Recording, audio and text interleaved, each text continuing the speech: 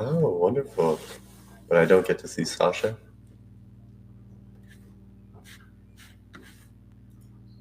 There we go. Excellent. Okay. Hello, everybody, and welcome to what is sure to be an interesting 24 hours. We are celebrating Ricci Albenda's Universal Color Clock. It is noon, 12:04 p.m. Eastern Time. We are in a radiant, glowing yellow, and I'm really honored to be joined today by Sasha Stiles. Welcome, Sasha.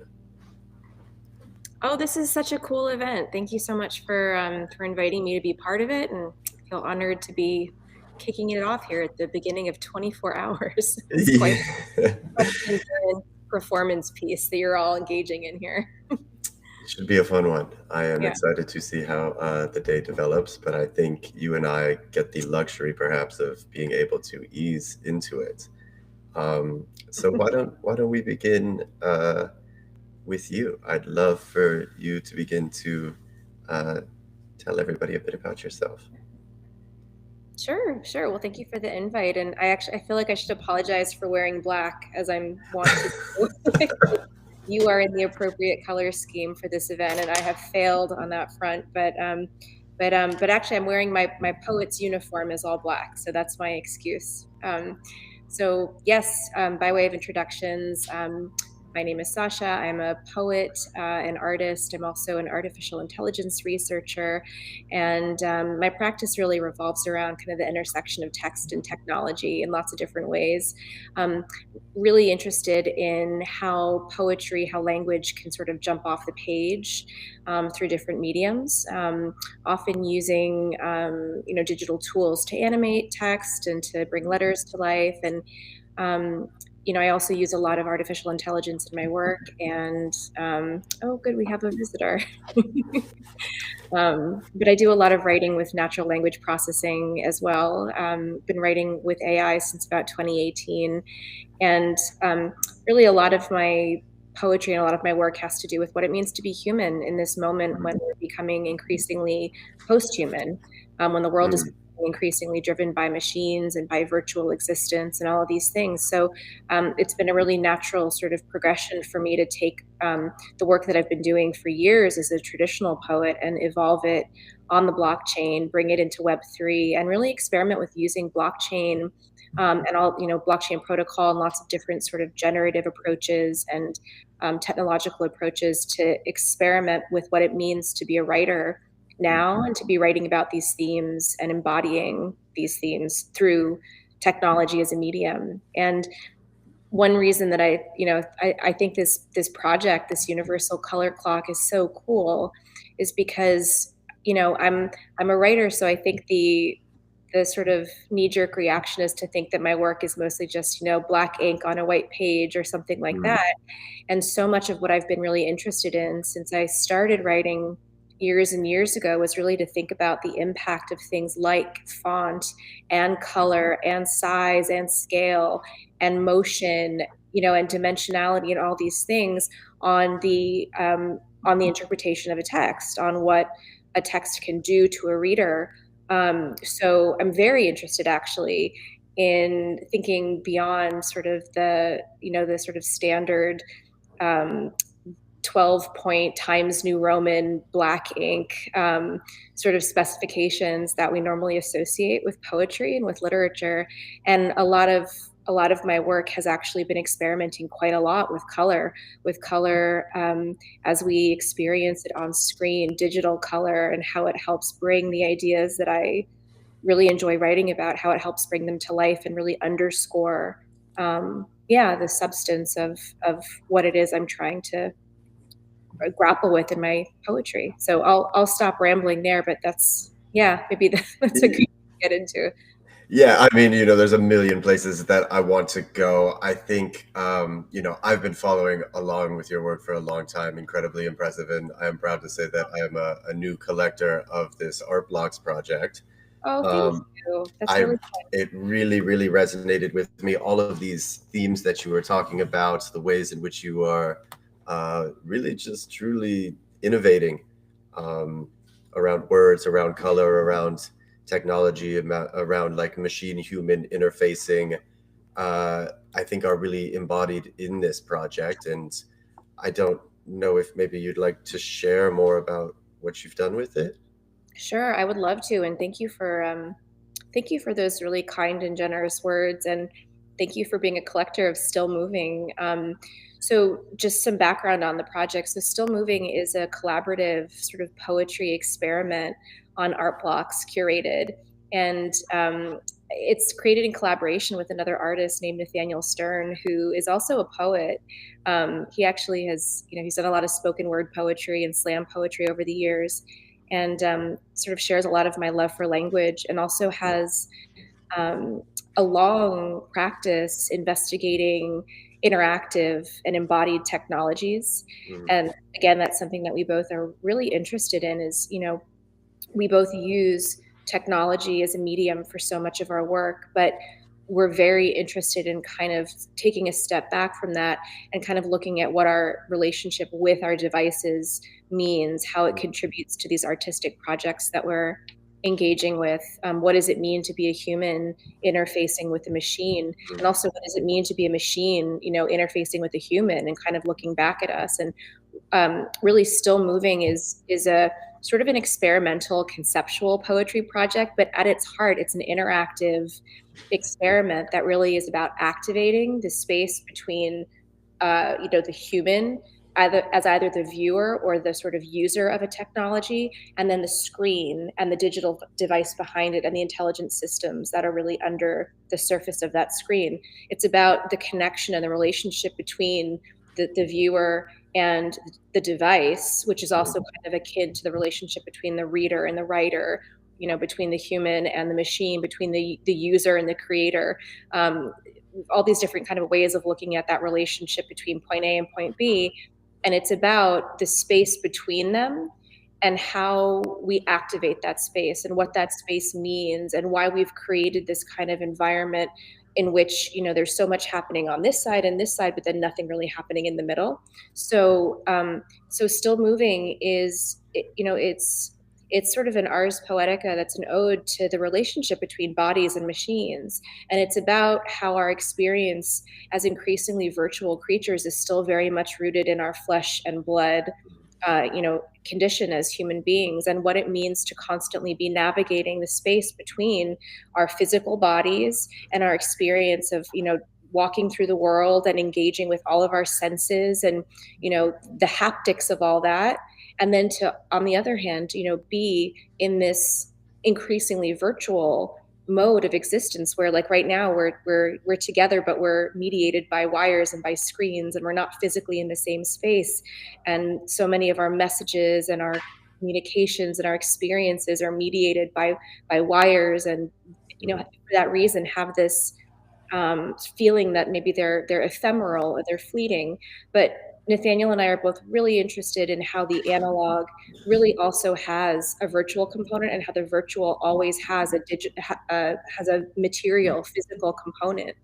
And so this kind of, I guess one way of thinking about it is almost like this kind of modern philosophical problem of our digital duality as kind of a continuation of this age-old question of the mind-body problem. Like what comes first, the body or the mind?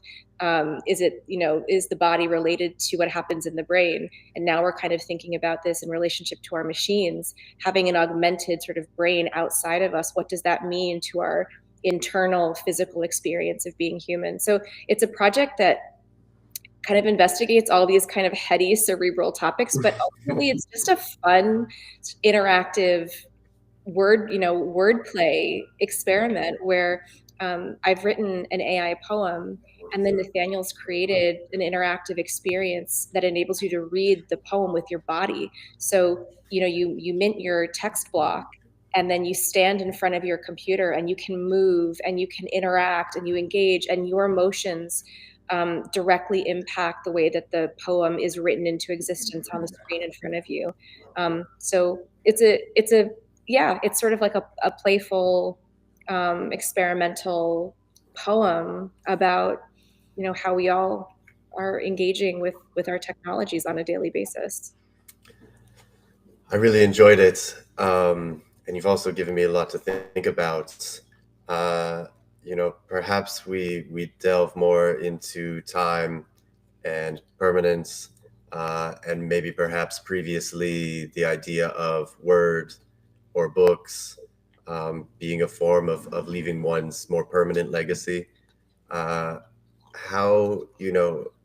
are you doing that with words, but I guess using blockchain as well?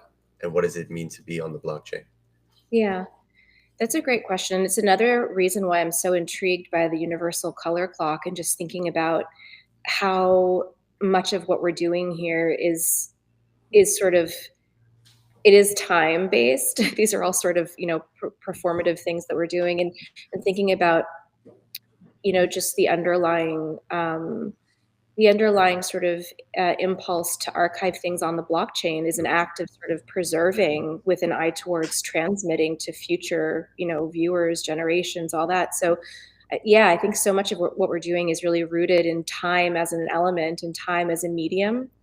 So the idea of a color clock where each, minute is associated with a color is really powerful on that front. I think when it comes to language, like I said, a lot of the work that I do is about, is sort of about the future and thinking about how language is sort of um, changing or evolving as a result of advancing technologies like AI and like generative text. But at the same time, I've done a lot of kind of looking backwards and thinking about language on a very long spectrum and thinking about what language has meant to humanity over the course of deep time. And, I actually, I was a literature and language major in school, and I actually studied the classics for a while. I studied literature written by ancient Roman and Latin poets and things like that. And a lot of my earliest experiments in code poetry were actually translating ancient Latin and ancient Greek poems into binary code Wow. and kind of looking at preserving some of the earliest traces of human poetic imagination. Um, for our sort of machinic readers or this machinic mindset that we're cultivating. And I think that the underlying impulse behind all of that is this idea that poetry has always been a way of making ourselves immortal. It's almost a way of transcending the human experience of mortality. Like words, because they're infinitely reproducible and can be sort of inscribed in lots of different ways. They're a technique or sort of a data storage system for ideas that enables us to save stories and memories and beliefs and all the things that make us human and all the things that kind of characterize our personal human experience. It enables us to put those in a little capsule that can then be transmitted from person to person and can be sent like down through a lineage or across space and time. So I think there's something really fundamental about poetry that's always been associated with immortality in a way. And that's always been sort of a powerful driver of my interest in all of this and in thinking about poetry as a kind of blockchain and blockchain as a kind of poetry, that the way that we're encoding artifacts, lots of different sorts of cultural moments, the way that we're embedding them in blockchain is very similar to me, both in terms of utility and impulse, to the way that thousands of years ago humans were inscribing ideas and information and records in clay tablets, or inventing pictograms and hieroglyphics as a way to concretize information. So I think there's something really linked again about the impulse to write poetry in order to kind of carry things forward, and what we're doing with blockchain as a way to to preserve and archive things that we know are really important to us. So yeah, there's something very interesting in that to me, and it's a big reason why it's been fun to bring poetry into Web3. It's not just for the sake of wanting to like translate things into this like fun new format or whatever. I think there's actually a really deep sort of conceptual and philosophical relationship between technologists and poets and writers and creative coders that resonates on lots of levels and includes a similar interest, I think, in the idea of algorithm and pattern and how that is really a fundamental way to preserve information. Mhm. That's my long ramble on that. I appreciate it. It's a lot to think about. I want to shift gears a bit on something I've been researching and thinking about, having been doing a fair amount of travel. And it's interesting now that everywhere where I go, things are really starting to look the same. Whether it's like the high rises of any city line, or the coffee shops, or the interiors of the Airbnbs. Um, English now is spoken by 2.2 billion people in the world. So, and then you also kind of see like this form fitting of design, whether it's in our technology. All of the phones kind of look the same. All of the fashions kind of look the same. All of the brands are kind of moving towards the middle of what could be kind of this global monoculture. And I think that is predominantly Western driven, and Roman numerology, and so when we begin to look at these things and kind of like the biases that they carry, when we look at something like the universality of color, and how people, everybody knows color, and the idea of a color clock being a more universal expression of time. I don't really know if there's a question in there, if there's maybe something you might want to respond to, but I just enjoyed that element of it. Yeah. I think that's a beautiful observation, and it makes so much sense. I mean, color is so much like music in that way, that you don't need to speak a specific language really to understand or to be struck by the emotional content or the power of it. Yeah, I mean, there's a couple things that you said that got my mind going a little bit. And of course, like, I think one sort of thing that I'll just throw out there now, maybe we can get into more later, but I know that Ricci's very interested in alphabets, right? And in thinking about how really this color clock is a kind of language. So I think like that's super interesting to me as well.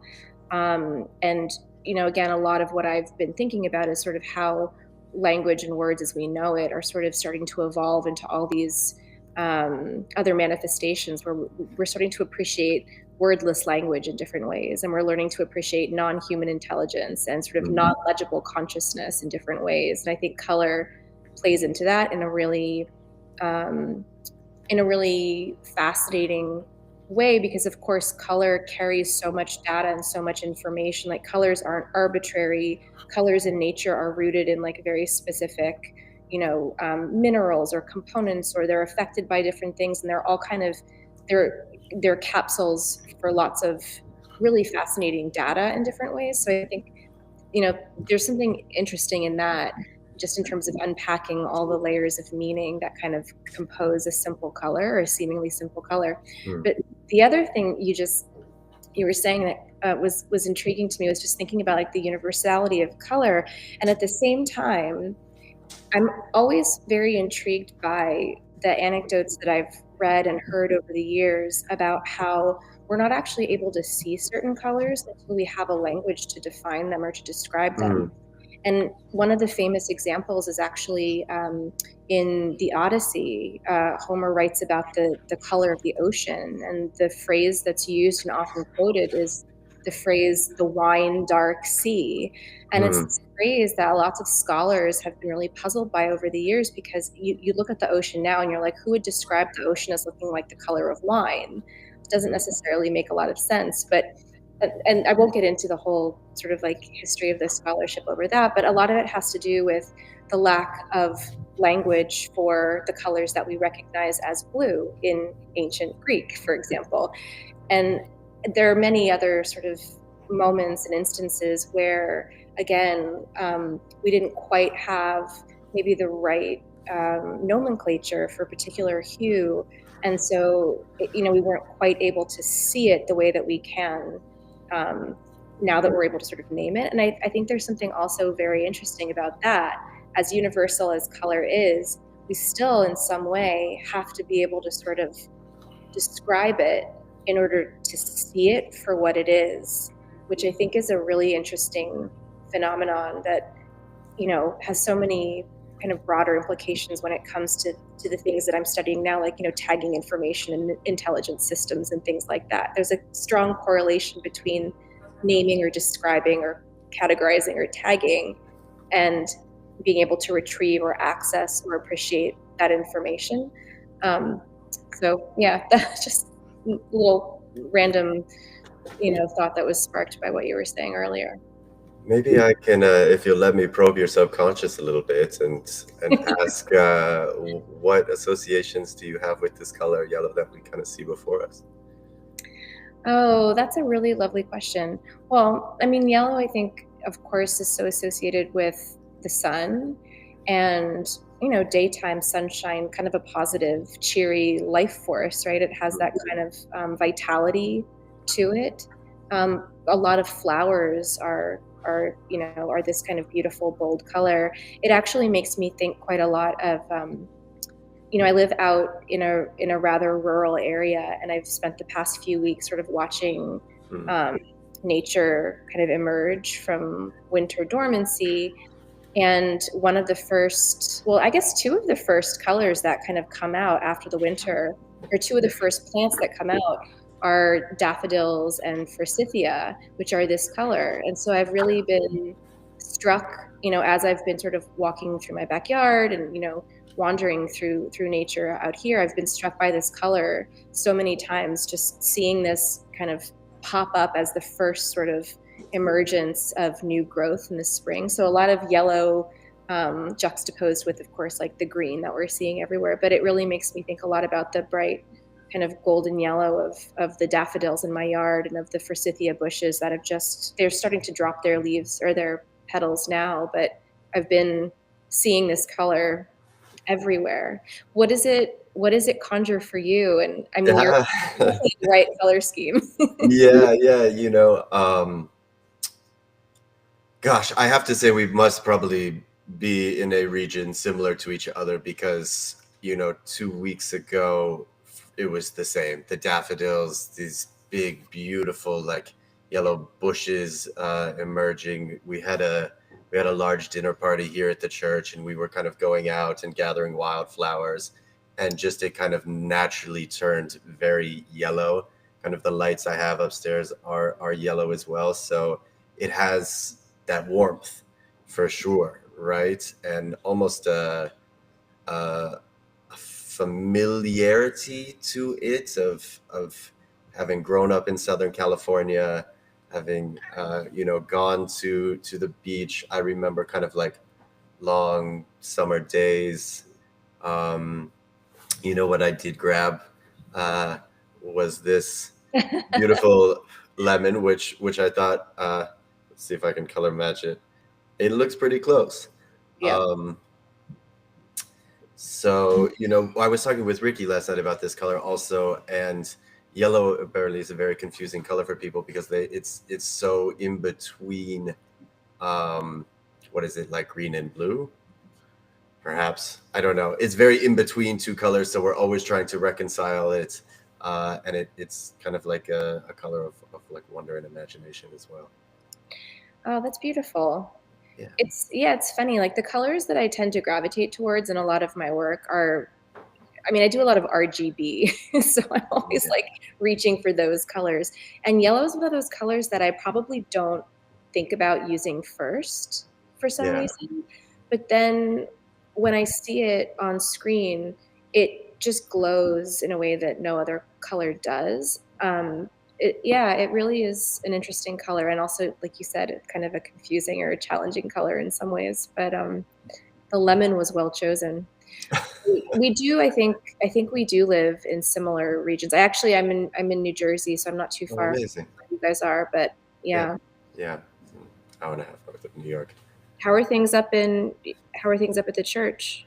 Well, the church is beautiful. I believe they open the upstairs at noon. I can kind of hear the dull ambient soundtrack humming in the background.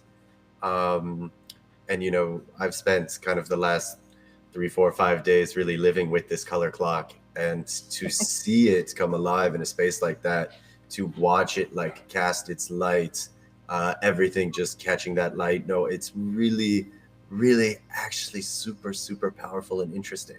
Yeah. I didn't know what to expect. Yeah. And it's funny because, Ricky's so good. He'll like see a hue or a shade of color and he will know immediately what the time is. Wow. So, Amazing. he just walked in, he's like, oh, this is like 11:30 a.m. Because we've just been running tests and tests and tests. So that's so cool. Yeah. One of the when I was learning more about the project and thinking about all various artistic sort of engagements with color in this way, like of course I think a lot about people like James Turrell and I don't know, like I've always really, really loved like the quality of just being bathed in the light that's coming off a screen or that's coming out of a light source in those kinds of installations. And I hadn't really, I think, thought about this consciously until more recently, but a lot of my digital poems, they're usually on a black background, and then there's like a very prominent color that I use for the text. And I only sort of recently realized like how much that actually creates a glow that comes off the screen. And like if you're projecting it in space, you're putting it on, like a bigger display, or even if it's on a small screen, there's this ambient glow that comes out really has an impact on like how it's being received. And I can sort of, if I'm observing somebody watching one of these poems on screen, I can kind of see how they're suffused in that color. And if I'm in a room where we're projecting one of the poems, like I kind of feel it, and it definitely, to I guess use the word in a metaphorical way, like it definitely colors my experience of the poem. And it's just really interesting to me that again, it's something that's really special to digital art, right? Because you don't have that kind of ambience or that aura in the same way when you go and see like a Rothko color field painting or something. There it's contained and it's like two-dimensional. And of course it makes you feel something. It evokes something in more of like a figurative sense. But to actually encounter works of digital art, color fields that are expressed via digital displays and digital screens and immersive installations, it really brings you into it in a very different way. And I think that that's something that's really interesting too. I'm sad I'm not going to be there to experience this in person for the duration of the performance, but I imagine that's quite powerful in the flesh. It's one of those things that's so funny because you sit with it, it's imperceptible, the change, right? But then you go away, if you run chores, you come back, you notice it, and it puts an entirely different mood and context into the room.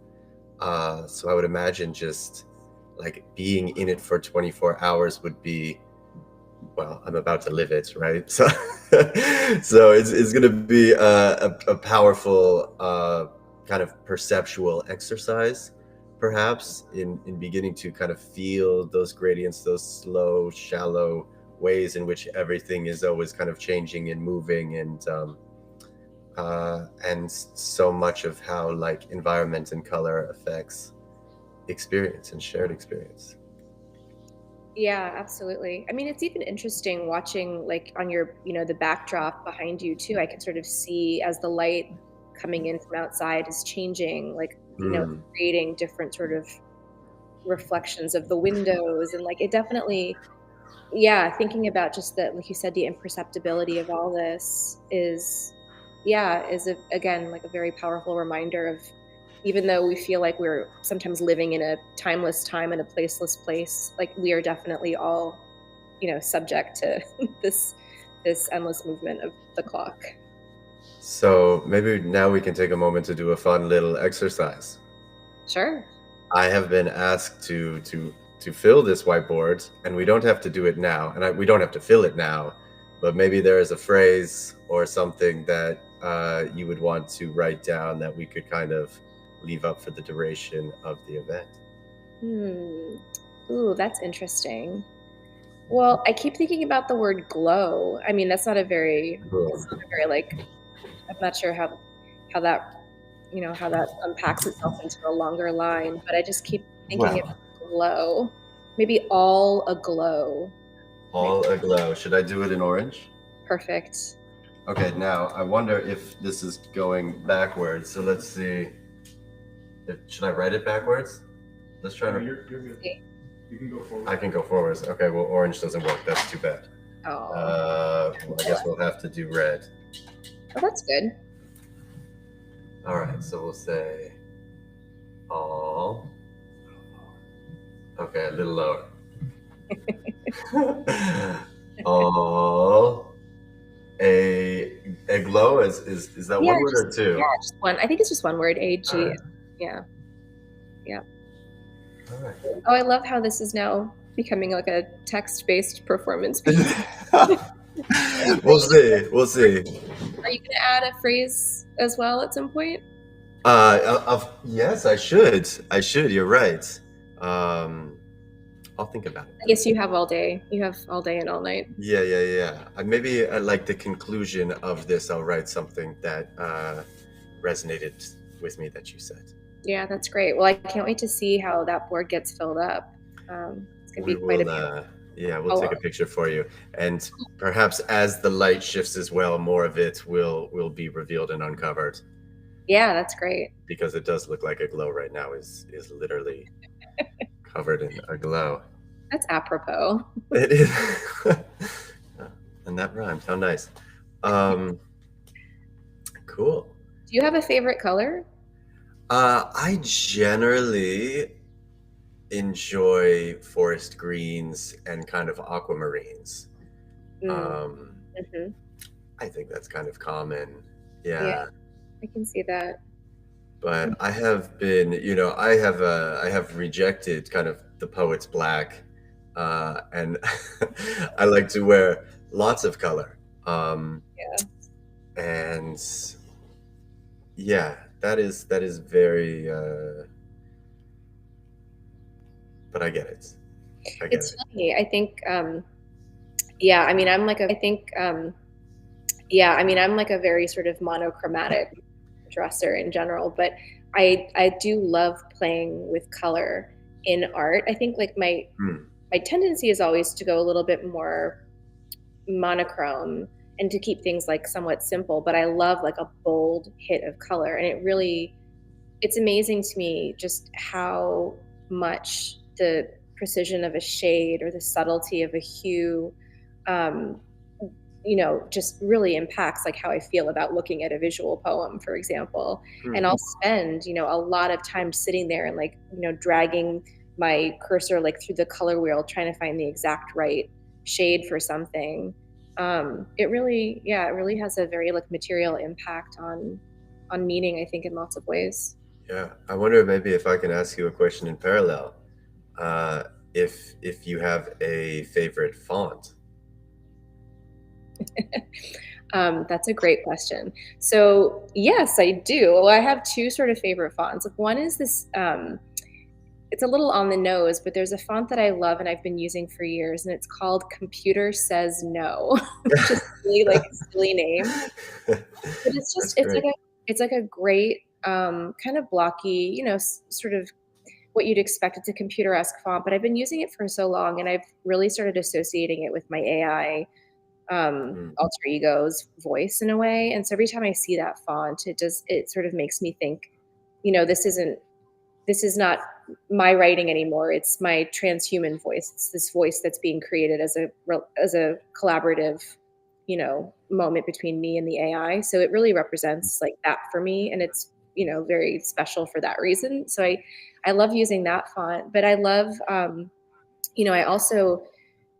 I should say, I think like probably one reason why I'm so interested in visual poetry and in this project and thinking about visual alphabets and colors, language, and all that is because I'm something of a frustrated graphic designer. Like I wish that I could, like if I could go back, I wish I could study all this, like study typography and all that. I'm really in awe of artists like, do you know Emily, that hacker green color with, with early computers and all that, but also green is obviously like this beautiful natural color. So I also love, I love again, like how green can kind of signal that connection between technology and natural regeneration. So I love that you chose that color. Isn't it kind of interesting that we used to have so many options for color in our technology, and then we kind of faded into, like gunmetal grays and silvers and black screens, and I was just being so excited. I remember being so excited when like the colored IMAX came out. I remember I had a girlfriend at the time who had one in blue, and I just like loved the look of this thing, or like the Game Boys. Yeah. Yeah. I love that too. I love that you brought that up. I actually did this. I have this like poetic sculpture that I did in collaboration with the gallery in Dubai this year for Art Dubai, and it's this poem that I made in using a very like bright kind of computer blue. So the words are in blue on a black screen, and then we actually embedded the poem on one of those old iMacs with the plastic shell in the same blue, and I kind of matched the blue of the poem to the blue of the iMac, so that the whole thing just became this like glowing blue, like vintage technology sculpture. But I agree. Like, it's funny that we've moved away from that because it was so playful and yeah. Well, I think we, having spent so much time, are now a bit short of it. Our director is letting us know that we need to turn over, but the last word is always yours. So if there's anything you'd like to share, otherwise, please let people where they can find you, where they can find your work. Well, it's been such a pleasure chatting with you about all this, and I feel like we could keep talking forever, but you're going to have lots of talking to do, I guess, in the next 24 hours. So I'll let you move on to the next segment. But thank you so much for inviting me. I guess I wanted to say congratulations on the project, and to Ricci, and it's just really beautiful. And I think the idea of doing sort of a conceptual color project too is really brave, and getting to create this whole experience around it as well is really meaningful. Turning it into a participatory community experience like this is really wonderful and inspiring. So I'm glad I got to be part of it. Yeah. Thank you, obviously, so much for being here. I loved our conversation. I think this was a great way to kick it off in brightness and reflection, and all that kind of like splendor that this yellow has to offer. It has certainly been a wonderful journey to get here, to continue to like build these bridges between what is going on in crypto art, which I know so much better, and traditional art, and to like be still kind of coming out of what was a bit of a pandemic mentality into IRL spaces, and activating this church, and seeing what this thing looks like on these screens, on the projector, spending hours and hours color correcting, and trying to form fit everything to be the same. It's so here we are, right? And to think about just like the passage of that time into like this moment, that is kind of like the blur of the 0 into the 1, and it doesn't really matter what happens now, because it's just happening live. So we're living it. That's a beautiful way of putting it. Let people know where they can follow you, find your work, learn more about you, and then, thanks. Sure. I'm just at Sasha Stiles on Twitter. It's Sasha, and then Stiles is Stiles. So on Twitter, and like you said, I have the Art Blocks drop still moving. That is still minting at Art Blocks right now. So, and there's a lot of really fun color play as well as wordplay there. So it might be interesting to folks to be able to check that out as well. And then the last thing I would say is I'm also one of the co-founders of a poetry NFT gallery called The Verse Verse, and we've got lots of beautiful poems there too. So if anybody wants to come hang out with us there, we're just at The Verse Verse on Twitter. Yeah. Look at that. All right. Thanks. Well, yeah, thanks so much. Thank you, Sasha. Take care. Bye-bye.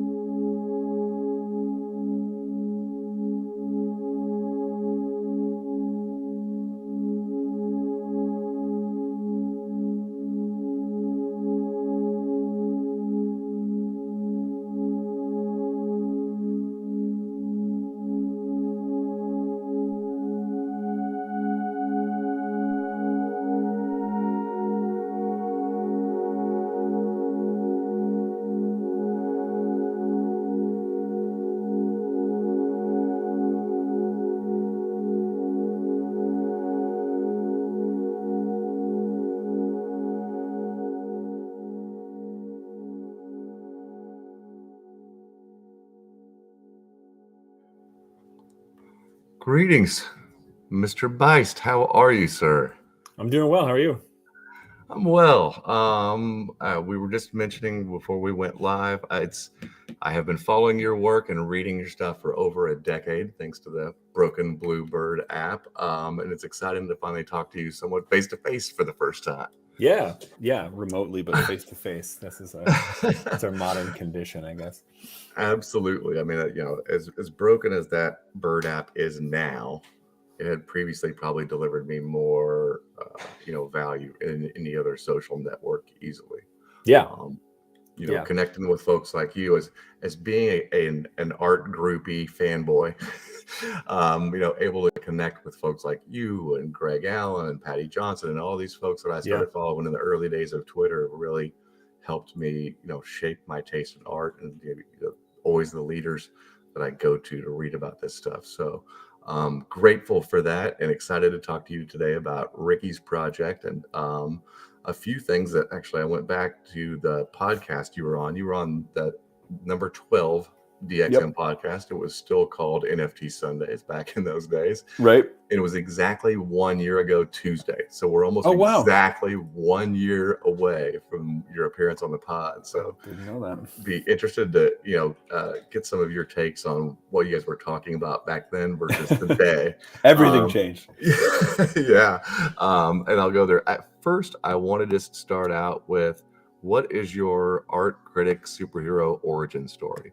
Now, not necessarily just your background, and I know your background a little bit with Art Prize, but was there a moment or a professor that really lit that light bulb in your head around art or art history or criticism for you that you can go back to when your younger days?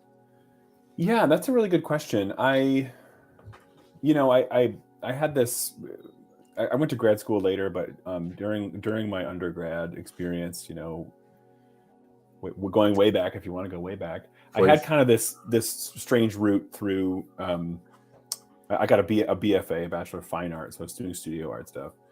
But through that process, I managed to take a contemporary art history course, which was basically art history from World War II to the present. Yep. Twice from two different people at two different institutions. And I think that was like a really, whatever. I can get into the weeds about where that was or why. You wouldn't know either the schools. It wasn't like they were great schools, but the experience of learning sort of the narrative of post-war art history from two different people, and like the story it's basically the same, but to have like a different emphasis and a different, sort of somebody else walk you through it. By the time I was going through it the second time, I was immediately like, "Oh no, that's bullshit. No, like you're not gonna, and the thing that really solidified, especially the sort of second time through, was how there was so much stuff happening with conceptual art, but before that, Dada and Fluxus and all this kind of thing, the stuff that I was really drawn to, and the ideas embedded in that work are so revolutionary. And then what I watched happening with a lot of, not all, but a lot of art historians, is this kind of like rounding off of the sharp edges, where they would sort of neuter the kind of crazy potential of some of the ideas embedded in that work in order to sort of fit it into the series of containers that are stacked up to create art history. And that really bothered me. And it seemed like there was artworks and artists that had these kind of like explosive and even destructive ideas that were just sort of sitting there in these books from 40, 60, even 100 years ago. And people were sort of like dutifully carrying forward the narrative about who they were and what they did and why they mattered, without taking seriously the ideas that were like embedded in that work. Do you have an example? Like, is there an artist or there's a laundry list. I don't know, like Duchamp or Chris Burden, or like, I don't know, Lawrence Weiner, or I don't know, like who are the people that really like knocked my socks off? I don't know. Like just, there were just these people that were kind of sort of like tearing apart how all this stuff was supposed to work. Fluxus was just huge. Fluxus is huge to me. I had like that I didn't learn about in a history class. I went to the Pompidou in Paris, on a trip there when I was in college, and I was just like blown away. Like I couldn't believe how weird and mischievous, like this stuff could be. It's like you could make a recipe that includes like human shit, and then you're like, that's the artwork. And it just sort of like it just like it dares you to make it, and no one does. But I don't know, like, just like wild stuff. And it was kind of like, and then I would, look at how, other more traditional stuff would just kind of plod along, and it was great. But I was like, man, I feel like it's just a strange paradox, the way that some of these artists are like canonized, but also somehow not taken seriously. Canonized but sanitized. That's a good way to put it. Yeah. Yeah, I had a similar experience around Boy's work, and it was kind of glazed over. I was just gonna say Joseph Beuys. That was like, I was like, he's there, but like I don't know. Yeah, it was like sort of like they'd be like, he said this, and I'm like, did anyone listen? Because Yes. Do you remember the first piece of criticism that you wrote professionally? Oh, that's a really good question. I wrote some stuff quite a while back. This is probably about 10 years ago now. For a blog that was a part of this organization called MN Artists. MN is in Minnesota. Mm-hmm. I'm not in Minnesota, I'm in Michigan. But MN Artists was kind of interested in programming and doing other stuff that was helpful, not just to Minnesota artists, but sort of Midwest and Upper Midwest artists. And it was associated with the Walker Art Center. So the Walker Art Center had this really great editorial program for a long time. This guy, Paul Schmelzer, who they let go for some stupid reason because he's amazing. They had not just one blog. They had like the Walker had a blog, but they had like this whole like constellation of blogs. And so one of them was the MN Artist blog. And so I forget how I met those guys, but they somehow commissioned me to write a few things. And I wrote about this roving artist residency, which was started by somebody here in Grand Rapids that I knew, called Cabin Time. And it was like an artist residency, but they would go a different place every time. So they would just like rent a rustic cabin and get 10 to 15 artists from, it started local, but it kind of went all over. And then they would like get together for a week, in the woods or in the desert or wherever, and just like make art. And then the documentation of the whole thing was incredibly cool as well. Wow. So I wrote like about that. I wrote a review of this photographer I really like named Carson Davis Brown for them. So that might be it. How soon after that? Like, first of all, I love that you kind of got your start in like the meat of the blog era. And now very nostalgic for the days of the indie blog era. How far after that, or what was your path from there to Art Prize? Well, that'll happen during Art Prize. So, okay. So you already started Art Prize. So that'll happen during Art Prize. So I was a part of the team that helped start Art Prize in. Oh wow, you're part of the starting team. In 2009. Cool. And actually, I should rewind, because really my beginning of like writing professional, or writing like at least being compensated. I'm just not gonna say professional, but writing criticism was film criticism, and it predated Art Prize. So I was a part of this startup called Spout.com, which no longer exists. I mean, you can look it up if you want, but it's gone. It seems vaguely familiar. This was 2007, 2008. So this is like the very early days of social networking. Sure. And so the concept was a social network based on sort of rating and recommending movies. And it's funny because this exists now. It's called Letterboxd. Oh, right. And so but that's, it's funny because it's that, I think what that means is the idea had legs. It just was like in the social media ecosystem at the time, which was the time of like MySpace cratering and Facebook and Twitter like beginning to take off. Yep. It just didn't, the niche, like it's kind of a niche idea to be like rate and recommend and review movies, and then other people will see what you did. I think that idea had legs, but anyway, so I didn't work on the product side of that. I worked on the editorial side of that. So there was a blog and a podcast. So I hosted the podcast. and then I in wrote. 2009. No, this is 2007 and 8. Wow, that's pretty early for the podcast era. Very early for podcasting. Yeah, the podcast was nominated for a Webby in 2007, which might be the first time there was ever Webbies for podcasts. That's early Webbies too.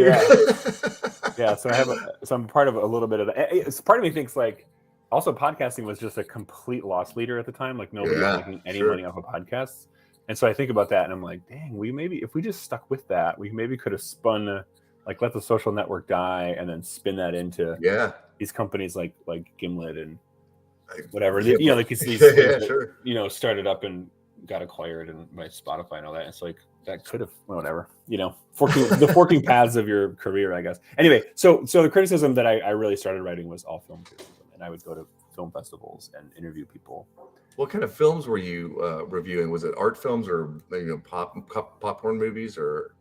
Really a wide game, really like the whole gamut. I mean, we would go to film festivals, and so a lot of times, you go to Sundance and Telluride and South by Southwest and things like that, and they're premiering indie films, but also some bigger films. So there was that. On the podcast, we had like this really wonderful. It was me and one other guy who hosted it, and we had like this really incredible.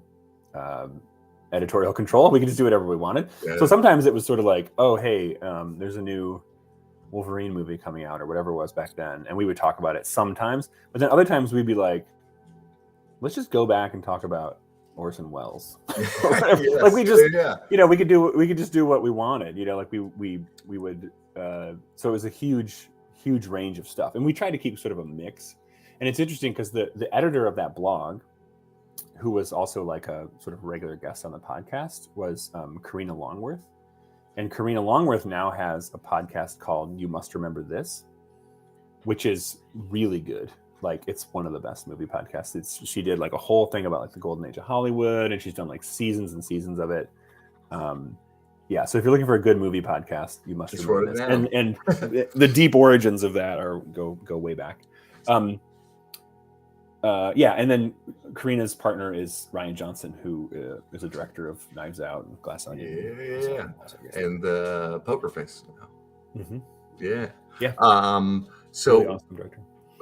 Along those same lines, were you starting to do any curatorial stuff? Like when did the curatorial part of your career kind of come in? Yeah. So yes. Well, actually, at the time that I ran that podcast, that was kind of a part-time gig, and I had another part-time gig, which was running a small university art gallery. Oh, right on. So I was curating shows there. So sometimes it'd be like student shows or other things, and sometimes I got to curate from the collection or just work with artists. So that was a few years. That was a long time ago. So that was kind of the beginning of that curatorial work.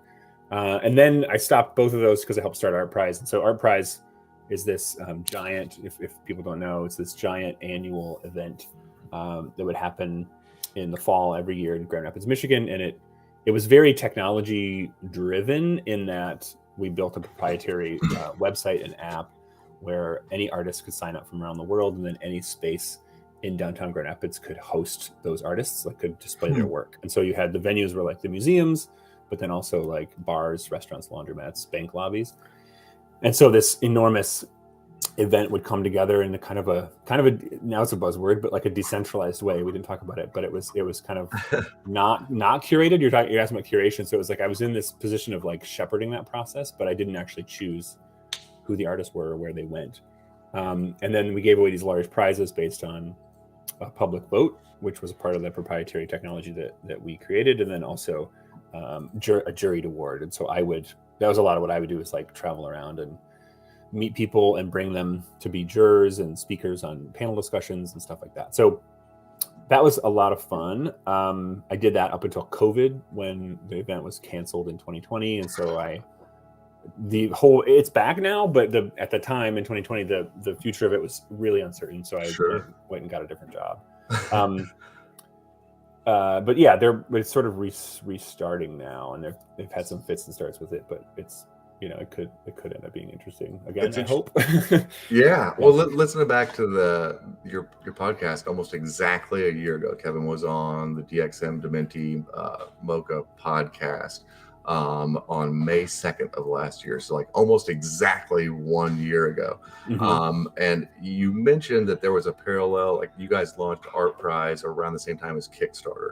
And so I found that really interesting, like the public voting mechanism in Art Prize and the public funding, model of Kickstarter kind of being, parallel. And that, was one of the things that raised a red flag for you when you came and started to understand the NFT space. You're like, this feels very similar to, the euphoria that we felt in the early social media days. And one of the things that I love about your take on this new space is you have a very sober approach to it. You were never a cheerleader. You came in at a very guardedly. I remember kind of as you started to write stuff around it and did the People article for Art Forum, and it kind of came into it with a more sober approach. Was that really because of your experience in the social media days? I mean, did that color that a lot? Oh yeah. I mean, it's really the sort of the bridge between Web 2.0 and now Web 3.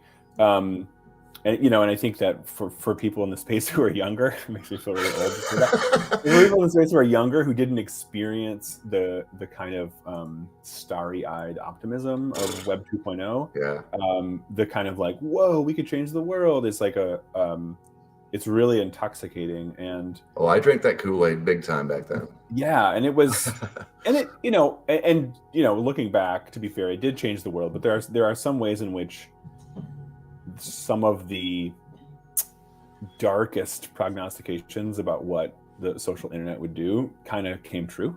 Yeah. Like people were like from especially legacy media and stuff like that. They're like, if anybody can publish anything, like lies are going to travel like crazy. And then like that did happen actually.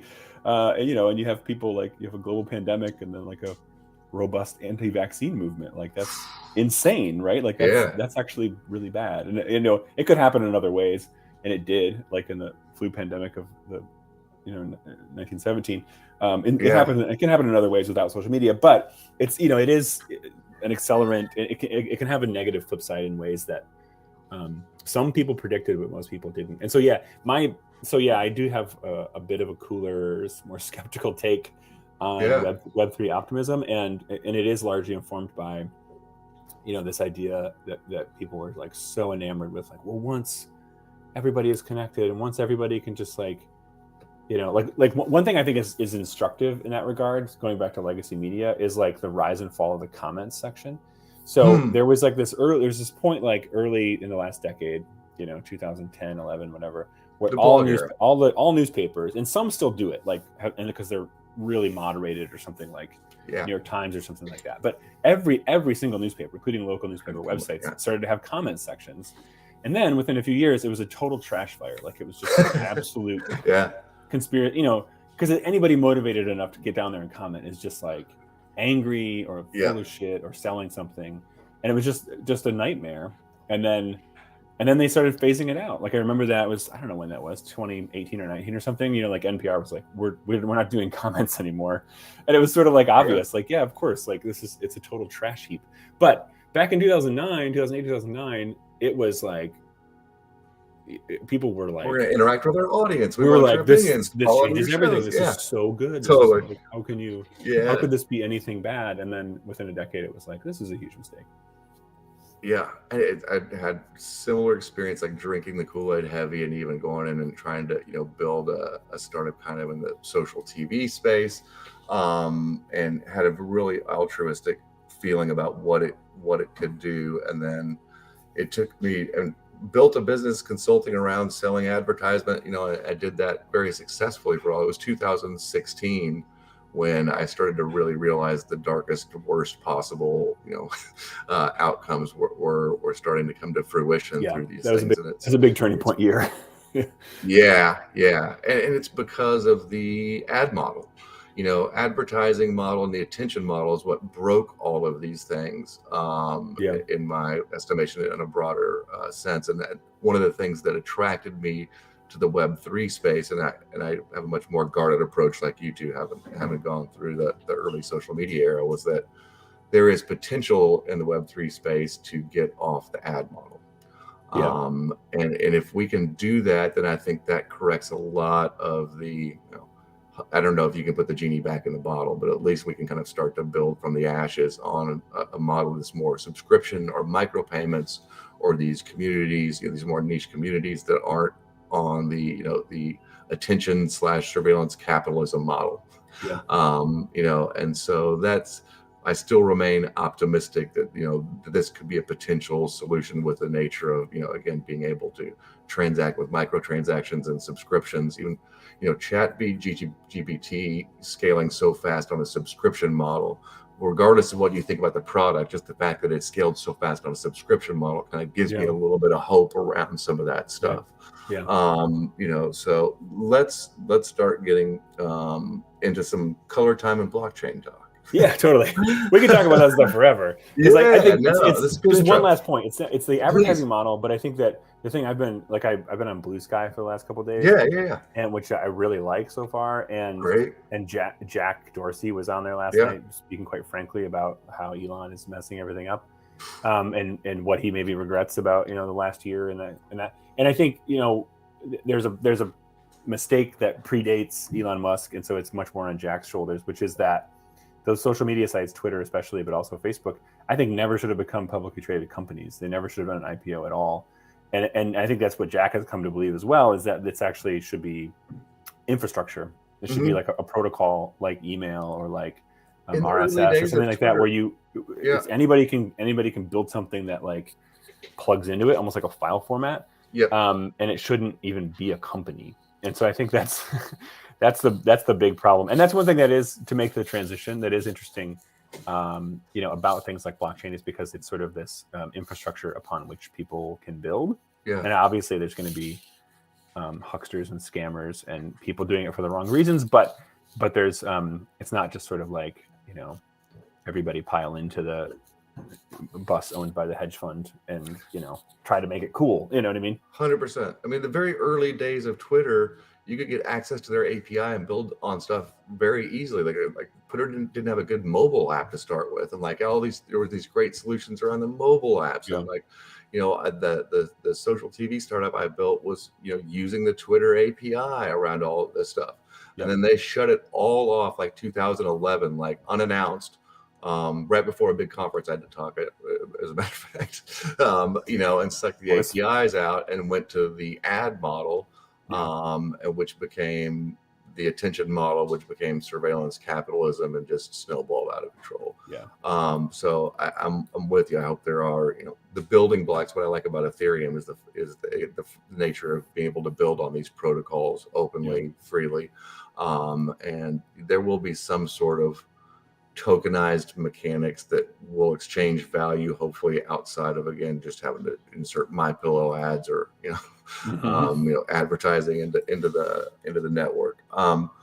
I'm interested, as we start to kind of talk about like in time, color, and the blockchain. Was there a movement in art history that particularly speaks to you around those natures? I think particularly around the color field painters, or even like for me, the Cremister cycle and those ideas, the ideas of the art as time, like the first time I saw all 7 of those, and it wasn't until like the early 2000s, like it broke my brain in an amazing way that like that film could be sculpture. And so I'm curious to what inspired you, what you may have from art history that you remember that.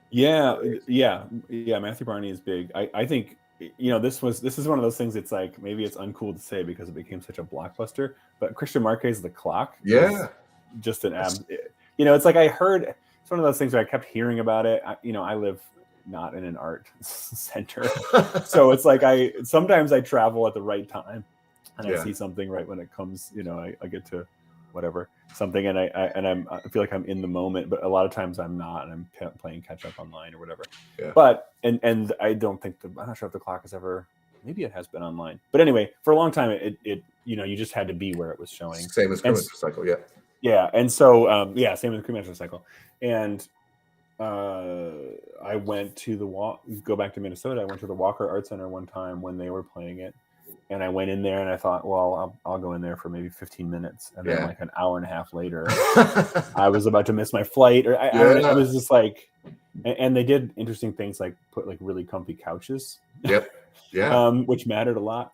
And I was blown away by that. But as far as color, I've always been super into color field painting and color, and going way back to my undergrad days, my painting professor was a guy who basically just painted like stripe paintings, like you know, kind of like Gene Davis or Kenneth Nolan-esque, or Kenneth Nolan, okay, Barnett Newman, yeah, Bridget Riley. You know, yeah. I actually have one of his paintings, which is downstairs, so I can't show it. But I loved his work, and I actually one summer I worked as his studio assistant, so I was like, you know, sanding these aluminum panels so that he could, you know. So you worked as a studio assistant. Did you in your progress of becoming a critic and writer, was there part of you that wanted to be an artist first? Oh yeah, totally. No, I was okay. And back then I was just about making art. I wasn't thinking about being a critic at all. No, that kind of came later. You know, I think it was the writing. I realized later started to kind of scratch this creative itch. Yeah, that art making used to, and I don't know. It was like the writing I could fit in to life a little easier. Sure. You know what I mean? You don't need you just need a laptop. You don't need a studio space and all that kind of thing. So so that professor was named Kassarian Dane. He introduced me. I came prepared. He introduced me to this book. I bought that book because you tweeted it to me. Oh, that's amazing! Because I recommended this book to many people. Yes. Yeah. So this is Chromophobia by David Batchelor. This is like one of my favorite art books ever, and it's a book all about color, which is wild. Awesome. Yeah, it was maybe I'm trying to remember. It was not too long ago, and it was a round discussion of color as rebellion in the NFT space. I think it was with Varquito Garcia's work I was tweeting about, and you sent me a link to that book. Yeah. Which is now in the office. So what was it about that book, or color in the context of conceptual art, that really hooked you? Well, I went through it. I looked at it last night because I was like, I hadn't looked at it in a long time. Can I read part of it? Please. I mean, we have all this time. I could do a little reading. Let's do it. Please. So the book is like basically it's just a few chapters. It's not big. It's like a kind of a series of essays, but they do link together. It's called Chromophobia, like fear of color, because he's talking about how oftentimes in Western art history, color is relegated to the exotic, the other, the occidental, the queer, the feminine. And he's writing this in like 2000 or something like that. So, I think we've made a lot of progress, but at that time, to be relegated to the queer and the feminine was kind of like to be shunted aside. Right. Yeah. Much more progress to be made, but obviously there's sort of anti-colonial and queer, theory and and practice and all sorts of things happening now, which is dominating a lot more of kind of like what people talk about. But 20 years ago, not so true. So he sort of identifies this tension there, and this is a paragraph where he kind of defines chromophobia as a concept. So I'm gonna read this. Please. Chromophobia manifests itself in the many and varied attempts to purge color from culture, to devalue color, to diminish its significance, to deny its complexity. More specifically, this purging of color is usually accomplished in one of two ways. In the first, color is made to be the property of some foreign body, usually the feminine, the oriental, the primitive, the infantile, the vulgar, the queer, or the pathological. In the second, color is relegated to the realm of the superficial, the supplementary, the inessential, or the cosmetic. In one, color is regarded as alien and therefore dangerous. In the other, it is perceived merely as a secondary quality of experience and thus unworthy of serious consideration. Color is dangerous, or it is trivial, or it is both. It is typical of prejudices to conflate the sinister with the superficial. Either way, color is routinely excluded from the higher concerns of the mind. It is other to the higher values of Western culture, or perhaps culture is other to the higher values of color, or color is the corruption of culture. So that's sort of like the dichotomy that he sets up in the book. And then it's also just, it's full of like tons of quotes and references and thinking about color. When I get done with the stream, I'll make sure to post a link to the book because we'll make sure to share that. Yeah. There's one other part I wanted to read. Can please. Yeah, no, man, I'm in. So this part, he in that paragraph, he talks about like it being relegated to the cosmetic. And then he has like a whole other chapter that's mainly about cosmetic.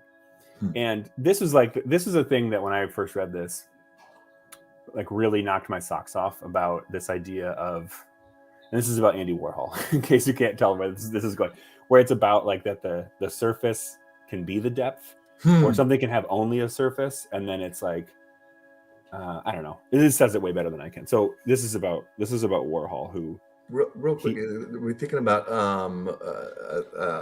I just lost my train of thought around it is cosmetic in this sense that is similar to decorative in the connotation. Okay, so kind of like outside of the trad art, or like the idea that color in a cosmetic sense is like a layering that's meant to obscure, and so it's like shallow, right? And it's not what would reveal the truth because decorative, it's like a papering over. Right? Okay, yeah.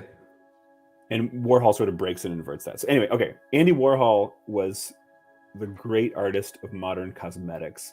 His innumerable Marilyns are homages to makeup, as are his Lizzes, his self-portraits, his disasters, and his flowers. It is as if each day color was reconfigured and reapplied. Warhol's color is supremely artificial. Barth called it chemical, in that it aggressively refers to the artifice of chemistry in its opposition to nature. And in Warhol's work, there is always a distinction between the form and its coloring, a misregistration of line and color. Warhol's signature failure to keep color in line, his failure to contain and corral his vivid pinks, oranges, reds, yellows, and turquoises within the discipline of a contour, is one of his great successes. In his work in general, his disegno and his color, his drawing and his color, are in a constant state of mutual agitation. On the one hand, his color does to the canvas exactly what, for Barth, color did to photographs. It is an artifice, a cosmetic. It could be rubbed off or washed away. And sometimes it was washed away by Warhol himself. There are many linear Marilyns that are black with lines and tones and screen printed into gray canvas. But in Warhol's universe, these monochrome Marilyns are no more real than his hyperchromatic versions. The artifice is in the drawing as much as it is in the color. The reality of Marilyn is in the artifice. These works can appear perverse rehearsals of the academic habit and hierarchy of composition, contour, chiaroscuro, color, except that instead of forming an indissoluble unity, each element remains intact, discrete, autonomous. That is the unity of a Warhol. Color is never reduced to a mere tinted chiaroscuro. It is never subordinated to volume and space. Warhol's color chemistry has the opposite effect. It destroys volume, space, and modeling. The cosmetic is everywhere, and everywhere evenly applied. To lips, face, figure, ground. Warhol's early do-it-yourself, paint-by-numbers paintings play the game of drawing and coloring in, but the coloring in is rarely, if ever, finished. If it was, it would destroy the picture. And if in these works, the official hierarchy of line and color is mechanically preserved or mimicked, it may be of the later screen-printed works, color precedes line. An image is printed over a brightly colored monochrome canvas. Here, line is cosmetic, mascara, applied to an already colored surface. In these works, all is cosmetic. So, yeah, I love that. And like, I don't know, like as a whatever, 19-year-old, straight white guy, like to be sort of like hit over the head with like the power of the cosmetic.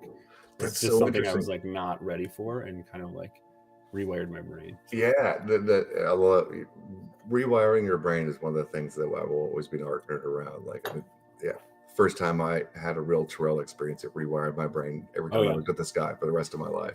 But getting back to cosmetic and the Warhol stuff, I find it really interesting because we here at DMINTI have been working with the Richard Bernstein estate recently.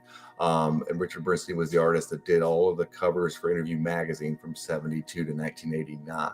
And so I had the opportunity to curate and hang a show in our metaverse space. All of this amazing, archive of works, just not only from interview, but his more traditional artworks. And the more I dug into his background, he was actually born on Halloween, and he was always obsessed with masks and Halloween parties. And then the more I started to spend time with his portraiture work, the more I realized he was taking these photographs from some of the best, high-end fashion photographers of the era and painting masks on them. And the idea of almost painting as cosmetics now. When you started talking about Warhol and cosmetics, it really started to ring a bell with a lot of Bernstein's work. And obviously they worked very closely together, and he was working within the old Warhol aurora, but his portraits stood out and created this level of glamour through that cosmetic color mask. And so it's really interesting to think about color in terms of cosmetics. I've been thinking about a lot in terms of the masking of these portraits or whatever, but the cosmetic connotation makes perfect sense now when it comes out of that. So I'm going to have to go back and dog ear that chapter for sure. Well, and I think there's a cosmetics and masks maybe operate on the same spectrum, right? Like this kind of like a covering, but the covering can reveal something about the inner life or something. So there's kind of a weird push and pull there, where it's like sort of the more you cover up, the more you reveal. Well, and that's the thing about a lot of the Bernstein portraits is that he imbued this glamour, this old Hollywood glamour, on top of all of these portraits, but at the same time, it seemed to emphasize that human, that there was still something incredibly human about it. They weren't unrecognizable or abstracted in any way.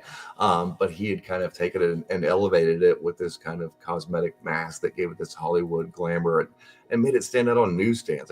I always keep thinking it was a commercial art job at the end of the day. He was cranking those out once a month, for 17 years, and still maintained to stay under the Warhol tent, but never went full Warhol. So that was a really fine line he had to work as an artist, as a commercial artist, really grew a tremendous amount of respect for it, and have grown to really love a lot of Richard Bernstein's work.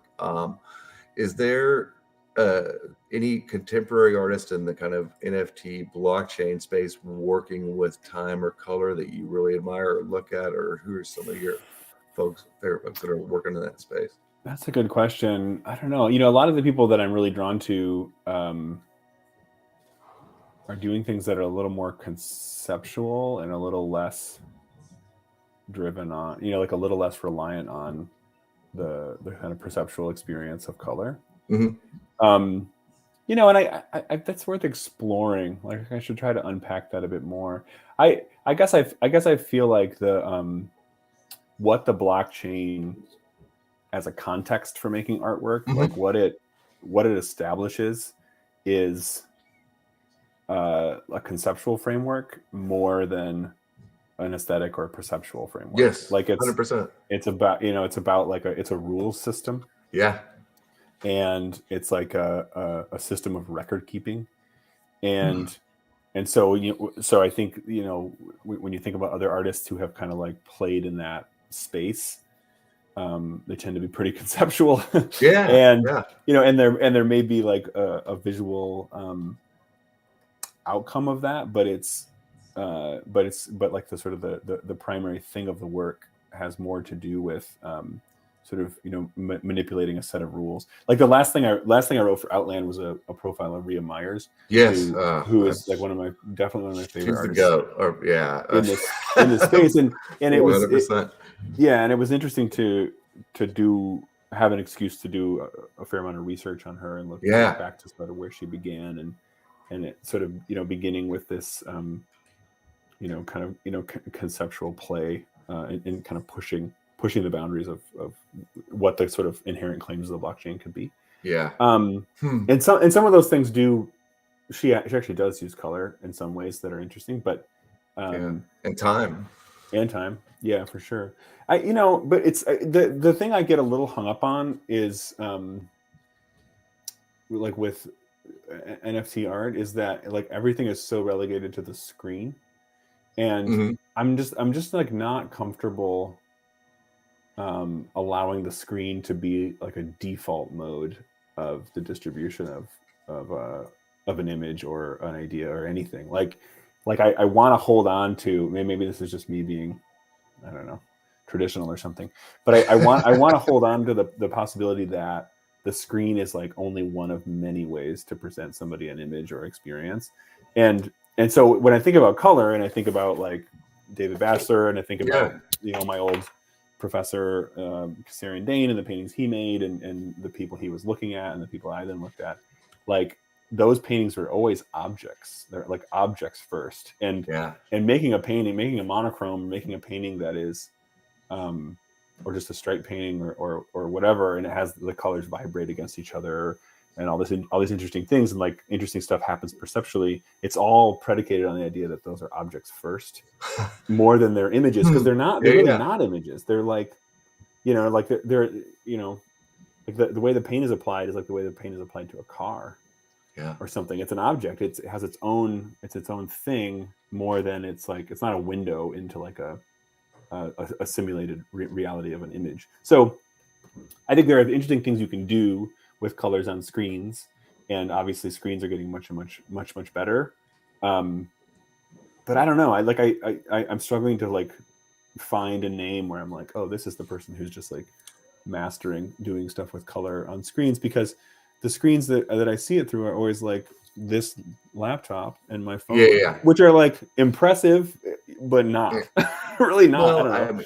We're so conditioned to have that concept of a laptop screen or a TV screen. Like you can't break. We've been surrounded by these for so long. Like you don't think art.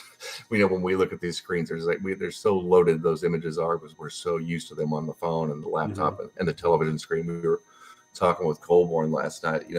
Even just having a square digital frame, like all of a sudden breaks the idea that it's not just a TV monitor on the wall, and sets it apart from a kind of a cognitive stance. And I think when the screens, and the different variations and aspect ratios of those screens, for me, that's one of the biggest deal breakers. Anything 16:9, I'm going to associate with a TV for the rest of my life, probably 4:3 as well. But as some of those aspect ratios around the frames are broken, when you walk in, you won't think TV when you look at a square frame or a circular frame that can contain some of these digital objects. And I think when people can live with their NFT and their digital artwork more every day, that's going to help scale this art medium exponentially. Because Ricci's work, this is a perfect example. We've been working with Ricci for almost a year on this, and one of the dev sites we had that kind of runs through his entire color spectrum, I would just throw up on my side monitor and just live with it as that clock. And you can't appreciate it until you live with it, especially because of the dynamic durational nature of this project. But also, I think one of the things Ricci talks about, going back to your discussion of the object, is that he likes and I'm losing the vocabulary word now. Basically, the dismantling of the object here, like and that actually appeals to him.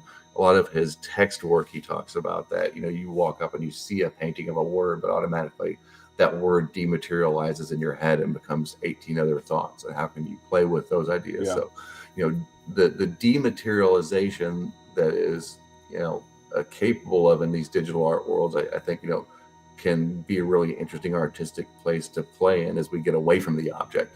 I'm still trying to wrap my head around it too, and it's interesting to hear you kind of bring up object, because collected traditional art very low manner for a long time, but the idea of these dematerialized objects now and being able to live with something that is quote unquote dematerialized is really interesting to me, and something that kind of Ricci brought up along working with this project. And one of the projects you mentioned in your last appearance on the pod about a year ago was an artist working on Tezos that was the performance piece that if you own the token, the artist would text you every night.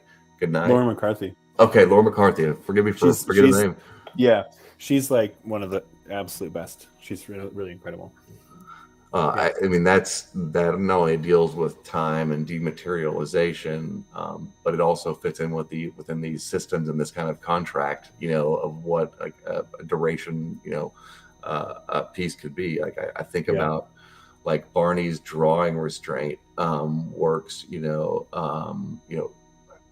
Could that be a contract somehow involved in that process around, what kind of restraints that he's being, put in as a collector? Could I help define what those restraints would be and see what the output is, through a contract on the blockchain, and what could be interestingly done there? I think operators doing some really amazing experiential work here. We're going to have them on the live stream later this evening. Cool. So I love thinking about that. And I think I'm starting to just now wrap my head around the idea of these dematerialized and experiential works that can be, enabled by the blockchain in a way that wasn't before. I mean, if Maria Abramovich had access to the blockchain, could she have been making money off her performance art for, 3 decades rather than, struggling to actually sell a work? I mean, does this empower, performance artists and experiential artists to actually sell work in an interesting way? Or do you think that gets in the way of the work? I don't know. I'm not sure about that. I mean, that's a whole can of worms. It's sort of like the tension between the integrity of the work with the idea that it's exploring versus how it's financially supported. I mean, I guess like in a perfect world, I would like artists to just make work where they don't have to worry about that. And I would like to have, firstly political, but secondly economic systems of support. Patronized, so artists could just do stuff. You know what I mean? Like early Marina Abramovic doing performance pieces or whatever. Like I think we should have a country where people can just do that, and not have to worry about flipping it or making it into a business somehow. Is there a model of patronage that you could see coming out of this from private patronage that would kind of create that freedom outside of the government, but that could be enabled by the blockchain? Possibly, but I also think the government should be involved. Like I don't. Oh wow! I'm preaching to the choir. I'm not somebody who gives up hope on that. I mean, I think in any of those patronage systems, and this comes from spending over a decade working in a nonprofit art organization. I think in any of those, there's drawbacks. There's sort of pluses and minuses, and I think that when people come onto the scene and they say like, we have a new way of doing this, we have a new way of funding the arts, and it's going to fix all the problems of all the old ways, it's a giant red flag. It's like it's never gonna work. Like what you're doing is you're trading some old problems for some new problems, and the danger, of course, with the new problems is that you don't know what they are yet. So I think the blockchain offers like cool possibilities for funding things, and I've seen artists now making a living on stuff, making digital art that couldn't before, and I think that's amazing. But there's a ton of huge drawbacks too, and so it's always going to be this exchange. And so I'm not ready to give up on the old models. I think we have to find ways of combining and blending them. Well, as artificial intelligence starts to take over a lot of the mundane task jobs, and hopefully gives us more free time as humans, and the utopic view of it, artists could be potentially funded to be nothing but artists. When we talk about the government supporting that system, I always point back to it was the New Deal that gave birth to abstract expressionism and the ability of those artists to live and think about nothing but art. It changed the center of the art world from Paris to New York, and that was facilitated by government loans, basically, and subsidies. Totally. So it's possible, and I think heading back towards that model is 100% like a great North Star to look at. I'm glad you haven't lost hope. I get pretty cynical these days. Yeah. Well, and the internet came from defense spending. I know we're running out of time, but I thought of an answer to your question. Please. Who is an artist who does some stuff with NFTs or blockchain, who is great with color? And my answer is Amir Falah. Oh yes, yeah. So he does. Yep. He's at least does stuff on Tezos, I know, but I'm not sure about Ethereum. He's a painter. He's a really great painter. Yep, I know his work. Yep. IRL, but he also has done projects that are digital and that are distributed but as NFTs, and I think he carries his sensibility as a painter into those works, and so I think that I think that the he's got a really tight color practice. Big fan of Miri. He was on, and also another guest on one of the DXM pods, and I have to give kudos to Colborn and the Museum of Crypto Art, who have, over the past year brought some of the biggest heavyweights and best thinkers in this entire space, to that podcast. And I have the privilege of getting to hear it before everybody else does and listen to it over and over again. And so it has done wonders in my education around this stuff and increased my passion around it. Kevin, thanks for your time, man. Look, next time you're in New York, I know I just missed you. Yeah. Cocktails, beers, let's go hit up a couple of shows. It. Yeah, absolutely. And catch up, man. I really, really appreciate your time. Keep doing what you do. I'm going to post links to the Chromophobia. Make sure folks that have access to that, because I recommend it as well. And tell your friends to keep listening. We're going to be here for 24 hours. It's going to get real punchy and weird later at night. So I look forward to that part of it. Yeah. Well, or it'll just be everybody in Asia and then waking up and saying hello to you. Combination of it. Yeah. We've got guests from around the world, and we're really excited about this project. We'll be talking more specifically with Ricky later and Regina Harsanyi from the Museum of Moving Image. So nice. That's at 8 p.m. Eastern tonight. I encourage everybody to tune into that. It's going to be a really, really great conversation. Kevin, thanks for your time, man. Keep doing what you do. And we'll be around. We got to have you back on the pod. Sounds good. All right. Yeah, thanks. Sounds good. Thanks for having me. Thanks, brother. Cheers.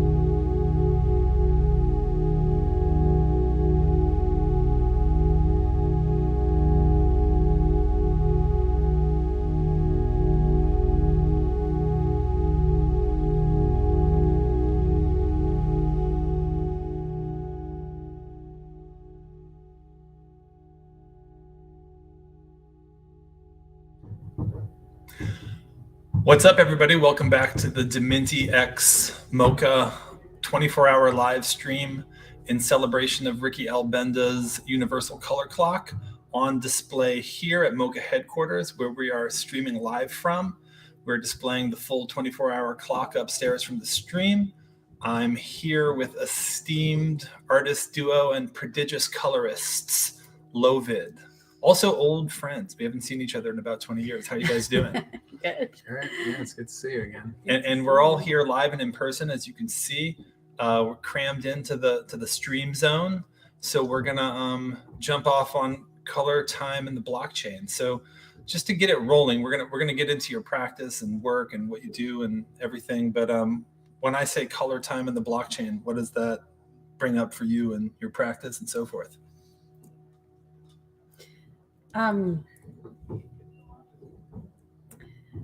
Well, I guess, and I can maybe chop it up. I can start with talking about color and time, and especially with this work that's 24 hours. And so I guess I think about time and color in relation to natural light and the way the sun and the other elements affect natural light and how we see things. Things change, color change depending on the elements and the environment. It's cyclical throughout the day, but also throughout the year. So that's something, that's just my first take on that. And there's obviously some works that are on the blockchain that address it. I'm thinking about Gazers kind of as an obvious example. Todd loves to talk about time, so I'm sure he's been. Yeah. I get really hung up on time, actually. So, he talks about time all the time. I think the blockchain actually blocks are obviously an element of time, and this came up recently. I've been playing with some ordinals, and I was trying to make some inscriptions, and I didn't set the fee structure right, and so they just got kind of hung up and wasted a lot of time, stuck for a while. But I think the idea of how long you have to wait for things is an important part of this process. I think Web3 in general, at least at this point, feels kind of slow in certain ways, and then also on the other hand, incredibly quick. Right, things change super quickly in Web3, but also at the same time, if you want to do anything, I almost always have to click repeatedly on whatever I'm trying to do, and then you have to wait, and especially if you're bridging or anything, it takes a while. Yeah, indeed. No, there is this weird kind of imploded quality of time in Web3 where things seem to move super quickly and at the same time are kind of slow in the way that you're describing. And then at the same time, like 2017 is like ancient history. 2014 is like prehistoric, Yeah. So there's this kind of time operating on a few planes. Bringing that around to your work, focusing first on color, LoVid seems to be deeply preoccupied by an attitude about color. Could you guys expound upon that? You want to set I first think the record straight? Go Wait. for it. You see, No, is that what you're going to say? No, please. Okay. Just so that actually kind of to start off, that we come from very different color vision spectrum. Tali thinks that her authority and superiority here. So Carla is colorblind. So he's red greens. Yeah. So I see colors. I just see them in my own He's way. officially colorblind. Not like it is. Yeah. Yeah, I got it. And I think my way is right, actually. And I'm actually, so it's like not, and I'm on the tetrachrome spectrum. So because my mother's actually colorblind. You're fully tetrachrome. I'm fully tetrachrome. So I see extra colors. Okay, Yes. so let's dive into that. Yeah. So I think I understand what that means, but tetrachrome. I'm tetrachrome. That means that you see colors that I don't see. Well, I don't know what you see, but I just see more subtleties, and that I can usually detect color variations more. Mm-hmm. So I have a Easily. mutant color receptor. One of my everyone has like three. Generally, humans have three, and I have one of them that's a mutant one. So it's more like one of the other ones. So in the end, I have less ability to distinguish certain colors that some other people, and I don't like certain colors. Some that Tali might like, for example. Tali has the mutant one, but she also has the other And I non-mutant do one. because my mother is colorblind, and it's fairly rare for women to. Women are often carriers of color of the genes for color, but they're not usually colorblind themselves. So because of that, what do I have? I'm also She has a 4, mutant. so she has not the a mutant one, but but- also the 3 regular ones that everyone has. Everyone else has. Amazing. So, and a kind of disposition about color is not just a preoccupation in your work, but is in fact baked into your respective biologies, Into our DNA. Yeah. and in your family lineages. So a lot of evolutionary work has gone into producing the miracle that is LoVid. So how does that come to find expression in your attitude about the work, which I think that if you're just looking at it from the outside without knowing anything about, what you've just described, one would arrive at the conclusion that color is an important motivating factor for you guys. So how do you kind of, work in the context of these differing perceptual, faculties around color to arrive at an approach in the work? So I think this idea of sort of, having 2 or 4 where most people have 3 also fits with the sort of minimalism, maximalism approach that we tend to embody. Yeah, and I would also say maybe because of that, I haven't thought of it until now, that we have a very kind of clear language that we use in the color, which is RGB.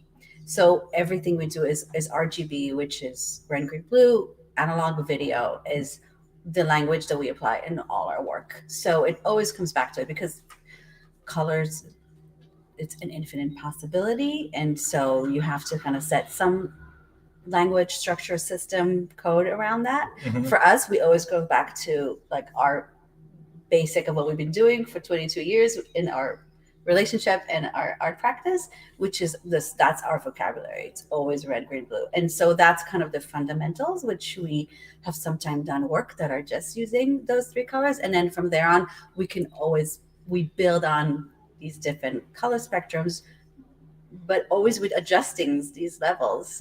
And so when we started working together in kind of early 2000s and working exclusively in analog video systems, it was really physically being in the room together and tuning the color level. So our earlier works probably have more distinct kind of RGB look to it as the work evolves and we become more comfortable with the instruments in the subtleties and where it gets really interesting and kind of tuning things almost like like mixing paint. When early painters always have this kind of very raw primary colors, but when you start to develop a more deeper connection with the material, then you can just like achieving more complex colors and shades. And I think that's part of what I think we've done, but always going back to the beginning. And maybe you want to talk about To Elroy, which is So the instrument was the first thing, and then this was one of our earliest works. So I was going to say, even going back even earlier than that, when we started,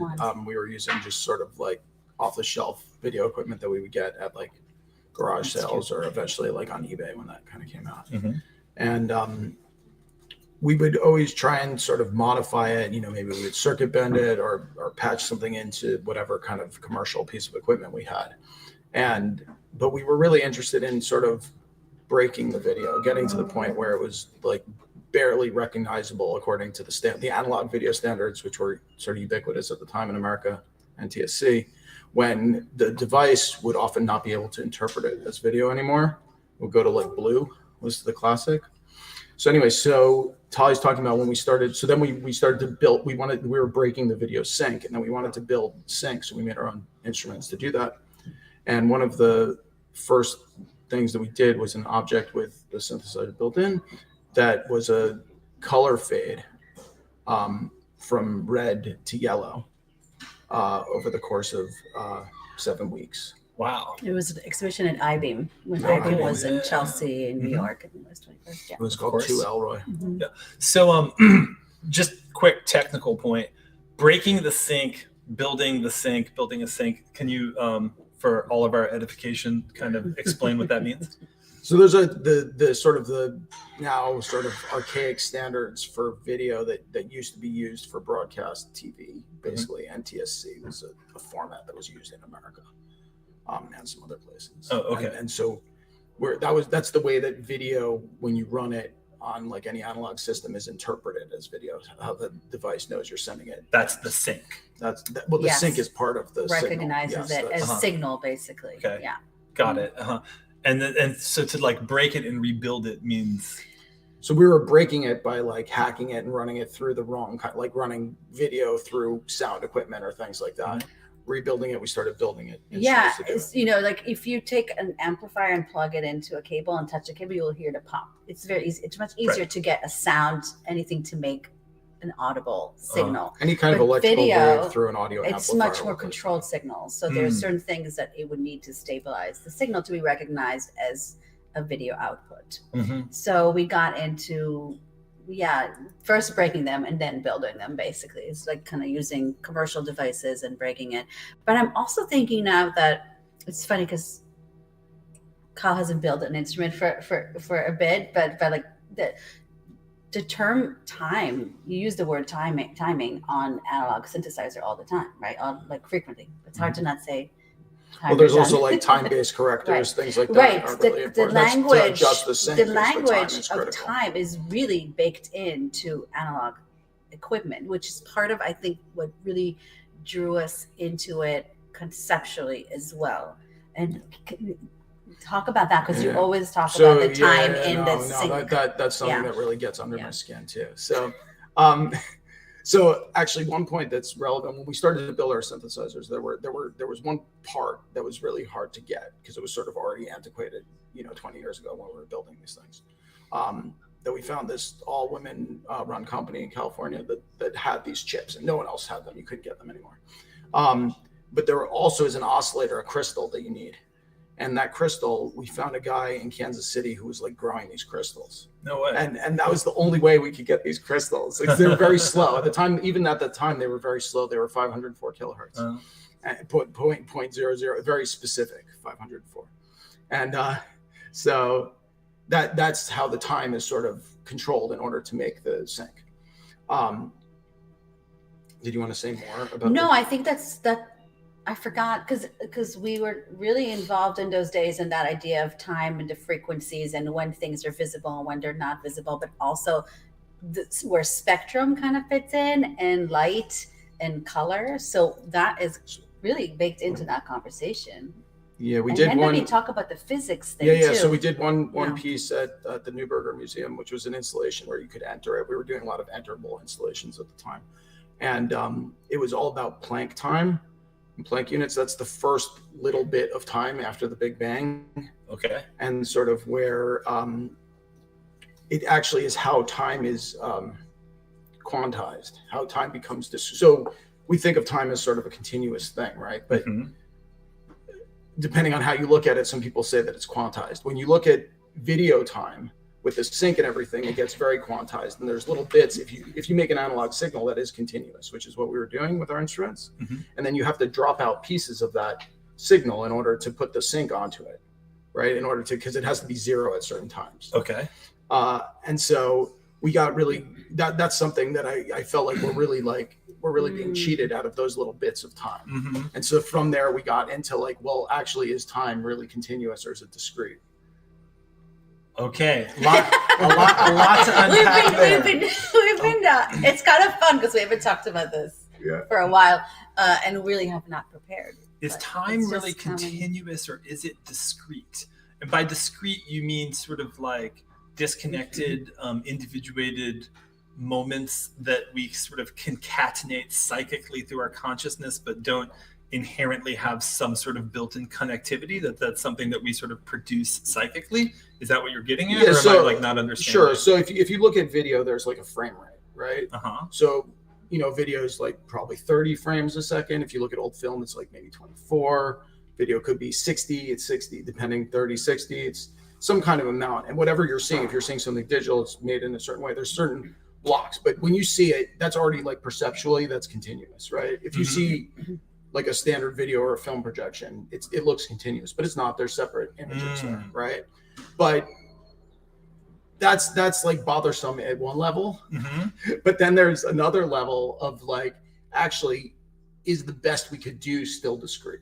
So the best you could do is something that's way sub-perceptual.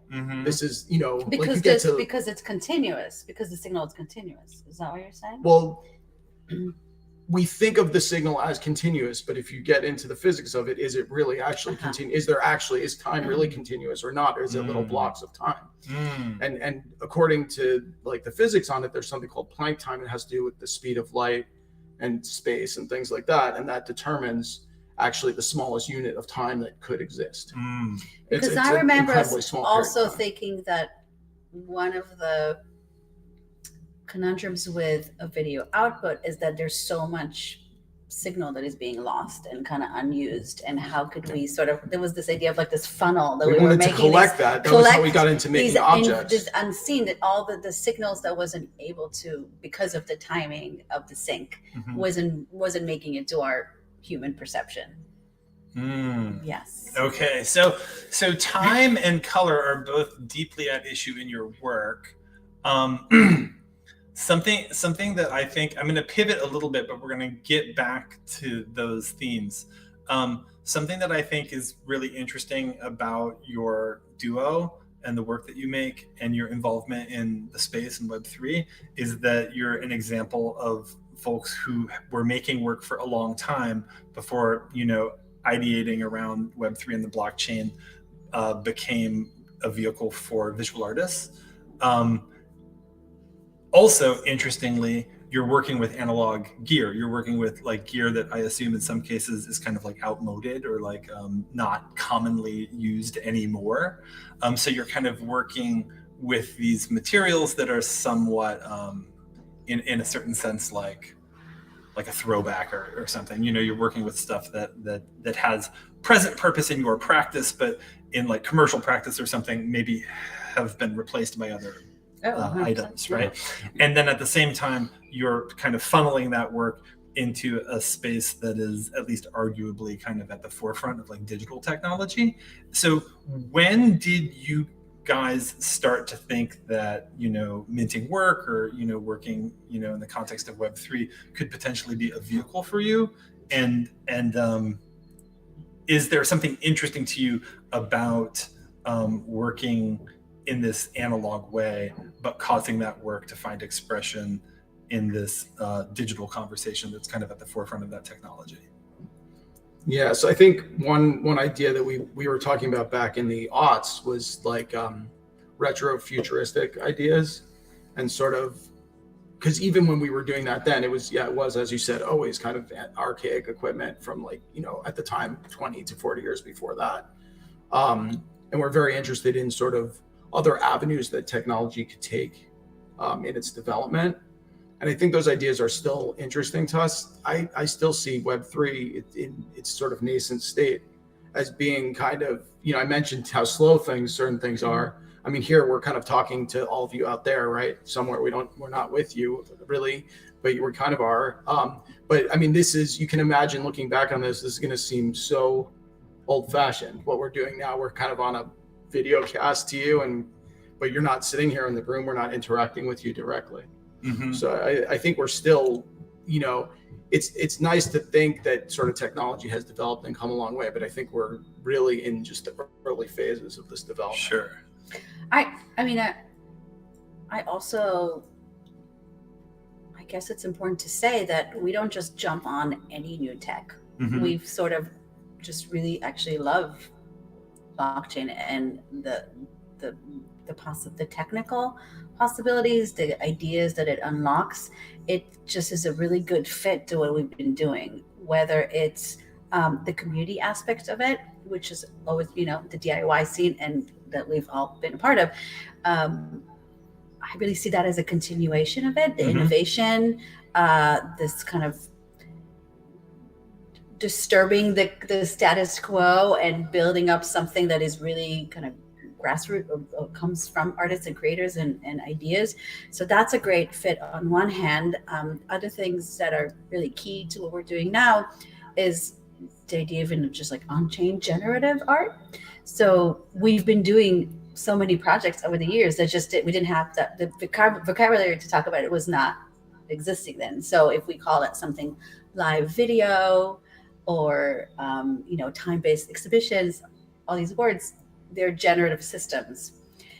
So it was just a really good and exciting fit for us to reframe these works and these ideas that we've been working on and just adapt to this new technology by really just continuing to do what we've been working. So it's been really inspiring and rewarding to be able to do that and communicate ideas to a wide, diverse audience, more than you can when you have a show in a physical gallery in one town.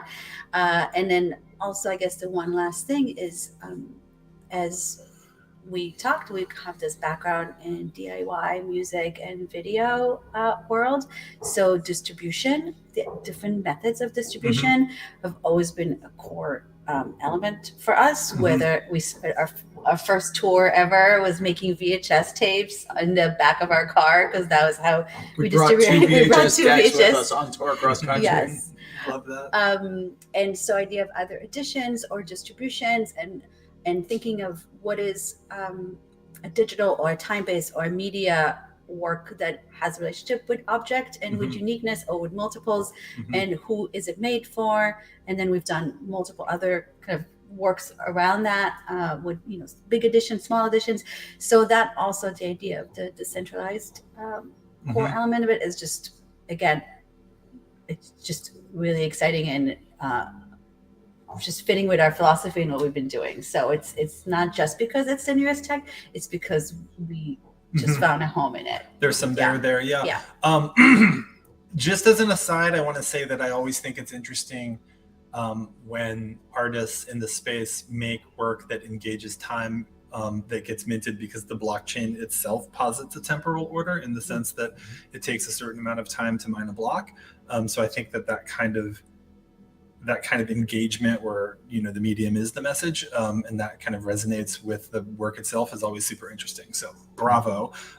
Picking up on your point or your discussion, Tali, of our shared roots in DIY coming out of New York, Brooklyn, et cetera, and how a lot of that ethos is embodied, albeit through different means, by the communitarian aspect of Web3. I think that a lot as well. It's a lot of what brought me to the space. And at the same time, I labor under the apprehension that the communities that we've belonged to historically dominantly have not picked up on these communities and these technologies, especially in the territory of people who create music.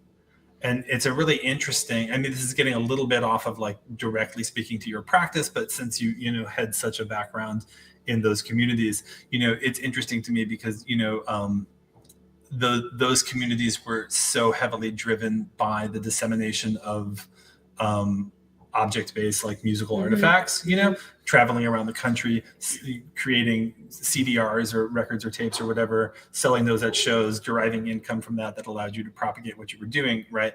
Streaming essentially like killed all of that. And then along comes this technology that reintroduces scarcity, and it's been interesting to me to notice that community has and maybe you have a completely different perception of this, but, and if so, please share that. But my perception is that that community has actually not sort of taken that bait and picked up on like, digital scarcity as a means for executing, their work or the continuation of that vision in the way that you described. Yeah. Just wondering if you have any thoughts about that. Several, but you can. I talked left. No, you said. I was just going to say one more thing following up. I agree with that, and I think that is very interesting. And I think there is a need for a lot more sort of sound-based projects. And we've some things we're thinking about along those lines as well. I just wanted to make one more point about the sort of decentralization and distributed nature. So a lot of the work that we were doing, back in the day, 20 years ago, for example, was to bring in audience to have some of the same experience with whatever tools we were using, whatever technology we were using as we were having. At the time, it was really wires. We were working with Wireful. Did a number of performances where people would hold the wires where they would plug their body into the wires, things like this. Now there's a way for a lot of people to do this both remotely and in person. And that's really exciting for us to be able to bring people in to the development of the work and to have them contribute, some of themselves into the work. And that can happen either through their wallets or through their camera, various other ways. So this is like a theory, and this is good that we have you here, because tell me what you think about that. My theory from some of the reasons.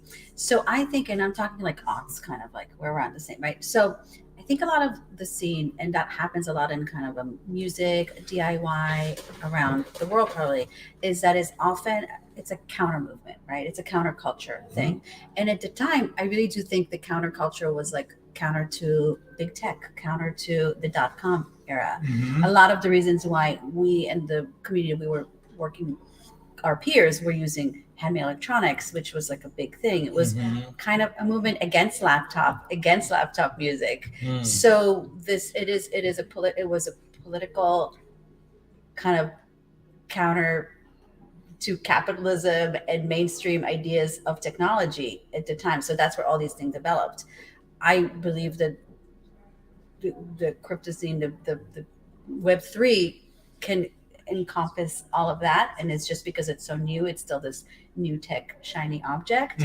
And so there's probably great new ideas out there. And so much of it is actually, obviously with musical performances related to being in physical spaces together. We are lucky to be here in physical space, but a lot of people are not.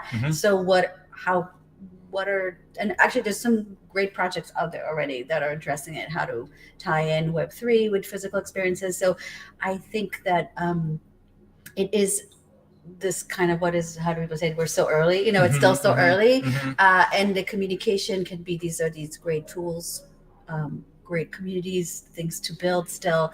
And once it's kind of given more and passed on to a generation of people that think beyond the market, and kind of open it up to more experiments and kind of ushering in a new generation of, it doesn't have to be, it has to be the new generation, right?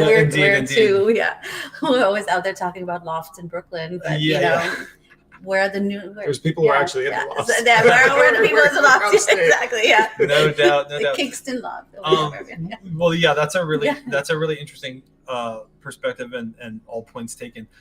Pivoting a little bit and moving back to your practice. Can you tell me a little bit about, and this kind of engages what you were just talking about when you were talking about the communities that we've belonged to historically being driven to a large extent by being together in physical space. You were talking earlier about making immersive work that you kind of can walk into and be inside of. What are your thoughts about presenting work maybe that finds expression as an NFT, but what are the presenting options or solutions for that work? You understand what I'm saying? A lot of this gets mediated by, little square images on phones, right? But by the same token, these are artworks that can, sustain physical presentations. And I know that that's obviously still part of your work. So what are your thoughts about kind of working between a modality where someone's, thinking about minting something that they see on a handheld device, and at the same time, that work can be something that exists in some sort of immersive iteration? First thing, can I just say the first thing? Kill it. First thing I'm going to say is that actually there is no just on a phone, because an artwork on a phone is already a powerful, radical thing. And in fact, for us, one of the earliest works we've done in 2003 is called VideoWare, where we built a video suit. It's easy to find online. We could share it when we're finished here. We built suits that we each wore in performances where we wore, it was in Brooklyn, performed in Brooklyn, 7 video monitors on our body at the time, on each of us. At the time, this was 2003. Helmets, it was before knee pads, elbow pads. This was before, I'll draw it on the wall after. This was before iPhones or any smart devices were invented. So we had no portable video, and we was plugged in, and we had to be performing live video. We had to use car monitors because they used to have these little monitors things that would go into the seat in the car. So that is why I think it's exciting for us, because we've been obviously intuitively thinking as young baby artists about video. For us, it's video, but digital art, whatever you want to call it now, as an extension of the body and mobility. How do you take it with you to the world? So to take the video where it was 2003 into 2023 with our work being on wallet and phone, it's not just, it is amazing. It's incredible. It's incredible. We've also done in between in 2012, we did a series of works that were app art. So they were location-based cinema where people download an app that we created on the phone and we take them on tours, and there'll be little bits and pieces of videos. They couldn't collect them, but it was this like an idea of immersive where you're in a physical space and you have digital content at the same time. Specific so this layered reality. So that's, I guess, like to me, that is video and digital art is immersive on its own. You look at it at a phone, it immerses you. That's my first answer. But yeah, Kyle, jump in. But I do want to acknowledge that that's a super important intervention, that the ability to present in that way and take in work in that way is actually something incredible. I think that like in the kind of critical dialogue around NFTs, it gets minimized, it's like, oh, it's just a JPEG, it's just like whatever, you know. But point completely taken and heard that to especially, and it's interesting to hear how you guys had such an intimate and engaged kind of practice thinking about how to embed media players and stuff on knee pads and hats and helmets and whatnot, and then along comes this technology that advances that initiative, and it's easy to understand in that context how amazing that in fact is. Anyhow, I just wanted to take your point and then pass it to Kyle. So I mean, I completely agree on that. I think it's awesome that we have this ability, and I think it's also really nice to like be out somewhere and be able to show here's this work that I just got, it's really nice to show someone that. Yeah, totally. And to be able to just have it with you if you want to look at it whenever, even not to show it to someone. But I think it's also, it is really awesome to be in a physical space with work. I think that's very fun. And that's one thing that's really nice about being here. And I wish that all of you out there were here with us too, because that'd be really fun. We do love IRL. We're very IRL people. Good. So wait, but I do have two examples. Do you want to talk about two examples of something that we had? Yeah. So during NFT NYC, and we did we had a talk at gave a talk at BetaWorks at EAT Works in New York, and it was really great because they had 4 infinite object screens, or those 4 screens, and we had 4 collectors of Tide Predictor, our first art blocks drop. Present, we asked them and they present, so we presented them on these screens, and it was the first time we saw kind of 4 of them as like this little mini installation in a physical space, and that was awesome. And then for our for Augury, which is our upcoming next week drop with art blocks, we actually are offering really gorgeous UV pigment prints of them. So we have one of the test prints actually in an exhibition opening today. So 2 different ways to bring it into the physical world. We also have a third. We have another show in New York City right now that involves at Brookfield. Oh yes! Oh my gosh! That involves a quick show. Oh my god, that is a very immersive piece. Yeah, it's quite immersive because there's a long carpet that basically uses material similar to Augury, and has some of our other hugs that are also produces NFTs in there. Yes, that's kind of beyond thinking projections and direct outputs, but something that we're always working and translating digital video generative work into physical materials, and those are something that we've been doing for a long time, so we're very specific when it comes to it. So on that front, in the Tide Predictor universe, we also have cold read hoodies that we've made, which are all related to the Tide Predictor Net Zero. It's interesting that you work in immersive environments and you work in the world of things like hoodies, and you also work in the kind of purely digital and you work by analog means. Swiss German by way of South Korea, I believe. I hope I'm getting that right. And if I'm not, apologies in advance. Philosopher Byung-Chul Han. I'm not sure if you're familiar with this guy's work. But he argues, I'm going to ask you a couple iterations of this question. He argues that the world of the digital does violence to the world of things and thingness. I'm not getting the back of that point one way or the other, but just to throw this out there as people who work across those worlds, what are your thoughts when you hear that argument? So I'm a lover of things, you know, for better or worse. I love physical things. Hard things. I think digital things are also things, and I think there's room in the world, and that's not a conflict that anyone needs to have, I think, between physical and digital things. I think I would tend to agree. I just wanted to riff. Well, so first, I guess shout out to Regina Harsanyi, who's always at me and everyone if you kind of juxtapose digital with physical, because digital always involves physical. We're in a material world, and any digital work or experience is always mediated by a physical object. So she just used the term tangible, which I think is really interesting.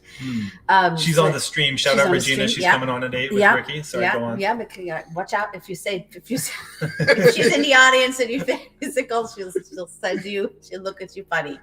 But I really take that seriously. We've been really paying attention to not make that distinctions. And so the things you can touch versus the devices, the things that encapsulate your digital experience. So we think a lot about that. That quote does not resonate with me. And I think a lot of our experience in doing this hybrid, tangible material world and virtual world really is rooted from the experience of performing live video with the kind of generative and handmade instruments that are at the same time handmade and crafted and delicate often. And there's like a whole physical process to putting them together and engineering process.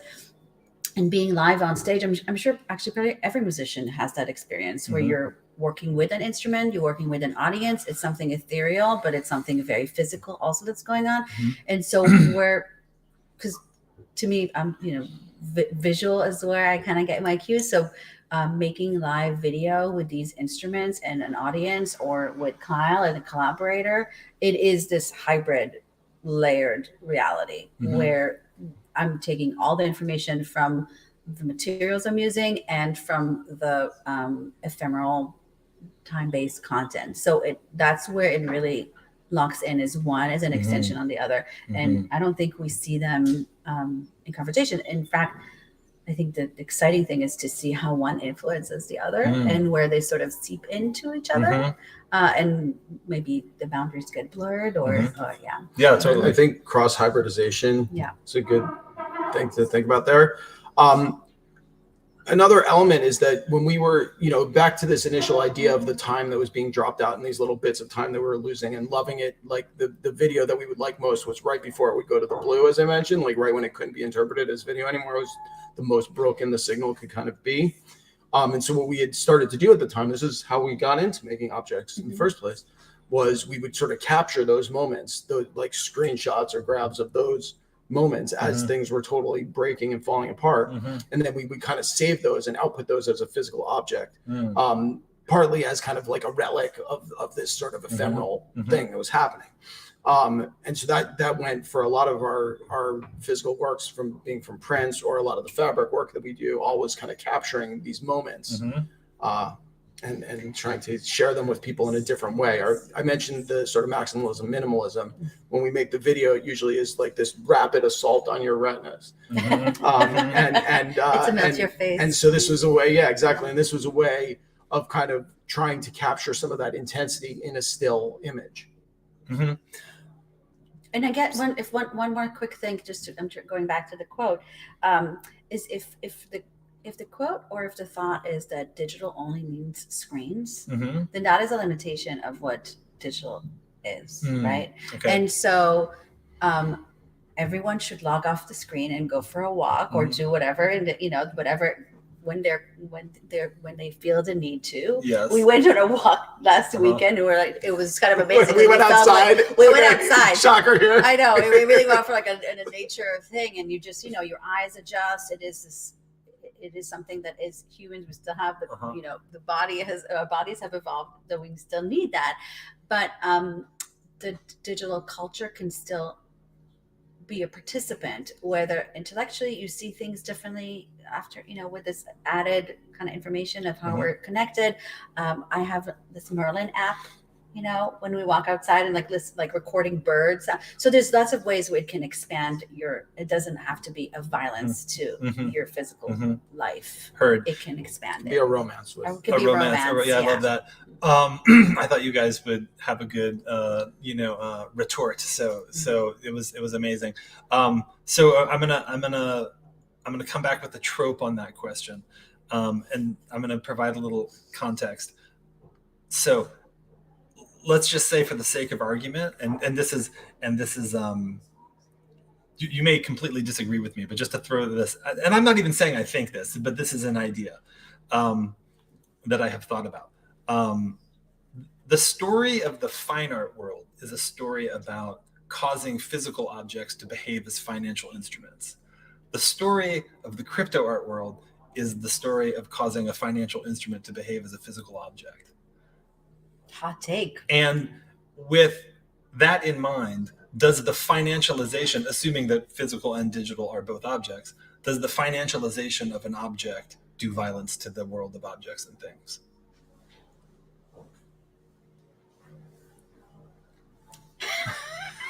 It's just like a lot. Can we go one sentence at a time? Can we go one sentence backwards? Yeah, let's start with the backwards. Let's start with the premise. What do you mean by violence to things? Do you have a question? I think that, as I said, I'm a lover of things, of all different kinds of things, and cross-fertilization and things like that I think are really important. I think the financialization of an object, whether it be, a purely digital work or a physical based work, I think can actually enhance the work. I'm thinking right now of like some work by Stevie P that really explores violence to objects and to. Well, I mean, you could say. I mean, I think. I mean, also, I'm not sure that in some sense, violence to ideas is always necessarily a bad thing either. That's what I was going to start with. Yeah. I mean, what do you think it means? What do you think, just the last two sentences, violence to things? What does that even mean? Violence to things. I think that but I want to return to my original statement, which is that I'm not necessarily positing this as like my position, but I'll take on the position. I want to understand. I want to actually just break those two. Totally, yeah. Because I think we started out doing violence to the video signal in some way. I think that's why you're interesting people to respond to these sort of arcane prompts I'm offering up here. I think that things as understood as tangible objects, to speak in a manner that is consistent with Regina's nomenclature, I think introduce a kind of friction, like in the sense that if I wanted to move this microphone, I would have to do that. There's a sort of resistance there. You know what I mean? And I think that what Byung is arguing when he talks about digital space doing violence to the world of things and thingness is a creation of a kind of smooth space without friction. Now I'm not suggesting that you guys are involved with making work that doesn't introduce friction. I think that you absolutely do that, and that's precisely why I offered up that paraphrase of a quote of his. But I think that's the kind of violence that's at issue. Where you take something where it's like this desk is like here, and if you wanted to move it to the other side of the room, it would be a concerted effort, and you create a situation where you can like swipe left or something. Do you know what I mean? I think that any new tool or technology just introduces different types of friction. I have a friend who says that everything takes the same amount of work. Like if you do the laundry by hand or if you put it in a washing machine, that's like arguable. But one of the first pieces that we worked on was with our friend Douglas Repetto. And he was soldering these little boxes, bleep ping boxes that would take a signal in, and when they got an input, they would send an output, and they could send to one or two outputs depending how they were set up, and they would connect to the next box or boxes that would also do the same thing, and they would sort of light up and make a little sound when they got it. And the idea was he wanted to make 100 of these, kind of dealing with the idea, and that's a lot of what we dealt with in our physical hardware that we're making to build our instruments as well, of there are things that having scarcity is really a great value. And so being able to only have 5 oscillators rather than to instantly have 50,000 oscillators is actually makes you appreciate the oscillators that you have, for example. So in these boxes, we ended up making 42 of them. That was sort of as many as we could like solder together, and they ended up being shown that way. It's on the cover of one of the editions of Hardware Hacking, Nick Collins' book too. I guess I have something to say about just a violence part to start with. So strong language, yeah. So true violence and harm is caused by war and oppression, right? Like, let's agree with that. And I think historically, art, no matter what it is, that is anti-war, includes some level of references to violence, and sometimes is intolerable, right? Whether it's depiction of it through like Guernica, whatever, or art. When we say that we do music, we play noise music, and noise music has a lot of aggression. And the noise scene, that's a very, kind of anti-war, kind of, I would say sublimated thing, but has a lot of this often sort like of vegan punks, vegan punks. Yeah, they're the most angry. So it is. Maybe what art that kind of references or adopts these sound visual of violence, what it does is it's because war, when you're from afar, it's all about kind of keeping it unseen, right? It's this terror that is happening, but we are not exposed to it. There's all these, kind of, especially with the technological age, there's all these actual horrors that are happening to people. And maybe what artists often try to do is actually reveal and expose these discomforts. Okay, so maybe that is what we can kind of agree on. Because I just, when we say violence, I just want to kind of make clear that there is violence and harm happening around the world. 100%. And as artists, I think artists should, in some way, engagement with technology is a political decision. And what technology you use is a political decision, whether you're aware of it or not. Like I think that's something that we reflect on. So that's, I guess, kind of the first point. And do we need to go all the way back to that? No. I wanted to offer up something that would really lead to a deep dive, and like that's happening. I mean, you guys are amazing, and the work is incredible, and everything that you're saying about your practice and how it's fit into the communities that you've belonged to for so long, and how that finds expression in like punk and noise and vegan situations and so forth, all completely resonates with me. And I think like breaking gear, breaking the sync, etc., as a means of kind of sublimating like real violence that exists in the world. These are all ideas and stuff that are like super important to me and close to my heart.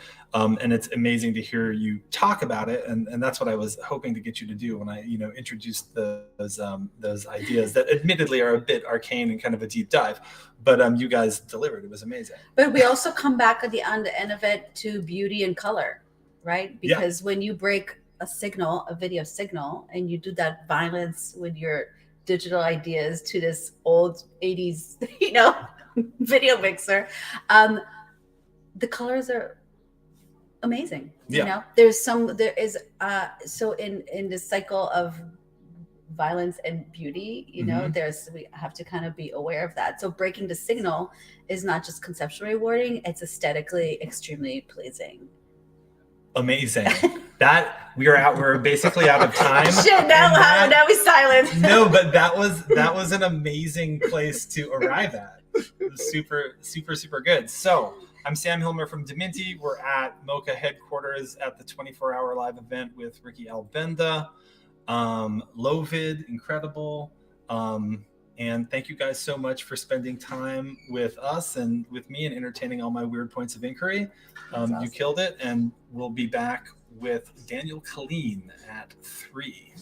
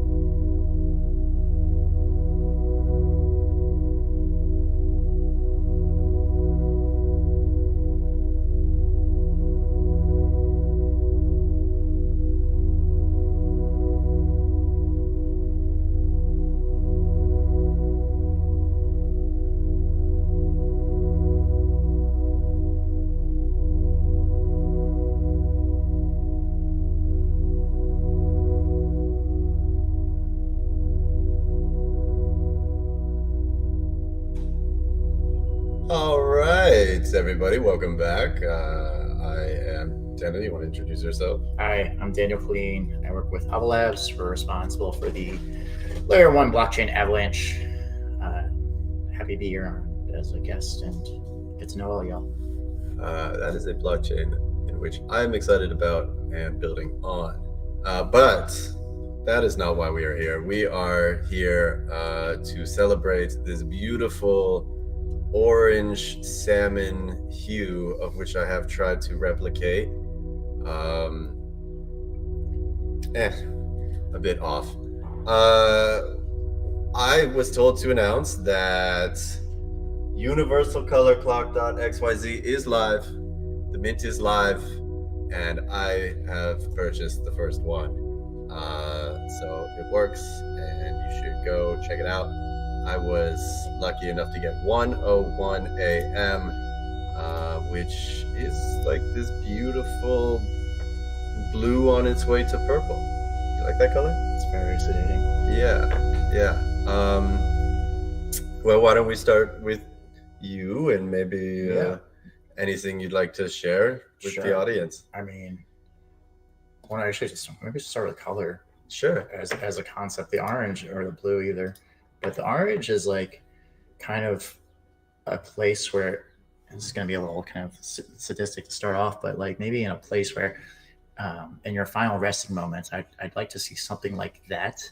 Then I was saying this upstairs, like that kind of color where instead of the old guy or woman in the all black and white, something a little bit more peaceful and meditative to calm yourself through what is the existential giving that we're all faced with at the end of everything.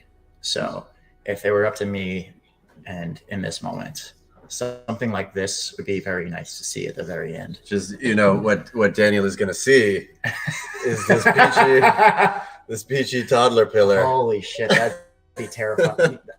If that's God, come to me, my child. Yeah, if that's Jesus in the flesh, I question. Actually, it's not too far off. Yeah, it's not too far off. I'm way off script here. Yeah. No, you're fine. But I like it. I have to agree. This is it is incredibly peaceful. There was something about the yellow of noon, which was when I was here last, that was a little more anxiety inducing. I don't get that at all. This is like long summer days. This is warm nights, quiet. Down the 405, nice and easy. Yeah. Super quiet, just the wind. I think that's acceptance of what everybody wants to have in their life at some point, right? Like the wind in the hair. And I had a moment last week where like just the sun was like 90 degrees and the wind was going and it felt like everything at once. We don't get a lot of that in crypto. What do you mean? Well, I think being in crypto with these violent swings, you actually it fine tunes you to almost those moments more. Yeah. I mean, to me, I'm just totally numb to that shit at this point. Like, it will come. It just will come. I think the only one, the whole FTX SBF, I literally vomited just hearing that. It was like the whirlwind of chaos of news on news on news. It felt like saturation on top of saturation. That's not saturation. And I think in crypto, or at least any new paradigm, there will be too much saturation through all phases because excitement, euphoria, to be a part of something bigger than you, and rather people need to have moments, where they're met with calm and actual ease and acceptance of what they're in. And something super simple that's not over glorified is something that I think we all long for. Yeah. I mean, there's a lot of obviously red and green in crypto, so these are very triggering. Yeah, I don't see any red or green there. Actually, that's a point. Who decides like red, green? Like, what if we just change the color schemes on like those charts? On the charts? Yeah. Boom. A little bit better. $1 billion exchange right there. Uniswap V4. Blues and oranges, baby. Yeah, but like no, we put like such stress, like ready, go, ready, stop, ready. Yeah. It's all coming down. You feel every part of it when it comes down, and you feel every part of it when it comes up. But like, unless that's just the world of finance and nature of money, that it is to experience it all and in a rush in both sides. It's interesting because trying to think of the places you see like red and green in nature. Obviously, green is so abundant, so it kind of speaks to these things. And reds, I can't really think of many places other than roses or right. And that naturally like form red. Yeah, that's like humans forced red into society to. Well, and I mean, I'm not the expert in like what red means in different cultures, but at least in America, it's a negative connotation. And we're being U.S. being the financial capital of the world. We've basically set ourselves to assume that dark red is an impactful negative feeling that you should associate with. Yeah. So much so that it kind of ruins red in other experiences like roses. Right. Shouldn't be. From the heart. From the heart. These things are. Yeah. It's a heart color. Yeah. Heart is associated. Yeah. Anyways, I think we've waxed poetic. You want to talk about Avalanche? Sure. What got me interested in everything? Sure. All right. My fun story. I was a first responder during the pandemic. I was a 911 operator at Hudson County Sheriff's Department. I did 60 straight days of 9/11 call volume during the pandemic. Wow. I experienced every emotion, as I put it, in a short window of time. My trajectory was to be a New Jersey State Trooper. I went to school, did civil service, public policy, worked for a senator. My family is a bunch of police officers, very much infatuated with the idea of being in a community and being one with the community to serve and give back. The experience of the pandemic ultimately canceled all my plans and all my test scores, which were all positive and leading towards me going down that rabbit hole entirely. I actually was like one of the first people in the US to start experiencing the effects of the pandemic. Whereas I had one of the first calls in America for a 911 call for somebody who had COVID. I also started seeing people have intensive amount of seizures on phone calls, and you can kind of do the math. High fevers trigger lots of seizures, and that was kind of worrisome. So I was kind of tipped off and very alertist for about 3 to 4 weeks before the pandemic started. And then once the NBA canceled, which as a diehard sports fan, I said, that's not normal. So I kind of got a glimpse within that 2-week window that my entire future plans were incorrect and not going to be set forth. I have had previous exposure into crypto since 2010. We can go down that in a later point. But somebody in my hometown, basically early Bitcoin, super duper early evangelist among evangelists who pointed and said, look at this. So I, had an infatuation. I did, a University of Colorado, I did the blockchain group, which was just like a informal, now formal club. So I was just like, if I'm going down another path, my interests are in crypto. Maybe I should start looking at jobs in the industry that I probably can work. And then I hit a point within the pandemic with that like 60-day 9/11 experience that I basically told myself I can do anything. I can foster anything. I have no limits to my abilities. I have no limits to my imagination. If you can do that experience, you could probably do any experience 10 times over, 100 times over, whatever you want it to be. So got super duper lucky on a search of different jobs. I applied to like everything, and I found Avalanche and Able Labs, the company I work for formerly, at like 3 a.m. in the middle of July. By far the most professional looking website. By far the most like everything else looked really janky, to be honest. Yeah. And this actually looked like a business. And like then I was like, okay, cool website. Who's involved? Did some digging. Came across Emin, CEO, founder. I've in passing have seen him do things in previous readings. I was like, oh, this is what he's up to now. And then I kind of read the white paper a little bit, and I was like too tired, so I went on YouTube to like actually watch the white paper, like most people do. I actually don't read these things entirely, and then explained it. And I was like, that makes a shit ton of sense. And then within 12 hours, I wrote a cover letter and made a fresh resume for the company and explained my thoughts and feelings on crypto and where blockchain technology will be in the next 5 years. we used to have the ability to directly talk to like our VP of marketing on the website. So I entered a chat box with him, looked him up online as well, got into his Instagram DMs and like poked him for 2 days, secured 2 rounds of interviews from that. Didn't get it the first time. But by that point, after 2 rounds of interviews, I was like, this is a pretty significant piece of technology that I think will be a player in the space for a long term, and I'd like to be a part of it. So I would go to work. I'd work 32-hour shifts, 16 by 16. And I, like 4 a.m. when nobody would call 911, especially when it calmed down in the middle of the summer, end of the summer, I would read everything I could on blockchain. I'd buy books on books on books. It would just be me in a 911 call center by myself, basically, just reading and absorbing. And the funniest thing happened was Clubhouse came to be. And I was following a man by the name of Gary Tan, who is a venture capitalist. And I was DMing him and asking him advice on like what to do with my life, career, so forth. Super lucky that he replied because he's a busy man. And he was very thoughtful, and he showed me Clubhouse. And I got on Clubhouse really early, and I started just connecting people. And I was the one guy who was advocating for Avalanche on the entire application. And that, I guess, led to enough interest where people wanted to learn more. And I became a connector or a funnel between Avalanche and Clubhouse, which they had no presence on, which I thought was the stupidest thing because at the moment that was the biggest thing in the internet. So I started driving business directly from Clubhouse too. And then I also started seeing the artist trajectory go upward. Some of my favorite artists I've been following. I'm a photographer for, since I was 12 and then took it a little bit more seriously when I was like 18 or 20. So like Jay and Silva, David Kirkman, Jason Pearson, getting into Instagram photography.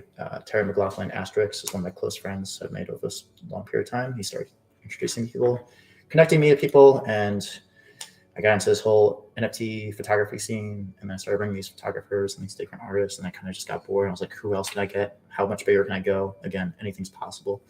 So I started going after like Lex Cause. I was just a big contemporary artist and managed to get him, involved, and managed to get Jason involved. Of these things, some things actually became formalized into proper projects. And this is kind of like weird for the company that they had this guy on the outside who was developing business from the outside and actually came in with like full plans of like how to operate and activate. And at some point they just hired me because they're like, well, we can't ignore him. Works every time, folks. It's like a weird mythology that if you just bang on a door repeatedly, somebody will have to open eventually. And if they don't, like, they're lost. Yeah, just keep banging. I literally would not stop banging until I was like satisfied. So now I've been with the company now 2 years. I have a proper title, jobs, things, meet cool people like him.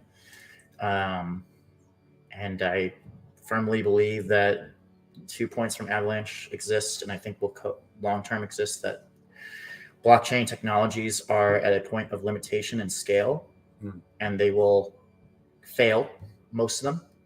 I would bet as hard as 98% will fail.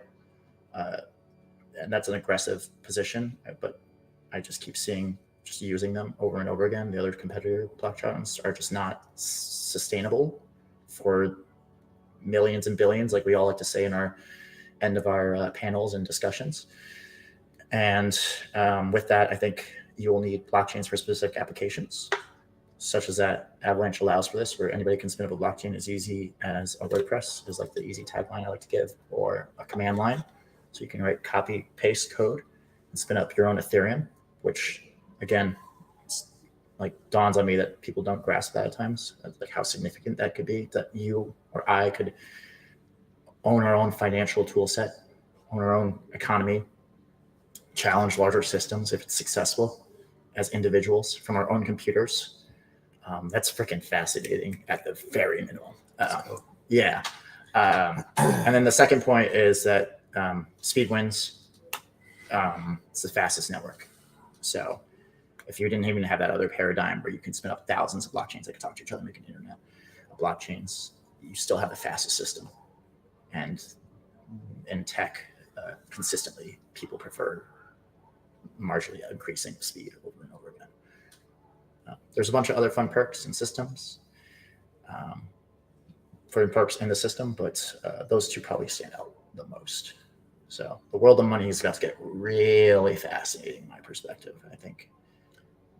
And I think, well, not just money, but also culture, right? Because the well, one, I think as AI continues to encroach on more like service and create more automation in our world, right, that humans, by necessity of adapting, will be the only thing that really separates us from the machine, I believe, is kind of the ability to think creatively, or the ability to think in ways that the machine couldn't because it wasn't trained in such a way. And who knows kind of like what exactly that spark of creativity is that makes us so human. But I don't know. Here we are in the church kind of exploring it with color. That's actually a good point. I think color is something that we'll probably get rooted into if this technological revolution goes too far and becomes all consuming. There will be things like color that will be grounding, and we might just opt in for. And that sounds weird, but like there could be a day where you just get so overwhelmed by all of it, and it just moves too fast. And the basic things that you can actually represent in your mind, color, time, being present, will be extremely valuable in culture. Being able to connect with people over micro moments. Yeah, I've been writing this keynote for the Avalanche Summit, right? Yeah, we're going to Barcelona next week. Avalanche Summit, where I will be speaking on this new product 01. And what is the title? It's called like Memetics, the Global Monoculture, and the Power of Crypto Art. And really what I'm trying to do is go like ultra high level, define culture, and then begin to look at the ways in which there is this uniformity that is kind of spreading. I talked a bit about this with Sasha Stiles, but a uniformity that is spreading across the world in tech, in design, in everything that it's doing, and it's making people less creative. It's making people kind of fall into these groups. I don't like that. I don't like to see global monoculture, but where, on the flip side, the same technology that's doing this, whether it's like social media, Instagram, Facebook, whatever, technology is also proliferating digitally the emergence of an incredible number of like quickly rising subcultures, and some that like continue to grow. And so much of these like digital subcultures are being attached to physical identity, but also giving people the ability to move in between identities, explore different identities. To, blockchain systems give people like the right to be anonymous, the right to be private, the right to like immutability, and kind of attaching certain things to certain pieces of their identity, and frankly just like the ability to grow and to explore. So I'm really excited in the ways in which, one, creativity can be expressed and shared and owned, but more importantly distributed. What are these pieces of ourselves that like we continue to give away and share with others, and what does it mean for somebody else to be in like receipt of those digital tokens, to like show and steward them with like care and concern? How do we facilitate more of these digital connections that actually like bleed back into our reality? I just met upstairs for the first time ever one of like my favorite artists who I discovered on Super Rare, goes by the name of David Young. Was creating these beautiful AI landscapes and then like recreations of the wildflowers of New York. So that was cool to meet them. I gave my parents one of those prints of David's as a gift a while ago. So, what does it mean to like have that digital connection, have no expectation that anything, to be bound by like what that person is doing, what they've created, and then suddenly have the moment to meet them, well, there's like such a deeper, more intimate connection. And I think just beginning to foster and facilitate these things is, as geographical borders shrink, what does it mean to have like digital online communities of like-minded people? What can we all do in these spaces together? How can we rewrite economies? How can we rewrite governments with these tools? How can we just like be present, more present with our actions? I don't know. I've said a lot. No, I agree. I two thoughts. One, I want to know what intimacy is like in 10 years. I can't put rationale on that. I think if you asked me like 15 years ago, what is intimacy like in 10 years? And obviously we're in the context of the present. So right. I could say it's probably gonna be the same. I could probably say it would be something similar. I don't think intimacy will be, it's gonna be missing so much.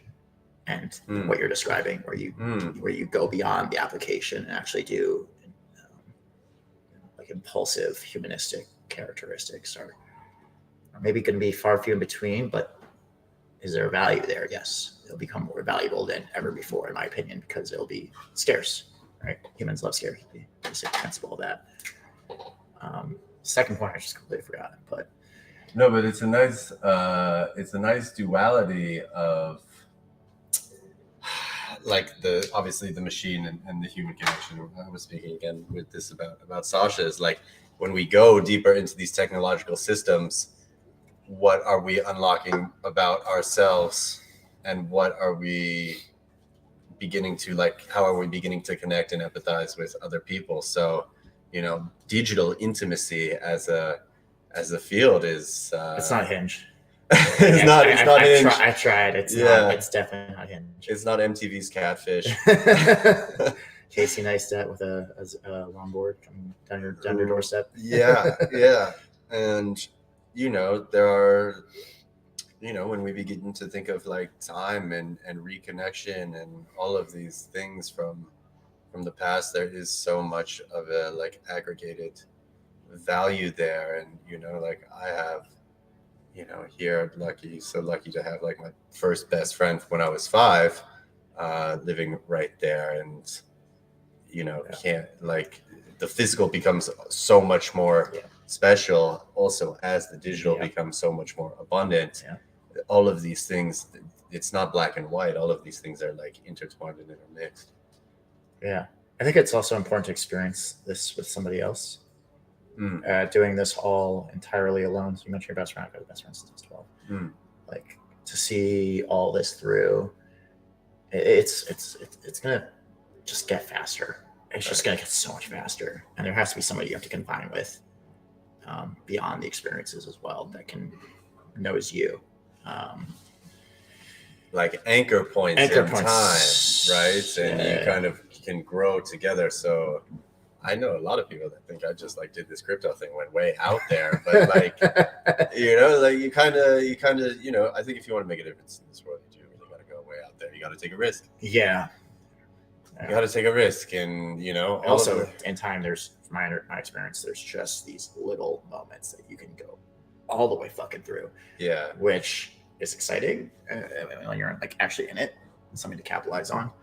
I encourage, like, if you see it, just do it. Like it's simply like, it's so much easier to say, but it's terrifying to do, to lose your pension, your health insurance, your job security, for risk. But like, what is living without risk as well? And what is intimacy without what is risk? it? Exactly that. Yes. Exactly that, right? Like, what are passionate moments without trying? And you know, if you want to like bow down to your future AI overlord, like fucking try. Like at the very minimum, do something different. You know, if you're gonna accept that's our reality, that's our fate. It sounds more and more possible with every Drake song. No, this color is not red enough for AI overlords. You know, this color is. But at the very minimum, you know, to be vain is like, I think it's important to have that and like do that with somebody, push somebody else, push yourself. 3 a.m. phone calls are like best orientations of like existence I've had for like sparks of inspiration and innovation for myself. So yeah. And if you're out there listening, FaceTime your family. Yeah, call mom. She misses you so much. She wants to talk to you right now. She has not heard from you. Yeah. It's not your fault. it's just this whole thing you got. Yeah. There was a lot there that was resonating, and I just lost the plot. No, you're good. Yeah, this is. I do really enjoy the conversation that this color is facilitating. It feels nice to be in its glow. Is that the future or maybe is it the present where colors can present conversation? That's actually like a fun concept. Is like we could do for us. We can put a giant array of colors, and just nothing else to do but talk. I mean, that's literally what's happening upstairs. That is what's fucking happening upstairs. All right, yeah, no. I find like God that works, but like, what are we in? We're in like R3. Yeah, we're gonna maybe like a movie theater though. Yeah, like something that's truly like sit force focus. Yeah, you can only talk to your left and your right. I mean, it would be interesting to just get like a word cloud of the conversations that are happening over this and see if each of the different hosts, if there was like alignment of the topics. Yeah, there's like a singular point. Yeah, right. It's throughout. That'll be the next project. I will be minting that one. Daniel and I are co-authoring a word cloud based on the color clock. Yeah. But I think there is something. I think there is something to be said about, again, just like the universality of color. I was again talking with Sasha about this. 2.2 billion people in the world now speak English, right? So we are very much moving towards this like English speaking Western monoculture, Apple design, right? Like the removal of all sleek and white. Yeah, like white, gunmetal gray, and just black, right? Like just no color. And this is, for me, this is such like a hyper dystopian future. Yeah. Right. When I got, but you actually don't realize you're in it. Sorry to cut you off. You don't realize you're actually fully enthralled in it. No, but when I got excited about crypto art, it wasn't like this minimalist design, because that's already the way the world is going. And that is, it was like the glitch. It was like the fast hitting things. It was, because you need to believe that these things are still possible. And there's people still willing to like take this risk. And that's what excited me about crypto. That's what excited me about crypto art, is like all of these little bugs that we can present in the system to like break out of this monotone, monochromatic world in which there is no culture. Everything is designed like square and smooth. It's you know, it's a shame. Most people really aren't challenging it though. No, I know. They're gonna conform. Yeah, capitalism just like kind of just one. It just steamrolls. Yeah. Which is why we have to create new forms of capital. Yeah. And new forms of currency. Yeah. Crypto art for me is a new form of creative currency. And it's interesting. Well, it's interesting when the underlying currency is also so volatile. I mean, on that point, nobody's ever going to do USDC or like Euro stablecoin for. It's not fun. It's so fun. It's fucking boring. It is really boring. Yeah. I've never been pitched like a USDC for payments. Great. Right. Makes sense. Give me a Forex exchange. Give me a way to stop going to the airport and having to exchange my currencies. Totally. Tap to pay, in and out. I'll bow down a circle. They can have that. Yeah. I mean, that is so important for people in places like Argentina, where it's like 7% day over day inflation, like in Turkey. Correct. And don't even add in like this the passive income. Just make it like literally dollar to dollar. Yeah. Like don't have to have these extra, gamified trading in the background. Just literally, I have $1. It's represented. Here it is. It's in the system. It's out of the system. But yeah, I don't foresee any like the fun stuff going to stable coins unless like the next PAL comes in and says it has to be, which then your whole challenging of systems is not plausible. But in the permissionless decentralized nature, and what we offer again is you can say fuck you, make my own. Excuse the cursing. I don't know if people are watching. 6. Sorry, Mom. But to that point, it's like you can absolutely go and challenge, and you're not stuck to what the bylaws of the whole KYC AML force nature of what will become for most people to meet regulatory standards. Yeah. Do you have a favorite color? That's a good question. Like teal, honestly. Teal? Coincidentally, I like teal too. I like teal a lot. Yeah. Our high school color was teal. Nice. Yeah. What was your high school mascot? A shark. A shark. That's gangster. It was cool. That's pretty gangster. Yeah, it was cool. Why do you like teal? Again, sedation. Yeah. Some form of some form of sedation. My first car was also teal. Nice.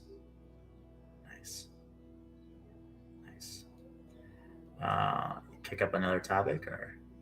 Sure. You know what we need is like a conversation bowl. Oh, that's good.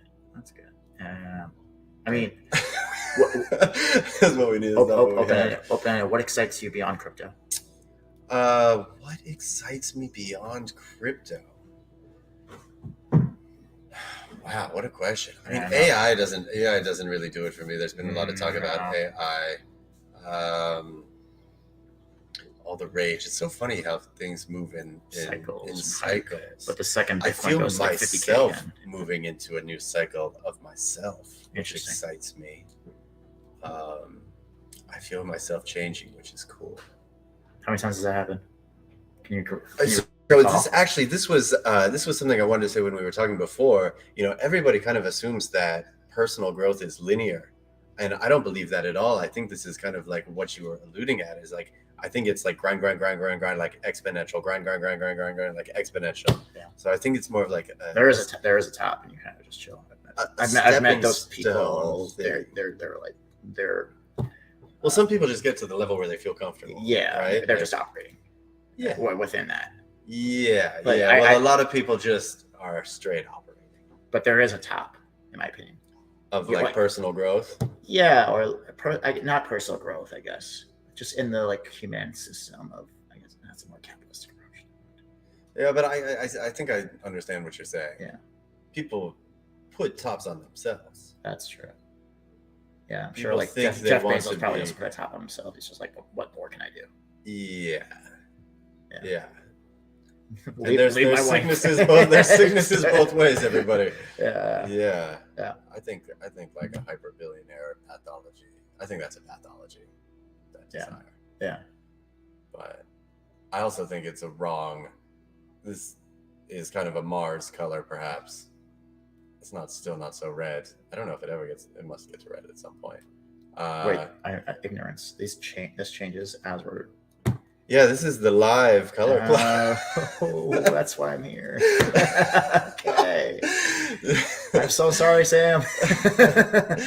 This is the color clock that is happening. Very cool. Very cool. We're basking in its glow. But I was just gonna say, like, I think the next stage, people always talk about like this human desire to like leave Earth to go to Mars. I think this is totally wrong and crazy. We have to go deeper into ourselves and deeper into this Earth. Are you a Bill Maher guy? I'm sure I'm down with Bill. I don't really watch so much TV. No, he just has one point that's like he challenges anybody who wants to go to Mars. It's like solve the problems here first. Yeah, figure that out. Please. Like there's no guarantee. Sure, we make it better, but like escapist tendencies are the wrong tendencies. Yeah. I'd agree as well. Lean into that. If it hurts, lean into it. That's also that's a good message. Intimacy. I got a perfect song for the kids. Oh my gosh, we'll have to re-welcome our toddler pillar bag. What's the coolest thing in art you got? The coolest art thing? Yeah. Like in general that I've got here? That's kind of like art, right? Yeah. This was sent to me by the creator of Toddler Pillars. Yeah. I think I'm supposed to paint it. That makes me a bit nervous. Map your own journey, or like what's I guess something that resonates with you. It doesn't have to be your favorite or coolest. Just something. Doesn't have to be in this room. I mean, there's cool stuff all around us. No, we got Dmitry Cherniak up here, Dead Ringers print. We got Kenny Schachter, guy with the most likes. You've been to Kenny's house, right? We talked about this. Yeah, that was an interesting experience. Thanks, Kenny. I printed this. This is cool. That's cool. I gotta fire up the 3D printer. Frenetic Void gave me this little guy. Alakazam. Thank you, Frenetic. This is from Emotional. Shout out Emotional. This is a Wasi. Let's see if we can do this. Ready? 1, 2. And that Aaron Hughes just gave to me Killer Acid bill. Oh, this amazing! Okay, that's a weapon. We'll knight you a knight of the church. And, this could be. That is a legitimate sword, right? Yeah, it's not that sharp though. Okay. You want to hold it? Yeah. It's got some nice weight to it. Yeah, I'm just thinking about like all the liabilities. That's where my head goes, but check this out, everybody. That actually fits very nicely. That's right. It says go outside and touch grass, and it's a Killer Acid. Just go to upstate New York and wheel the sword around in a field. Wheel the sword. If anybody ever wants to come play at the church, we got props. We got some props. Have you considered a play? Like a play? You know, we almost did hold a play here. Yeah. It's a lot of work, though. It is a lot of work. Yeah. Oh. Play in the avant-garde. Yeah. Man, time is just flying. This is goodness. Yeah, I got nothing else for you, man. I'm sorry. No, that's okay. All right, that's fine. We got 5 minutes. We can. How do you feel about this phrase "all aglow"? Euphoria. Yeah, we were super euphoric. It's true. Yeah. That yellow was really intense. Yeah. Have you ever experienced without, I guess, sustenance is pure euphoria? Have I ever experienced pure euphoria? Yes, I have. Yeah. I have. Have you ever experienced pure euphoria? Yeah. Damn. Yeah. What a feeling. Yeah. Yeah, that is just like on the tongue. I can taste that. Middle of Germany, like 3 a.m. couldn't stop laughing once, and I just couldn't explain it. And I was explained like the principles of life by a German person in German, and I kind of got it. You know, they're like, this was like at the time I could actually speak German, and that feeling of like I can connect with you on that level was. Yeah, no. I had the all-time greatest day. And it was like the most still and beautiful summer night in California. And I remember at like 11:30 just being like, fuck it, I'm going swimming. And I just went like solo night swimming and I was just so happy. That sounds nice. And then I got out of the water and I got like the best phone call. And I love that for you, man. Yeah, it was really cool. It was really peaceful. This is a really good color. Yeah. It is pretty euphoric. Yeah, I wish there was a way to maybe go off the deep end and experience euphoria at length. I don't know if that's something we all desire, but again, the highs and the lows, red and green, but in a way that's not like dependent on another action, and rather you just wake up and you're actually like fully enthralled. And if somebody out there has that, that's awesome. I don't get jealous of other people. You can't have pure euphoria without having like a trigger, the other side. Yeah, because you have to know what the weight is. Yes, the scale. All of these things go both ways, unfortunately. Yeah, in life. Sasha and Stiles and I were talking about like the difference between 0 and 1, and how much space is in between those moments, and how like the concept of 0 is not ever really nothing, but there can always be like, you know, it's hard to comprehend what 0 is for a human, but then it's also hard to comprehend what everything is, or like 1 as totality and completeness. Yeah, in my best moments, I like to believe I can feel it all. Oh yeah, that's a nice thought. Yeah. Where do you feel it most?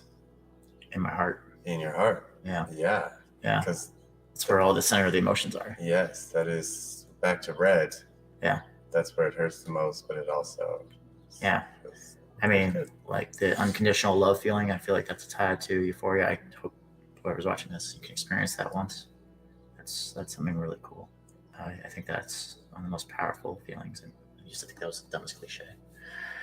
So stupid. I was like, oh, don't worry, it's only public recorded forever. Yeah. But it's impactful, and to like, I don't know, tie like deeper, I guing between tying 0 1 to the micro moments, like I said, is like within that. Yeah. Well, that's actually why we named 0101. Yeah. We're launching a product in 2 weeks, 01. Yeah. I already mentioned it. Yeah. I'm excited about that. Yeah. I think that'll be cool. That's gonna be a journey, man. Yeah, that is gonna be a journey. I signed up for these things without knowing any of the consequences. And then you're like so deep, you're like, oh no. You having fun? Yeah, it's great. This is where I work. Yeah, I got a sense of that now. Yeah.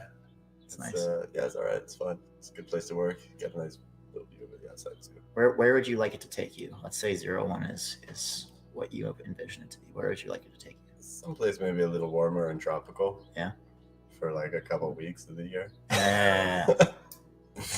I don't care. I just want to meet. Palm Springs is not far. Yeah, Palm Springs is not far. I mean, I meet the most incredible people doing this, right? Yeah. I just feel so blessed to be in this space, to meet so many creative, free-thinking people, incredible artists, like all the time. There are people that have like limited their growth. There are not a lot of people in this space that have limited their growth.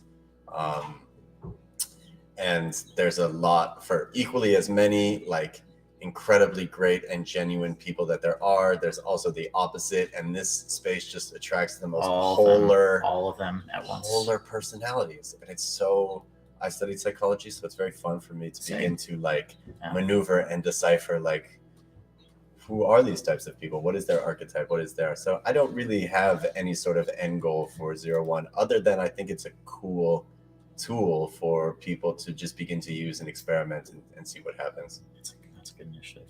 Yeah, that's a good initiative. Hopefully we can draw out a little bit of the negative polarizing people out of this process as well. I just get really fed up when it's all of the same ideas again and again, and somebody just with more followers does it, and then they kind of churn it for what it's worth, and everybody just gets like kind of screwed along the way. Yeah. Do you think with 01, if you have a minute, if it's successful, it's just going to lead to more copying? I don't know, but there's for sure. I mean, whatever. Presumably, it's like everyone copies OpenSea. Yeah, but like network effect is really hard to undo. Yeah, that's what I've noticed in crypto. Right. It also gives you a different kind of view, like from like the creative perspective of making the product. It like lets you continue to set the trends instead of playing off your back foot. True. Yeah. All right. Well, we've waxed poetic for long enough. Do you want to tell the people where they can find you? Yeah. Twitter, Daniel, my name, DANIEL, X, my last name, KILLEEN. That's a good place. I check the DMs. I'm available. I'm a LinkedIn guy. I think that's a medium that I think people should just go play around with and actually not take too seriously. It's really fun. Yeah, I accept every single person that requests me on LinkedIn. Oh, yeah. My end goal is to have like 100,000 LinkedIn followers, and then when I have that, just do the most ignorant things. I'm literally holding on at 7,000, and I'm going to celebrate at 10. The most possibly stupid thing I can do. You should write like a free ebook for all your LinkedIn followers on how to win friends and how to win friends. How to win friends with my large tech company. I can win friends. Selfishly, for the greater good of everyone. Dude, that was fun. Thank you for that. Of course. Yeah. All right, we're out of here. See everybody. Come by. Come check out the church. Come check out the color clock. Mint is live. universalcolorclock.xyz. Go. Bye. So.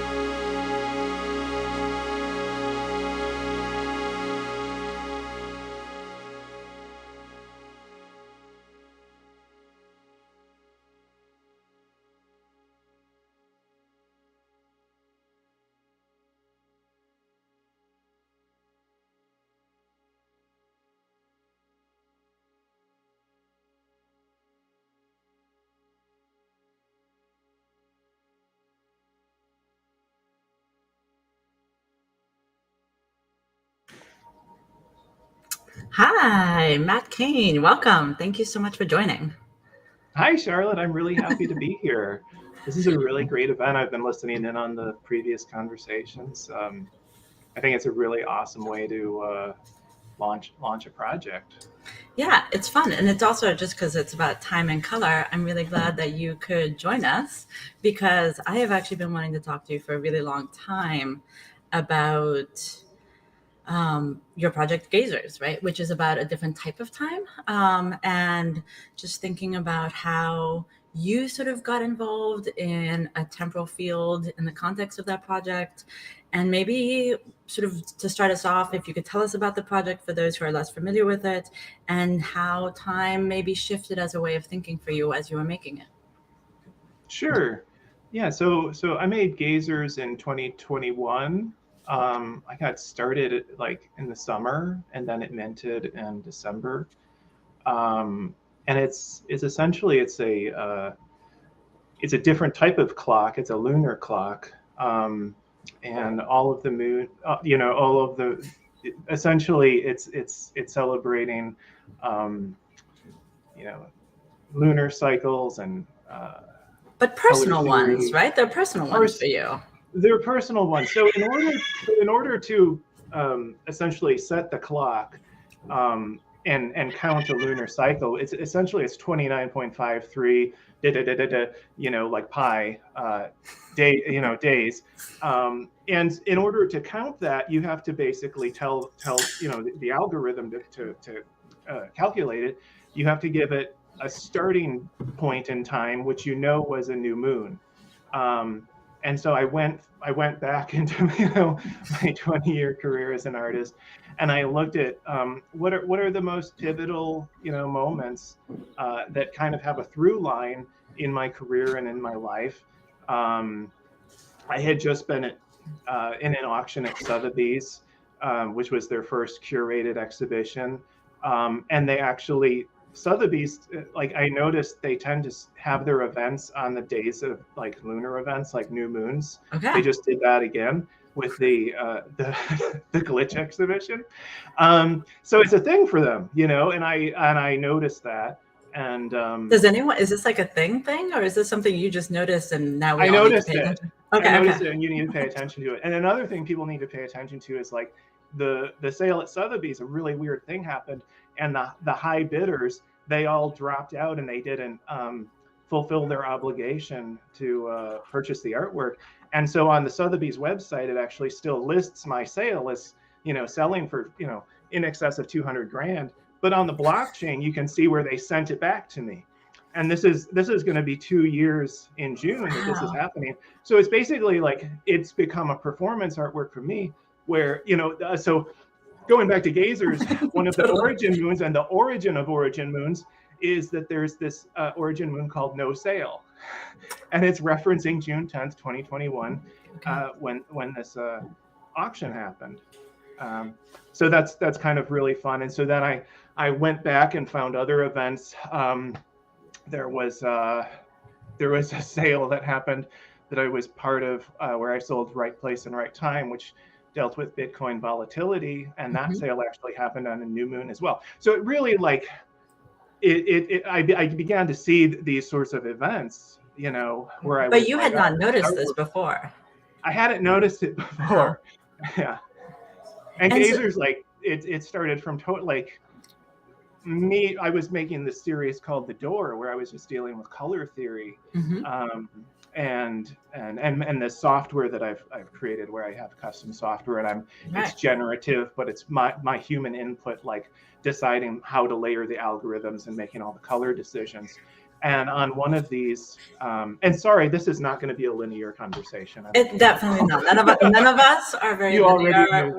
I mean, this is what the distributed mentality is, everybody. I mean, yeah. So, but just to go back to it just for a second, because I was just curious. I mean, so as you were working with developing Gazers and starting to identify these different moons and this sort of remarkable different time scale that is not one we actually spend a lot of time thinking about anymore. Did your own relationship to time change? Like, did you find yourself suddenly thinking not in terms of minutes and hours, but some other framework? For me, yes, because it got very complicated coding gazers, because thinking about time, I started to have these events where I was like, oh, I need to have eclipse data in here, and I need to have like 100 years of lunar eclipses and solar eclipses. And then there's different dates where I wanted to really like reference some personal history, like an affinity I have with Stephen Hawking. And so on his birthday, Gazer celebrates by sort of like showing a bit of a black hole, or that's how collectors have interpreted it.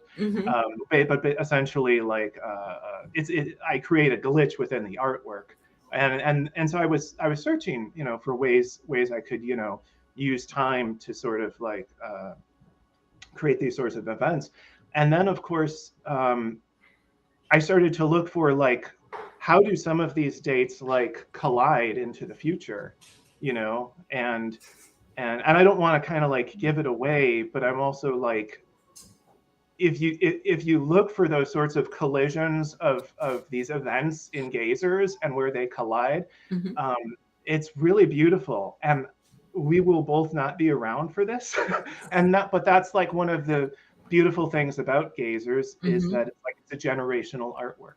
And it starts out, its speed is timed to the origin moon that it starts from, which, like I mentioned, is like 20 years, going back as far as 20 years. And so every year, every like so many moons, there's a trait where it tells you how fast it'll speed up every how many moons. And so what you end up having is the gazer starts out, they move very slowly, but in 50 years they're all going to be at least moving at 50 frames per second. Yeah. Right. And then if we move forward 200 years, that's 200 frames per second. And you damn well know, if humans haven't blown themselves up, we have technology that's going to be keeping up. So right now it's kind of like gazers also, it scales with any dimension of display. It can go really small or really big.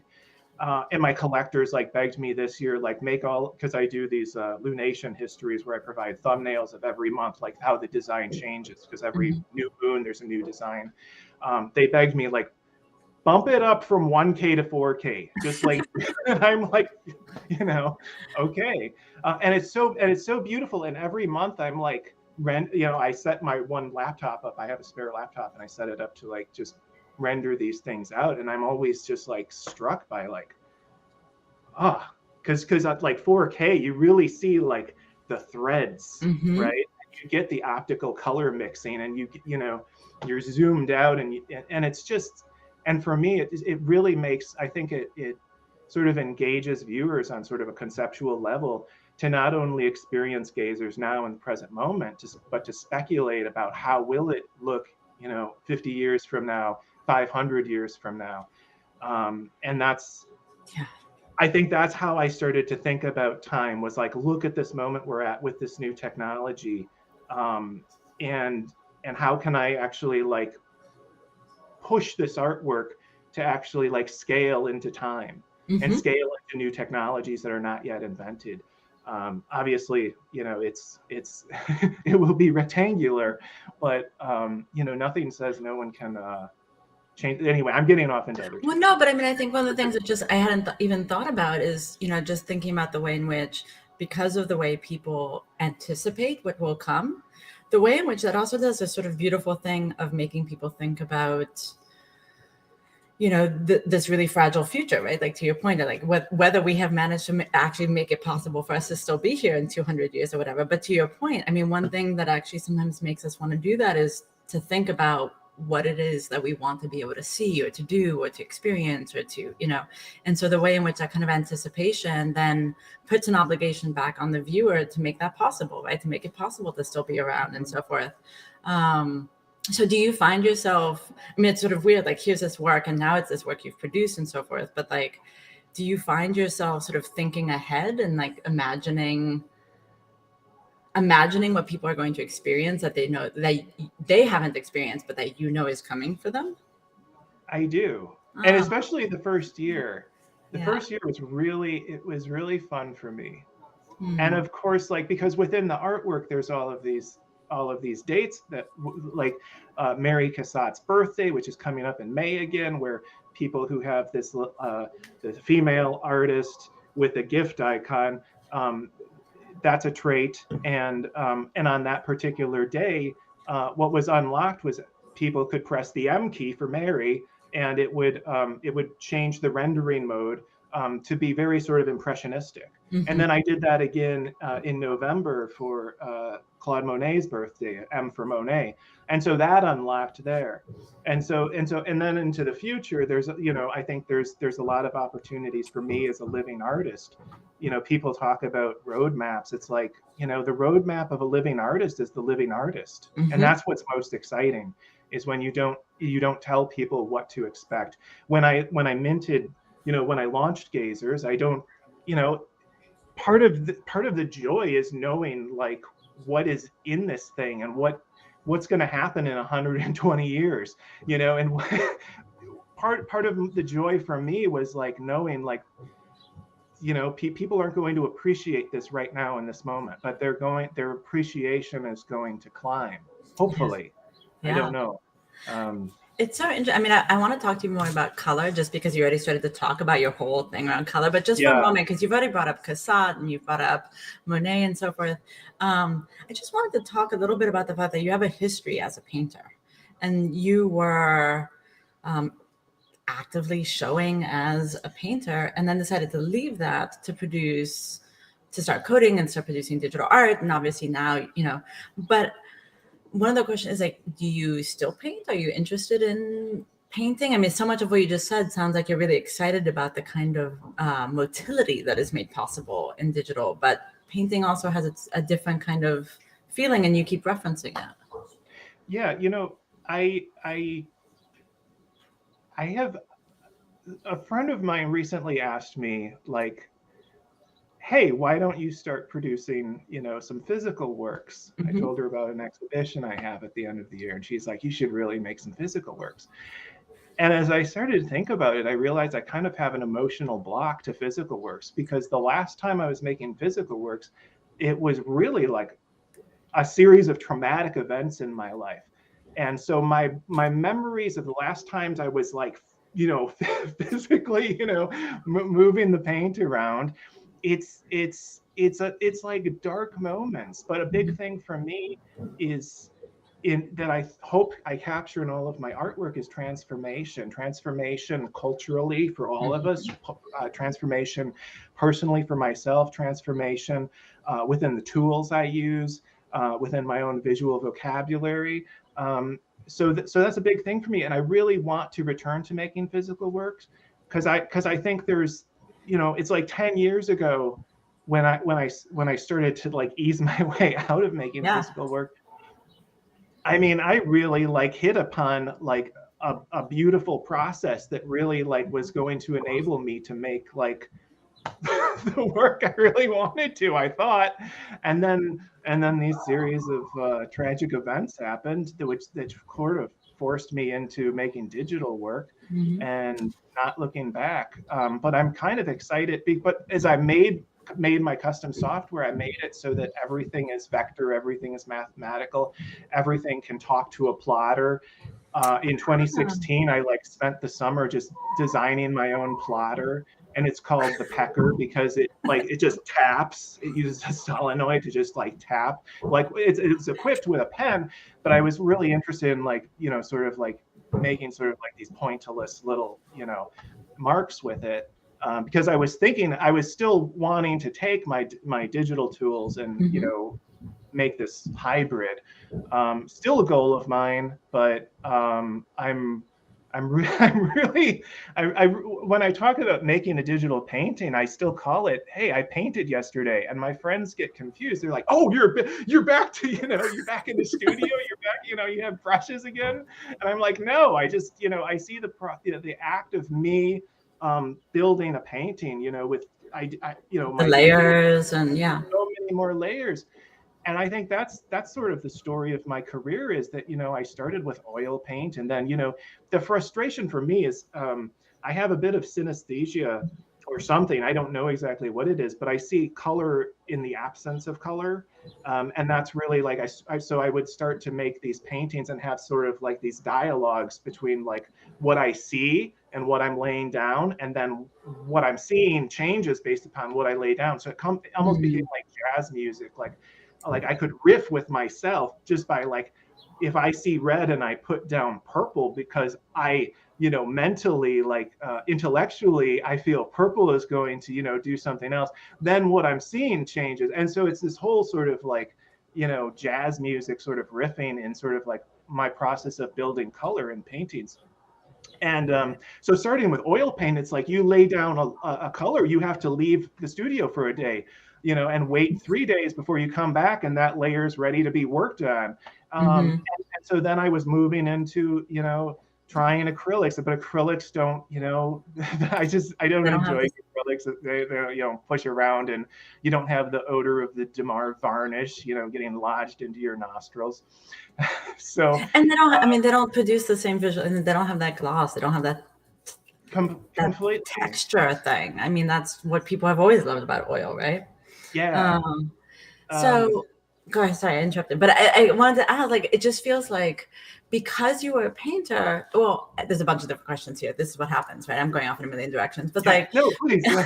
Because you were a painter, you know, and because of the training around it and because of the, you know, the physical practice of it and because of that experience with the different layers, do you think that you came at, like, when did you notice that you broke a certain type of thinking or compositional attitude, so that you are really working with the digital tools as digital tools? Because there's this thing where it's like, often we hear these conversations as if like they're completely the same or they're completely different. And there's clearly relationships, but there's also these moments where it's like, no, where you want to think about the fact that this is going to be experienced as an oil painting in a particular kind of way, and you're doing certain things for the people to view it and experience it that way. And if you're over here and you know that you're doing a screen-based work or something that's going to be, you know, multi-generational work, like you're going to try and produce certain types of things. So when do you remember any moments when you kind of like broke the sort of the painting training and sort of like latched into what was really different about your coating layering practice? I would say it's still in process. It's still happening. I still will like be working on a painting and layering it up, and I will get up out of my seat and I will step back away from the monitor, and just like I would do at my easel. And I still do that, and you have to like it's like I have to physically move my body away, you know, and observe it from a distance. Like zooming out doesn't work, and it's like sometimes, you know, I just have to, you know. So I'm still adjusting, but you know, recently, I've you know, there's a lot of generative artists who have been, you know, making work that's sort of like attempting to look like it's, you know, a traditional tool or real life tool. I kind of went through that phase back in like 2014 to 2016, where I was doing that. No one has seen that work because like I was never really a Web 2 artist because like I didn't really see the value in me like just you know, providing myself as a product, you know, for these tech companies. So I was never really like sharing my work constantly, and I like to. I'm a secretive person. I'm a Scorpio, so okay. I'm not really into horoscopes, but I'm told like, yeah, it matches you. Okay. But yeah, so recently I've been like more embracing like what do my digital tools actually look like? Why, you know, let's not mask, you know, off these like these edges that are bleeding out outside, you know. It's like let's let that be the paint drips in my process. Let's let that be the, you know, the beautiful thing, and really show evidence of the tools, show evidence of me working. Don't try to hide them, and don't try to like turn a circle into like a squiggle. Like I can do that if I want to, but initially, like in a painting, I'm kind of interested in like, what does it look like if I just go to it and I don't try, if I'm not trying to do something that I'm not. Does that make sense? It does actually, yeah. I mean, because I think this is one of the conversations we're having a lot these days, right? Because there's been this sort of resurgence of interest, or resurgence. There's been this like new kind of orientation around digital artists making physical works or like plotting them or whatever. And so like the conversation is happening around, when do you want a digital tool to be a digital tool? When do you want a physical work to use the realm of the physical that already exists? What is the conversation between them? So it totally makes sense that on some level, having been through that already, because you've been doing this for so long, that you're like, no, I just wanted to like let the digital tool be the digital, let it be what it does. If I wanted to make it look different, I simply can do that. I can code that. The other question I had is when you were talking about like imagining putting a red, dot down, and then because of the way in which it sort of converses with you, suddenly you're like, I need to put a purple next to that. Given color theory having all of these ideas about how color operates, how, and because I know that you've like read that stuff and looked into it and like are knowledgeable and so forth, how do you navigate that kind of knowledge base and that rule base with your own sort of like, no, but I'm doing this? Like, when do you, how do you know when you want to push against that established theoretical realm? I think it's just coming into experience right now. I'm doing a lot of just painting with my custom software right now. I'm making, I think, like the best portraits I've ever made in my life. It's totally like full self-realization moment. And I'm not sharing any of those yet, but you'll see them at the end of the year. Cool. Note to everybody. But a cool thing I'm doing with that is if there's 3 seconds that elapse and I don't touch like, one of my tools, one of my little levers and buttons, it's taking a screen capture. So I'm recording the whole process of me making these paintings. And it's really interesting because I find myself realizing, I sort of like observe myself a lot. And I'm realizing like my first instinct for the color, 90% of the time I'm going with it. So when you watch these like making of, paintings later on, you're going to probably see me like, go to red. And then you're going to watch me like try green, try purple, try yellow. And then I go back to red. 90% of the time I'm going back, like, but I'm trying, but it's that 10% of the time where you find something that actually resonates differently and changes the whole, the whole of the direction. And that's kind of like really exciting when I find those moments. And I think your question just gets back to like what gazers is, like in a color theory sort of perspective, because I sort of like approached gazers with this experience, like 20 years of experience of like having this very personal relationship with color that I had developed. I'd also like been like noticing like what's the color relationship I'm seeing that I can sort of like algorithmically like correlate to the color wheel, and how is the color wheel in the physical world different from the color wheel in a HSB, in a hue, saturation, brightness sort of field? They're totally different. And so that kind of requires a different algorithm to create a real color wheel, like physical world color wheel. And so anyway, gazers is in terms of color theory, it was me creating an algorithm based upon my observations of myself for 20 years to try to, and I can't even say attempt, like I think I did succeed in this. I made an algorithm that sort of like second guesses, third guesses, fourth guesses. In order to create these colors, it's not like there's not a preset palette. Like I'm using like the palette that's in gazers is, like all the oil paint tubes that I used, right? It's all of that. So that's the starting point. So it starts with a seed color, and then it starts a whole like what's my conversation with color in terms of how I'm seeing it, how I'm intellectualizing color, like that whole bounce around. It starts with this color, this seed color, and then it's asking those questions, and then it's and then it was me kind of like putting in like, chances, probabilities around these decisions, and how many times do we get this far down and then we go back up here, and that like exists within the algorithm. So it's really a conversation where it's like grapevining, like our conversation is right now. Wow. And it's kind of, it's finding itself the same way I locate color in my work. So just as someone who doesn't code, I'm going to say, wow, I can't even imagine how you managed to figure out how to code that, because that just sounds extraordinary. It felt like an impossibility for, like, when I first started like working with generative art and coding and algorithms, it was definitely a goal for me, but it was never something I ever attempted until I started Gazers. I never attempted to create algorithms around like color theory like that.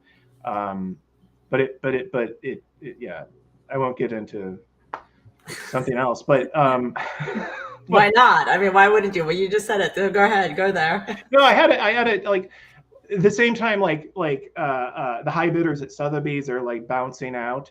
Like this, and the same day I kind of find out like they're just going to leave up the fake price, or whatever that is. I don't know what that is. So allegedly, whatever.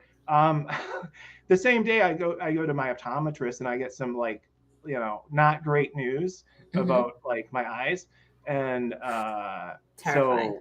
So yeah, and it basically it woke me up to the fact that like I'm not a spring chicken anymore, and like I have a limited amount of time to do some of the things that I really want to do. And one of the things I really wanted to do was like, I think a lot of artists sort of want to find immortality through their art. And of course, like as an artist who codes, it's like there's a lot of opportunity for my art to generate upon itself, like without needing me, as long as I've like taken my experiences and my knowledge and everything, and I've sort of like algorithmically like rolled that into something that can work into the future. And so that's kind of like where Gazers came from, was just like this great fear that my reputation professionally was being threatened by Goliaths, and medically I was in trouble. So yeah, that sounds like a pretty rough day. But also I find that really amazing, because Matt, it's very difficult for me to imagine, just out of respect for your work and how much you've done, and sort of to imagine that anyone like that Sotheby's, like that this sale could like make you feel like it's going to impact your success or your work, like all that you have done. I totally get it that that's like a human moment. How can we not have those experiences, right? But like also on some level, maybe wasn't it kind of interesting to sort of realize like, yeah, no, they can't. Like you still get to be this person who's made this work and has had such an impact. Completely. I had like 1 or 2 really dark days, and then and you know what it was? A lot of money.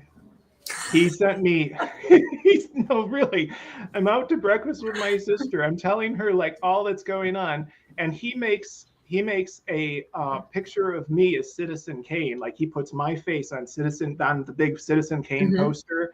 And he like put that on Twitter.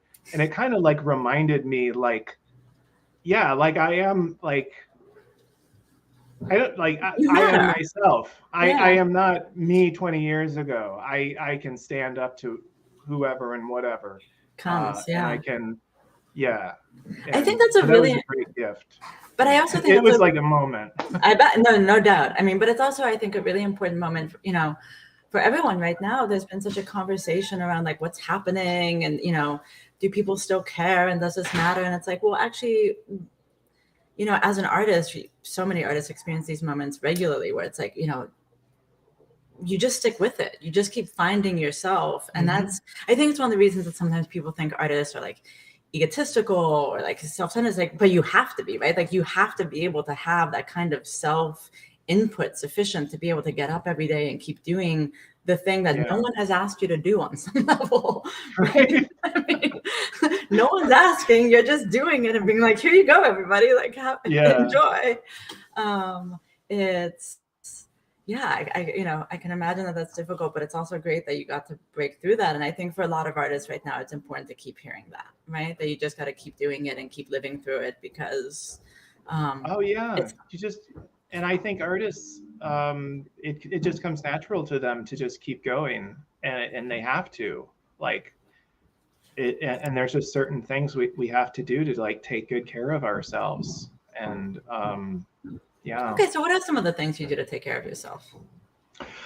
Like today, I did really weak yoga. Nice. I get made fun of because it's like, but it's just in terms of like getting my body to move, totally. You know?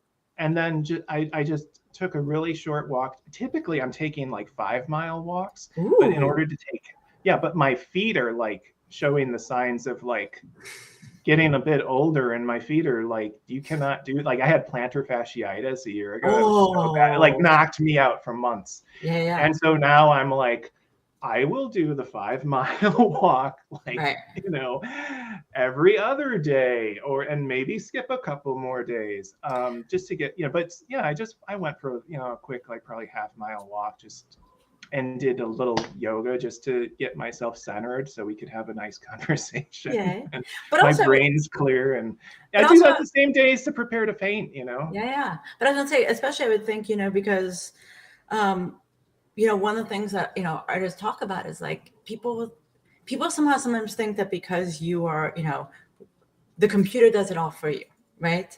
Like there's this labor involved in like these, like as being a sculptor or whatever, right? Like the sort of the kind of machismo that sometimes comes with that. And then it's like, oh, but you're at the computer and it's like doing it for you. And it's, but any artist who works will talk about like, if you are committed to your body, you're still there for hours on end. Your body's, it's still you in a body making the work. So I would think that walking would be hugely important for you, just because otherwise you're going to cramp up, no? No, completely. And I need to take more breaks. I need to like get up and, walk away more often. What's the longest period of time you've ever worked without walking away? Do you even know? Oh, I mean, I don't know. Yeah. It's kind of ridiculous. Like the last, since 2014, I've just been so in it, centered on either coding, and then when crypto art came around, there's so much marketing and community stuff, and so it's just been like, it's been a lot the last, decade. Yeah. What kind of breaks do you like to take besides walking? Do you read stuff? Do you go look at things? This is a good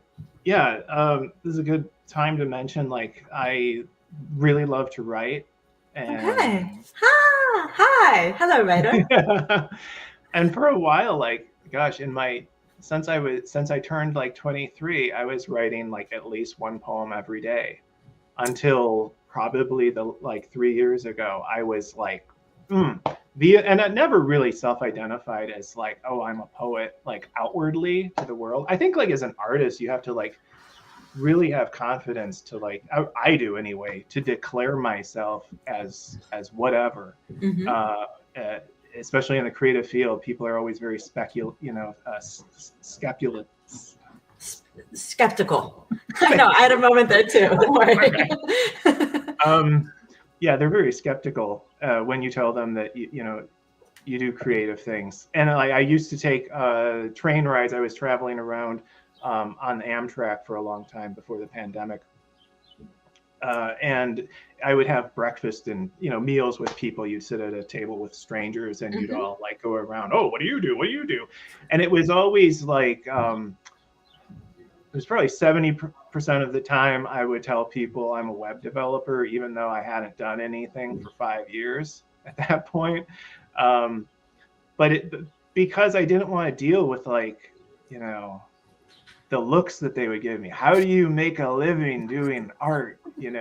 But this one time I took the chance. I just kind of got the right vibes from these people, and they were like, our son is an artist too, and he has a patron, and isn't that wonderful? Totally. It's funny how the economics immediately come in, right? It is. like that's the biggest concern people have about being an artist. It's like, how do you earn a living, as opposed to how do you keep making the work? Like, how do you keep coming up with ideas? How, like any of the things that you think might come up. I mean, I guess one of the things, just, you know, in the interest of the topic of time, do you have a favorite time of day? Do you have a favorite time to do certain types of things? I used to be like really rigid about how my days were set up. Oh, wow. And the last few years I've had to like, I mean, I've actively kind of been combating my rigidity on things, and just to prove like I'm a very flexible person. I don't need to, you know. Proving to yourself, or because someone was like, you're really rigid, Matt? To myself. To myself. The internal conversations we have. It's exactly. I'm like, why am I doing this repeatedly? Yeah. No, I like patterns, obviously. You know, my work has a lot of patterns, and my life has a lot of patterns. But gosh, I used to really enjoy taking naps in the afternoon, like take a big long walk, come back, have a beer, have a glass of wine, so, you know, something, and then take a nap. And then I would or meditate. It was just shut my eyes. If I could nap, if I could meditate, and then I would be recharged to work another 8 hours, which is terrible. But I do, like, I read at some point, like Da Vinci would do that. He would take afternoon naps, and then he that would enable him to, like, you know, work 23 hours out of the day or something. Totally. I'm not that severe, but I definitely like push myself into 16-hour working things more often than I should.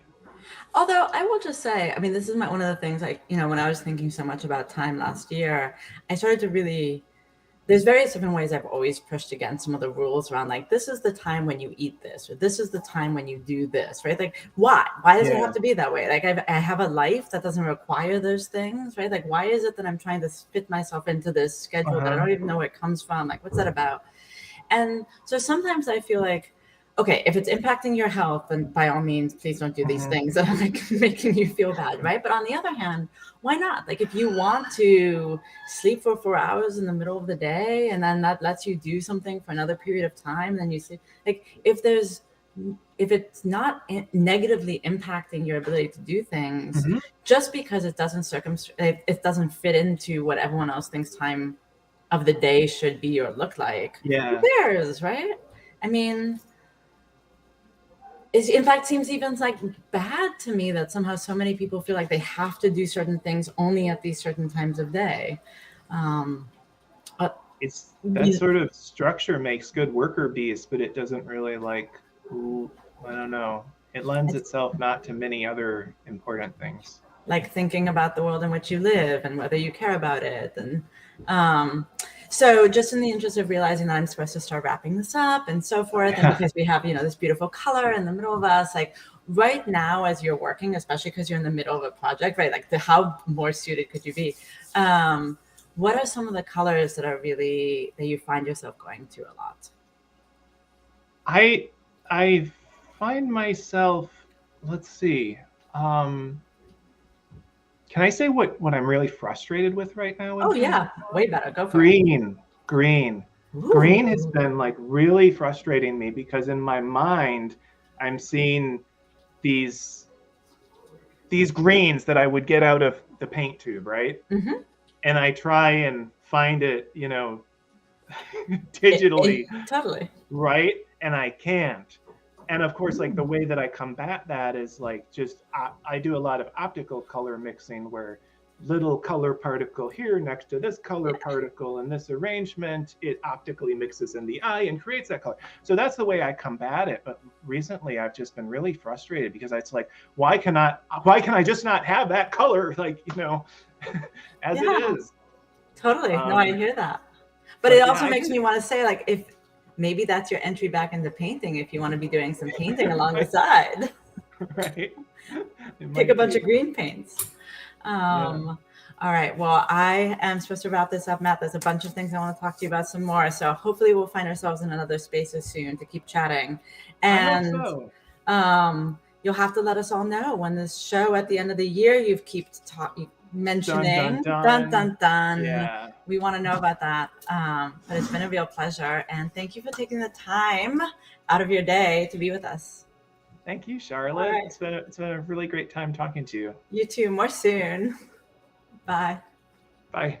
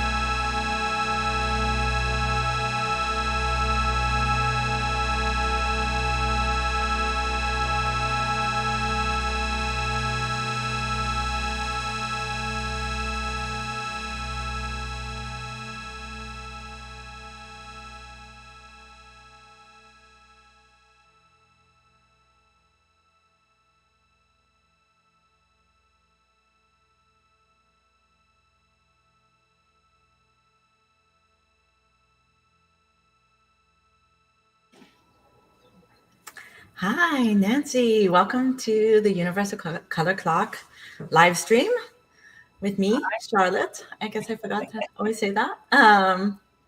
So I'm really thrilled to see that you are in your studio. Yes? I am in my studio. If I weren't. Well, I don't know. I mean, like, people have these amazing backgrounds. Sometimes I was like, that it's going to be a very dramatic background. And because one of the reasons I wanted to chat with you in the context of, this project and everything is because you have done so much work with drawing and graphite drawing and black and white, but then especially recently have been working so much with color. And so I was wondering if there'd be a way for you to just talk about like how that transition happened and how the sort of graphite work you do that is, charcoal and color of paper shifted into these like different hues for you. Yeah, I would love to talk about that. I thank you. I'm so happy to be here, portaling in from Los Angeles. For the longest time, actually graphite and the range of tone in graphite from the blackest black to the lightest light had been more than adequate for me. I felt it could achieve everything I wanted to achieve with color. So for the longest time, I actually had quite a resistance to color, as much as I love color and sort of delight in an almost ecstatic way in color. But I felt that I was able to articulate what I wanted to articulate with these gradations in gray and in black and in white, and in really using the infinite space of white of like the paper to communicate all of these things and to sort of extract forms from a void. And I also, I think I had a lingering bias from, I remember when I was an undergraduate, one of the assignments we had was to go out at night in the moonlight and to just with a pad of paper and some charcoal and to try and train our retinas to discern the subtlest gradations in tone.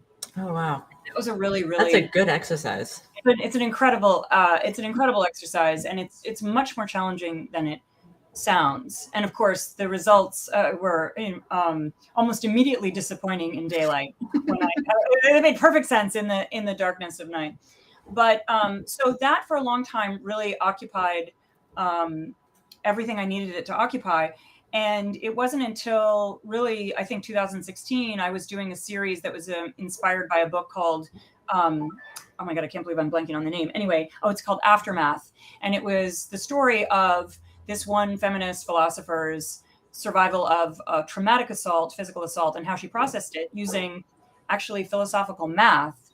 And I realized as I was trying to translate some of these ideas into these large-scale immersive drawings, that what I actually needed was to puncture the sort of biomorphic, like grayscale forms I'd created with sequences, mathematical sequences of color, and it ended up looking very much like code. It ended up looking very much like music, and I realized that the two were not mutually exclusive, and that they could coexist, dynamically together, and that in a way kind of opened up a whole new portal for me. I realized oh God, I miss color. And then when I started drawing in VR, that's when I could really indulge that ecstatic engagement with color and it's all of its combinations and recombinations.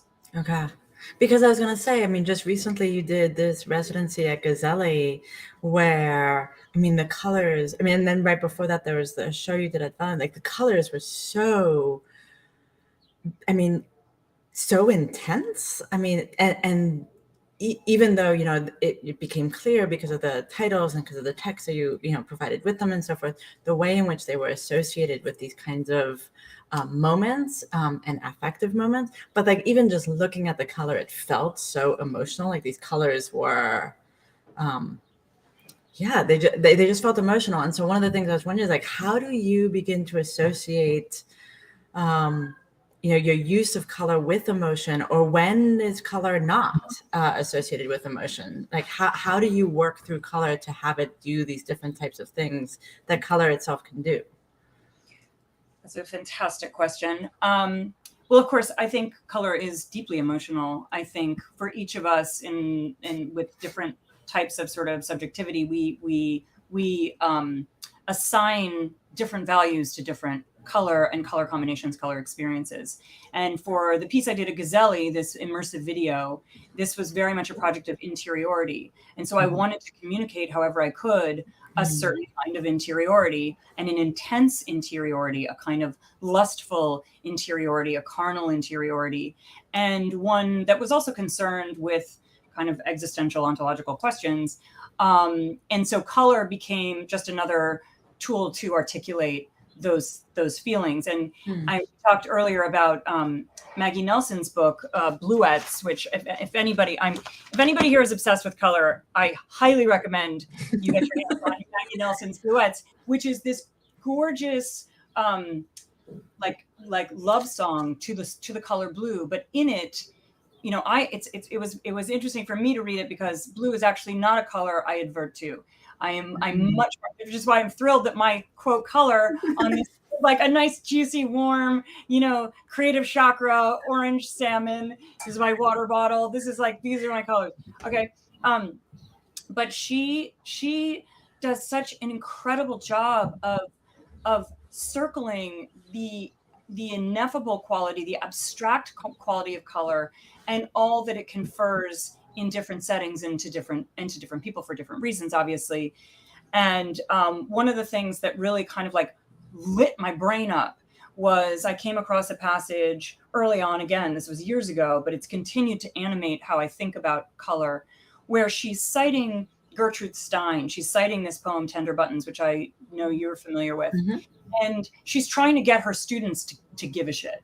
What is Gertrude Stein saying here? And the only way she presents this idea of hurt colors. What would it mean for a color to be injured, to suffer injury? And in that injury, what might the color reveal? In other words, what might be revealed in a color by slitting it open? And I just thought to speak of color with that degree of sophisticated abstraction, it like stuck like a burr in my brain. And so I really grappled with that for a long time. And I did a whole series called Hurt Colors, where I tried to explode different colors and discover and to literally slice color, to slit into color and imagine what might be behind it. And I think it's an irresolvable task. I don't think that there's any conclusion one comes to. I think it's that impossibility of color, in the same way that it's impossible to describe color. You know, how do you describe color? Yeah, so actually, I mean, because you've had to do that in some of your prior work, maybe can you speak to how do you do that? How do you describe color? Well, it's interesting because I think to even attempt to describe color reveals one's bias. You know, it reveals one's particular perspective. And I know not a lot of people, but I know some extraordinary artists who are actually colorblind.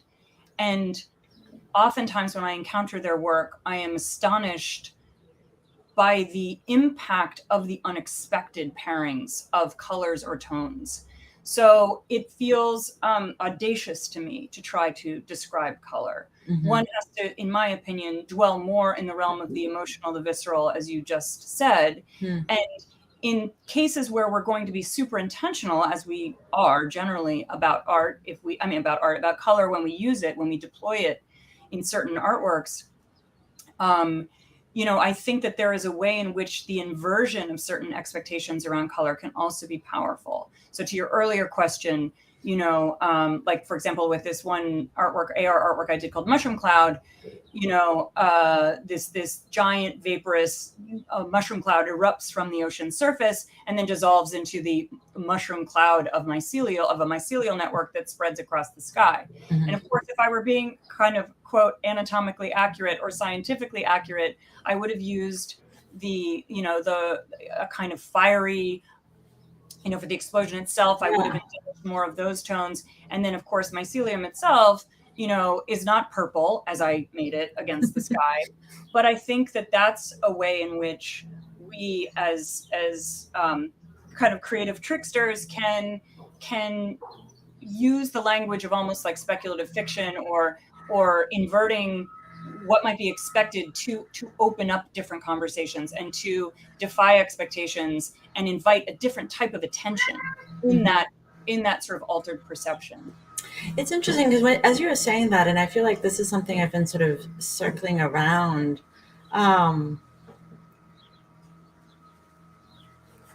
The conversation around color is one that I feel like often doesn't get had when we're talking about digital art.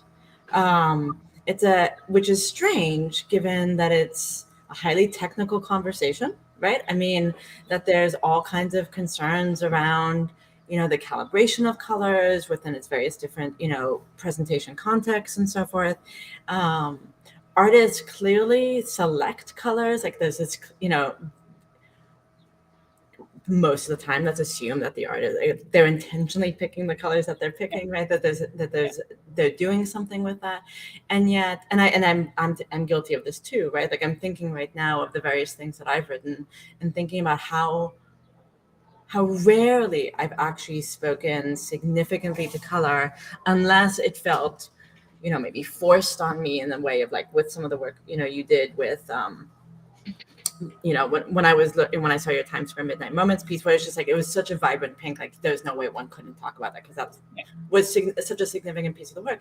And yet this seems so wrong to me in some way, because of course all of you are constantly picking colors, right? I was just talking to Matt Kane. He is so intentional about his color use. He's got this very clear, he produces software to make sure that he's managing it.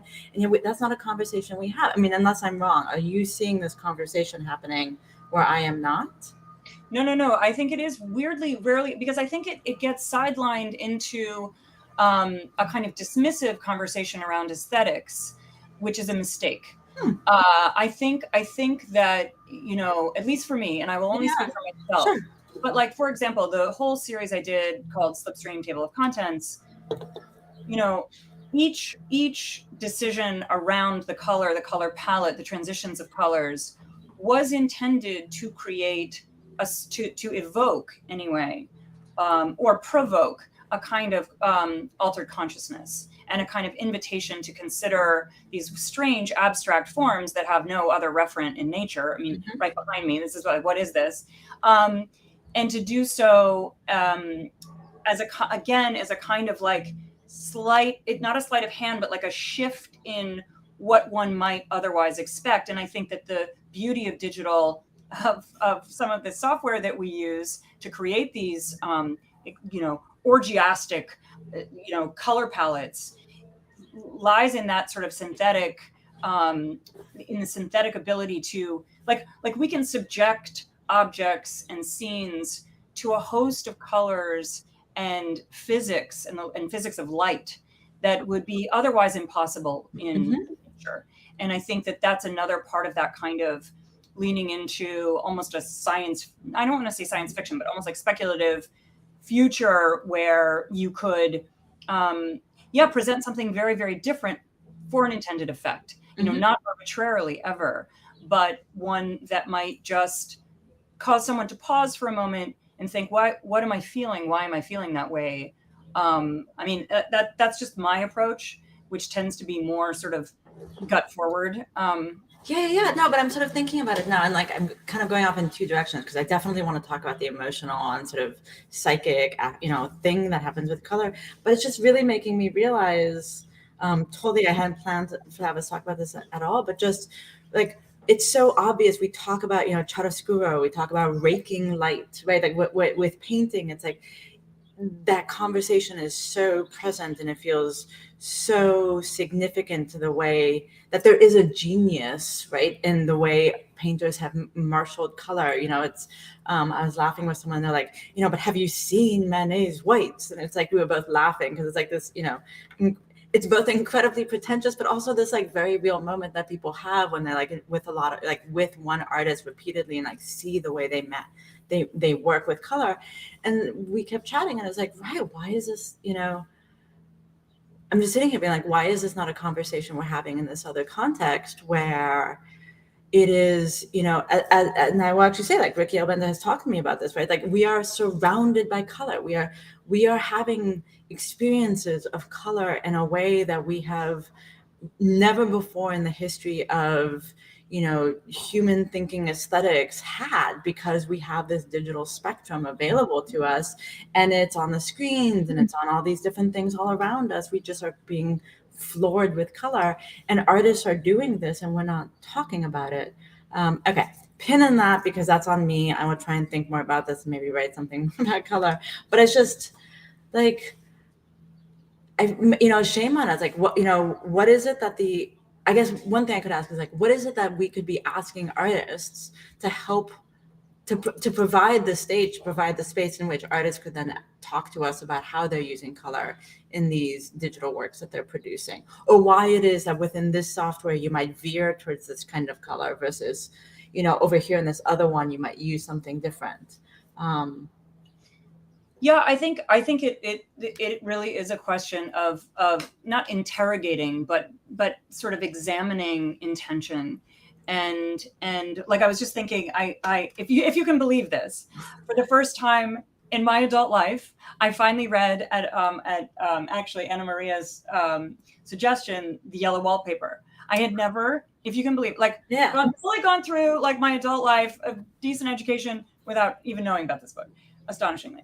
So I read this book, and actually when I was revisiting when I was revisiting Bluets, Maggie Nelson's book, she has a passage about yellow, and she has a passage about how yellow across cultures is often associated with something negative, with death, with illness, with illness. And I remember, like, at one very low point in my life, having to repaint a room because I had chosen the wrong yellow, and actually yellow. And so I would say, well, I won't say it now. A type of orange which doesn't help one sleep. Okay. And I think that while I never ever want to create any kind of sense, because I do believe it's so deeply subjective, and I bristle at any kind of assignation one way or the other. It is notable to me that, like, yellow is a color I avoid. Yellow is a color I don't actually use. I use it in lighting, but only to refract to bring out other colors. And I think that, like, a whole other conversation you could have is the ways in which colors are juxtaposed. And I was thinking about, because we love Carlo Rovelli, I was thinking about, he writes in The Order of Time, he writes about music and how the reason we can understand and experience music consciously is because we have memory and anticipation. So we can remember the note that comes before it, we experience the note in the moment, and we anticipate the note that will follow. And I thought, doesn't that also apply to color? Right. And what's interesting about when we start playing with those variables with color, and what's revealed in those gaps in between and on either side. So, yeah. But I mean, okay, so sorry, but like, just thinking again for a moment about the slipstream table of contents, each of those chapters, I think of as being a single color. Yeah. I'm wrong. No, you're not wrong. Really? So how did you manage? Because I mean, how did you manage working with one color to produce the kind, I mean, you must have been using other colors or variations on it to produce the kinds of effects that you're producing, right? Like, how do you assign yourself one color and then not deviate? Well, this gets back actually to something very traditional in artistic training, which is to say the color wheel that like, you know, if you want to amplify orange, you thread a little blue into the mix. Right. That the blue is the thing that amplifies the orange, or vice versa. And so in every case, even when I had like a pure that arsenic green or that very very apocalyptic orange piece, Umwelt, in every case there is lighting you might not be able to see, but lighting that exists that is like a pale blue or that somehow deepens and enriches the colors, because you can achieve a different level of saturation when you do that. And I remember I had one of my art teachers in high school, we forbade us from using black. We were never allowed to darken any of our pigment with black. Oh. Only darken it with the complementary color. And that kind of training, I think, kept us from being a little lazy in how we thought of color and thought about how to manipulate color and to represent it, literally represent it. Totally. So thinking about, the emotional quality of colors, and because I think of different emotions as having a temporal field, how, and since you're a time-based artist, right? Like how do you think about, these really highly concentrated colors when you're working with them in terms of their temporality, right? Like how long they will be, what the rhythm of them will be. It's so interesting. It's so interesting to think about color in terms of time because, if you've ever worked in prints, if you've worked with oil paint, if you worked, there is nothing is obviously immutable anywhere in any context, but there can be a kind of shelf life to that color. And digitally, I mean, it's interesting. I'll be very curious to see if the colors that I've used in certain artworks, if they've changed, if they shift, if they've degraded over time because of as the technologies through which we can perceive them or present them change. I when I think about like LED technology, for example, we experience color differently through LED light than we do like a traditional like LCD or whatever. Right.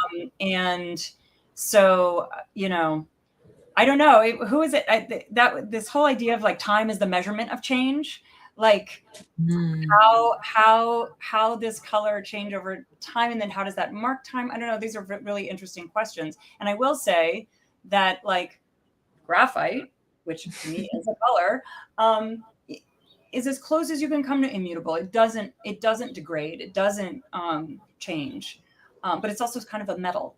So I don't know. I think it gets into all that, like, and I consider like metallic colors. Anyway, you can go down that rabbit hole. Totally.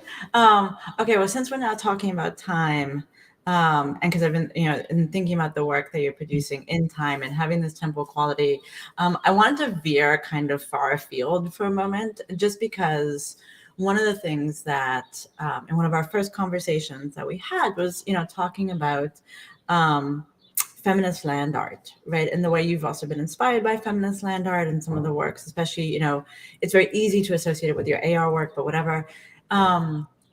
Feminist, when I think about land art, it's interesting because you move through it, right? You have to walk with it. And so you don't think about it as having this temporal quality, but of course it kind of does. We immediately think of works like AR or screen-based or whatever as having these temporal qualities. So anyway, I just wanted to ask if you'd ever thought at all about, given your interest in this, like, early land art and its effect, right? How that maybe did that in any way influence some of how you temporalize time, the works that you're producing now?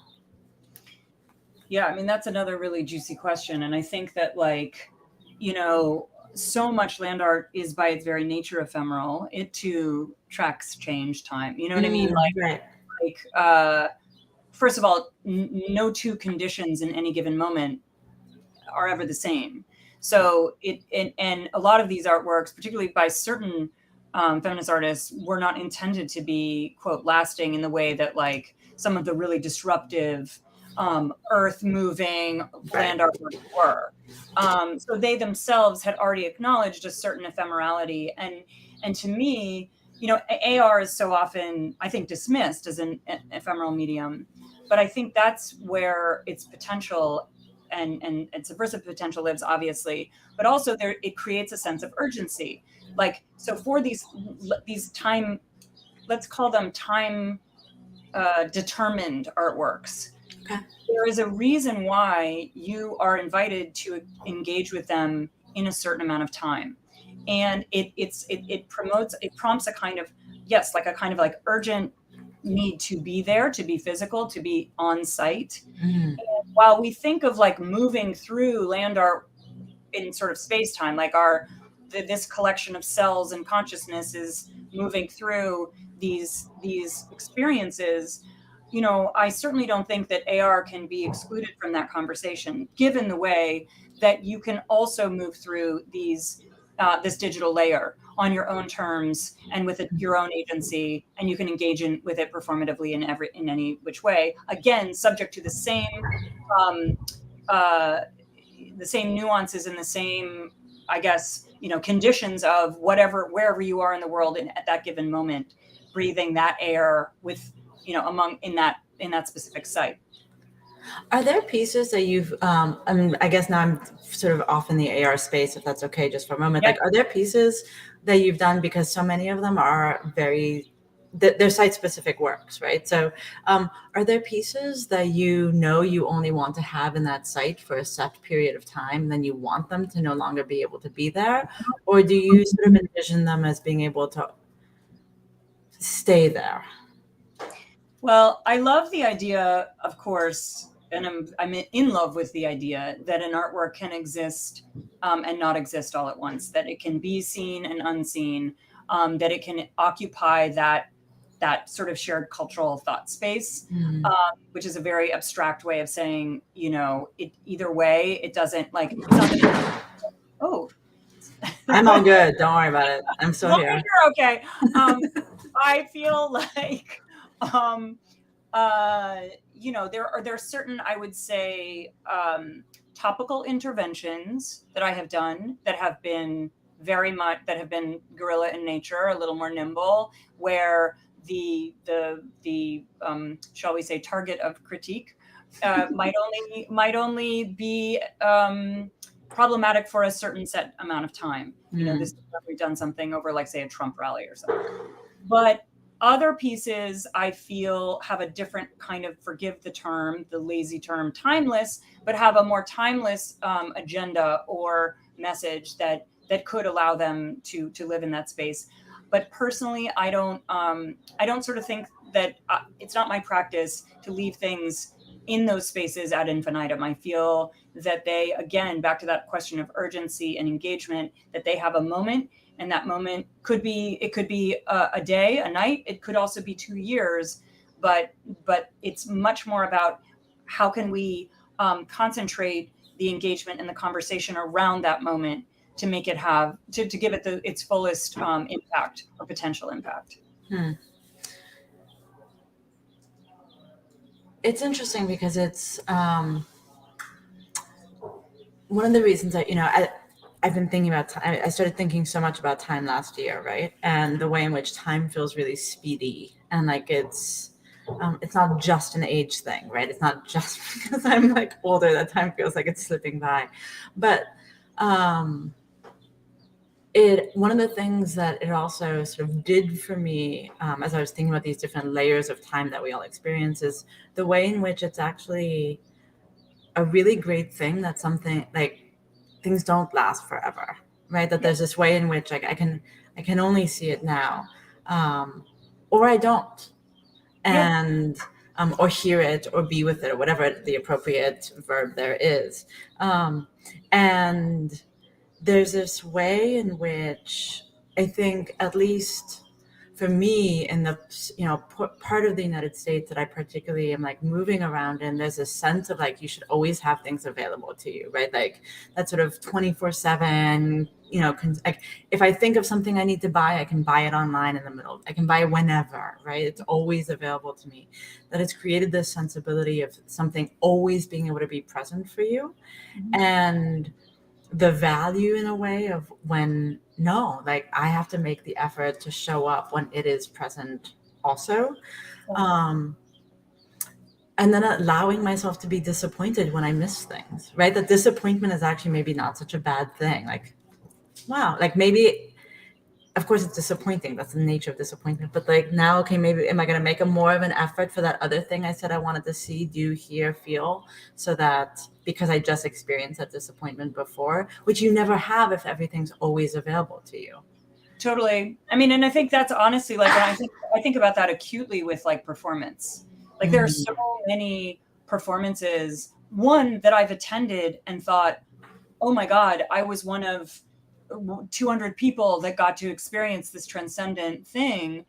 And so many, like I'll never forgive myself for not seeing Prince when he played here at the point, you know what I mean? It's like, damn it, or Bjork or whatever. But so I definitely think that's the case. And I think that given the acceleration and availability, the acceleration as we perceive it, understand it, metabolize it through all of these different, they're just having this around, the ways in which that has accelerated that. I do think that it becomes a kind of radical act to either insist on showing up or to actually neuter to whatever degree we can temporarily this influence and engage for hours in a single practice event, anything like, when I know that I have to draw and I have to draw at scale, I cannot have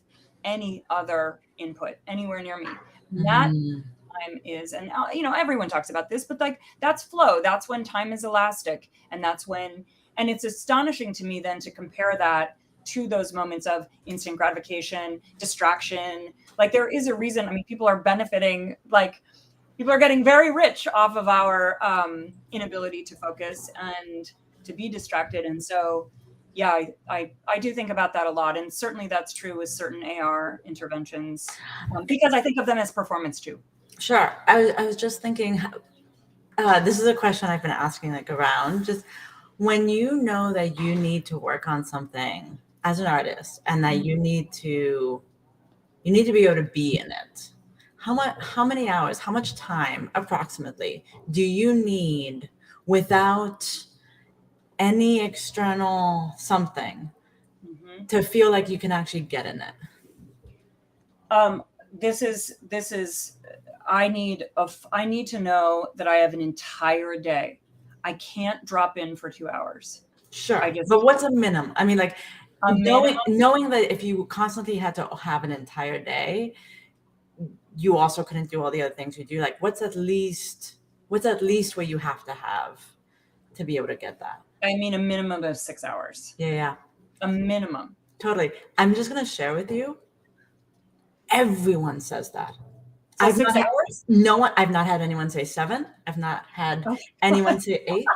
Like everyone says 6. I've heard 5, but like 6. It's repeatedly 6. Isn't that weird? What is 6? Like what is 6 hours? It's such a. And so I've been thinking about like, okay, so 6 hours, which I get. It's like we have this digital time that tells us like, here's the minutes of the day. Here's 6 hours, right? Yeah. But clearly it's not clock time that we're talking about, because if everyone, I mean, so both Tim, so my partner Tim is also an artist, and he's been asking this question to people too. So between the two of us, we've been like collecting a lot of different ways. So 6 hours must be something other than clock time, because there's something affective, body, mental, something going on that is what is needed to be able to do the thing that is the making of art. And this is true like for writers. I've asked writers, right? Like for artists on different media, like it's just interesting. I think that's absolutely fascinating. Yeah, it's I wish I knew why, but I think that's a really sort of magical discovery. I think that's really, really interesting. And I don't know if it's because that 6 hours, by the way, never feels like 6 hours of time, 6 hours, right? Yeah. Ever. It either feels longer, depending on how it goes, or like nothing, like it's not, so yeah, I think that's super, super interesting. There's something well beyond, I mean, not supernatural, but in the true sense of supernatural, as in like, it's something beyond, anyway, if you come up with anything around that, let me know, because I'm wondering. I think it's related to consciousness. I do. And I think it is related to altering. I mean, for me, what it ends up feeling like, and this is going to sound even more woo, than some quote supernatural. But for me, it's like I can settle into a conversation. Yeah. With the material and with the content, and it is to have that conversation interrupted where I have to listen, and I'm not always even aware of how intently I'm listening, but I know that when I stop listening or I'm distracted from the conversation, that's when things go off the rails. And that to me means a kind of altered state. That's a kind of like altered state of consciousness. And I think when you need to change your headspace, right? Because that's something like we all experience. Is there a color that you seek out, or a color field that you seek out? Yes. Always, always, always, without fail. It's like almost fluorescent, like pink, orange, red, any of the really sort of like meaty, warm colors. That activates my brain. What doesn't activate my brain, what triggers me in the eye would be, well, I have some hated colors. I'll just admit it right now. I'll just say it. Beige. I know beige makes me, it's like instant depression. I can't look at beige. Beige, a certain mint green, like a puce color, mauve makes me want to like jump off the roof. These are not colors I would ever seek out. And I don't love a lot of blue, to be honest with you, except for electric blue.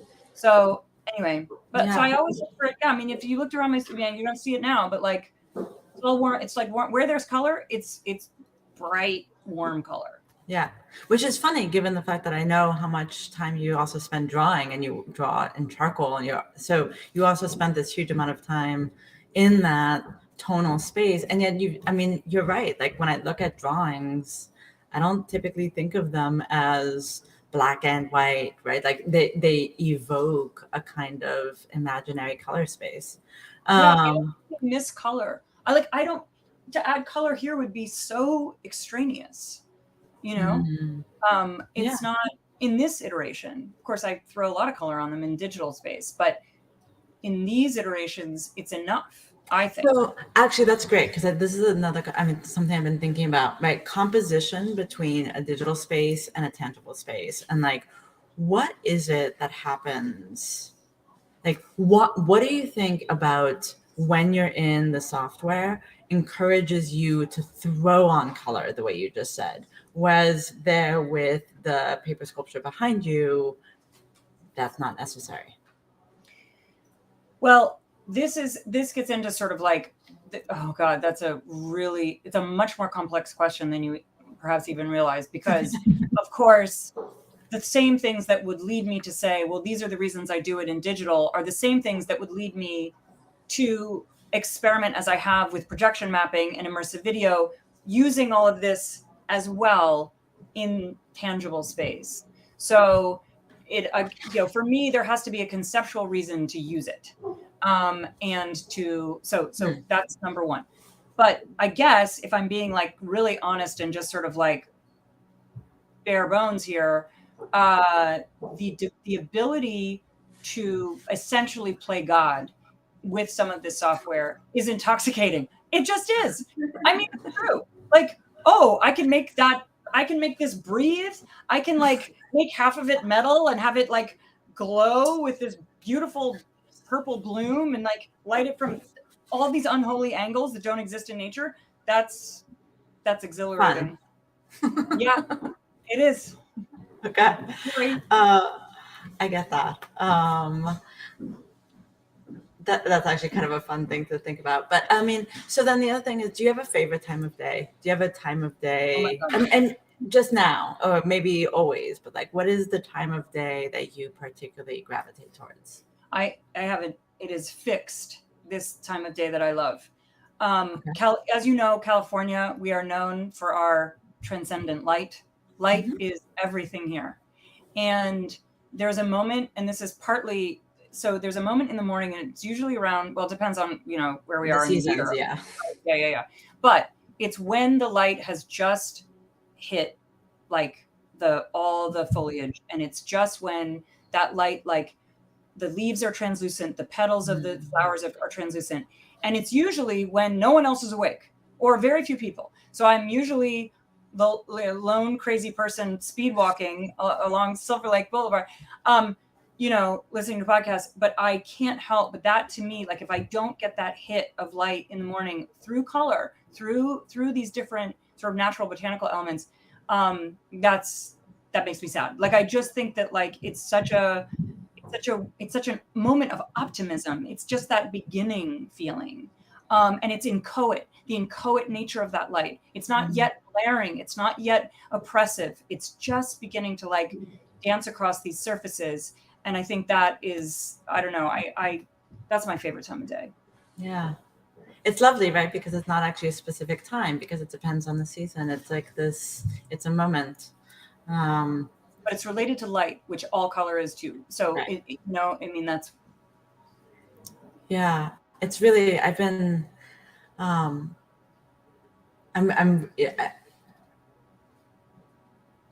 feel like we both have this appreciation for the way time is of the essence, right? Like you need to get so much done. And yet at the same time, there's a sort of, can we touch the fluidity of time, that space where it's not a determined minute. It's not the requisite, like this is the block of time for something, right? And I'm wondering if maybe that's why that 6 hours is there, because you start to lose the edges, right? You lose the edges of like the 1 hour Zoom or the 15-minute doctor's appointment or whatever. Like there's like the way time can get chunked and accorded these specific types of tasks.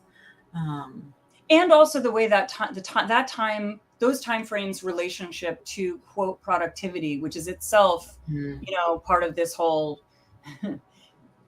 capitalist machine that we're all a part of, where like that's how we measure not just success, but values, like value and self-worth, like and I always feel it's a very liberatory space to reject that for a moment, even though I am completely I live my life by those broken up chunks of time. Totally. We all do. We have to, right? We have to, right? But yeah. And speaking of, I'm gonna have to start to wrap this up here for a second. So I'm just gonna say, so given that you get that hit of light in the morning, is that then your most productive time, or not productive? I will say, is that your most creative time? Is that the time when you like to be in the studio, or do you ease into the studio? I have to move my body first, but yes, through space time, I have to walk through. But yeah, no, that is arguably the most productive time, or whatever, creatively fertile time. And I think it's when I'm most open to ideas, because I've just come out of, one hopes, not the insomniatic agita, but if I've slept well, my brain is much more open and pliant, and I think that moment is very very generative. I can tell you, I rarely have productive or creative ideas after beer o'clock or anything that follows. All right. Well, on that note, if that's not a beer, I hope you can enjoy one next. No, it's not. I'm bad, but it's still only 2. It should be. All right, Nancy, thank you so much for joining me and for being a part of this 24-hour conversation. And we'll talk about color more next time too. Okay, great. Thank you so much for having me. This was super fun. Thank you, everyone. Bye. Okay, bye.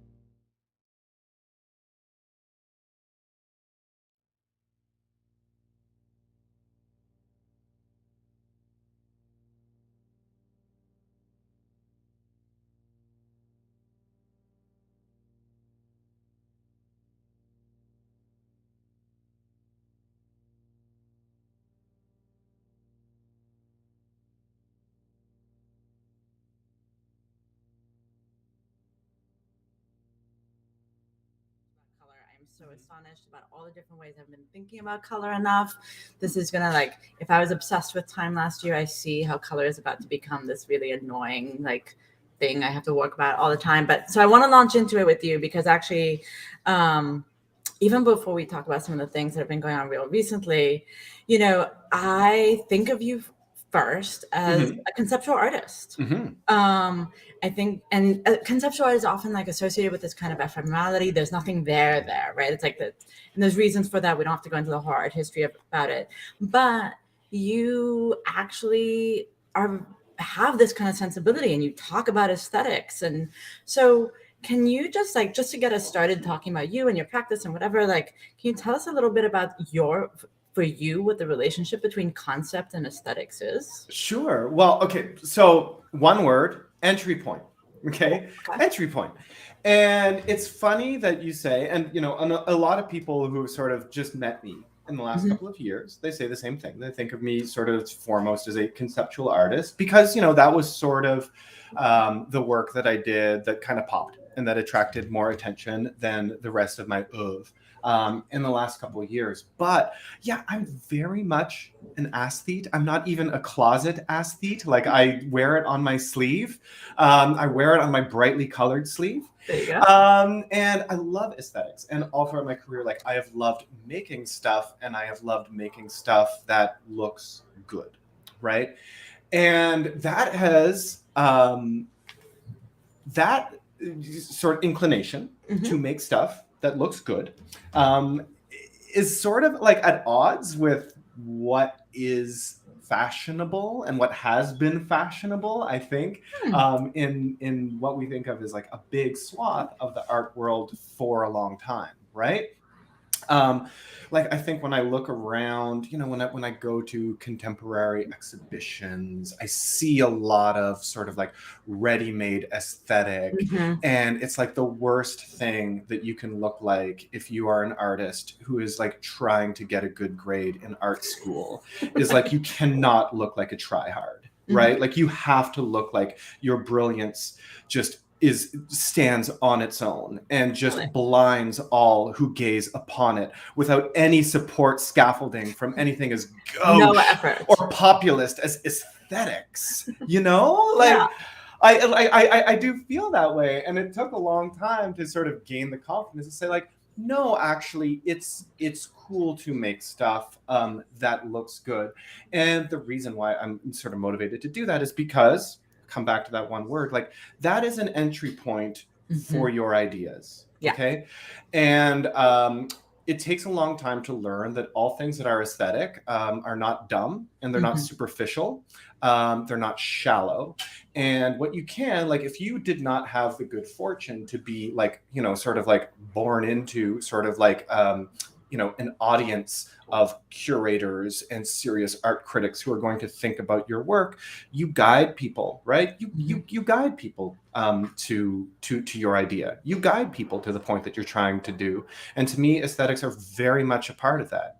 We're also in a culture now where, like, all aesthetics are very, very political. Right? Right, totally. You know, like, essentially all politics have become aestheticized, carry like a very distinct like aesthetic. Absolutely. And those things shift, and you want to employ aesthetics in a way that shows that, like, you're on top of that in thinking about it. But anyway, I've rambled on. Well, no, but I mean, I think that it's actually sort of interesting because one of the things that often sort of bugs me about the way people think of conceptual art as not having an aesthetic is because the form carries the message, right? Like, there is a formal quality to the way an idea is presented. And I remember realizing this, where it's like, you know, so I'm a writer, and I just like, that's my medium, right? But it's like, the idea, I can have an idea in my head, but as I start to put it into words, like typing it out, the idea actually becomes concrete and either is carried across by the words or is not. And I have to start changing the words to make the idea appear the way I intended the idea. And it's like, even when I think of, you know, many conceptual works, like, part of what works about them is actually their formal presentation. And like, there's an aesthetic there, even when we don't think that there is. And so it's just like, for me, it just, I've often been frustrated by the way these things have been seemingly separated out. You know who's a great example of that, of exactly what you've just talked about, how like words have like a sort of aesthetic, and like style and tone is, I think, like a sort of like aesthetic of language, is somebody that I've talked about before, like Andrea Fraser, right? Totally.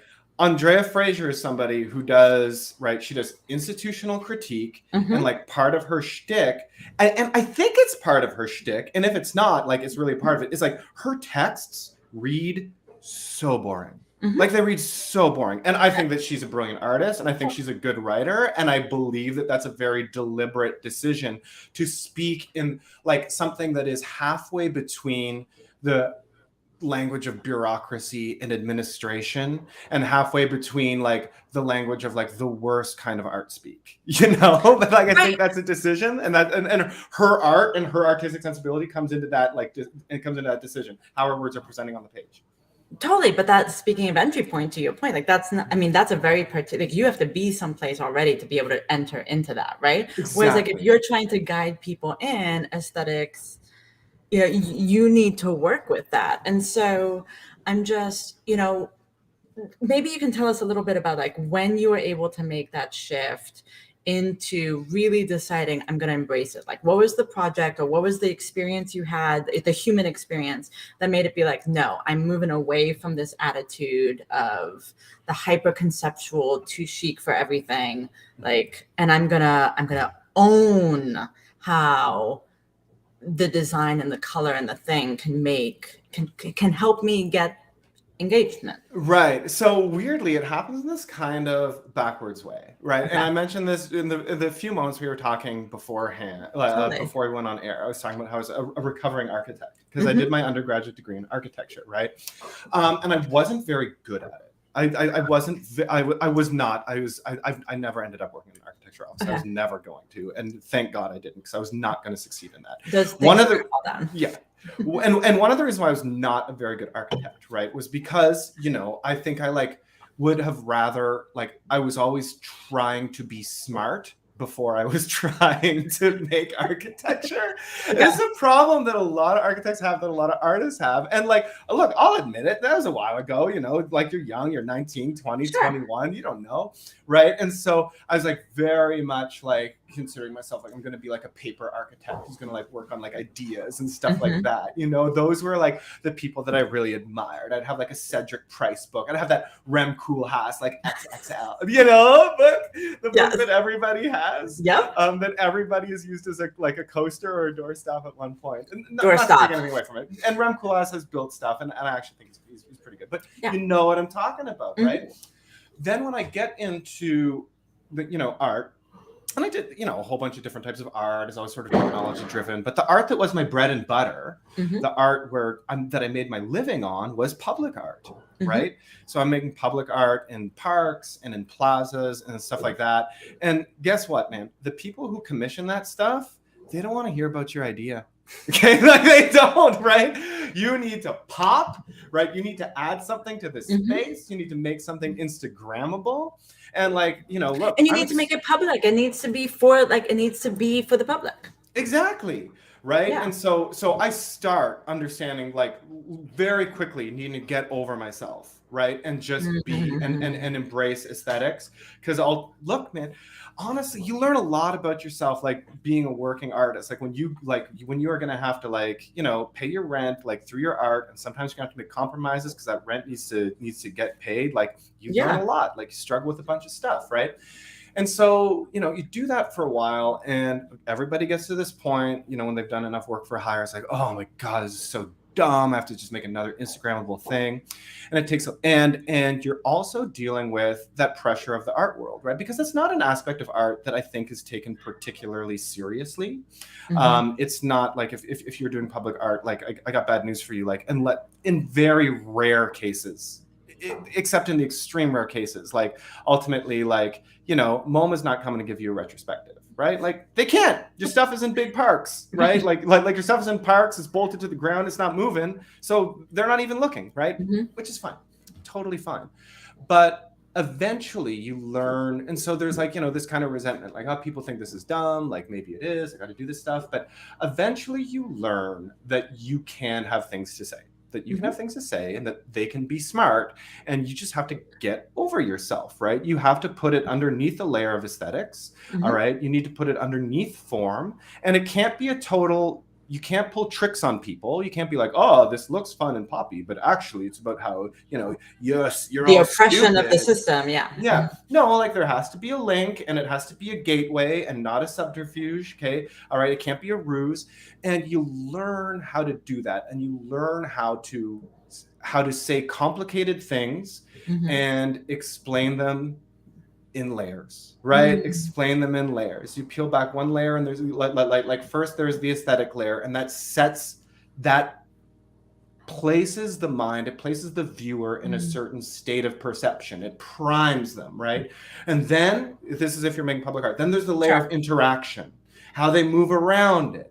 And that primes the viewer, right? It creates another layer of perception. It has to be built on top of the other, right? Right. And so, and that's basic interaction. It could be how you walk around the piece. It could be how it presents itself to its environment, how it relates to its surroundings, right?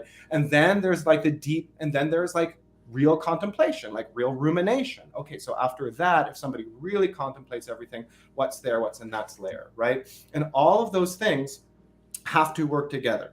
The surface aesthetic layer, okay, the contemplation of basic interaction. Every artwork has an element of interaction, whether that element of interaction is that you sit in a movie theater and you just take it in, or whether it is that, this is a piece of tech art and you wave your hands like this and it goes blip, blip, bloop, right? And then finally, like that layer of real deep contemplation. And it's fine that very few of your viewers are ever going to get to that third layer. It's fine, but you can still have it in there, and you can make all those things work together. And so what is it that, actually, even before I go there, I wanted to say, like, when you're talking about moving around, right, with public art, like that is actually, I think is this important thing to remember, the way in which that's also, there's a temporality there, right? And it's one of those things we always forget about, because so I have this like thing I'm sort of thinking through right now about the way in which certain types of like the moving image and certain types of time-based media, because we emphasize the temporality there, all of a sudden things that aren't using explicitly temporality got interpreted as being still. And I totally get why, and this is like a totally unformed idea, so I'm sort of rambling, but it's like, but actually, sculptures do have movement. You move around them. There's this way in which your eye moves across a painting. Like there's movement and temporality that's happening. So how would you think about time when you work with public art? Like what kind of time frame you wanted people to have as they moved around it? Like, yeah, I mean, you have to think you have to think somewhat less linearly than that, right? Because you don't get to, like in film, literally draw a timeline and decide when things happen.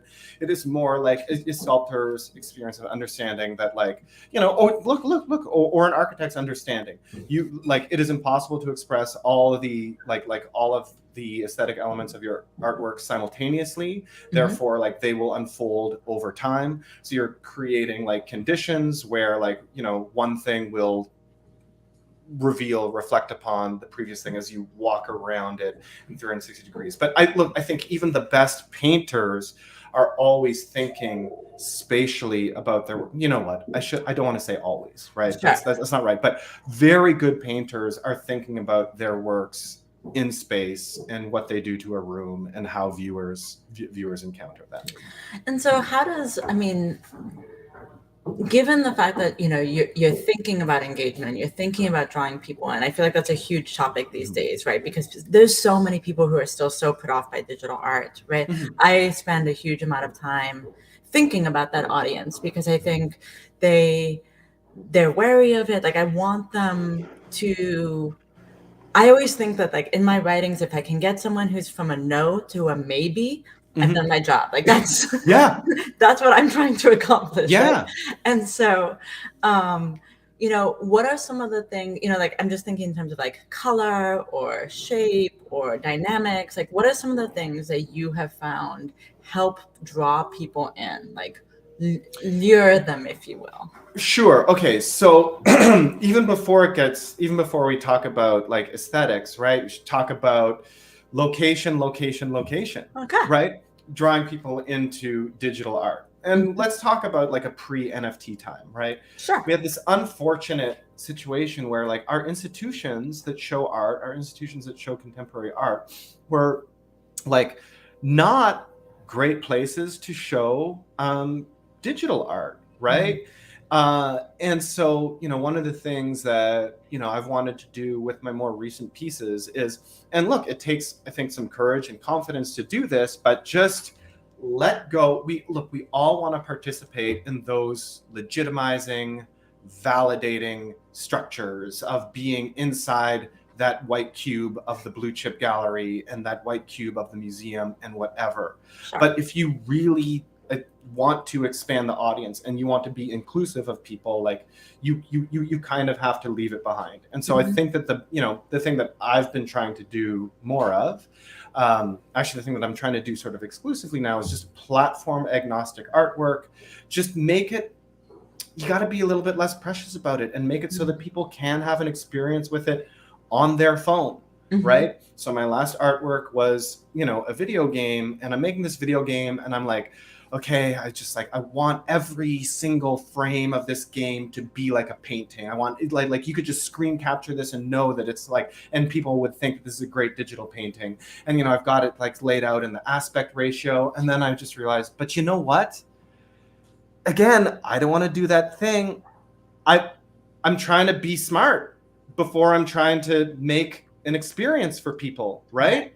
And I'm like, but actually, if someone holds their phone like this, that's not good enough, right? Like, so I make it so it'll run on your phone. And honestly, maybe the frame rate lags a little bit, but it's still there. It's still inviting somebody into it. It's inviting somebody to download the standalone app, right? That maybe runs a little bit better, that has that aspect ratio where I really feel like, you know, every frame is a painting and all that stuff.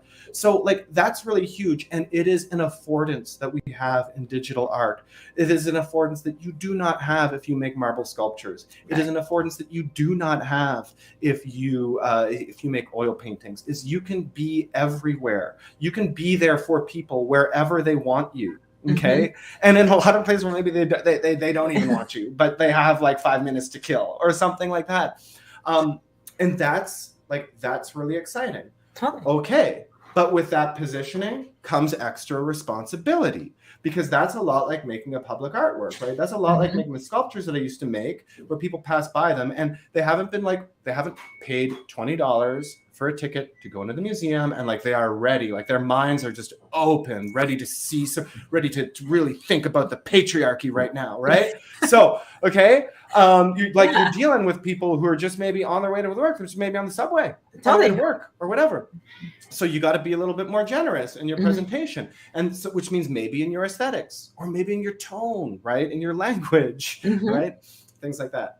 So, I mean, let's just, you know, I want to talk about this piece that I think you're just referencing the Homer's Croquet Challenge. Yeah. Okay.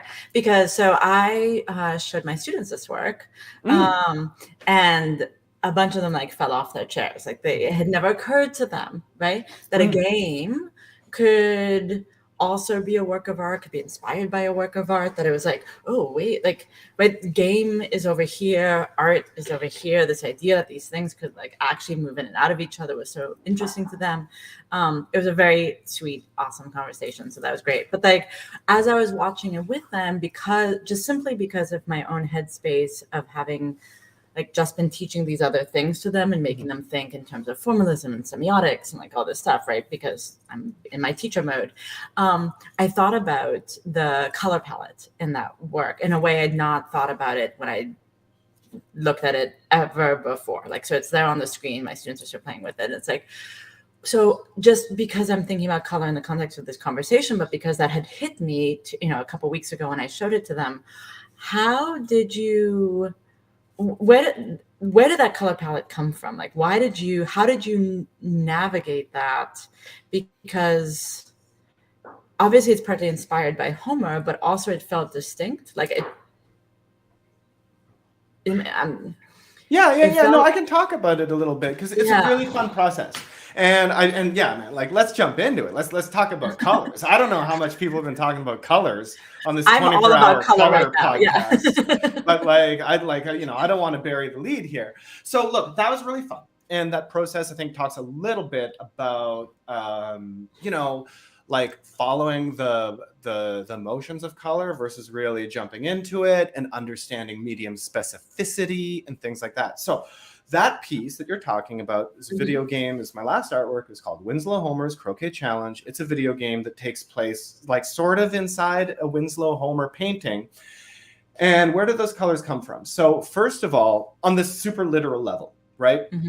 I go in, I made the skybox. That's the part of, it's like a term in video games. You make literally a big box around everything else in your game, around all your characters and all your question mark boxes and all your Koopas and whatever, right? And it just has an image of the sky. All right, so that it's always there. And so I had taken, so I took a different Winslow Homer painting that had like a lot of sky in it, and I like photoshopped out all of the like kids and stuff like that, and then I like turned it like so that I could make it like a seamless pattern. And then I literally like just in Photoshop, I start to extract the colors. Eyedropper tool, get the color out, and it's like it's really fun to go into a painting where especially one that you have reproduced with reasonable like color correctness and see the colors, because they're never ever what you think, right? These Homer paintings that seem like really colorful, like these vibrant depictions of like a sort of like centuries old way of life and whatever. It's like mainly like it's all kind of like muddy browns. They're mostly brown. Most paintings it's a lot more brown than you think. That's pretty fun, right? So I get a little bit of that, and then I went to the museum was shut down. There's the Albright Knox or the Buffalo AKG Art Museum. And and they have the original painting I was working with, and although they were closed, the curator, she arranged for me to go into storage. They brought the museum out, and I got to look right at it. Right, I have to look right at it, and it's funny. Like when you do that, there's no point taking a picture. Like your phone is going to get the color wrong, right? And but I'm looking close. So you're looking to see like not what the colors are. I'm not trying to do the analog version of going in with the eyedropper tool in Photoshop and seeing exactly what that pixel is, right? You want to see what the effect is, right? And you also want to see like how much. I'll also really enjoy always seeing how much the artist can get away with. All right, like this painting is essentially. I'll paint a picture for listeners there. Okay, it's a sky which is blue. All right, and they're on grass, which is green.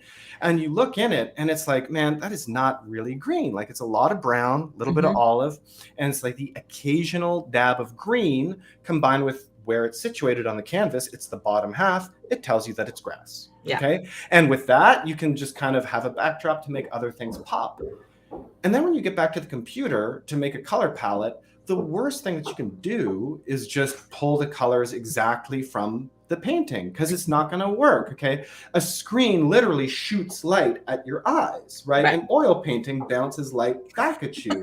So you have to be like very impressionistic in terms of how you build your color palettes for that. So then you throw away all the data that you got that's accurate to the painting, and then you just kind of start winging it, right? Like you just kind of start winging it, and you know what you like. I think I'm really glad you brought that up, because it's something I've talked about it already with a couple other people, but it's just like there's this weird thing that's going on right now because of the way people are interested in digital art being made physical, right? And like and I think plotter work and it's really interesting and there's some good stuff.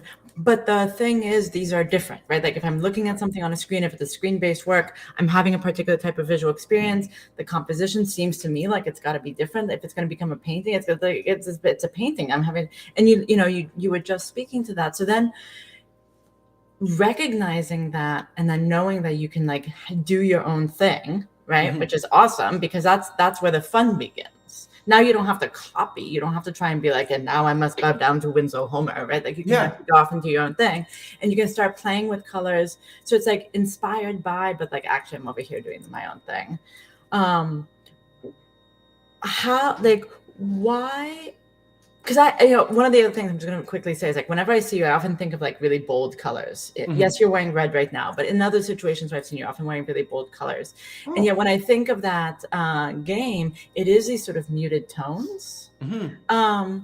So how, when you're working, do you differentiate between what you like, or like what you try and surround yourself with, from what you need to do for the work? Ooh, tough question. And like, I mean, you can go a couple different places with this, right? Like ultimately, I think I can only kind of do, do things that I like color palette wise. It's funny, like I'm thinking very specifically about, the project that I'm working on now, which is like, it's just all UI elements, right? And I'm struggling with it a lot because I'm trying to have like a very UI feel. And we know like all apps, UIs, like they love the color blue, right? This is like predominantly blue, all right? Or I can make like, a dark themed UI. That's like the kind of what we've seen a lot in UIs, but it's all boring. Like it's all like, it's actually, and you know what, actually having this conversation right now is reminding me exactly what I'm doing wrong. Like, and I just said, oh, I shouldn't try to copy like exactly what was in the Winslow Homer painting. So I'm like, no, like, yeah, actually I'm really dumb for this new game I'm working on. I like went in, I literally like got the like the actual like RGB color codes for like Amazon's website. And then the result, and then I look at my artwork, I'm like, this feels boring. Why? And I'm like, oh yeah, I should just not do that. I should choose like a yellow, orange, ochre color that I actually like. Right. And I forgot about that. Actually, it's funny. I say it now, but I forget about it until I actually say it. I mean, but that's the thing, right? It's like, as an artist, I think there are things, or I won't speak about you, but like I will say that as a writer, I regularly, when I'm writing something, I'm like, oh wait, why am I doing that thing that I know never works? And then I keep trying to walk down that road. It's like I often have to fix the thing.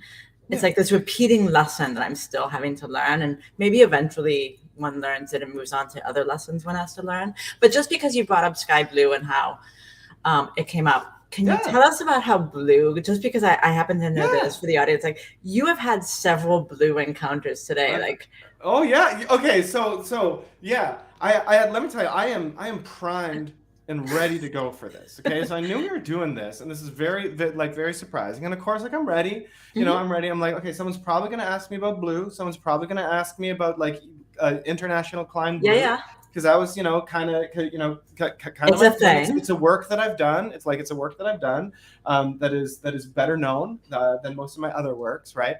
And so it's so funny. And then I was just wandering around doing my like errands. I was at a bookstore, like not an art bookstore, like a normie bookstore, and like. By the way, there's no such thing as a normie bookstore anymore. Yeah, people don't really go to bookstores, but yeah, by all means. Okay, but like I'm not at like Art Metropole or at like the gift shop of like the art gallery or whatever.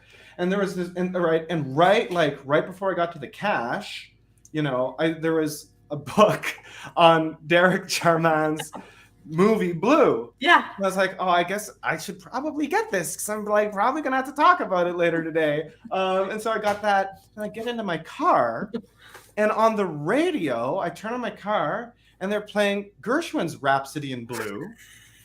And I'm like, oh my God, this is inevitable, man. Let's just bring on the conversation. Yeah, here we go.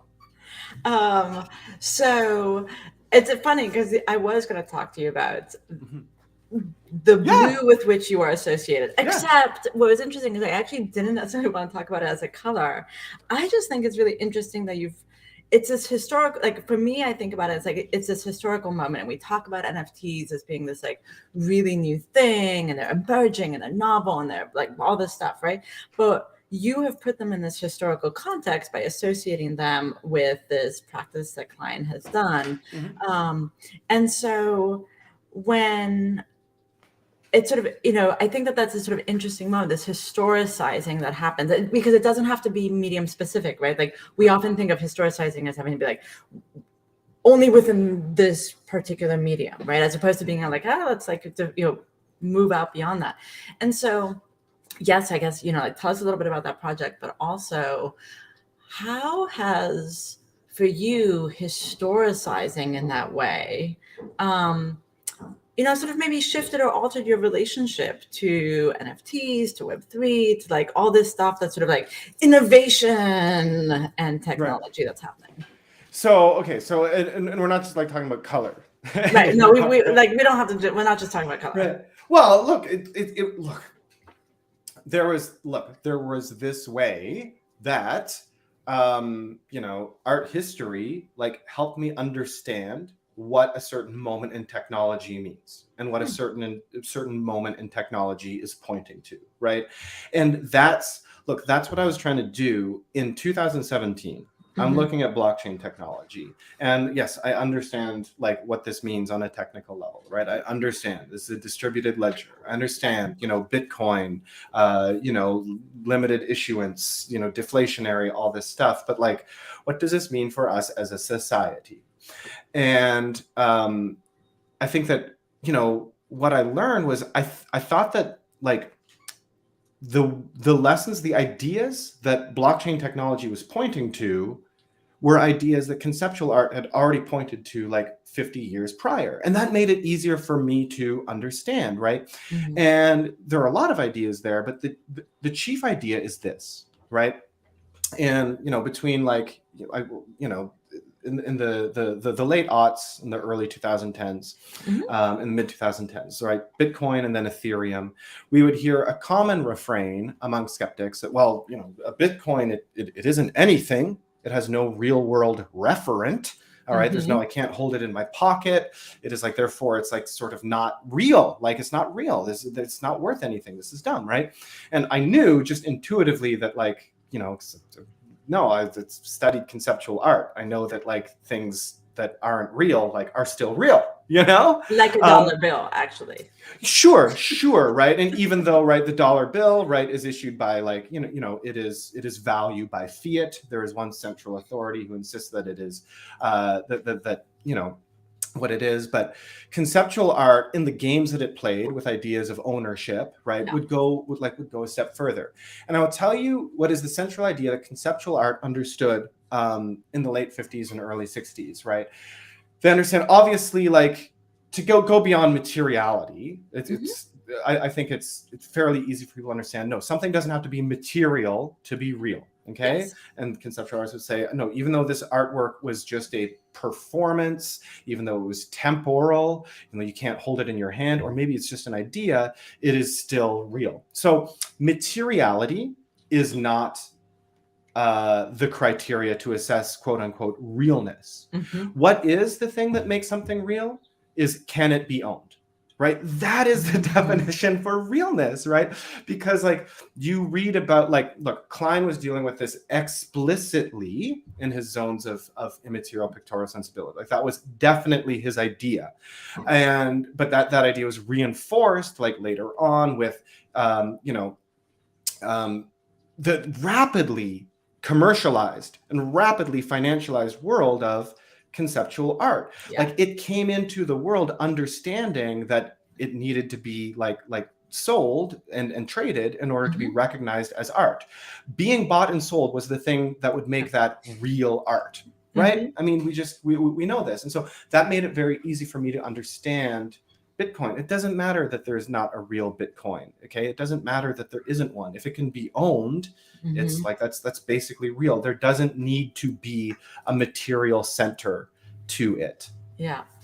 So having had that history, how does that, or maybe like I said, does that change how you see some of what's happening, as the use of the technology keeps evolving, as people are sort of exploring new things with it, as it becomes normalized, as people keep resisting it? Does that history and looking on that like help you understand the context in which we're in, or the issues people are still having, or the anxieties? In other words, like it's interesting to think historically sometimes it's helpful and sometimes it's not. So it's like an honest question. Like, do you find it still helpful?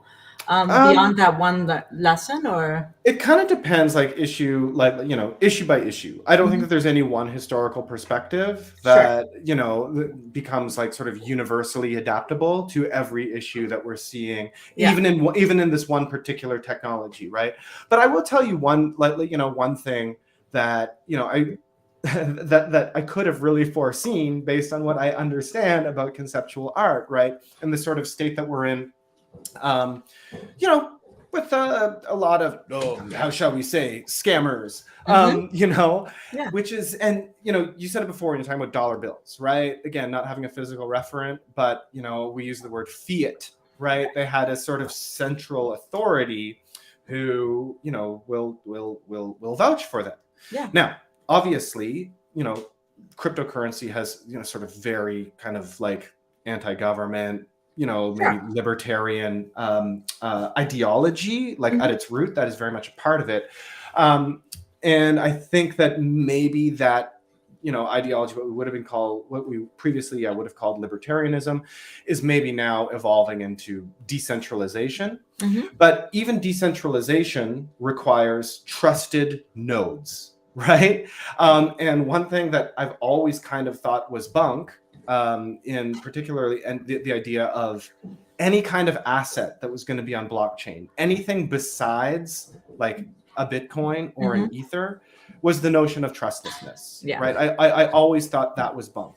And when an artist makes an artistic decree, right, the decree being that this is a statement that I feel strongly about, okay, that this is, you know, an idea that I'm invested in. Therefore, it is an artwork. Therefore, you know, it has value, right? I mean, that ultimately, the sort of the history of that person, their gravitas, you know, it matters. Yeah. It matters. Every acquisition of a work of art is a statement of trust in the person who made it, because like we understand like the language of art that we use and its tone, like it makes it very difficult to distinguish things that, you know, just sort of look, you know, low effort and basic on the surface level, but have, you know, like a profound conviction underneath them, and the things that really are just basic and low effort, you know?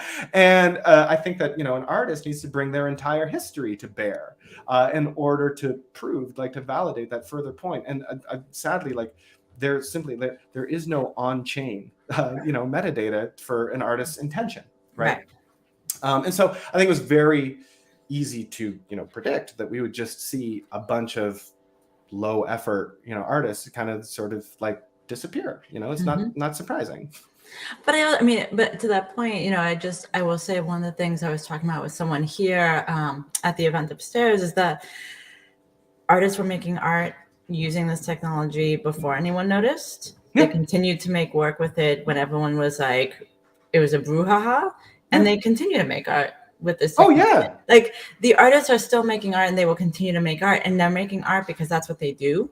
And like, for sure, and that's actually where I think, I mean, it's, you know, when I was speaking with Matt Kane earlier, one of the things he said is like, you know, the market might look really ugly right now, but like creatively and like, you know, he is in such a really good place and like making work. And it's a weird thing how sometimes that goes hand in hand. It's like no one's interested, and so suddenly you have all the freedom and space in the world to be like to make one work you want to make and enjoy it.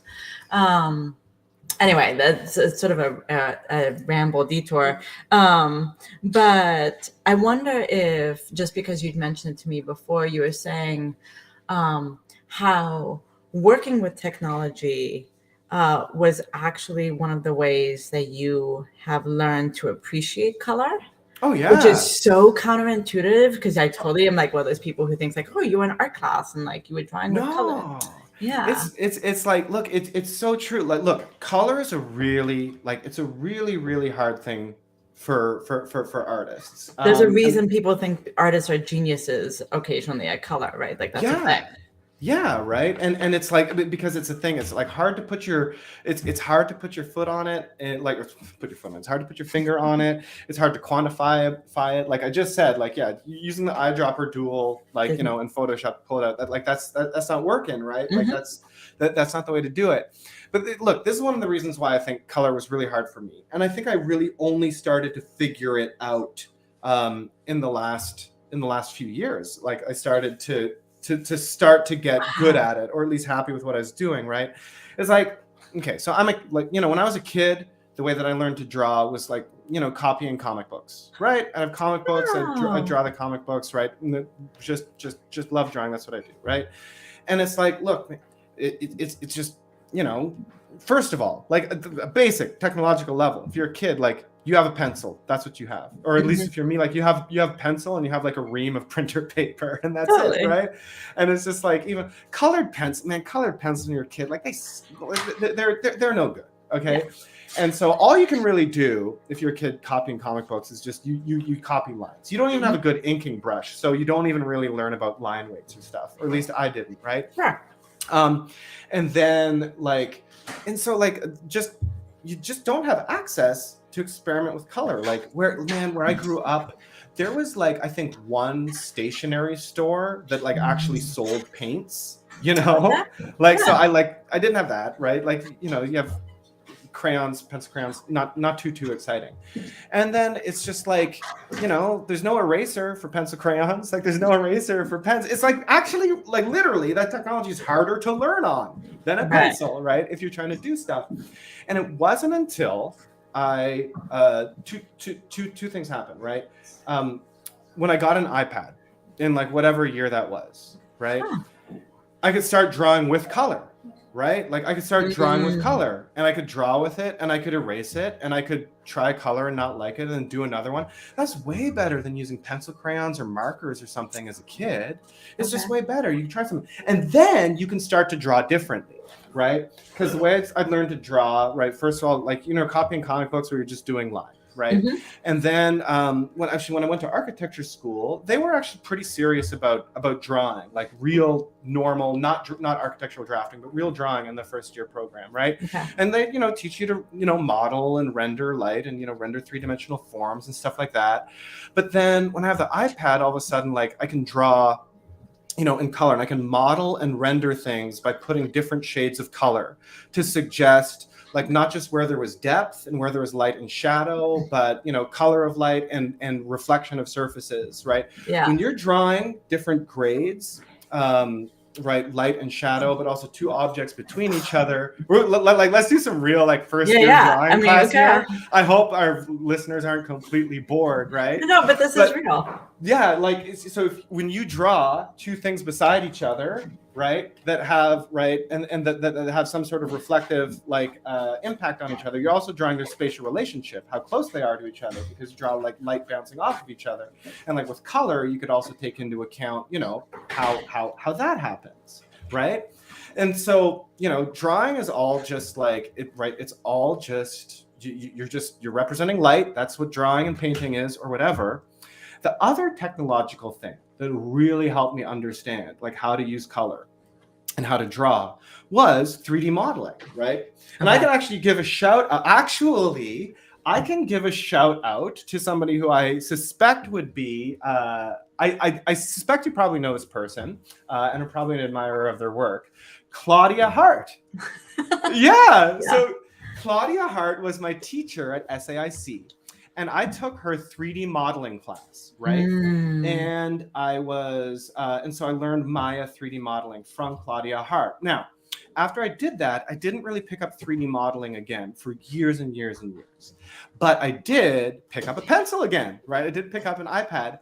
And in 3D modeling, it's great. There's like sliders and numbers that tell you that they teach you the words to describe things that you've always understood to happen. The specular highlight rating on my greasy forehead, like the smoothness and roughness on my unshaven beard, right? And you can see, you can turn a slider and see how that affects light and how it makes things like, how it makes color reflect and refract, right?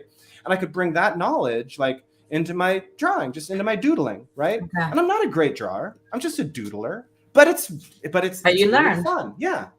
So, okay, well, since I have to wrap this up, because somehow the time flew by, and we didn't even talk that much about time. I want to close out by saying right now, these days, do you have a favorite color?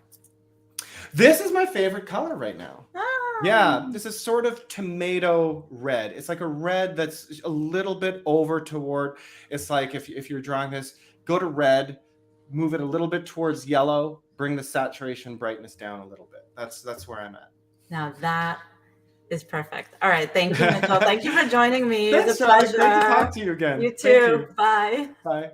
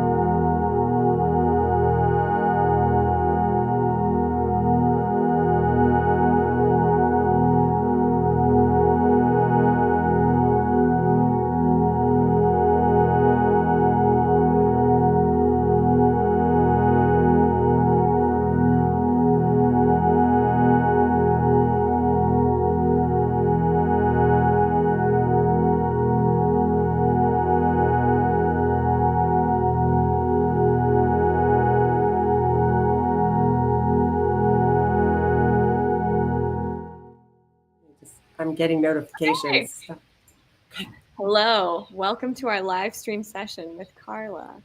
Yay. Hi, everybody.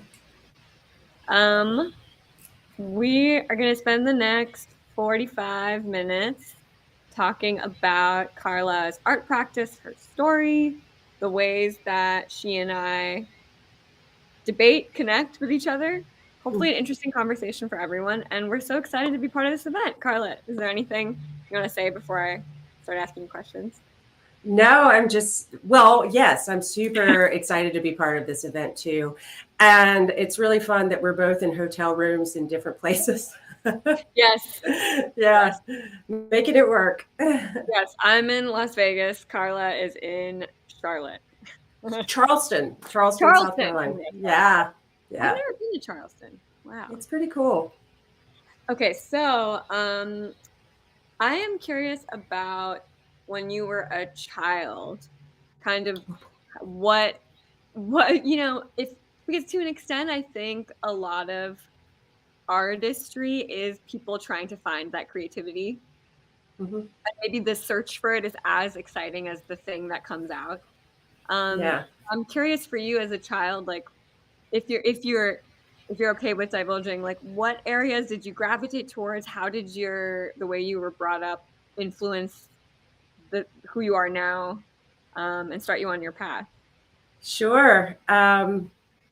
We're going to go way back because that was a long time ago for me. But I actually grew up in North Carolina, so one state up from South Carolina, where I am right now. And I feel very lucky. I had half of my family was from the Appalachian Mountains. They're storytellers. My grandfather made musical instruments, dulcimers and banjos and fiddles. And so there were always a lot of stories, a lot of music. And both of my parents drew. Neither of them, just because of socioeconomics, couldn't pursue art, but they drew all the time. And so I picked up, a pencil when I was 4 or 5 and started drawing, and it was my happy place. It always was. And so as a kid, I grew up in a really small town. I wasn't exposed to a lot of modern art, so to speak. I was studying it myself, but it wasn't something that was around me. And a lot of times I think we pick up things, it's just kind of infused in the air or whatever. So I was studying classical painting. And what's really funny in this really small town of like 7,000 people, my piano teacher, I also took piano. She was my painting teacher too. And her name was Miss Painter, Payntr, but I'm not kidding. Her name was Miss Painter. That's pretty cool. And so I was studying piano and painting from her, and it was very traditional. But my dad taught himself computing, and this is like the 80s. And he started taking me to computer graphics conferences when I was a teenager, which was pretty cool. And he kept telling me, Carla, this is the future of art. But rebellious teenager that I was, my dad was so much cooler than me. Rebellious teenager, I kept making my oil paintings and playing my classical piano, and it just seemed important to me back then because I thought that that's what serious art was. And years later, I discovered or made a choice, a decision. Now I'm getting into adulthood, but anyway, I'll just go there for a minute. That I decided that I really wanted to respond to the time in which I was living with the tools at my disposal. And I threw away all my paintings and I called my dad and I said, Dad, you were right. And he was super happy about it. That's so interesting. I also have a dad that he helped write Java in the 90s and grew up with, and my grandfather was the first person to bring computers back to India in the 60s. So cool. Came to the US in the 50s. Yeah. That's interesting. And honestly, same thing. I was like, okay, computers, tech, like fine, whatever. And then look at now, it's like a full 180 back to stuff that's in my brain that I didn't even know was there. Okay, so that's really interesting. So traditional painting, kind of like fine art, right? I guess in the way that fine art, but I also was like, I was drawing comics. I was studying fine art, but I also I just love to draw. I love comic books. So, there was also another side of me, a sketchbook that I always had. I like to combine. I'm really into superheroes. I have a huge Wonder Woman collection. Cool. And when I was a kid, I used to make superheroines that were combinations of like heroines from novels like Jane Eyre or something mixed with Wonder Woman.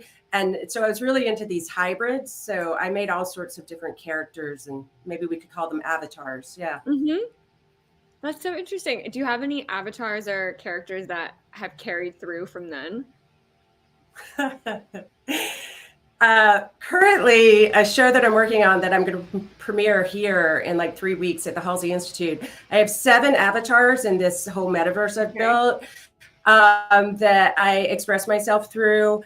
I have worked with avatars for a long time. There's not a particular avatar from childhood that I still work with, but there is one from 1998, Sister Gemini, that I still work with. And she was my first avatar that I was working through in an art context, like in an art context, like I want to show her in these digital spaces or in galleries and those kind of things. Yeah. That's so cool. Yeah, I've been following along over the last couple of months the VTubing culture in Japan. Yeah. Which it's been going on for a long time, but I'm just like starting to understand that actually if you have a character that is so divorced from your physical appearance online, maybe you're actually happier because you can explore it fully without feeling tethered to the appearance that you have in the real world. And for you, the avatars that you've worked with through your career and even in your show now, do they represent different things that have stuck in your mind? Or are they things that you notice and you try and bring out? One, it's such a great point you make about not being tethered to kind of who you are physically, because, people respond to you in physical reality in certain ways based on physical attributes. And there is this latitude that I've always loved about the internet since the early days, where you could express multiple aspects of your personality or internal aspects of yourself. And a lot of times through avatars that don't represent or look like you. They represent you, but they represent different aspects of you than just, your height and hair color or whatever. And in terms of my avatars right now, the 7 avatars I'm working on, they all represent, they're called the virtues and vices. And I'm always inspired by history. So this guy Giotto in the 12th and 13th century, he was pretty, well, you're an art history major. Of course, you're going to know who I'm talking about. So the Scribania Chapel in Padua, I went back there last summer. It rocked my world again. Amazing. And there's that fresco cycle of the virtues and vices. They're just so awesome. I have to look it up. Okay. And I decided to make or it's sometimes called the Arena Chapel too. And but the virtues and vices, for the 12th and 13th century one, he's really an interesting figure, and I think he resonates with me because when I started to transition from painting to digital and realized that we were experiencing as an artist a paradigm shift, right? In terms of not just the tools that we were using, but the ways we were disseminating our work, the ways we were thinking about visual culture and distribution and all of those things. And Giotto too was this person who was, at the tail end of the medieval and the beginning of the Renaissance and perspective and new ways of thinking and the dawning of humanism. And his work kind of speaks to it, and it's kind of hybrid. So that's cool. But then back to the virtues and vices. So I have these 7 avatars because there were 7 virtues, 7 vices. But we live in an age of kind of moral relativity. So mine are called virtues and vices, depending on who is experiencing them and what their viewpoints are, because we're such a polarized kind of culture today. And so there is Lady Ava Interface, and she first premiered on the Whitney Museum's website, and she is a kind of hostess to, and they're all speculative fiction. I call them all AIs, but they're speculative AIs. She is a host to cultural institutions. There's Maura, who is a sex and comfort robot. There's Victoria, who is all about archives.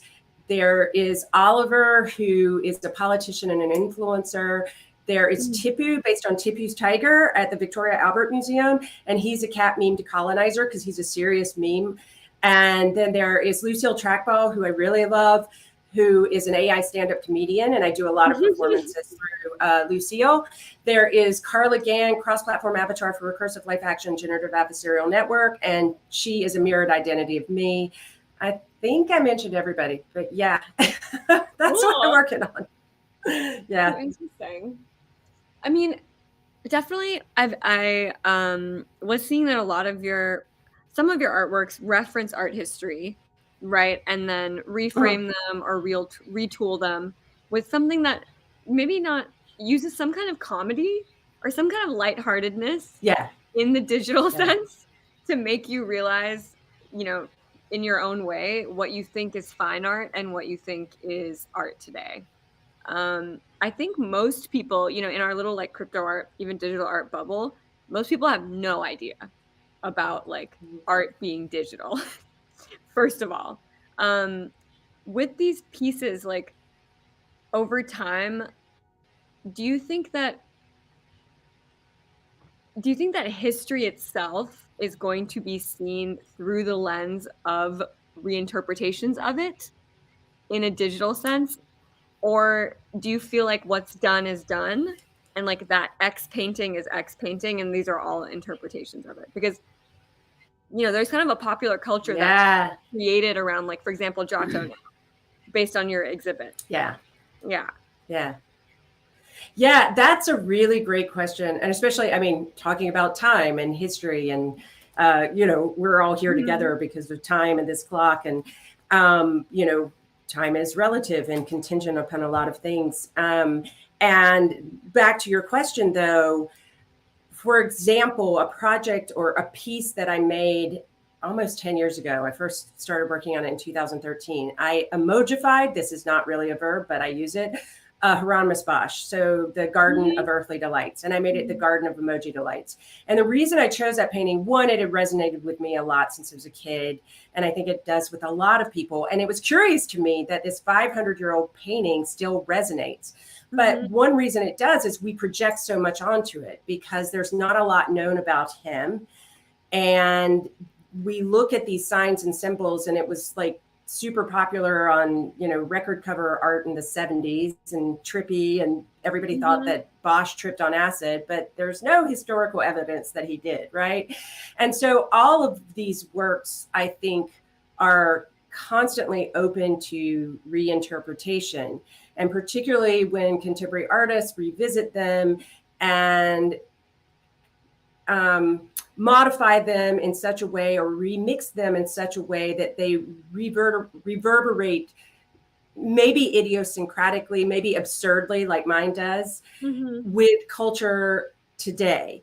And so I just don't think time is fixed. I don't think our interpretation of art objects are fixed. I think everything is highly mutable. And I think we've discovered that even more in the digital age as we have access to a greater collective conscience. And I want to go back to why I chose that Bosch, other than just loving it when I was a teenager, was because I'd never seen it in real life. I don't even like the term real life because all of this is real life. I don't use IRL anymore, but I'd never seen it in physical reality, base reality. Yeah. I'd never seen it in base reality. And emoji were these digital, you know, like it's digital semiotics, these, you know, shorthand expressions for emotion. And they were becoming really popular around 2013. They'd been so for a few years. And so they were kind of part of meme culture. They were something I knew digitally. And I actually only knew the Bosch digitally as well. And so when I embarked on it, one other thing, speaking to color, by the way, there are so many different versions. There's so many different JPEGs of the Bosch, and they're all different kind of color scales. And so when I started remixing it, I wasn't quite sure what the accurate color of the original would be. And I like that. I like that I knew the Bosch as an object and an artifact of the internet, just like emoji. And so to mash them up, I kind of could take all sorts of license And when I created the animated version of it to include things like the middle panel that represents humanity, Earth, I have it all kind of depopulated of humans and animals to represent the Anthropocene. The heaven panel is plains hit it and it's dried up and becomes this arid kind of climate. In hell, it freezes over. It's from a Robert Frost poem, but also speaking to people, climate change deniers who are like, oh my gosh, you know, we still have winters. And it's like, you don't get climate change, and hell can be like freezing or, you know, heating up. But it was a vehicle for me to talk about contemporary things, to also be very playful, but to kind of unpack these strange resonances between the signs and symbols we use today and the signs and symbols from 500 years ago that people still connect with, and that there are certain through lines between, you know, the past and the present. And that's kind of acknowledging that is the way that I think we can more accurately, or at least more meaningfully, speculate on the future. That is really cool. I love the emojifying as a verb. Emojifying, yeah. Yeah, I mean, even you know, like even like, you know, the decay, the rightmost panel, like the decay hell section. Yeah. Like a lot of those images of like demons and kind of melting like fungus and stuff on the Buddhist mandalas, like ancient mandalas, like tapestries, you find like circles within circles of different kinds of human existence that as you like eliminate different kinds of energy or you move through your own, you know, mental blocks, you can kind of let them go. And it's obviously a different context because it's about the inward part of it, which is each of us have good and bad. But Bosch, like, I think for the first time demonstrated to people like the violence inherent in human nature, that somehow that piece, people like the fact that someone took the time to show how gross it can all get. Right. And how good it can all be. Yeah. I know that piece is like, I think I also fell in love with that piece. I remember staring at it for hours, but I've never seen it in real life either. Yeah. I finally did get to, I was doing a show in Spain in 2016, and I was actually showing the Bosch work. And so I got to go to the Prado, and this is my hack the museum moment. I had developed an AR application where I used images from the original Bosch, and then my 3D versions popped out. And the Prado, at least at the time, didn't allow photography, but I very surreptitiously whipped out my phone because I was like, there's no way I'm going to miss the opportunity to use the original Bosch as a trigger for my AR. And so that was like a highlight. The other thing, though, is when I also did a print version that's 13 feet by 7 feet because I wanted it to be like tied to the scale and the dimensions of the original one, which actually happened to be a video aspect ratio, which is really cool. It's like 1080p. Bosch is a 1080p, you know. But the one thing I did not consider is it has this really thick frame. So my print version is actually larger than the original. Oh. Yeah. Is it oil on wood? No. Or isn't it like it's panels, right? You know, oh my God. Yeah, it's panels. And I should know this of all things, but I think it's oil on wood, but that's 500 years ago. I don't think it would be temper. I think it's oil. But that's so funny. I don't know if that's temper or oil. It's gorgeous to look at. Yeah. You know, it is so beautiful to look at. Yeah, there's also someone else, you know, the one with like Saturn eating his son, that piece. Goya, right? Yeah. Yes. That guy also does that really like in your face, like animalistic thing, which I totally get how emojis could work with it. I don't know why. Well, it was so much fun. The hell panel was the first one I did, and it was so much fun to have these smiling emojis in hell. Yeah. And I mean, that's just great cognitive dissonance. And it just says so much for like our culture today. And I mean, just thinking to like Brave New World and the way you control the masses in the future is through the pleasure principle, you know? Yeah. I always see it with like whenever I see some like horror, like some sad, like my especially in college when like friends would like hook up with someone or some bad breakup and someone would be like, hey, let's just be friends, okay? Ha ha ha, smiley face. Yeah, I know. The use of emojis as this like tempering of like a really shitty thing is Yeah. a very Yeah. normal part of life. Yeah. For sure. Okay, well, that went all the way into one of your art pieces. But okay, so you kind of you have a background in traditional painting in oil and canvas, right? Oh, yeah. And, okay, which is depth of like pigment analysis, like hours spent. Would you work in small or big, or how what did you gravitate towards painting wise? Yeah, I mean, by the time I was in my like 20s, I was making really big paintings. I wanted to make big heroic paintings, and I was really into color. I'm a maximalist, so they were pretty maximalist. I went through an abstract phase though, and it was still, there were always these kind of symbols that represented the body, but they were highly abstracted, really saturated, and it was very thick paint. People have talked about Rembrandts before, like you could pick up a Rembrandt by its nose. I mean, you could pick up my paintings by like the depth of paint. And you know what? I didn't have a lot of money, but I just used a lot of paint.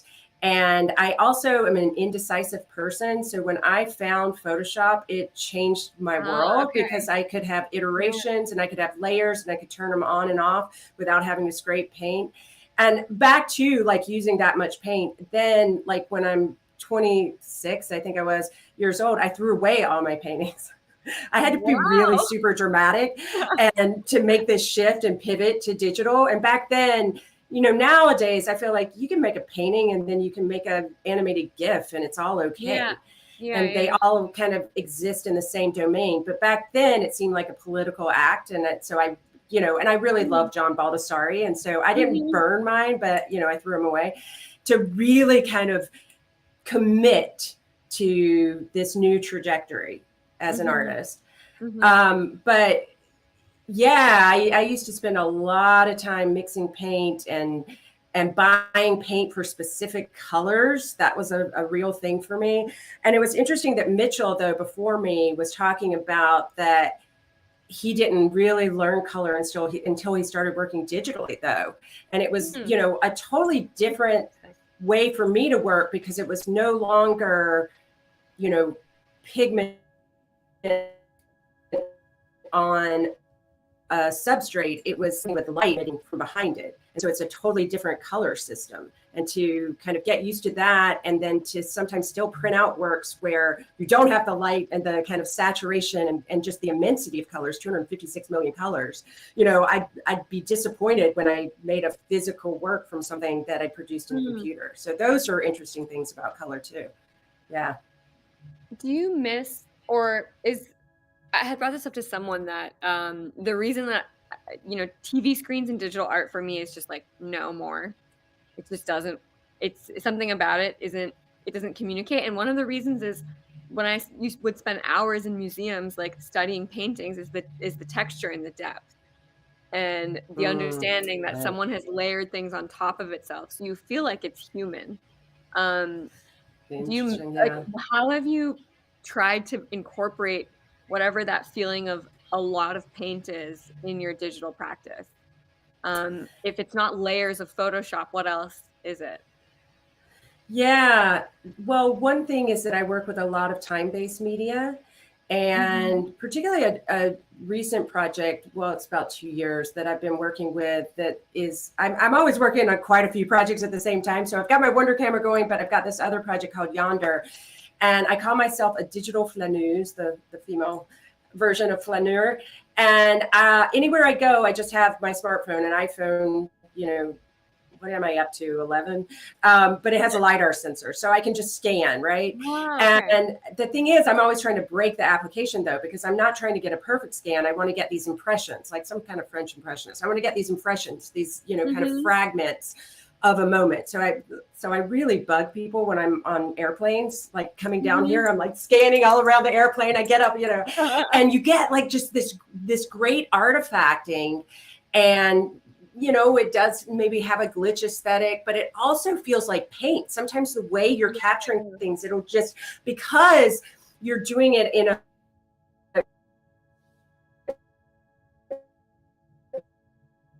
moving fast, you can get like almost like brush strokes across. And so I'm really enjoying particularly this project for just those aesthetics, and I'm able to capture that. Back to moving image though, one other thing that I like to work with sometimes with moving image work is, you know, allowing kind of layers to show across time and artifacting to show across time.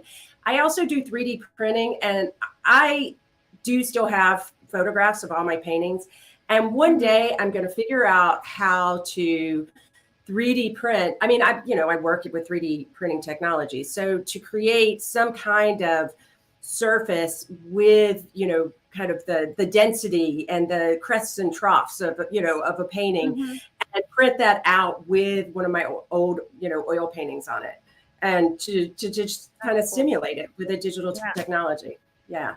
Wow, that's so. I've never thought of LiDAR in that way, but it makes so much sense. It's like it captures those movements and that depth. Yeah. So, you know, in the last, you know, from painting to what is an incredible career in digital art and in teaching students about how to think about digital media. In the next like 5, 6, 10 years, what would you hope that like the average person globally starts to maybe enjoy about their technology, as opposed to feel extracted from it? And how would you imagine that an artist like yourself and many of the artists that you've mentored can start to be that connector or at least translator for people, to think about their digital reality as their real reality, their extend, like things being here, being as much as like here, you know? Right. I mean, you know, the pandemic really sucked. It still sucks. I don't want to say that it's all done, but during the height of it, as an educator and as a student, particularly for undergrads who it was their first time being away from home and individuating, and then they had to go back home, and we're on these screens and everything is 2D. And so that was a moment for me to really begin working with immersive technologies. I mean, I teach XR, so XR, all the R's, extended reality, virtual reality. I just say I do all the R's. So virtual reality, augmented reality, mixed reality. And I've been doing it for a long time. I used to teach classes in Second Life, for example, with my students. But, you know, you get used to a format and a kind of traditional or conventional way of teaching, which is students in a classroom. But during the pandemic, that was impossible. And after a while, fatigue set in with Zoom. And so I started building spaces in Mozilla hubs, primarily spatial, and we started holding classes there. So that one, I didn't have to interface with black screens, because at some point people just start, you know, they started turning their cameras off. And two, so that they could all be embodied. Maybe these avatars are kind of funny and comical, and in hubs you didn't even have legs, but like there was still an embodiment. And the one thing I'm trying to always assert is that these immersive spaces, these new worlds, particularly if it's virtual reality, it's not like mixed or augmented reality where it's overlaying, you know, what we sense in base reality. But when you are totally immersed in a space where your brain is basically tricking you into thinking that those objects around you are real, that your physical body is still tied to that experience. It's not some, again, false dichotomy of IRL, URL, which is how we operated for a long time on the internet. It's like, okay, I'm going to be IRL now, and let me get back to being URL. I mean, my gosh, every person, when I'm in New York on the subway, there's not a person without one of these in their head. Yeah. You know?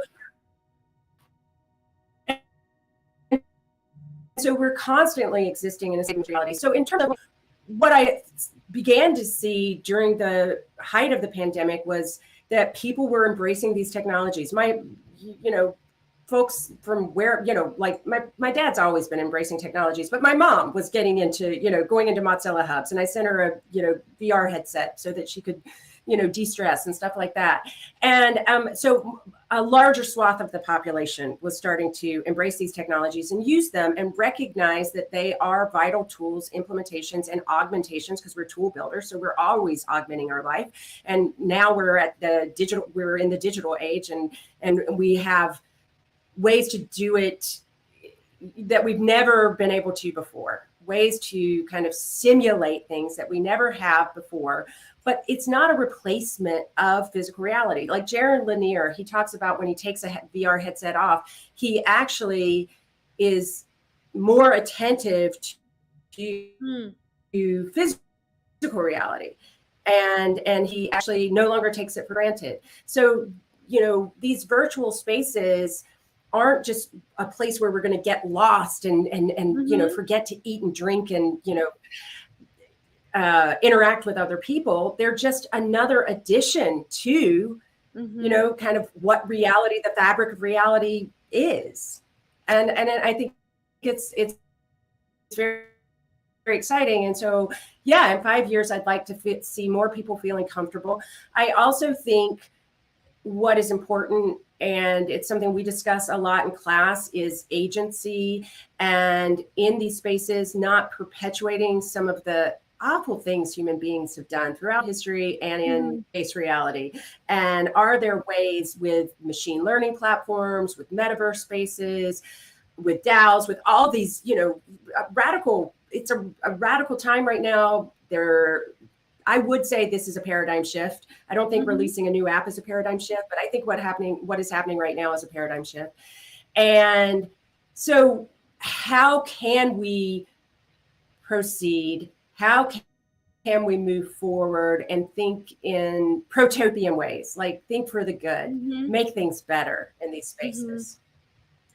Or places. I like to call places, because places are when they become communities with a culture. No, that is so profound. I haven't heard such a positive but like rational explanation of why VR and metaverse environments are not something to be scared of. You know, and something to actually build into, because it might extend our consciousness and our ability to connect with each other. Yeah, I agree with you that it is a paradigm shift. Simply because the nature of people's work and the nature of the way they communicate is changing the way they think and the way they believe and the way they conceive of their world. So you're looking at a child who's born today, recognizing that they are connected to every single other person on the planet, not by their physical location or by some kind of prescribed prejudice, depending on where they're born. And that alone already segments a whole change from like probably since Christ was born around the way that societies operate. That's so positive. I'm so happy that there's an educator like you. Really, teachers, I think teachers are definitely the most undervalued people in American society, and they play the most important role. I hope that changes, but yeah, that's something that would be cool, right? Teachers becoming rock stars. Yes. Or at least getting paid like them. I know, that would be cool. I know. I'm curious. You know, the more that you've pursued digital art with passion, intention, and from a long-term value perspective. As you do this each year, what will you continue to be excited by and pursue, and what have you actually let go of? What have you kind of surrendered to that you maybe in the beginning was like you were very, very, you know, stuck on it at 26 when you threw away all your paintings and you're like, fuck that, I'm going this way. I'm just curious. Well, that you are asking such excellent questions. They're really making me think. I'm like, oh my gosh, what have I let go of? And again, because I'm a maximalist, I don't let go of a lot. I mean, one, I'm a hoarder. I'm a digital hoarder. I mean, I've never like owned that much furniture. I mean, I had my first bed like 8 years ago. I shouldn't have did this online. I've never, you know, those kind of things aren't that important to me, but computers, you know, that's the thing.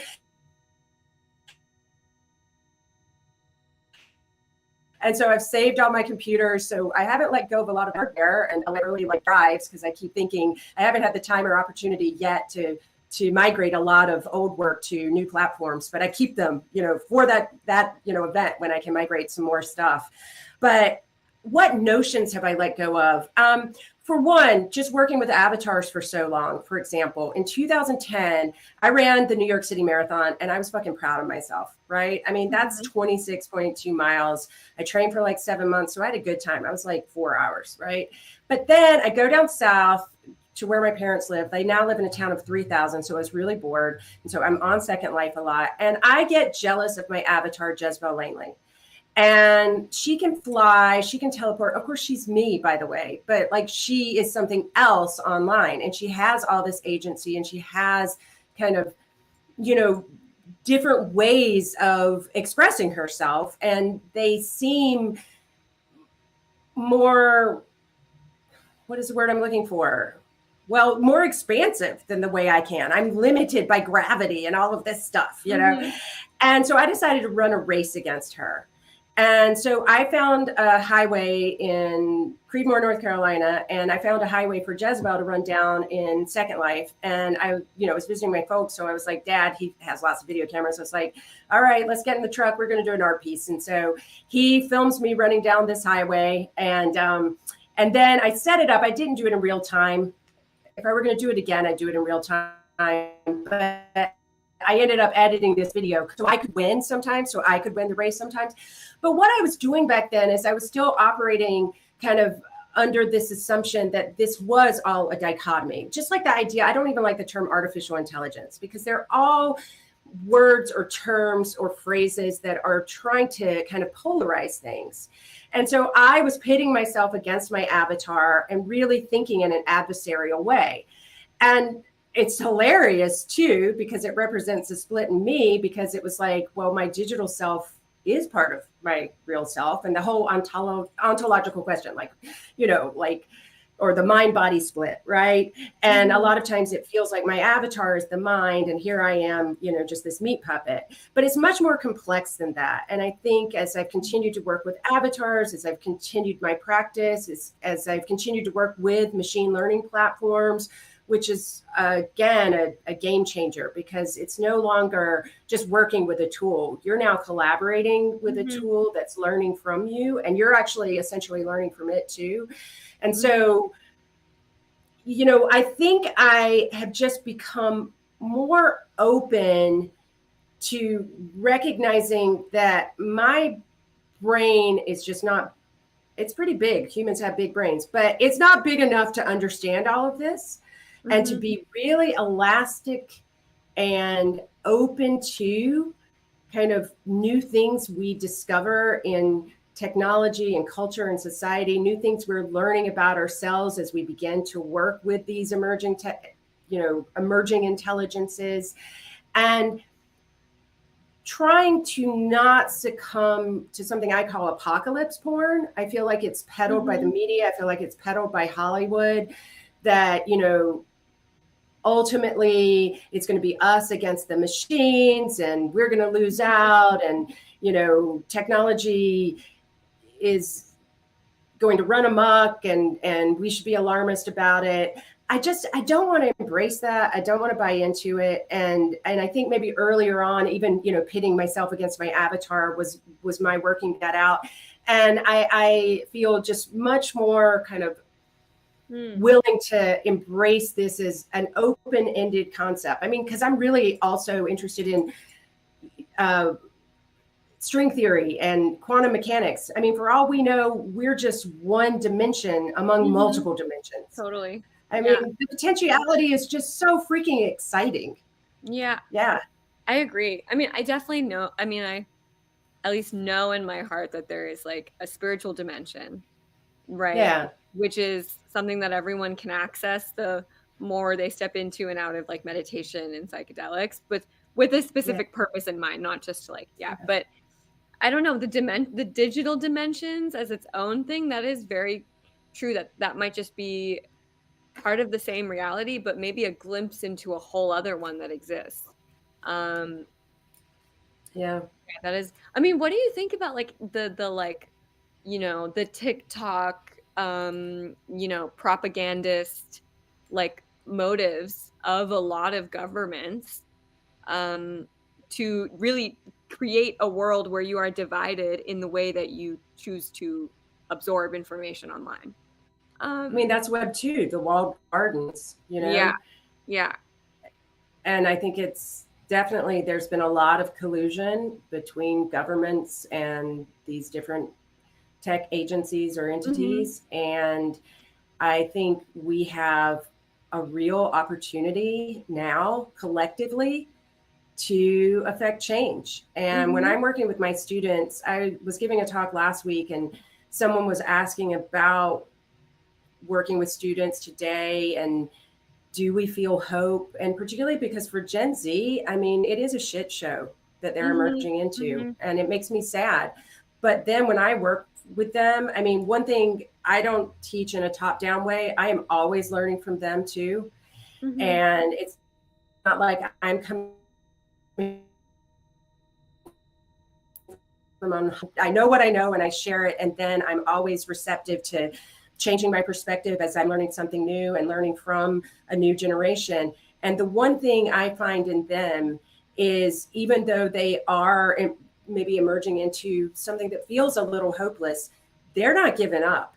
And they actually are very politicized. They really are thinking about, the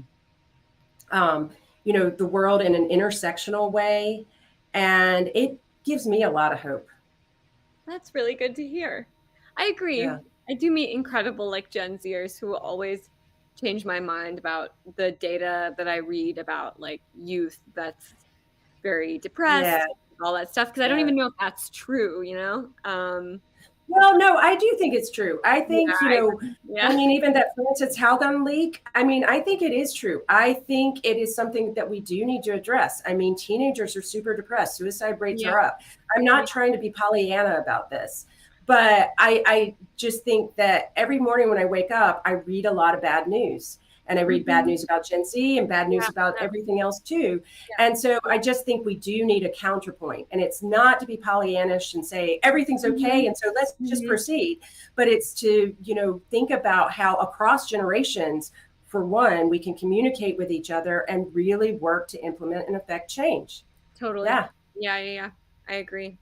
It's like a very important learning posture to have, that it's okay to learn and to be wrong. Learning from failure is the best. Yes, I totally agree. I mean, with this project, one of the most interesting tools for young people to navigate this world is blockchains and like cryptocurrency in general. And that's just because you can find it on your own. You can partake in it as you would like to. No one is effectively telling you what to do. Now, with that as a primordial soup, but a lot of noise that young people are finding online. What would you suggest to your students, or even in your own discovery of self, like how you did that, how you found blockchains, how you maybe are finding AI in a very positive way? Because you have such a positive outlook on technology, like that is a mindset that a lot of people really don't have. Right. So again, I am an only child. I spent a lot of time alone as a kid, and I'm very comfortable in that space. But one other thing that has changed about my practice through the years, and particularly pivoting from a painting-based practice where the whole romantic kind of notion of it is that I'm an artist alone in my garret with one light bulb, right? And to start working online, to get on the internet, to start finding communities. And that has really reshaped my practice. And so as you were talking about kind of finding things, I think so much of it comes through community, through networks, through friendships, and real friendships with people I might never have met in base reality, right? But it's a real and authentic friendship. And that has been so vital to my practice for over 20 years, just be on the internet, meeting people and learning things that way. And so I kind of trust that more than, I do a lot of Google searches, but the one thing about the arts is it's different from, I also have worked in industry. It's really different. You don't like put together your resume and go in and have your interview and get your job. No, the arts is all about human connection, and it's all about community. And so that's how I learn, keep abreast of things, find, portals and places and, communities and platforms to work with, etc. Word of mouth and sharing. And when I find something cool and I know somebody would be interested in it, or my students would, I share it with them. I think it should be about generosity of knowledge and of ideas. That is so, yes, I 100% agree. I have so much to learn from you. Oh, you too. I am so excited we're talking. We've only met at one dinner and I don't think we got to talk that much. I know, we were on opposite ends. I know. So this is awesome. Well, I think I always try and think of technology as some kind of applied philosophy. And it's maybe the most interesting place to be, even with all the money and the vested interests that are in it, just because it's hyper scalable. So do you have I'm curious if you have any ideas for your artwork when you're doing like this solo show that you're doing, or any of the solo shows you've done, how you document and kind of keep them, and how maybe one day you might kind of scale them in your own way, or put them out there in that. Is that something that you have thought about?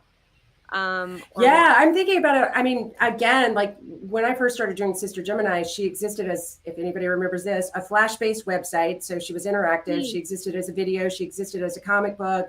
And then as drawings, both digital and actual hand drawings. And since then, I have always worked in this way. And generally it's with a file now, because the file is kind of where a lot of things originate for me. But then it can be instantiated across all of these different platforms. And I'm always exploring that. Like I did an NFT project for Feral File back in 2021, and it was a physical sculpture. And back to something Mitchell was talking about, I was really kind of incensed by people saying, well, it's just a JPEG and you can download it. So I made a peat box, and you actually had to believe it was a work of art and buy it before you could see what was in it, right? Before you could look through the peephole. And so that was my first kind of experiment with, conceptually addressing some of these issues that were arising. But the other thing was, then once you bought it, you got 2 VR experiences, a social VR experience, and you got this digital, virtual sculpture. Then later I was working with this other platform for art, and I made it into a physical sculpture. And so I really love that idea. And then, all of that can just be linked in the metadata. And so this physical object can be linked to these virtual objects. And so playing with, all these possibilities is really exciting. So the Wonder Camera, for example, that I'm doing at the Halsey Institute in 3 weeks, and oh my gosh, I'm still working on it. I sleep deprived, but I'm exploding this metaverse, that I've been working on for several years on Mozilla Hubs. It has like 20 different places right now. I'm exploding it into physical reality. So I've got sculptures, I've got holograms, I've got AR experiences, VR experiences, but I also am lining the walls talking about scalable. One thing, scaling graphics from the web up to like a 20-foot wall with a big headset. I should have done it all vector, but I didn't. And so I've had to remake a lot of stuff. But I'm using adhesive vinyl and basically just turning the gallery into this metaverse space, but then you can enter it through these other portals as well. So there are multiple entry points, multiple ways to experience it. We're talking about doing an NFT project with it as well. And that is really exciting to me because, one, I feel like it makes it more accessible. It can start with a kernel of an idea. I know we're running out of time, but then it can be expressed across these channels and portals. It can be something that somebody can just watch or experience or interact with on their computer in their room, or it's something they can go to a physical location for. So it has a lot of different entry points and more accessibility. And I think art should be more accessible. I agree. That is very cool. I'm excited to see your show come together. Pictures online, anything you want to share. Yeah. I'll be sharing. Yes, of course. I think we are. I think I got the 5-minute warning, and I think we're there. Yeah, I think we're there. This was so much fun, and thank you, DMINTI, and I'm so thrilled to be part of this. And it was just great chatting with you. I'm so thrilled as well. I have a lot more to learn, and thank you so much for sharing your thoughts and the way you look at the world. I think it's very important for people to hear. All right. Well, take care, everybody. Thank you. And how many more hours? 16 more hours or something? Yeah. Keep going. Right. Enjoy the time.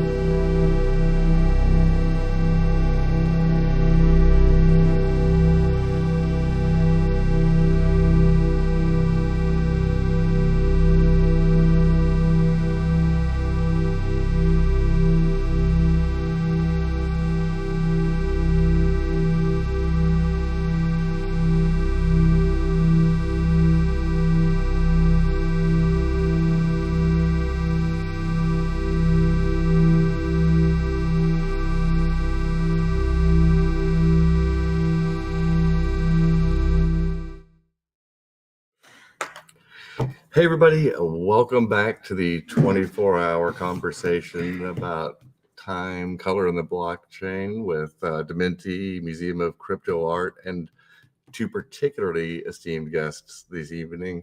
This is the Super Bowl of the schedule today in this right here. They're having you guys in here. We have Ricci Albenda, the artist behind the Universal Color Clock, and we are pleased to welcome a part of our programming for the first time, the curator of the Museum of the Moving Image, Regina Harsanyi. Welcome, Regina. I've been following you on Twitter for Twitter. Well, you have to tweet on Twitter. The broken tweeter. I've been following you for a while, thanks to my hero, Dr. Tina Rivers Ryan. I want to hear about the origin story of you guys meeting as part of this, but what I started earlier with Mr. Buist around being a critic, what's your superhero critic origin story? Like, was there a moment as a kid or as a part of education or a teacher that you were like, I'm going to be involved in the arts or the film or... Wow, you're asking me that question? Okay, also, nice to meet you, Ricci. I'm with the guest of honor of the whole night. It's a pleasure. And thank you, Jeff. The funny thing is that I've known I wanted to be an art curator since I was 10 years old. Whoa. And, if you asked me what I wanted to be when I grew up, I said curator since I was 10. That is crazy. And actually, for the first time in my life, now that I have this role, I feel like your average freshman in college where it's like, I don't know what I want to be when I grow up for the first time in my life.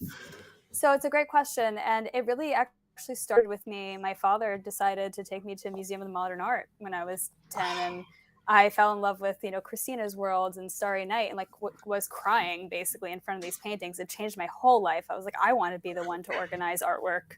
Like, what is this? I went home and I went on my, Windows XP running computer, Googling, what is Dada and watching Anshan Andalou on Kazaa. I was obsessed. Became almost like a special interest. So yeah, for a long time now. I know. Are you I'm 31? Those Royal Tenenbaums kids that grew up here in New York City, going to museums from a very young age? My dad's from Queens. My mom was raised in Bushwick, but they thought it was a good idea to raise me on Long Island, which was a bad idea. I ran away as soon as I could when I was 18. I moved to the city, but yeah. I love that. But the true New Yorker like that, and that is a Hollywood narrative, going to the MoMA at 10 and decide you want to be a curator. I knew there was a good superhero. It's not like a fireman, story. that's for sure. I've never heard that one before. And I wanted to be a librarian before that, so still the same realm. There's a little bit, but curator's even more. Curating obscure. with the Dewey Decimal System. Dewey Decimal System is cool. Also, last thing I'll say is my dad was an electrician. He just retired. My mom liked it. My family isn't in the arts at all. We were blue collar all the way. So it was really just that experience that changed my life. Well, that's pretty significant that a blue collar family would take you to the Museum of Modern Art when you're that young. My parents took me to see the Picasso exhibit. And that was your first memory of a big art That was show? my first big museum show. Yeah. The biggest museum show that affected me was actually the Motherwell exhibit at the Guggenheim, but that's whatever. Great. Yeah. Motherwell is part of my art nerd origin story Oh, it too. is? As well. Okay. Yeah. Black Mountain College, yeah. Yeah. Well, I'm going to go to the guest of honor over here and reintroduce him or introduce him to the larger audience right now. This is Ricci Albenda, not only the artist behind the Universal Color Clock, but a very accomplished artist with an enviable practice and history, including a recent solo show at Museum of Modern Art. Not recent exactly, but yeah. Hey, it's the 21st century. It definitely, recent. Probably I don't remember. Currently with the Andrew Krebs Gallery, and someone that I have been working with personally now. I went to DMINTI for almost a year, so it's been really. Yeah. Tell us a little bit about your artist origin story. I know you went to RISD, but was there a time before RISD or experience? Was it the Picasso show with your folks? No. I think that it comes down to even when I was a very small child. I come from kind of an artist family, or at least an aesthetically prioritizing family. My earliest memory of thinking about aesthetics was like we moved to a new house when I was like 3, and we were trying to choose the shades for the window thing. Yeah. And every shade had, literally, it was like a big beige shade, and at the bottom there were 3 little stripes of like embroidery, and one was like green, yellow, and red, and one was like blue, red, and pink, and they were like all basically identical. I mean, really, it was such a tiny little thing, but they spent like hours looking at these different shades that were like talking. But as a very young person, like to me, like I didn't know they were talking about window shades. I thought they were talking about the shades of the colors, and in fact, they were talking about the shades of the color because there was nothing else different. But it was so important deciding which shades, and to me, it was so important deciding which colors, and that was actually what it was. But it's just the shade, the word mix up. That's like my earliest memory of like the idea that like subtle, aesthetic aspects were like really, really important. Wow, that's the origin story of an incredible eye for detail. I know that's with only half in love and half in like total consternation. No, it's amazing. I mean, it is a level of awareness and detail of the whole, not only conceptually but down to the pixel, that makes your work and practice really unique. I say that with all artistness. And that's one of the reasons that we were so excited to work with you on this project. I mean, for us at DMINTI, you are like the perfect example of someone who has a successful traditional practice, but is creatively inspired by this new space, as a medium and a place for you to execute and create work that you've been thinking about for decades that didn't have an audience or way to sell. And so for you to be able to logically extend your traditional practice into the blockchain while engaging the blockchain for the systems that it is and what it's intrinsically good for is exactly what we hope to, do at DMINTI and hope to help thread that needle. So the color clock has turned into like the perfect example of that and kind of that extension. What I would like to do is ask Regina a little bit of her thoughts. Let's start with color. I mean, what are some of your earliest memories in reference to color as a symbolic piece of a painting or art, or outside of just a box of crayons, or understanding the basics of color? When did color become academic or intellectual to you? That's interesting because, and I kind of alluded to this at the first question. I think I first became interested in art mostly for conceptual reasons. I'm not a visual thinker myself. I'm like, I doodle, I was musically inclined growing up, but I wasn't thinking about color spectrum or gamut or anything like that as a child, because I wasn't thinking like a graphic designer or an artist. I was thinking about what are the philosophical and metaphorical and sociological reasons behind why an artist chooses to do certain things. So I probably wasn't thinking about color in that like academic or way or in a fine art way until I was maybe even in graduate school. I mean, I had already liked certain artists like Ad Reinhardt and Yves Klein.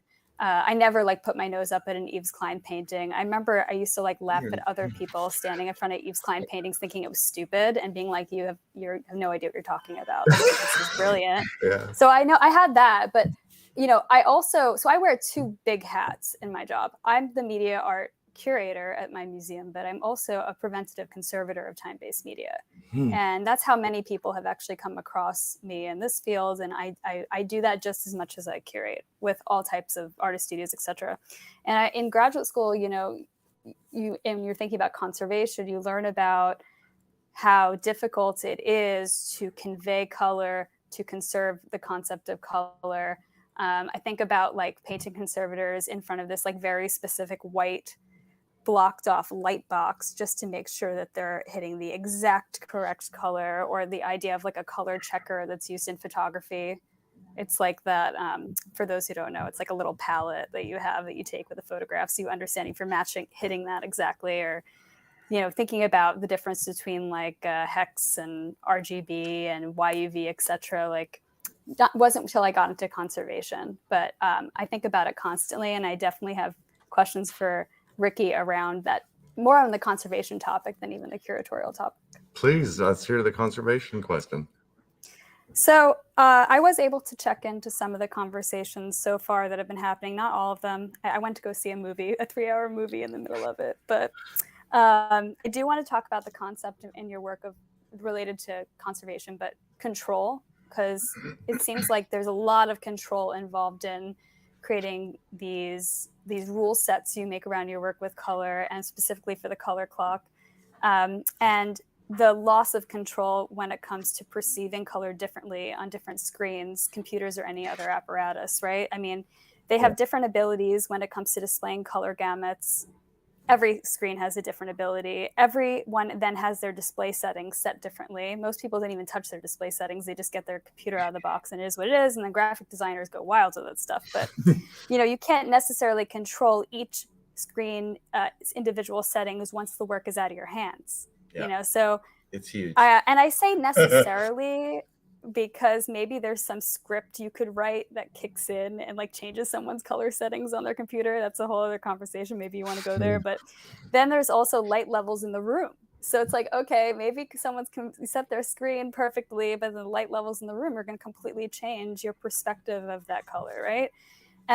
So when conservatives look at colors, you know, that's what I'm thinking about. I mean, we could go, there's so much more to think about too in the same conservation level of like this decay of the screen over time and how it can represent color, this decay of the software, you know, the digital patina of it all. Yeah, we can keep going down that road, but Ricci, I'm sure you already have thoughts. I do. And I think I've already forgotten a few of them because that was a very, very multifaceted coverage, but I'll start with yes. It's a major issue, and the only thing I'll take exception to is that the changing light in the room, even though I know that they have these controlled things and they're great for certain kinds of color manipulation and precision, that the human brain and eye apparatus is equipped with something called color constancy, which is just like something that we've evolved to interpret colors under different lighting circumstances. And that's not a problem. But there are, all the other things are big problems.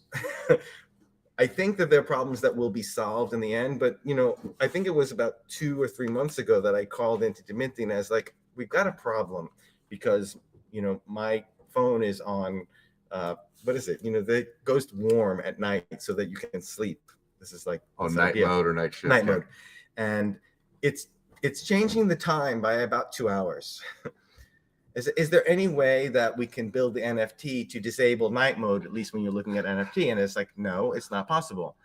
Yeah. Luckily, it turns out this is important, very important. It turns out studies now show that running night mode is actually worse for you in terms of getting sleep. Yes, and it's much better to turn down the brightness than it is to use night mode. No, night mode actually disrupts sleep more. And of course they don't know why, but they've done the studies to show that. And I think it's because actually at night we are actually more exposed to blue light. The moonlight is bluer than, you know, candlelight is something that, you know, traditional societies may have woken up at 4 a.m. and put on the candlelight. Well, they put on the candlelight and they needed the light to do something and they wake. So this whole idea that blue light keeps you up has turned out to be yet another like eggs are bad for you kind of myth. So I'm just going to throw that there. So everyone who gets the color clock can freely and comfortably turn off their night mode without worrying about it keeping them up. I'm going to put that out there. And yes, definitely there is a problem. We have the installation upstairs with televisions. That's way worse than the devices. At least the devices are theoretically standardized to sRGB. And as I have told to everyone who will listen, I think we're on the precipice of a kind of color literacy where that actually problem is going to be ancient history, and that there will be a system by which people can identify color and know whether it's the A color or the B color or the C color. Now I'm pumping my own system because it's a nomenclature for color. But is this? And are you talking about an automated? It will be automated for like, sure, but it will be connected with a current and continuing elevation of color literacy that the digital age is bringing us. I feel very strongly that the digital age is bringing a greater color literacy to everyone who starts I mean, right now, if you think about the color constancy that we have compared to what we had 10 years ago, it's huge, much, much better. In another 10 years, it's going to be better. So 4-year-olds and 5-year-olds that are fiddling with their phones, they're going to have a much stronger grasp and understanding. Color literacy. Yeah, color literacy. That's really interesting. As somebody who's red-green colorblind, well, it's funny because we've talked about this, and you've thought about this. Well, I went out with my last boyfriend was red-green color, not color deficient, not blind. It was there's different levels of it. Yeah. But because of that, I give a lot of thought to color blindness, and I've even designed, or haven't designed. I have working models of designs for color clocks that are for red, green, and other kinds of color deficient models, and I do a lot of research into color deficient models. Because when you say color literacy, it's fascinating. I never think about that phrase. It's going to be hard for a color deficient person to be color literate in the way that I'm talking about. But there's those glasses, right? They made those glasses for colorblind people to see other spectrums. They help with this. They help with the experience and the sense of experience. But interestingly enough, they do not help you do better on the tests. So for what? Really? Yeah, Interesting. It's weird, but for whatever reason, they do help differentiate things. It doesn't make sense. Something is missing. I probably shouldn't have even said that because I think someone has made a mistake somewhere because it just doesn't make sense. Well, I wonder though if including a color checker, like a paper one with the work, if a collector wants it or something like. Well, there is one actually. There isn't a paper one. They're well, not the checker. I'm sorry. They're very well. I actually have been thinking the same thing it might only be the last 24 hours since we're trying to deal with these TVs, or maybe it's a little bit longer. I was like, we should make a little edition print of every hour on the hour so people can do it. But I'm of the, and I think it's the errant assumption or belief. It's not an assumption. It was a belief that the phones were pretty consistent. I've looked at a couple of phones and the website routed to the phones. It seems really, really consistent from phone to phone to phone. It's sRGB. That's how you go to the iPhone 7 that you've got somehow. Even with my iPhone 7, it seems pretty consistent from device to device. I could be wrong though.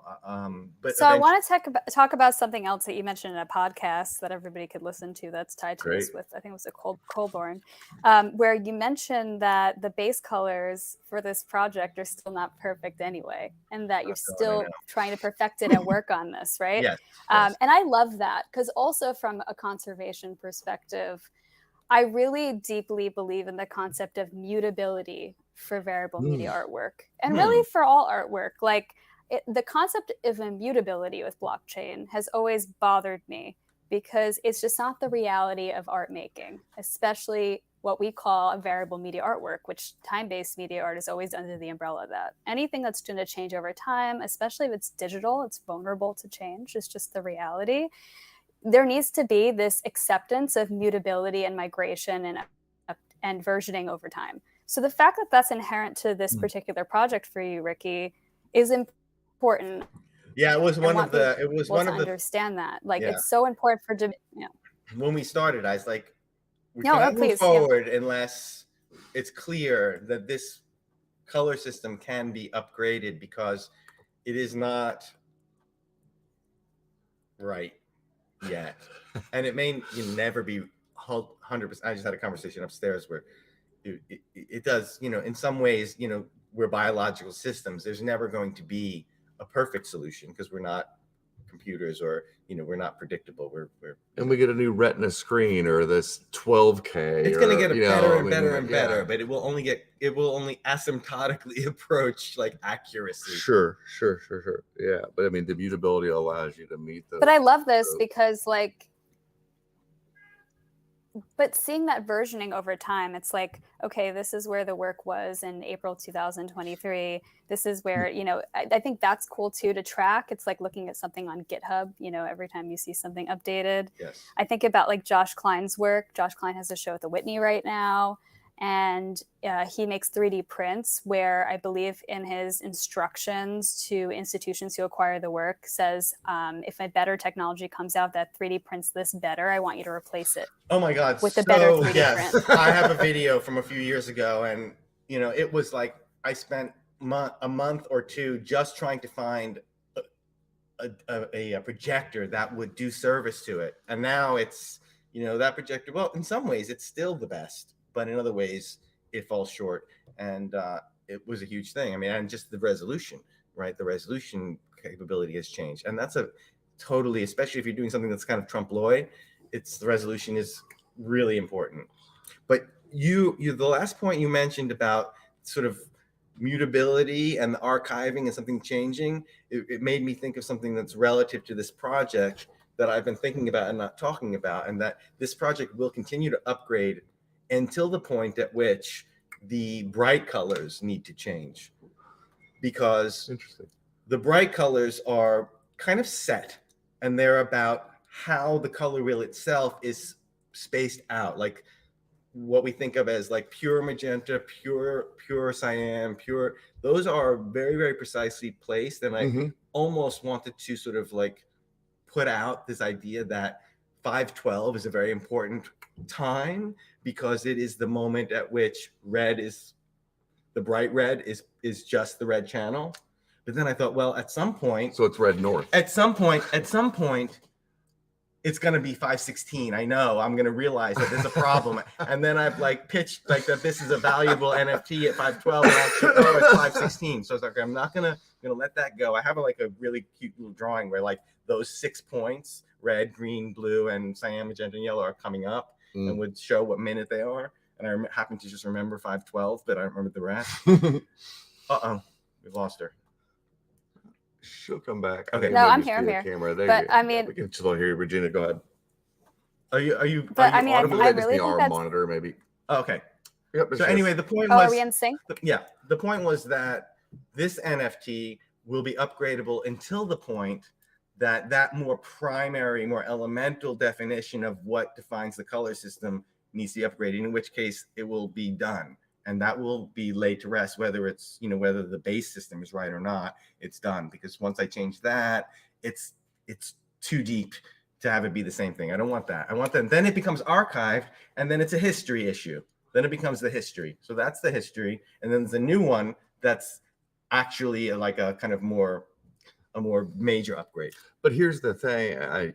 We've been talking since you started with this project about the utility of this as an object and an artwork, and there are so many applications that you've shown me that utility, and I mean, again, you've used this to try and plug it into different apps on your phone. You've taken it into the metaverse and painted the ceiling and the floors with it, like we talked about doing, a 3D avatar clothing that you could plug your color clock into and adjust the color. Clothing? I don't remember that. Oh, no. Where was I?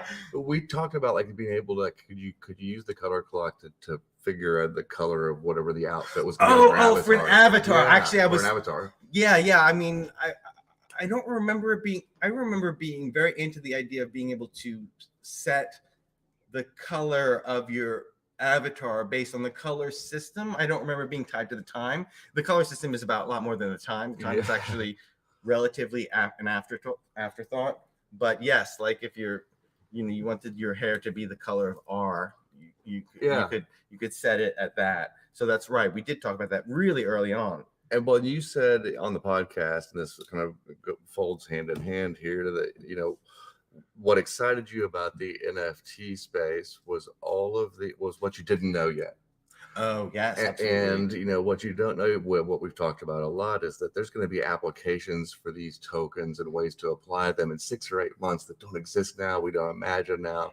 You know, eventually you'll be able to use them in the OS of your phones and new stuff to, you know, to plug in and do what you've been hacking there for a while. Oh, you can't see a damn thing. It's a big white screen. That's Right. okay. But I Widget. love, I mean, that moment on the pod really struck me, because when you were asked about what interested you about an NFT, the first thing you said was what I don't know.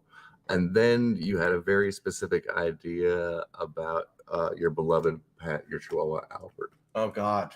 And no, like as a dog owner and a pet owner, one-time pet owner, yeah. I mean, to think about being asked about NFTs, and the idea was like this: how can I pay tribute to the memory of this pet that I had that obviously meant a lot to me, but also created value for the owners only if they put in the work. Right.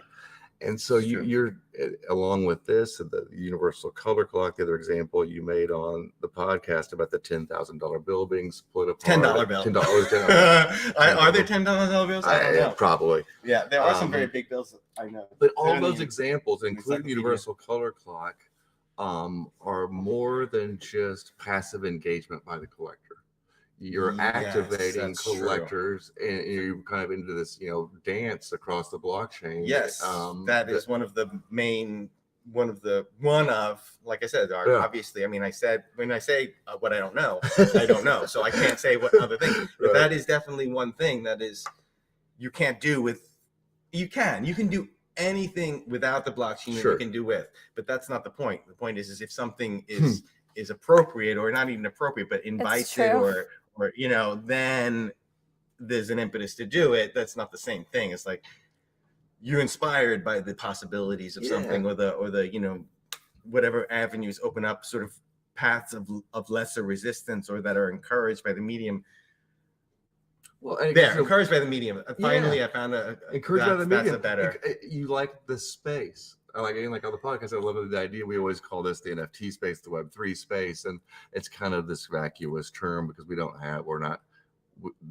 idea of Web3 and blockchain covers so many parts of culture and finance now that we're just called the space. Right. Well, one thing I think is important to me, which is maybe not a great thing to say on this podcast, is that the most important thing isn't how cool the blockchain is. It's like the idea is what motivates, what makes it cool. It's like the blockchain offers the opportunity, but the cart and the horse need to be in the right order. The order is like the interesting idea, and that's the horse, and the cart is the blockchain. So it's not like, oh, blockchain is so cool, I want to find something cool to do with blockchain.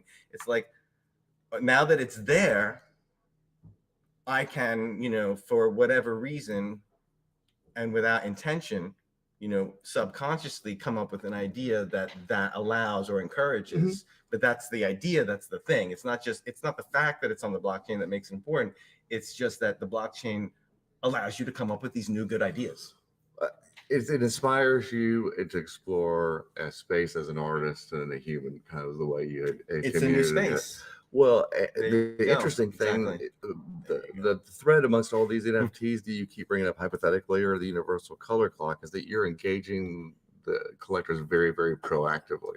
And going back to Motherwell, I think this was a Motherwell quote, but the idea that he said, you know, I create a one-winged bird. It takes the viewer to make the work fly. I never heard it before. And I may be butchering that somehow. It could have been Paula or someone else, but I'm associated with Motherwell. Yeah, and that definitely is probably all art, but I do think of my work that way all the time. Yeah, even your painting and everything I do, I think of that way. Everything, because my work is it is art, of course, but in some ways I've always thought of my work a little bit as science. It's like it's like a not an experiment. I don't know how to put it, but it's about investigating sort of the mechanisms of human perception. And in order for that to be important, or for that to work, it has to take into account all of the machinations of the human that's perceiving it, right? Like I just had a great example, and I was too busy coming up with the word machination, but now I forgot it. I mean, the obvious example to me is Seurat. You know, Seurat literally came up with a pseudoscience concept for the way color mixes in the eye, and that's why he was using pointillism. Absolutely, and ironically, that's how I develop my color system. I use optical mixture, except it's the digital version, because now with our Retina screens, you can do a checkerboard. So this is like pointillism, pixelated pointillism. Well, the way I develop the most basic color system that I have, the flat one, this one is the one upstairs is more dynamic, the yellows are light, whatever, but the flat system, I started by generating, I have this document, and there's this 1, 2, 3, 4, 5, 6, 7, 8 patches. One patch is evenly distributed, 3 pixels each, the R, the G, and the B, and the other is the C, Y, and the M. And those are all evenly, so there's 33% of each, and then there's that's the tertiary, and there's the complements. Is the RG, the cyan, and the red, and the blue, and the yellow, and they're all muted tones, so that they're from my alphabet that I did just with paint and my eyes and my idea, but they've been translated into colors on the computer, and I make them checkerboards. There's the 6 checkerboards, and then the 3 kind of 3-part checkerboards, and I make them. Well, the 3-part checkerboards have to be match and be gray, totally flat. But then with those exact same colors, 50% cyan and 50% cyan is blue, 50% cyan and 50% magenta has to match perfectly with pure red, and 50% red and 50% green has to match perfectly with the pure yellow. They're all muted tones, so there's no, like when you mix brighter and darker colors, you get these other kinds of things come in, other dynamics of vision that distort things. But if you make everything, of course, I'm just using myself as the measurement device, and there's errors. But, Sure. I started that way, and then I kept changing everything, adjusting it. That's how I figured out that I got at least those 6 colors right. I had 2 gray squares, and I had 6 checkerboards that all matched as they should. So I knew that geometrically I at least had that little plane done, and then I started filling in the blanks. So then I take the yellow and the red and I go 50-50 with that. That's my orange, and I did it over and over again, and I made a plane of color and that's basically the color system. Except the colors, I put some flair on the color clock. I was like, okay, I'm taking that color system and I'm going to juice it out further by making the blues darker and the yellows lighter, so you have more flexibility. You can make everything brighter, because everything doesn't have to be the same color. Regina, and the same value. I'm dying to steer the conversation towards time now, because as your Twitter bio says, yes, time-based art. So I'm going to turn it over and get out of the way so you and the artist can talk a little here. But I'm really interested to hear your kind of perception around time and this project and the blockchain in general. Okay. Well, first of all, I think we've already, in a very direct way, not in some philosophical, heady way, talked about the relationship really between your work, Ricci, like this particular piece at least, and time, in terms of literal time and how it's going to affect how people perceive the color spectrum, the concept of decay. Like, I think it's important to me that we ground it in that reality, right? And also just thinking about like the rule sets that you create around your work with like color, I think it's color the color imagery system, and the universal systems you come up with, and the fact that they, a system to me in general is about a pattern. A pattern is about understanding like sequentiality and linearity, and that in itself is time-based, just like rules in general to me. Did you say sequentiality? Sequentiality, like just sequentiality. I thought it was or like linearity. I said like linear, like linearity. Oh, linear. But all of that in itself, just rules sets in general. It all and the larger like umbrella of this to me is the artist's desire to control. And actually, you just kind of talked about this too from the perspective like, I'm interested in general of artists who create universal languages. This actually goes back to a history of artists experimenting with moving image in the early 20th century, like Hans Richter and Viking Egling. They had a manifesto they created called Universal Sprache, Universal Language, and Walter Ruttman and Oscar Fischinger, and like all of these artists who are moving actually very specifically from painting and drawing and sculpture, these static mediums, at least in themselves static. Charlotte was talking earlier about moving around the object, having a time-based element, but in itself static, to wanting to experiment with film, to want to experiment with moving image. And this idea of universal forms that come out of that, right? And your work— Universal forms. And you're doing the same thing. You're using the word universal as well in this concept of this color spectrum model you've created, even though it's coming, as you just said, like very much from your eye and your perspective first, almost like but you want to make that the rule set. Like you're like, oh, it's my system that will. You're right. So well, I want to talk more about that concept too, of just like universal language. I know it's not specifically about time, but it's so inherent to this project and your work for the last, 20 years in general. And then a little bit after this, if we have a time, talk about space more, which Jeff brought up, because I have some thoughts on that too. Okay, it's funny because I just had a very long and very grueling conversation about like latching onto the universal word and this idea of control. And it's, on the one hand, yes, all of that is true. On the other hand, like Color I Me Try was about control because it really said every color has to be a color. And this whole decision to shift the name to Universal Color was actually about opening up the possibilities of how it can be applied. Like Color I Me Try always says that A or 5 p.m. is red, or like a slightly pinkish red. And Universal Color says that in one context, A is red, and its complement, which is P, ironically, if anyone remembers the A and P, is green. But in another reality, A is actually purple and P is blue, because we've taken the entire concept of this color space and we've shifted it into the realm of blue. Or we've done it so much so that P is turquoise and A is periwinkle. And that's because of decay over time? It's not because of decay over time. It's like if you imagine the color space as this vast field of all the colors that can be, and you take the largest circle in that color that you can get. Yes. That's going to be all the colors. But if you make You're it a smaller saying like circle, the spectrum between 1 and 0, or the spectrum between 1 and 2, it has a whole other spectrum of color. It's like, yes, exactly. It's the relative relationships between every color is the same, but the wavelength content of those colors can be completely different. It's about how they mix and match and how they're different from each other perceptually. And my means of doing that is through this thing I talked about before, which is I use optical mixture.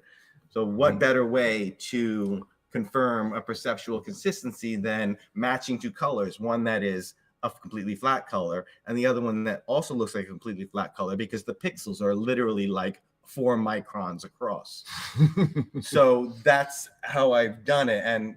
And one of the nice things about that is I can confirm that. I can ask anyone, do these two colors look identical to you? Yes, I don't see the line dividing them. So yes, it is like in that way, sort of human to human universal. Yeah, that's great. I always interpreted the term universal. Well, universal is about being able to move it. It's about making it blues or reds, but the interrelationships between, like, we could theoretically, and we will not do it for at least 3 years, a color clock that is only in reds. And like the color system is vast. Like right. Aside from just dealing with the color system, I mean, with the clock, I have many other realms. I want to do a series of nail polishes that you can say, I love Jim on your fingers. And it could be yellow, chartreuse, green, periwinkle. Well, actually, I'm just doing I love. Jim doesn't fit on one hand, but that's love. And then orange. You could do that, but you could also choose the sort of red system and have, as was once the fashion, a whole series of reds on your hand, but they're all different shades. Some are closer to gray, like, O will be a gray or like a rosy gray in that system. But it's at a glance, your hand is all red, but it still says I love Jim or I love.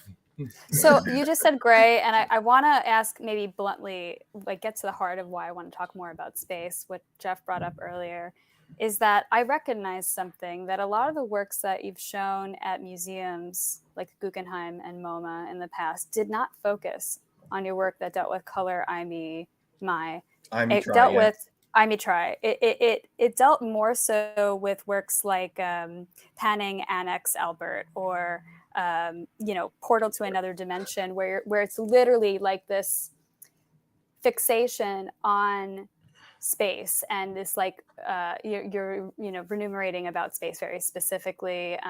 With the first project, for example, for those who don't know, for Panning Annex, it's a flat video that gives off this kind of like Looney Tunes kind of trompe l'oeil illusion of extending space, right? Yes. So and what really stands out to me beyond that is that they're white.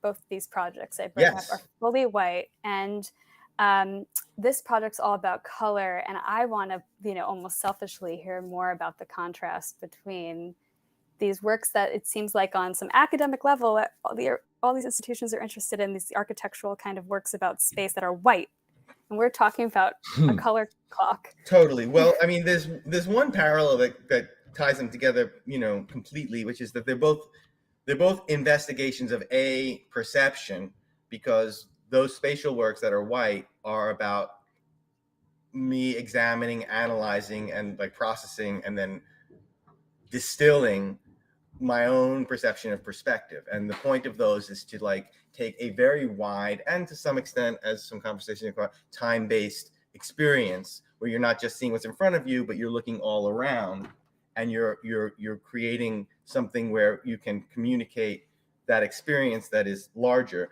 through these analyses of perspective. And I've always been fascinated by perspective. It's another system, it's another perceptual space that you analyze, you learn to understand, and then you create something that is artificial that understands it in a way that's more abstracted and therefore is shareable. The color space is a similar thing. It's a completely different arena. And, I can't help it if museums like architectural references to their own, they're basically self-portraits. I want this thing that looks like me, my museum. But they are similar in that way. The early text works I did were all black and white too. Like, I'm a kind of a minimalist purist thing. So I kind of try and focus on what I'm trying to focus on and not introduce too many elements, because I'm very systemic. Systems. I have an affinity for systems. So that's the parallel. There's just like there was one time no place for color in my text paintings, because words are, ultimately this thing that we come to know in a deep way through repeated exposure, and what gives them that repeated exposure content is graphical only, color not color. Of course, if someday my color system does really become quote unquote universal and everyone uses it, then we will have a new platonic ideal of the written word, and it will be colorized. And a lot of my color painting shows have been about kind of envisioning that future where like certain words will have a new found kind of like content and value because they have particular color patterns. Color literacy.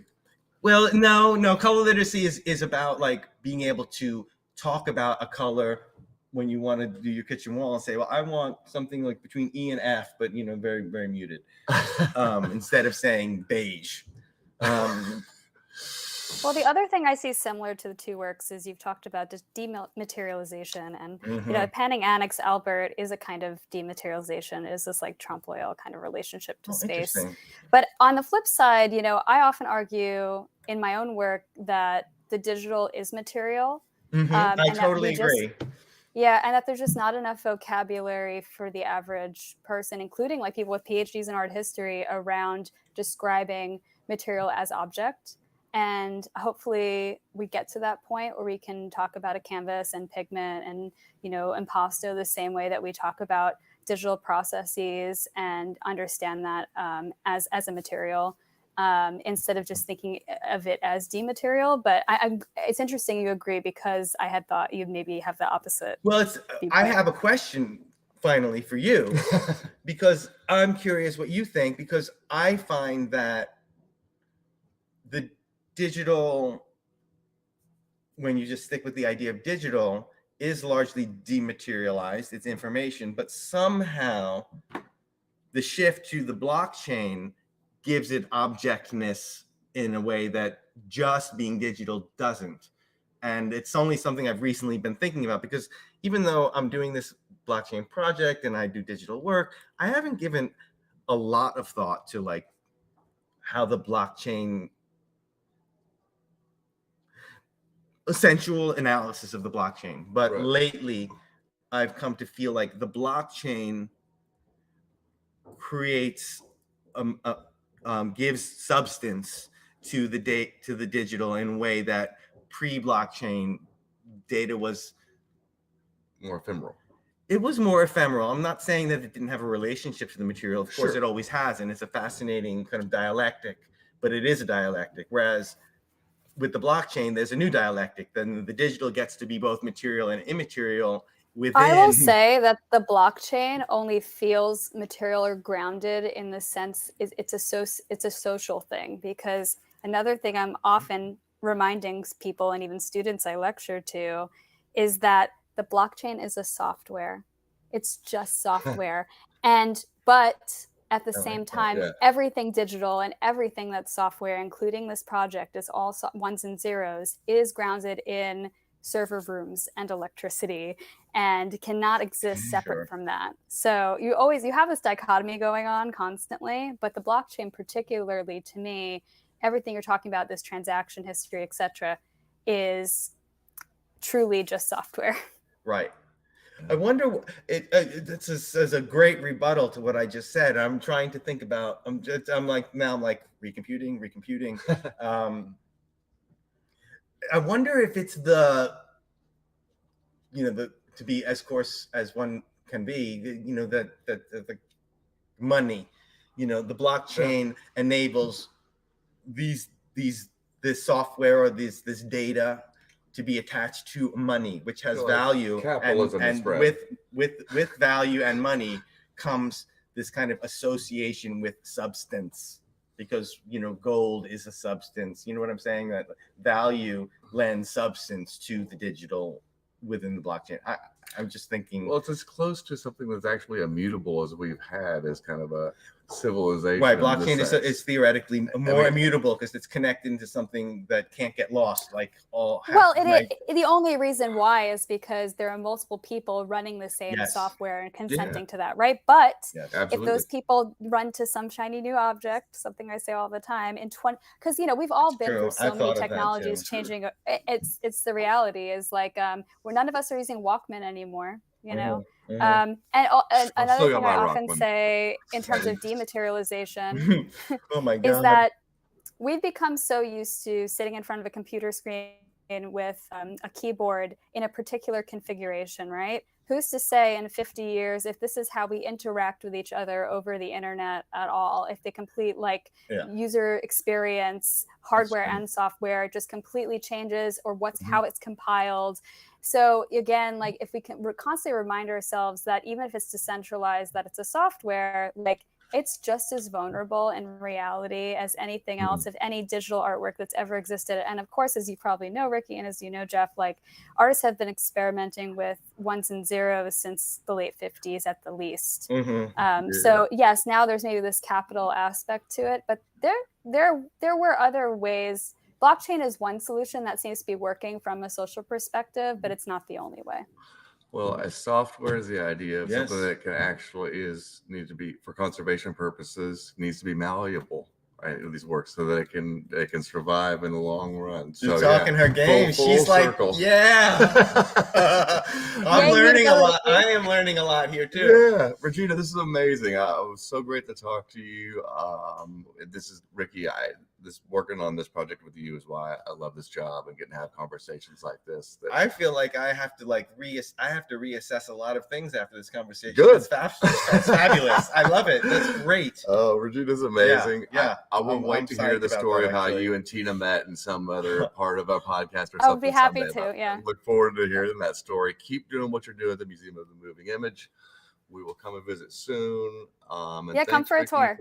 For being here and being here for the event. We're going to be here in Kingston all night. Wait, we still don't know. Yeah, we won't be there tonight, but you won't be there tonight either. Thanks, Regina. We really appreciate you being a part of this. We'll talk soon.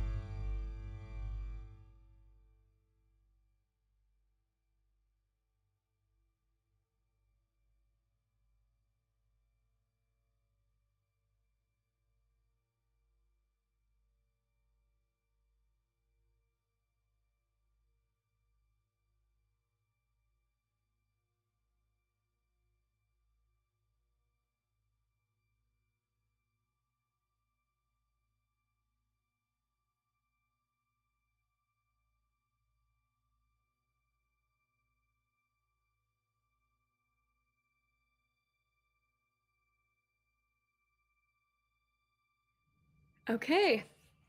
Hello. Welcome to our, what is it on the East Coast? It's 9 p.m. Okay. Thank you everyone for joining. I'm Shivani.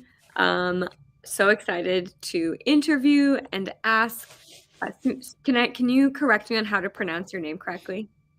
Yeah, it's just Sunjae. Sunjae. Going to ask Sunjae some questions on his artwork, his fascinating history with holistic medicine. Sunjae, before I start, is there anything that you wanted to say about this piece, or anything that you'd like to put out there before I start asking you questions? No, I think we can just start to get into it. Yeah, sure. Okay, cool. Okay, so just I just kind of looked up your background and saw some of your artworks, which I love.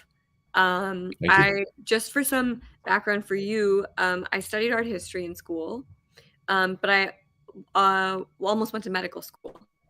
So I did like 7 years of pre-med in college and then 3 years of research.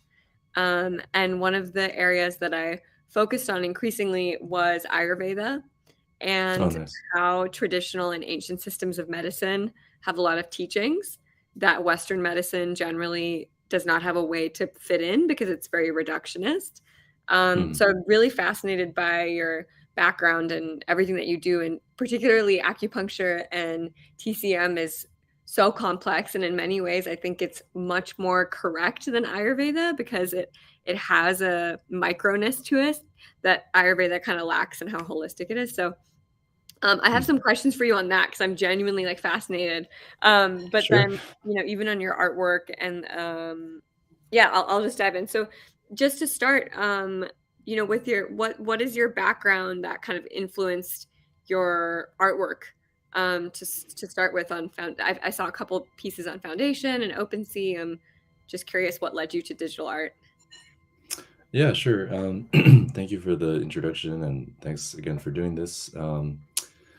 My background that led to art was so I started as a chemistry major and worked as a chemical engineer, but at one point I had this revelation that I should just basically change career paths completely. And this was pretty late. It was like 28 years old. And so I went to study naturopathic medicine and oriental medicine. And that's where I took elective for Chinese calligraphy. And at first it was just kind of the characters that really fascinated me. But then I started to realize that there's this whole aspect of Asian brush painting illustration as well. So I started to basically teach myself that starting with the 4 gentlemen of Asian brush painting, which is like the bamboo, plum blossom, chrysanthemum, and the what was it? The orchid is the 4th one. And then from there, I just basically started to develop my own kind of visual algorithms, and then just kind of just took off from there. And at a certain point, I, after moving to Korea to start my job as a naturopath acupuncturist, there was some logistical challenge because back in Portland, where I went to school, I had my own art studio and it's amazing space. But here it's like, all the apartments are tiny and we had a kid. So there's no space to, splay out all my paints and paintbrushes and everything like that. So I basically started to go almost exclusively just digital, so with an iPad, and I was still doing the same themes like mountains and trees and fish, but just all digital. And then the whole NFT thing came along, and so I just kind of transferred into that, but I won't go into that yet. Maybe you have questions later. Cool. I mean, honestly, what I'm most curious about is this decision you made to go into naturopathy and acupuncture. What triggered the decision to go on that path versus any other kind of medicine or healing? At the time, my mom was quite sick with some kind of like a mysterious chronic fatigue. And she had tried many, many different things. Of course, the whole spectrum of Western medicine, diagnostics and starting from that all the way towards, I would say, the most hippie options possible. So, like way traditional Korean medicines and counselors, everything like that. Nothing worked at all. But in the process, later she found, found something that helped, and now she's better. But in the process, I was exposed to kind of like the entire spectrum of this medicine, and I was able to see that just see the various limitations with each practitioner, their diagnostic approach, and I just kind of stored it in my mind at that point. But then I also went through this kind of like not necessarily a health crisis, but just my own kind of health journey. And during that process, I saw a naturopath acupuncturist who did some treatments on me, and I felt some great benefit from that. And at the time, I was like right in the midst of this kind of like existential crisis where I was like, why did I even study chemistry? What am I doing with my life? I felt like I was in like a midlife crisis, even though I was just like 25 years old. So I just had this kind of aha moment where I was like, God, I need to quit my job and move from Boston to Portland and go to this naturopathy school. So I just completely derailed everything and then just went in this new direction, which ultimately led me to Korea. So here I am. Cool. I similarly, well, maybe not the decision itself, but it just like happened is I was in Boston. And I was researching at Boston Children's and Harvard Med, and I was like studying reconstructive surgery. And I knew for like years that it wasn't right, but I didn't really listen to it, and I didn't have another way out. And that's where like I met Colborn, and that's where I started learning. And then I reached out to my other friends. But it's interesting when these decisions happen. Sometimes it happens very quickly, and sometimes you've seen it coming for a long time, but then you finally make the choice. Yeah. Yeah, So it seems like yeah, go ahead. No, go ahead. Oh, I was just gonna say, yeah, it seems like it's more about just being in the receptive state that just allows it to happen, and then just takes you away at that point. But yeah, go ahead. With studying acupuncture, what was this kind of the schooling process like, and what have you learned about the human body in that process that you think is really not accessible in a Western context? Yeah, so the education, once I got to the natural medicine school, it was, of course I had no idea about what the inner workings of the education would be. So there was a lot that was surprising for sure. There's a lot of bullshit, of course. I mean, there's the way that the curriculums are structured. There's a lot of requirements about having to study a certain amount of modalities, which spreads people really thin. So there's aspects of the education that it's really not ideal, especially the cost is pretty ridiculous as well. That being said, to your question, the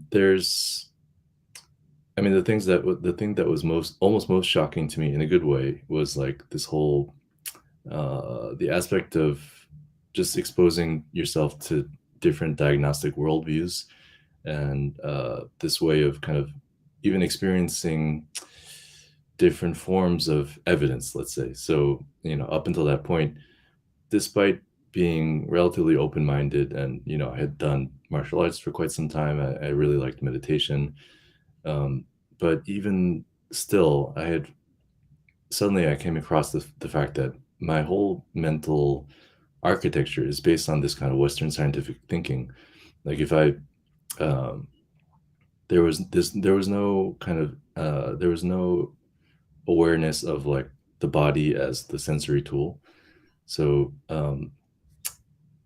that was one thing. So just this kind of like I think we call it like a phenomenological approach, where like the body then becomes like basically the evidence, which is a very subjective thing, but then it's also a different type of objectivity that we kind of we started dealing with. And then each school of thought was so vastly different from each other. So we had, the Eastern Asian approach, which had its whole, constellation and ancient history that connected all these different things, including color and music and acupuncture points. And then there's this whole like, you know, the naturopathy side, which is like the American European traditions, which had basically nothing to do with the Asian systems. So that part was quite schizophrenic at times, but it just took it forced people to kind of zoom back and zoom out, and then just examine the fact that there's really different. Somebody presents with a cough, but then like you have to put on these different hats that just look at the person and just so completely different. They might as well just completely different people according to the way that you're just perceiving and diagnosing them. So I think that was one of the more valuable things that I learned, that it's not really, you wouldn't really experience it if you didn't go to school. Just like seeing the way that the professors interact with the patient in front of you, the way that they kind of perceive the person's symptoms, which is completely different than anybody else would have. So yeah, so that was kind of a rambling answer. No, it's so fascinating.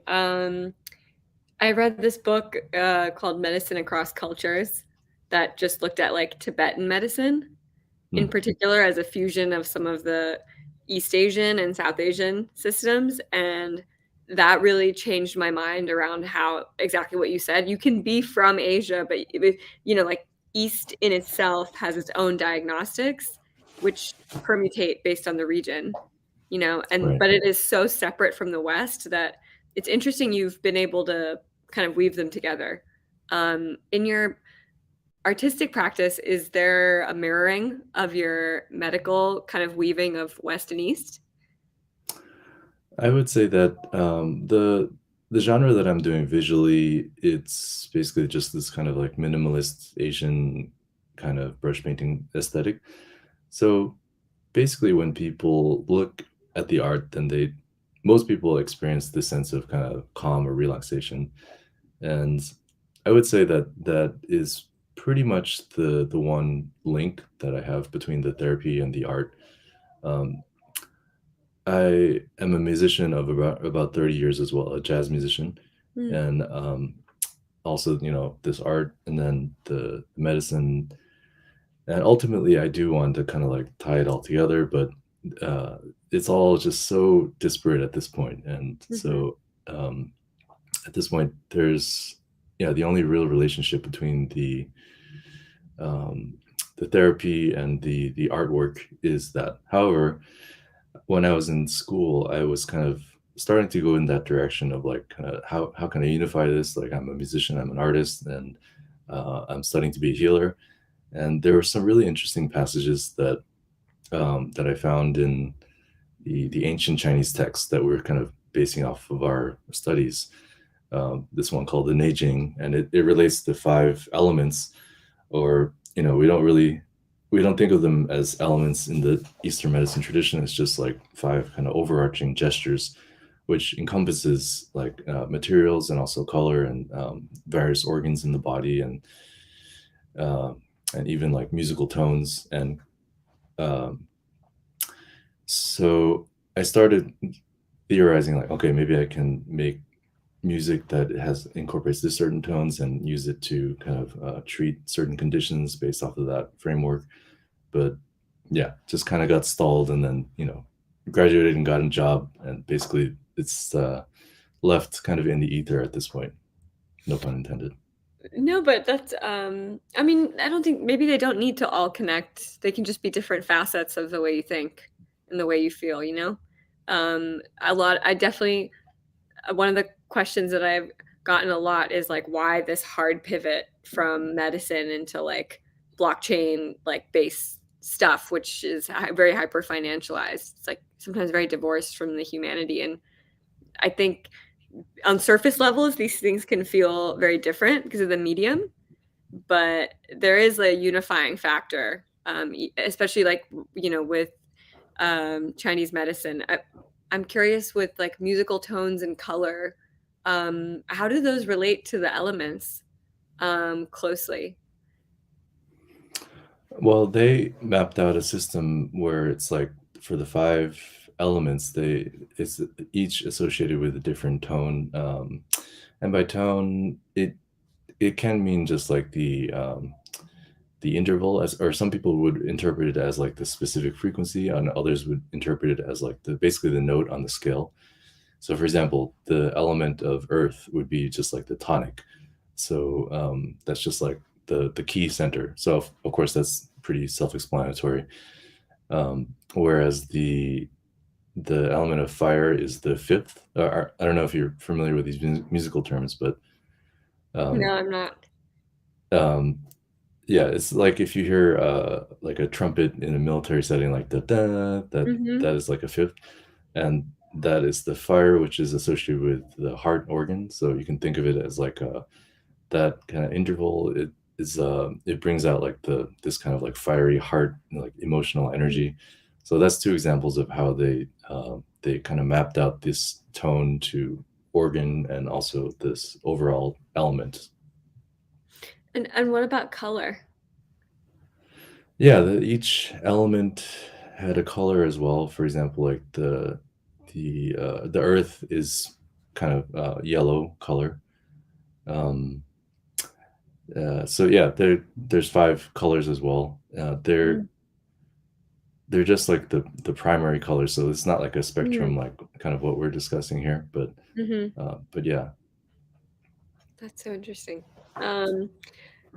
So with your art practice as a jazz musician and then with digital art, when you're creating and when you're kind of looking at whatever that, with jazz music, do you play live or do you record it? Or is it just unrecorded? It just happens. Yeah, everything in between. I play live and also record, and yeah. I'm with tokenizing something or calling it an artwork, right, or calling it music, there is a certain kind of like finiteness that this is now something that I'm going to call an art piece. When I was looking at your works, I certainly can see that there is like time that has gone into the brushstrokes, and contemplation, and definitely space and openness. In your process of making the work, do you take time with it? Do you do it quickly and kind of look at it and then call it art? I mean, with digital work, you can erase and come back and erase and come back versus, ink and brush, you can just go over it. I'm curious. Oh, I see. Yeah, well, part of the reason I was drawn to the Asian brush painting in the first place is because it actually doesn't take much time, and because you're painting this basically watercolor on this very absorbent, I guess, mulberry paper. Once you put the brush down, you can't fix anything, as you mentioned. So with this kind of minimalist theme, sometimes honestly it just takes like a minute just to make a simple composition. And then of course you can choose to add more detail and do it quickly, do it a little bit more elaborate way. But I would say that the most I've ever spent on a physical painting is probably like maybe 5 hours total for like really huge one. So that being said, if I'm kind of learning or kind of trying to create a new composition, then I will just like iterate a lot. So I'll just like start to do a composition and it'll look like shit, and then I'll just like keep changing it and changing it, and then so eventually that will result in the final composition. And I go through a lot of like wasted paper and even like wasted scrolls that I try to paint on. So if you incorporate the whole process, then it could be like at least 10 hours or days. But yeah, it's not like very elaborate like oil painting where you're just spending like months or anything like that, at least for me.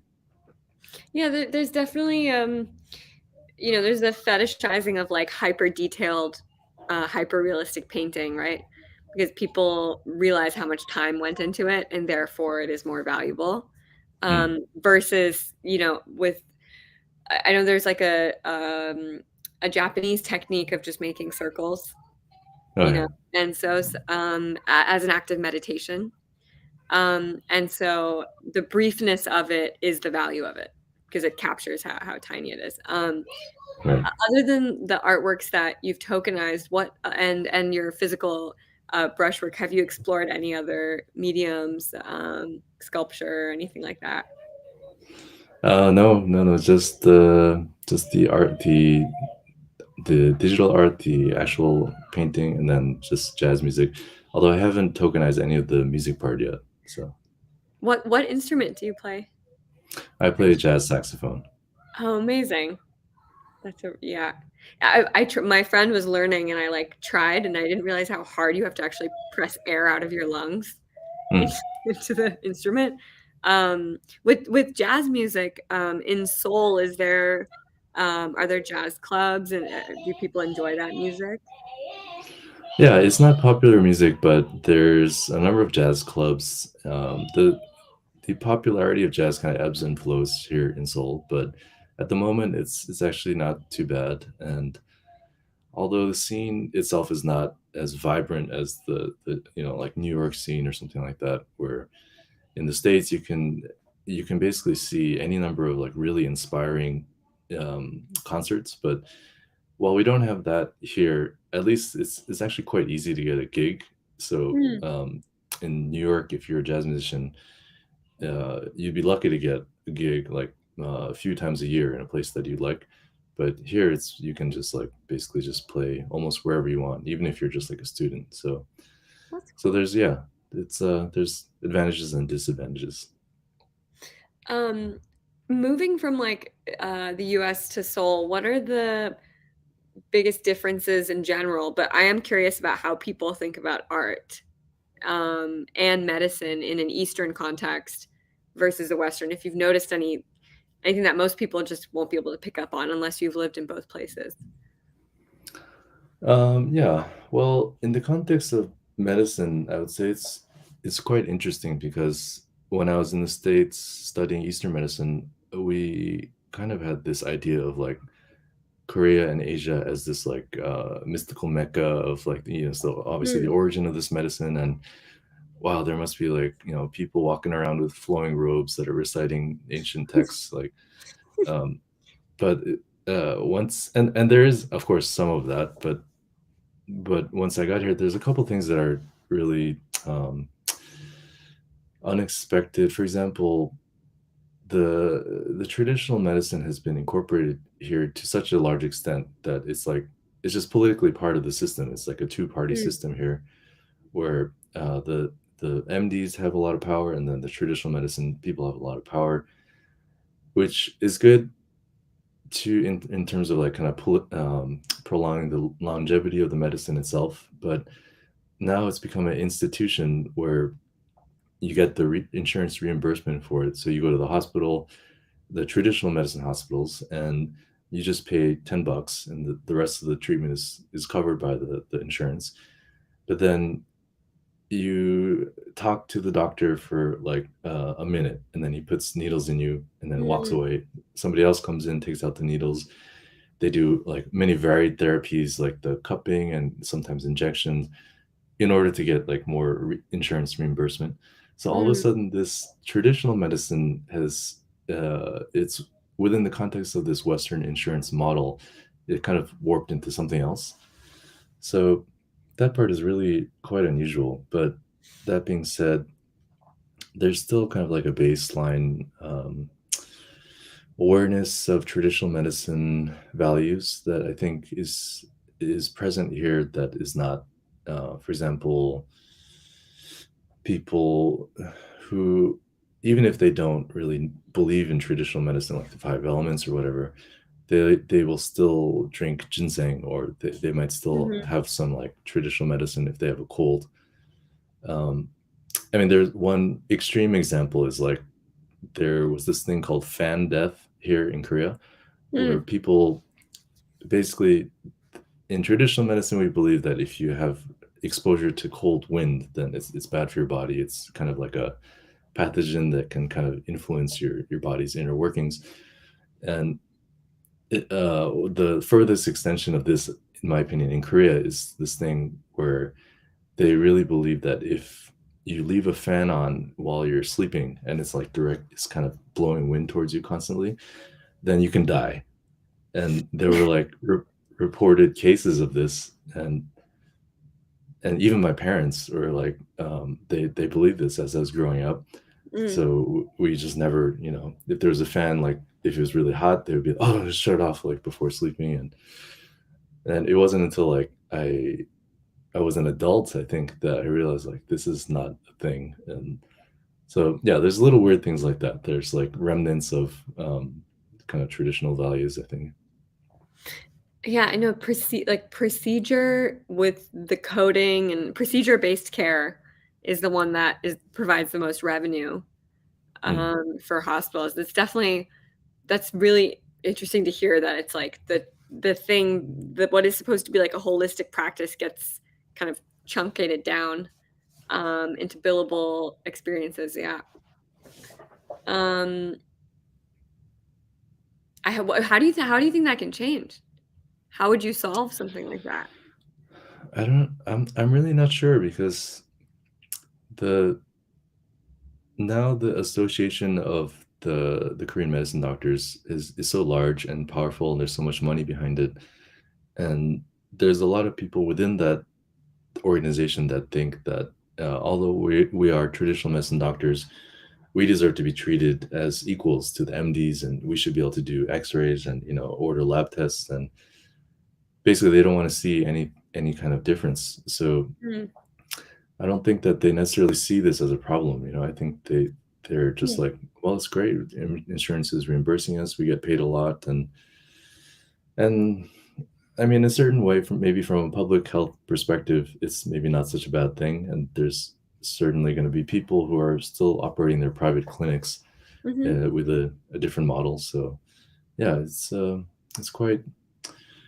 And the one thing that I think is unfortunate, knowing a little bit about the inner workings of the education here, is that in the States, ironically, a little bit more than Korea. I don't know about China, but there's a little bit more of a renewed movement towards understanding the actual classical texts upon which this whole medicine was based. So these Western people are actually like learning ancient Chinese, and they're just like reading the original texts, which detail things that I mentioned, like the 5 elements, but also like really specific, like medicinal herbs and points and things like that. But here in Korea, my wife is part of the kind of the so-called the classical text department here in basically the biggest like traditional medicine university, and the interest in the original text of the Eastern medicine is just waned. It's almost like about to vanish. So yeah, whatever happens like with this whole larger political the public health infrastructure is still kind of a shame that the roots might be kind of cut off a little bit, but I hope it comes around. Yeah, I spent a couple months reading the institution in Bangalore, which is in South India. I spent a couple months reading old diagnostic textbooks for Parkinson's or neurological conditions, and it was so brilliant. But it was just like in a library, you know, like in a stack. Actually, my friend and a really brilliant developer and artist who's actually worked with the Museum of Crypto Art for the last year to build an AI that understands crypto art and can speak about it. He has created different large language models that intake a lot of classical texts, and therefore you can kind of interrogate the text without having to go through every single line, and it kind of distills the wisdom of the text in a way that is a little more digestible for people. So there's tools like that could be really interesting, and I hope get adopted more. Yeah. Honestly, I think that ironically, like the most recent developments in these LLMs, I think it ironically can really help, as you say, the classical text community, and with translation and database and archival, this kind of stuff. So I have some high hopes as well. I was just looking at your foundation page, and there was one artwork that I wanted to ask you about more. Sure. Summer Pavilion. Oh yeah. Which is, I mean, it feels like a 3-dimensional environment, which you've taken a recording of, but I would love to hear how you made that piece. And oh yeah, well, that one is actually a collaborative piece. So I didn't do any of the visuals. The visuals is done by this guy, Junuk. He goes by Junuk. He's actually my clinic receptionist. He has a background as an architecture. So when I started getting into NFTs, he found out about it, and I told him like, hey, you should really look into this, because as somebody who can do 3D stuff, it's like, you know, it's a super great opportunity. So he went all into it, and even was collected by what was his name, Pak, or do you know this? Yeah, he's a famous studio and artist. Yeah. So yeah, this was one of his pieces, and I did the music for it. So that was the collaboration. Okay, interesting. Yeah, because I was looking at it and I was like, this is very, very different. But I can understand that, you know, it's contemplative and a bit ethereal in a similar way. With your other pieces, especially the ones with the little fishes, what was that a process like, and how did that come in your mind as an interesting artwork?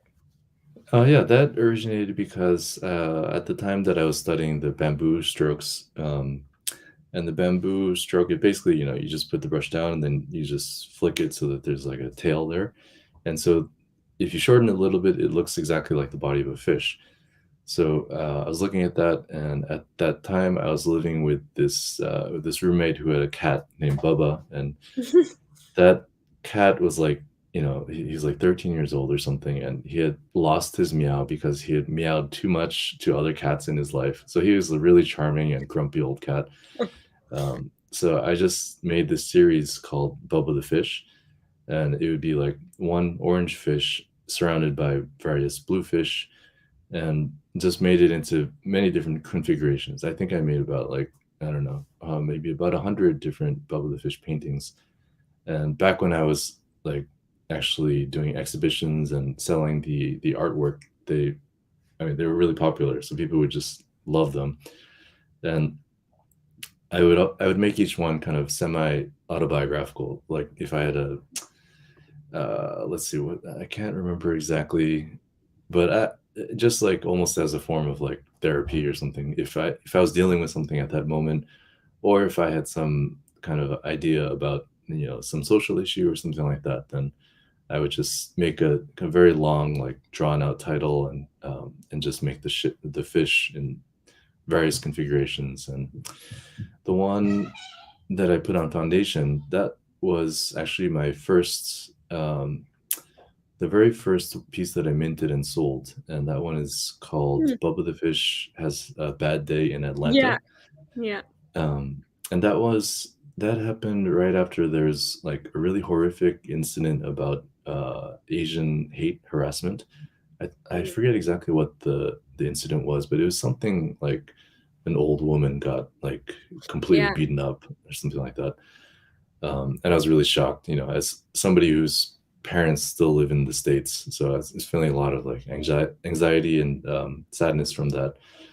So in this piece, it depicts like the Bubba's in the center and just kind of minding his own business, and the fish kind of like periodically just like bounce at him and kind of harass him, and then the whole scene just kind of loops. So just to show that, and it's overall it looks very relaxing if you just kind of step back and don't know what it's about.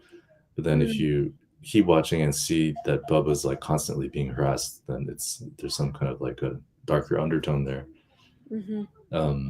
Yeah, so that's what it's about. That's so interesting. Yeah, I mean, I guess, you know, anytime there's someone that's maybe quieter or minding their own business, other people feel like attacking them can be easy, and maybe even it's a way for them to try and just effectively reconcile their own anger at themselves through something that's so quiet and harmless. Yeah, I really like that piece, the little fish. Yeah. Thank you. Yeah,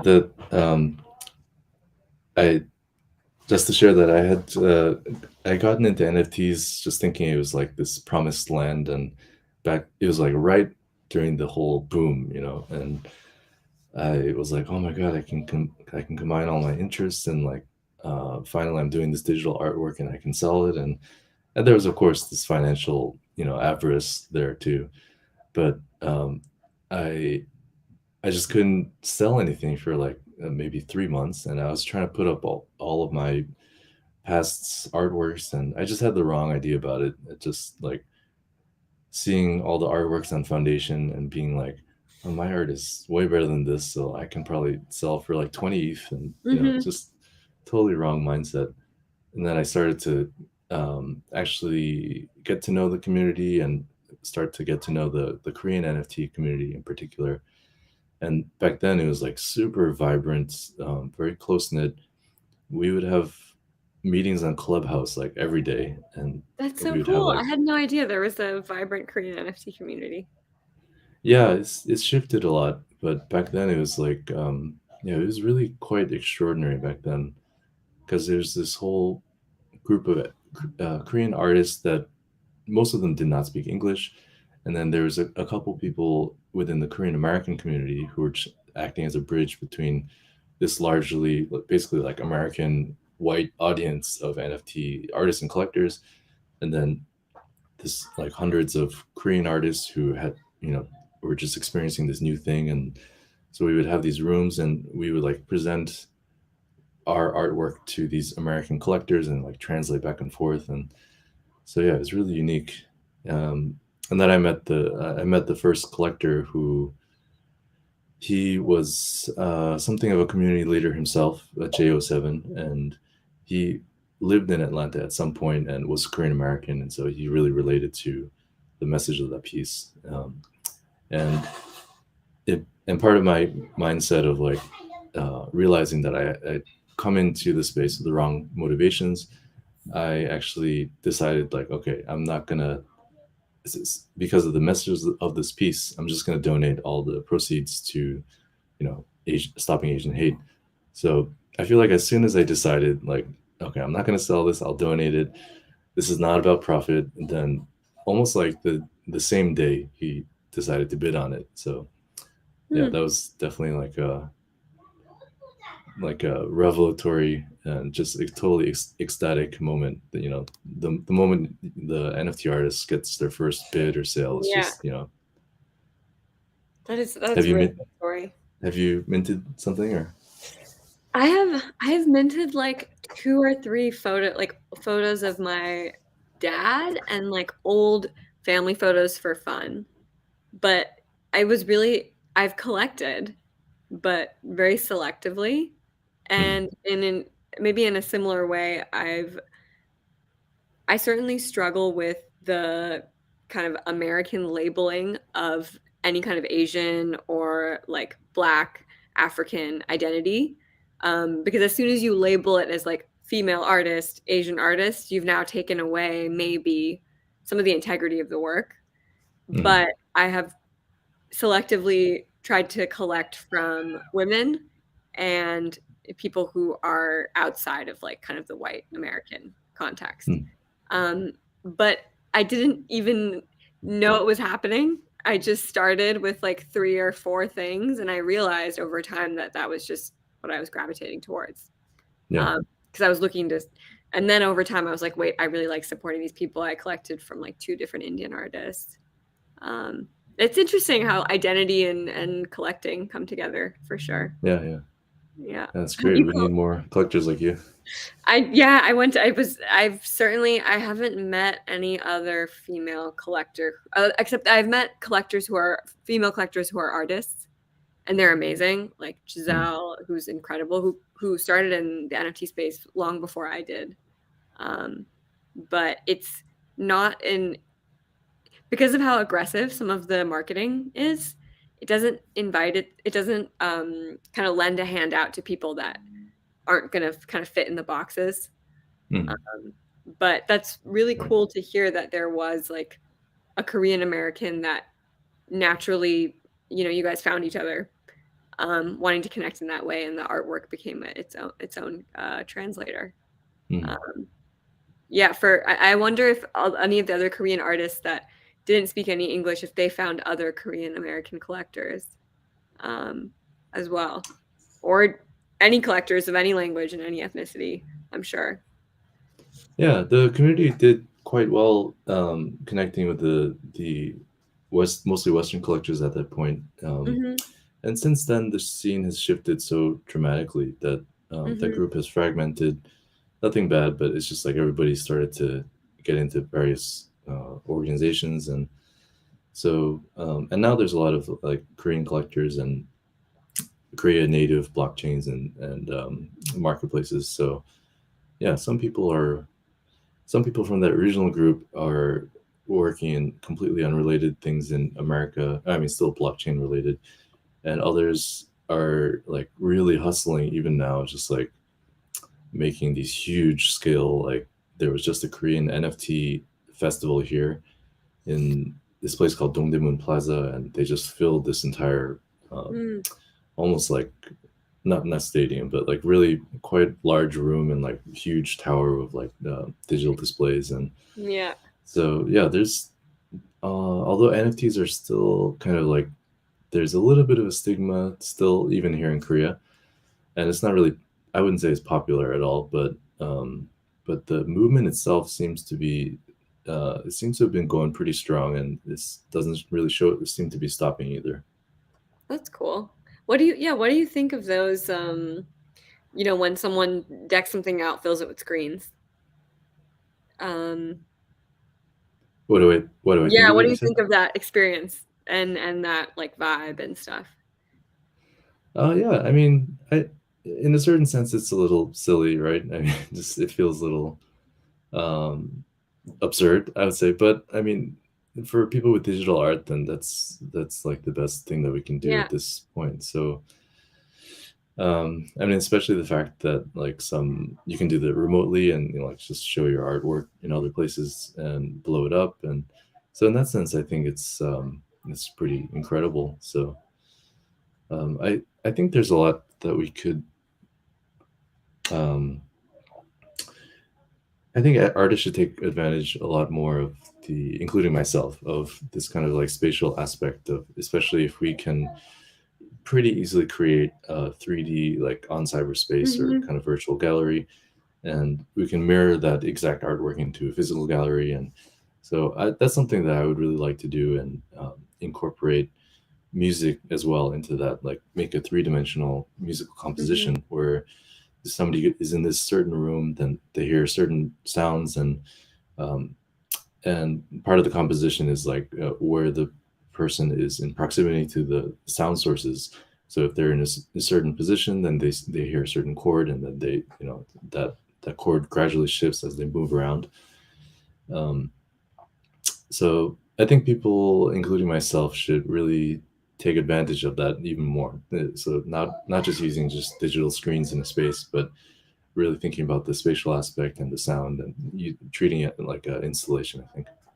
We should definitely speak more after this. We've developed like a 3D object that can be filled with artwork, or itself can be an artwork, and it can be kind of hosted in Hyperfi, and there can be music in a background. So it takes somewhat of a learning curve, but it is actually simple and possible to do as a full experiential thing. But I would agree with you that kind of screens is one thing, but digital medium with some kind of extended reality would be maybe the best form. Yeah. Over time. Right.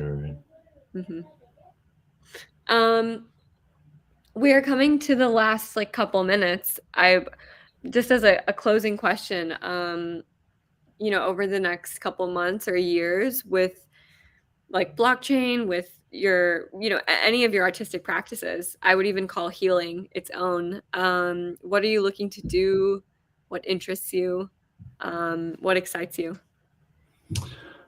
These days, I'm really excited and fascinated and scared about the whole AI thing, and been trying to keep track of it as closely as possible and experiment. And one of the things I tried was the coding prompt to code kind of thing that is available with ChatGPT and other tools, and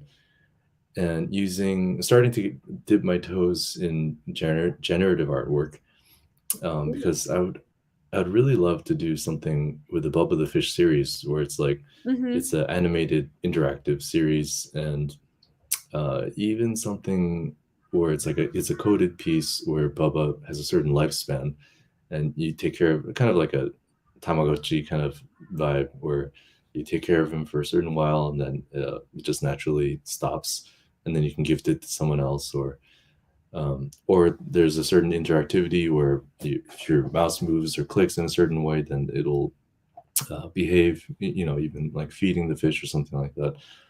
Which is, of course, it's a very simple and concept that has been done many times, but I want to make Bubba the Fish pieces within that context. I think it would be really fun and meaningful.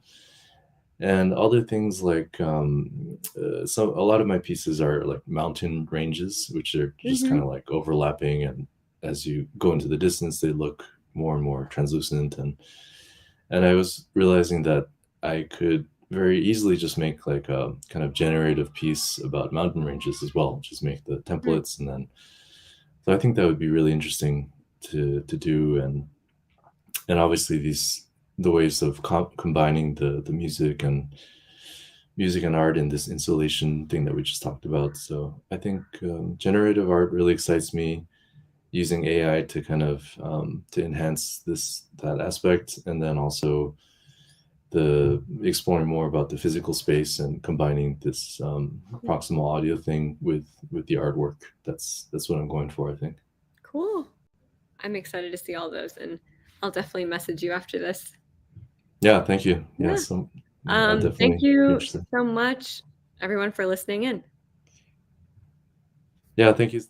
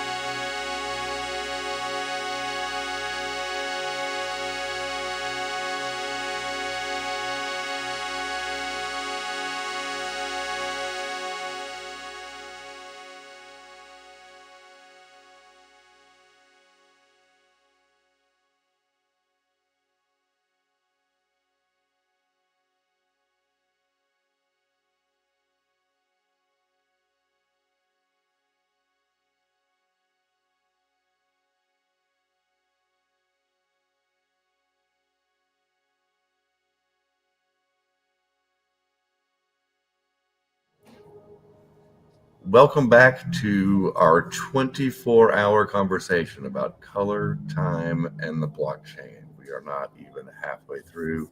Headquartered out of the brilliant Museum of Crypto Art in Kingston, New York, in celebration of Ricci Albenda's Universal Color Clock that dropped today. This wonderful kind of pink hue you're seeing is a reflection from the monitor of the ongoing, very subtle color clock. Our guest right now in the 9 o'clock hour is the great Connie Bakshi. Hey, Connie. Hey. Thank you so much for joining us. I'm stoked that I got scheduled to talk to you. We got a brief chance to meet in Brooklyn there outside of the Proof of People event. I listened to your DXM podcast. That's one of the great privileges of working at DMINTI. There's a handful of us that get to listen to those before they go live. So I get multiple chances to listen to those conversations and meet the artists that, Colborn brings in. And it's been a real privilege.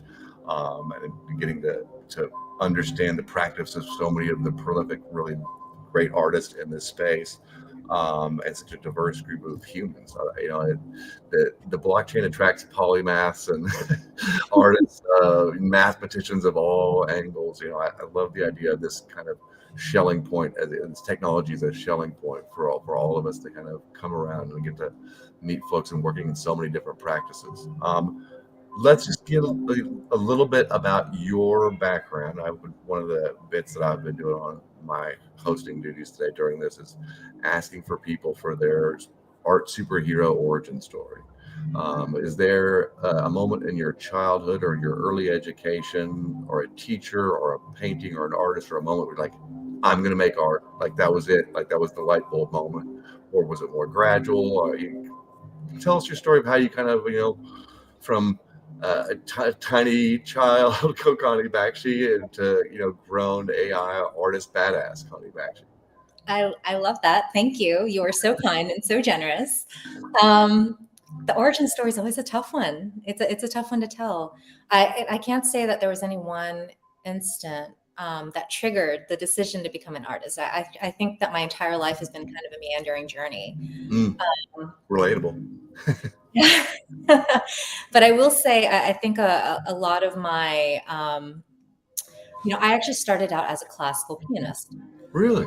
Yeah, for most of my life, from age 5 through my early adulthood, I was competitive and in the classical music circuits, and that actually shaped a lot of my thinking and my expression early on. And I think I was I gravitated towards it. One, because my parents kind of pushed me into it at an early age first, but then I actually the music part. The music part. Yeah. The music part. But then I completely fell in love with it, and it just became such a passion because I think, as a child growing up in an immigrant household, but living in a very American life, but kind of living in a broken English context, I just felt like I never really had the means of expressing myself, being able to really communicate my emotions, my experiences, the complexity of growing up in that kind of environment. So music really was kind of what I leaned into first. So I think I've always, in that sense, I think that carved out the foundation for my life as an artist. What did you play anything besides the piano? I also played the violin, also competitively, but I cutthroat classical violin. Oh yeah. It's so funny because the classical music world, we talk about a lot of the the issues and the concerns of the traditional art world, but it's actually very common in the class. It's very similar to what's been going on in the classical music industry. A lot of the same issues and economic hangups. Yeah. I felt like I really understood the world that I was coming into when I decided to go into digital art and into the blockchain. So you kind of came with a little bit of fearlessness. You knew that the odds were against you, but you were ready to be competitive and wanted to express yourself. Explain that. I don't think I've ever really been like. It's not so much a competitiveness. It's more a curiosity that drives me these days. Yeah. And I wouldn't say that's a fearless thing. I think it's more of just like an obsession You had to do it. I just had to do it. And it was just, the question always became like, I've just always been driven by questions.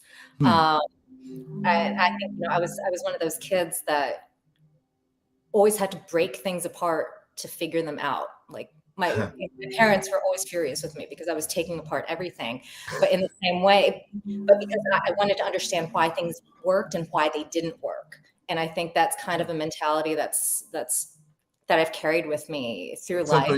What's something you took apart as a kid? Well, it started with which one was it? Oh, that's a tough one. Okay, I distinctly remember 4 years old, my sister's Barbie. Oh, okay.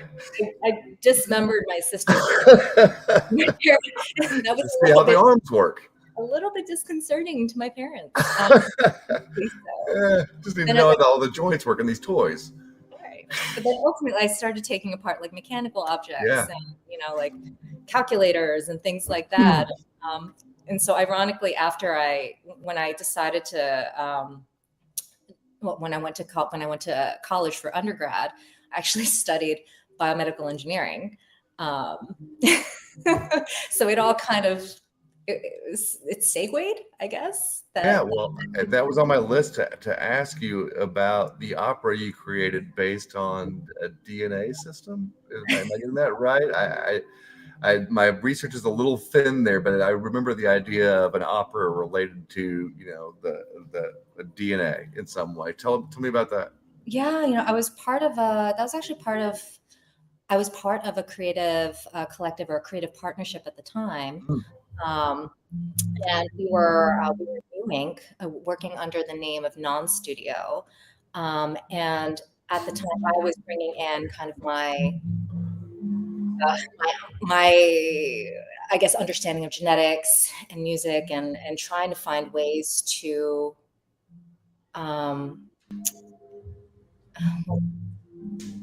it's been so long. Wow. I think that the whole genesis of the project actually started with hair. Really?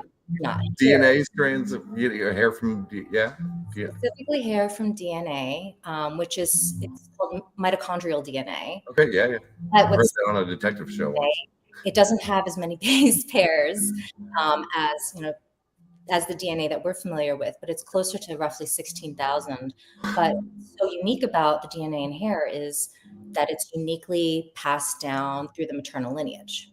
So what my creative partner and I were trying to understand or try to tap into was this idea that we could find an original,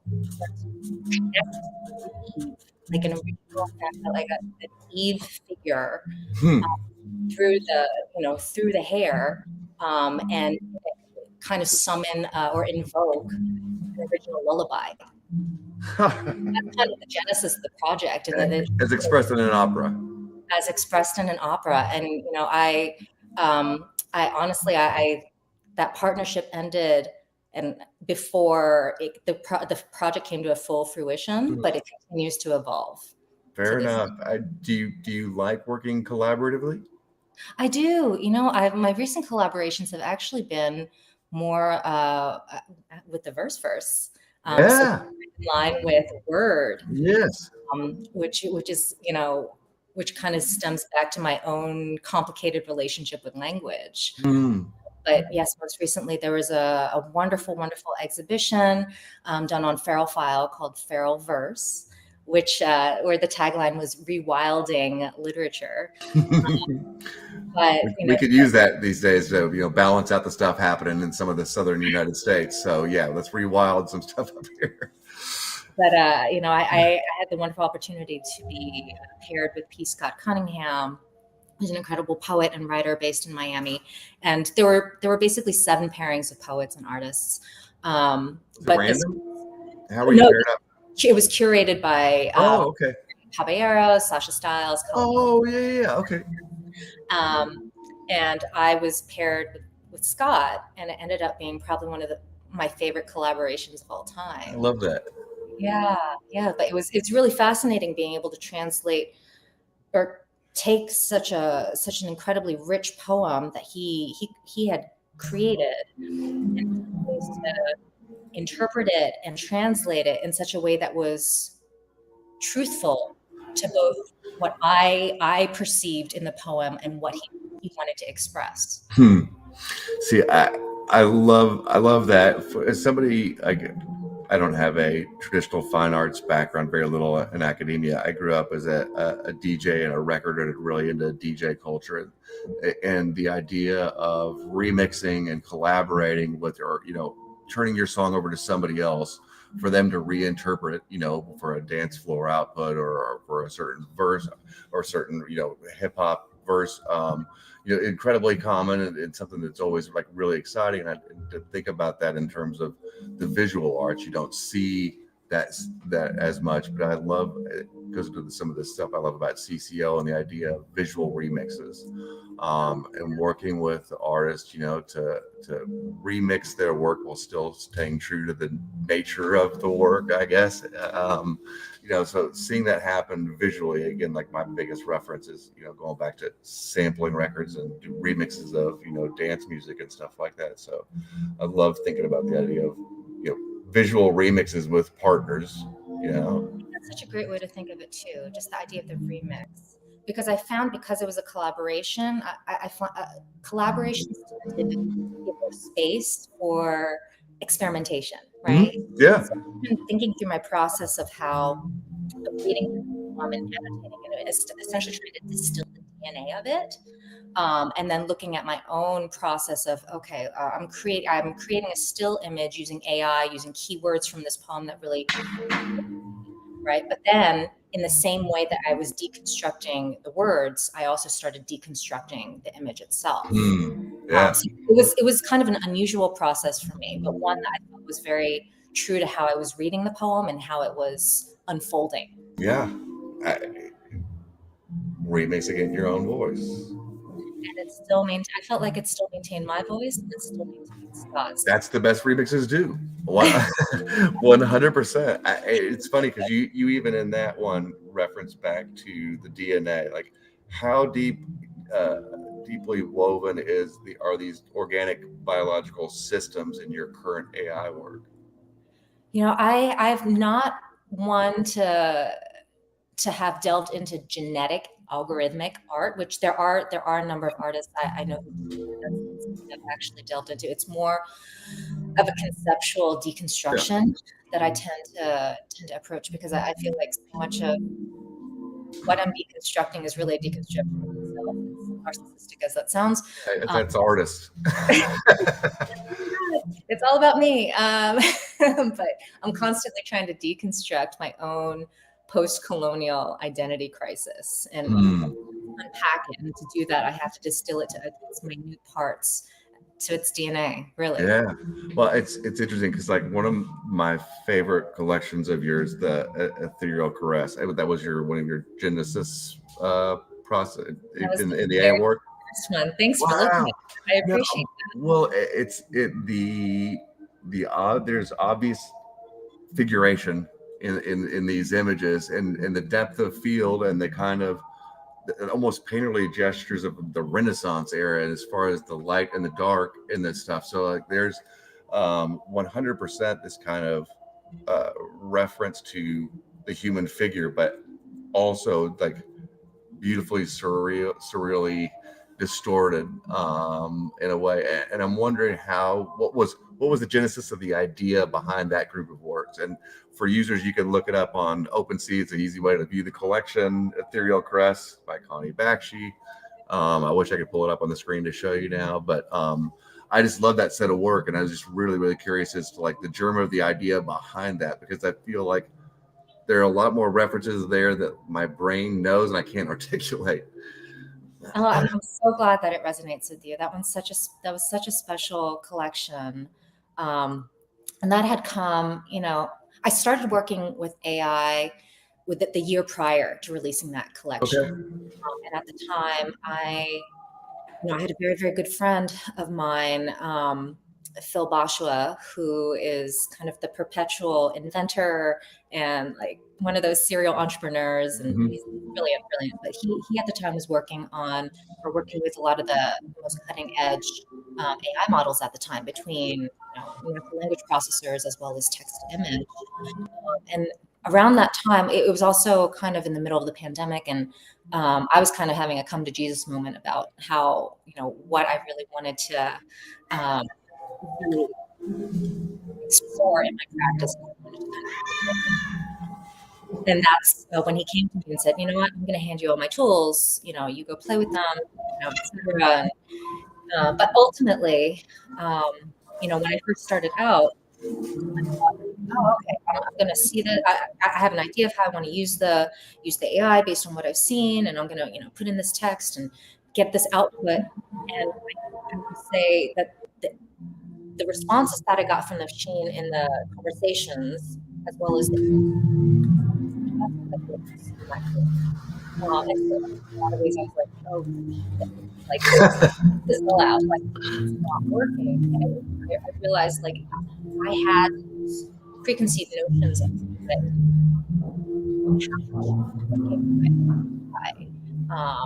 It was more of a kind of like input output, right? And that's when I started actually just back to conversation through GPT-3 at the time. Okay.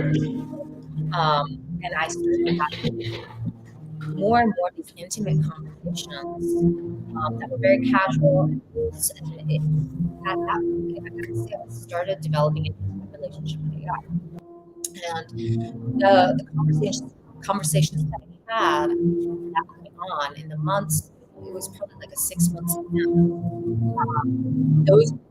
so many of the words and excerpts from the transcripts became the basis for the images. Like drawing these excerpts directly into the text to image synthesis models, and starting to get these really organic, yet somewhat referential forms. Do you have any art history background at all before you got to this point? I mean, in other words, the biology and the music, but I mean, like, do you have any traditional art history academics in your background at all? Honestly, no. Well, I did go to school for environmental design, so more on the architectural side of it. I did take Intro to Modernism. Okay. These works, there's just something lurking behind them that feels like a lot of references to classical painting to me. Maybe because of the gestural nature of some of the shapes and the abstract figuration, but I'm just curious. I've always had an immense love for religious art. Maybe that's it. And I think also I spent a lot of time in the Philadelphia Art Museum. Oh yeah, great museum. And my parents would take me and my siblings, and we would just like browse the halls and try to replicate certain paintings that were speaking to me at the time. So I was always surrounded by art and constantly digesting it and visually synthesizing it. But I can't, and what I know of art history is what I've read after the fact. But I will say, yes, religious art has always kind of struck a chord within me. Everything from Cimabue to Giotto to like Titian and Caravaggio. Yeah. And it's mostly, but I think what's really strikes me is how light was always balanced with a lot of these in religious art, specifically, how it was manipulated to really define the relationship between the human and the divine, but also exalted, right? So I think that's the lighting quality is something that I, only recently kind of started to catch on in my own work. And I was like, I've been looking at it, and I kind of revisit some of the art, the religious art, the classical art that had always affected me. I'm like, oh, okay. Oh, so maybe subconsciously I've been kind of using certain lighting schemes as a compass, right? Yeah. My curation. I think that it absolutely kind of explains that feeling that I had of like, traditional Western art or the gesturation. It is absolutely like the scale between the lights and the darks and the deep colors around that stuff that reminds me of a lot of the religious iconography and religious propaganda of that era of art, and that dramatic lighting. That makes perfect sense now. And I will say, it's not only Western art, because I think there was one experience I had in a Taiwanese, I think it was like some kind of, it was a Taiwanese temple, but a lot of Taiwanese temples are actually mixed religions or layered religions, and it's something that's kind of unique about Taiwanese, like especially around Taipei.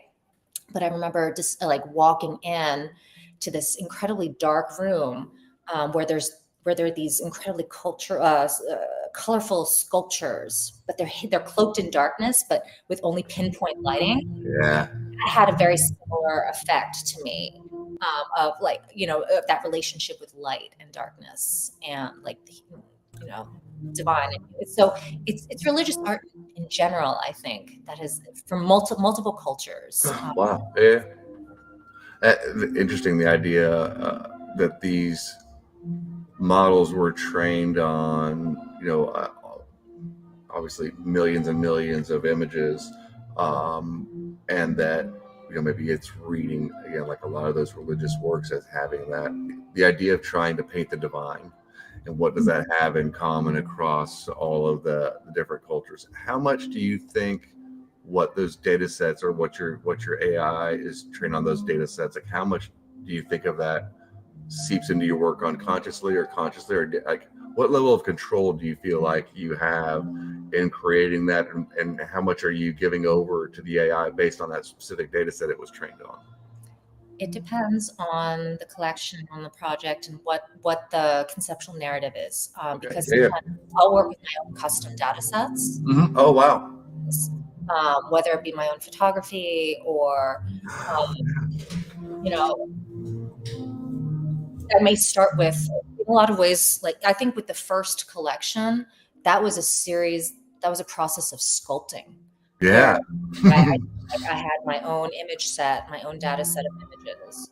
And then from that, applying the text, and then basically starting to, work composition, work light, work color palette in different layers, recursion. In a lot of ways, that was one of my most tactile, it felt like a very physical process. Yeah. In a lot of ways, because it just went through so many different passes. I love that phrase. I was writing it down, but the idea of sculpting with text. I love that. I think that's what can be so beautiful about AI. I think it's very easy with a lot of these accessible models right now to just put in a text and get something back, and then okay, I don't like that. Let's put in another like text prompt and get something. Okay, I don't like it. You can kind of go through a process of just trial and error, right? But to me, what becomes really interesting is, okay, let me use a certain text prompt and a certain image, initial image data set. Yeah. To create like a base image. Okay. And then from there, let me apply a different text prompt to start moving it in this direction, whether it be textural or color palette. So it becomes an ongoing dialogue in a lot of ways with the machine. Well, yeah, the sculpture as a metaphor around this stuff really helps me wrap my head around the idea, just like a traditional sculptor would pick the type of marble or steel or whatever their materials were going to be to sculpt with. That's your data set you're starting with, that you're carving into, and using text as your chisels and hammers and tools to shape these things. And that's an unlock for an AI layman like myself. I love that. It's funny. I was listening to a podcast with Kara Swisher, who was talking to Bartunde Thurston recently about AI, and he had a way of saying that putting these prompts into the new AIs is basically learning to cast spells. And that, we all have to learn to cast spells now. And you made a Harry Potter reference that went over my head because I wasn't a Harry Potter guy, but like, I get it. But the idea that we, through text now and into these, large language models can create magic and cast spells through words. So that also kind of like helps me start to wrap my head around the way that we're, using language as tools to shape these visual images and these outputs in really beautiful ways. It's great that an AI can, book me a trip to Hawaii if I need to as an assistant, but this is way more interesting to, figure out how to use it to sculpt with. No, but it also points to, yes, this idea of language, because language has now become the predominant interface by which we engage with the machine, starts pointing to the codifications within it, right? So, I find that when I'm very, very specific and using like very particular nouns and verbs in the language of a text prompt, I get very static, more often than not static and controlled images. Learning to cast your spells. Yeah, but then I find, like, I personally early on, I found that my spells, my invocations were more, playing with the idea of double entendres and innuendo. Yeah. These are and strange abstract phrases that became very, very difficult for AI to interpret that at the time. You got to probe and try and break it. We need you to do this. Yes. You use language to break the machine, or you break language to break the machine. In a lot of ways, the anomalies that you start getting tell us a lot more about how the machine is thinking as well as how we're thinking. Right? That feedback loop of what happens if I trick it with double entendre, or I in the early days of social media, we would get pitched by all these companies saying that they had some sort of AI that could look through and interpret all of the words in your word cloud and give you this all of this information from this. And I was like, when your AI can correctly translate Rihanna as a bad bitch, call me, because otherwise it's a bunch of hooey. Like, it's a word salad. Other than that, like, there's such nuance in our language and the way we say it and the inflection and the slang, that for it to pull anything completely objective out of that word salad that we dump into Twitter always just seemed far-fetched to me. So I love the idea that finding language and ways to break the machine and how the machine breaks the language in return. I love that.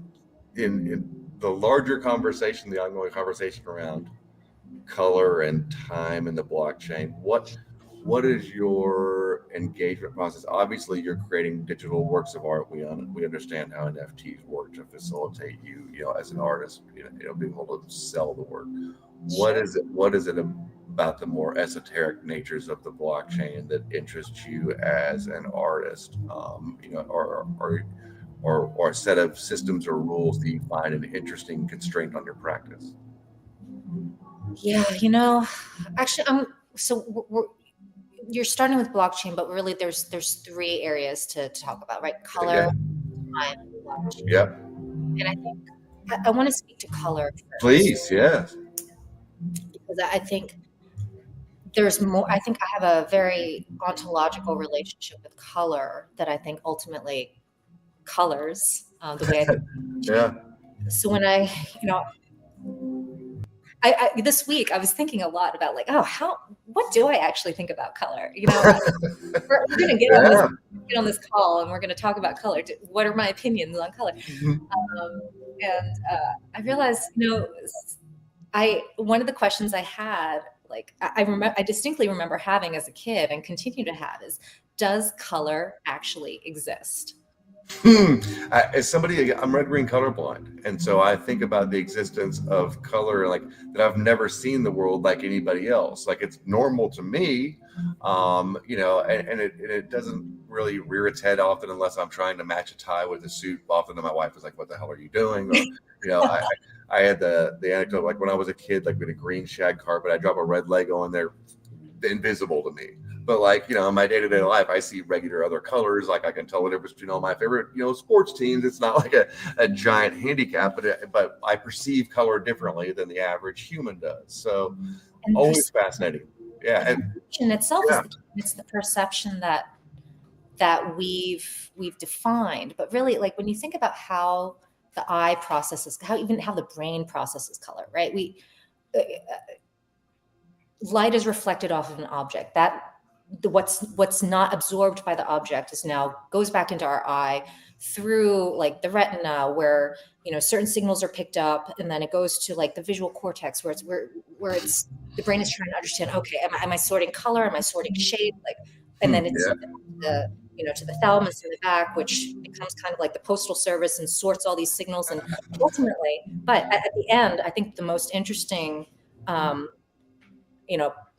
or I guess kind of the last point that these signals hit is kind of I think it's the prefrontal cortex, where these signals and this information around color is ultimately like it's intertwined with emotion and memory, right? So I don't think, and over time, this becomes kind of an accumulated perception of a color, and so in a lot of ways, I think I always felt like, am I looking and perceiving color in the same way as the person next to me? And I think that's why it goes to the question, like, does color actually exist?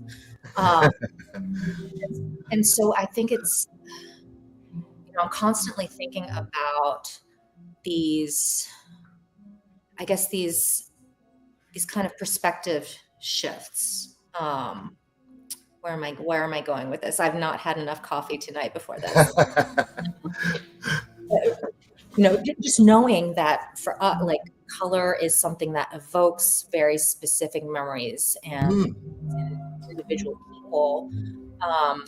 In a lot of ways, it starts feeling like the way we've defined color in everyday life is almost like an averaging of all of these individual, individual viewpoints and perspectives, which once again points to the question: does color actually exist? And that's interesting because Ricci Albenda, talking to him a couple hours ago about this, he brought up the phrase color literacy, and that he believes that we're become more and more color literate in our ability to articulate, not only like look at a color and recognize the hex. I think that's him. Like us regular humans don't have that ability, but the ability to color literacy, that we will be able to communicate and explain our feelings around color much more, because the monitors that like we're looking at now, like the iPhone resolution is 80 times anything that I looked at a cathode ray TV growing up as a Gen X kid. And so if I had grown up with retina screens my whole life, what would my perception of color be? Would I have more color literacy? I'm still trying to wrap my head around that concept, but it's really interesting. It reminds me of what you were saying about the different perceptions of color. And I think this actually kind of goes back to the beginning of the conversation, because really, color literacy, really, we're talking about the communication. Like, I love that point about communicating things. Like, I'm communicating, what I'm communicating, what I see isn't necessarily what you're perceiving or understanding, but this increased literacy, hopefully that'll be the case. Yeah. The ability to articulate around color in a way that is more objectively truthful. And again, as a red-green colorblind person, that also puts me in a weird spot, because I have attached a lot of the same emotions that we all have around color. I understand red stop signs, red hot, and all of these, basic connotations. But what I see as red is not what everybody else sees as red. But you also bring up an interesting point about symbolism and association. Yeah. Too. And I think that also colors,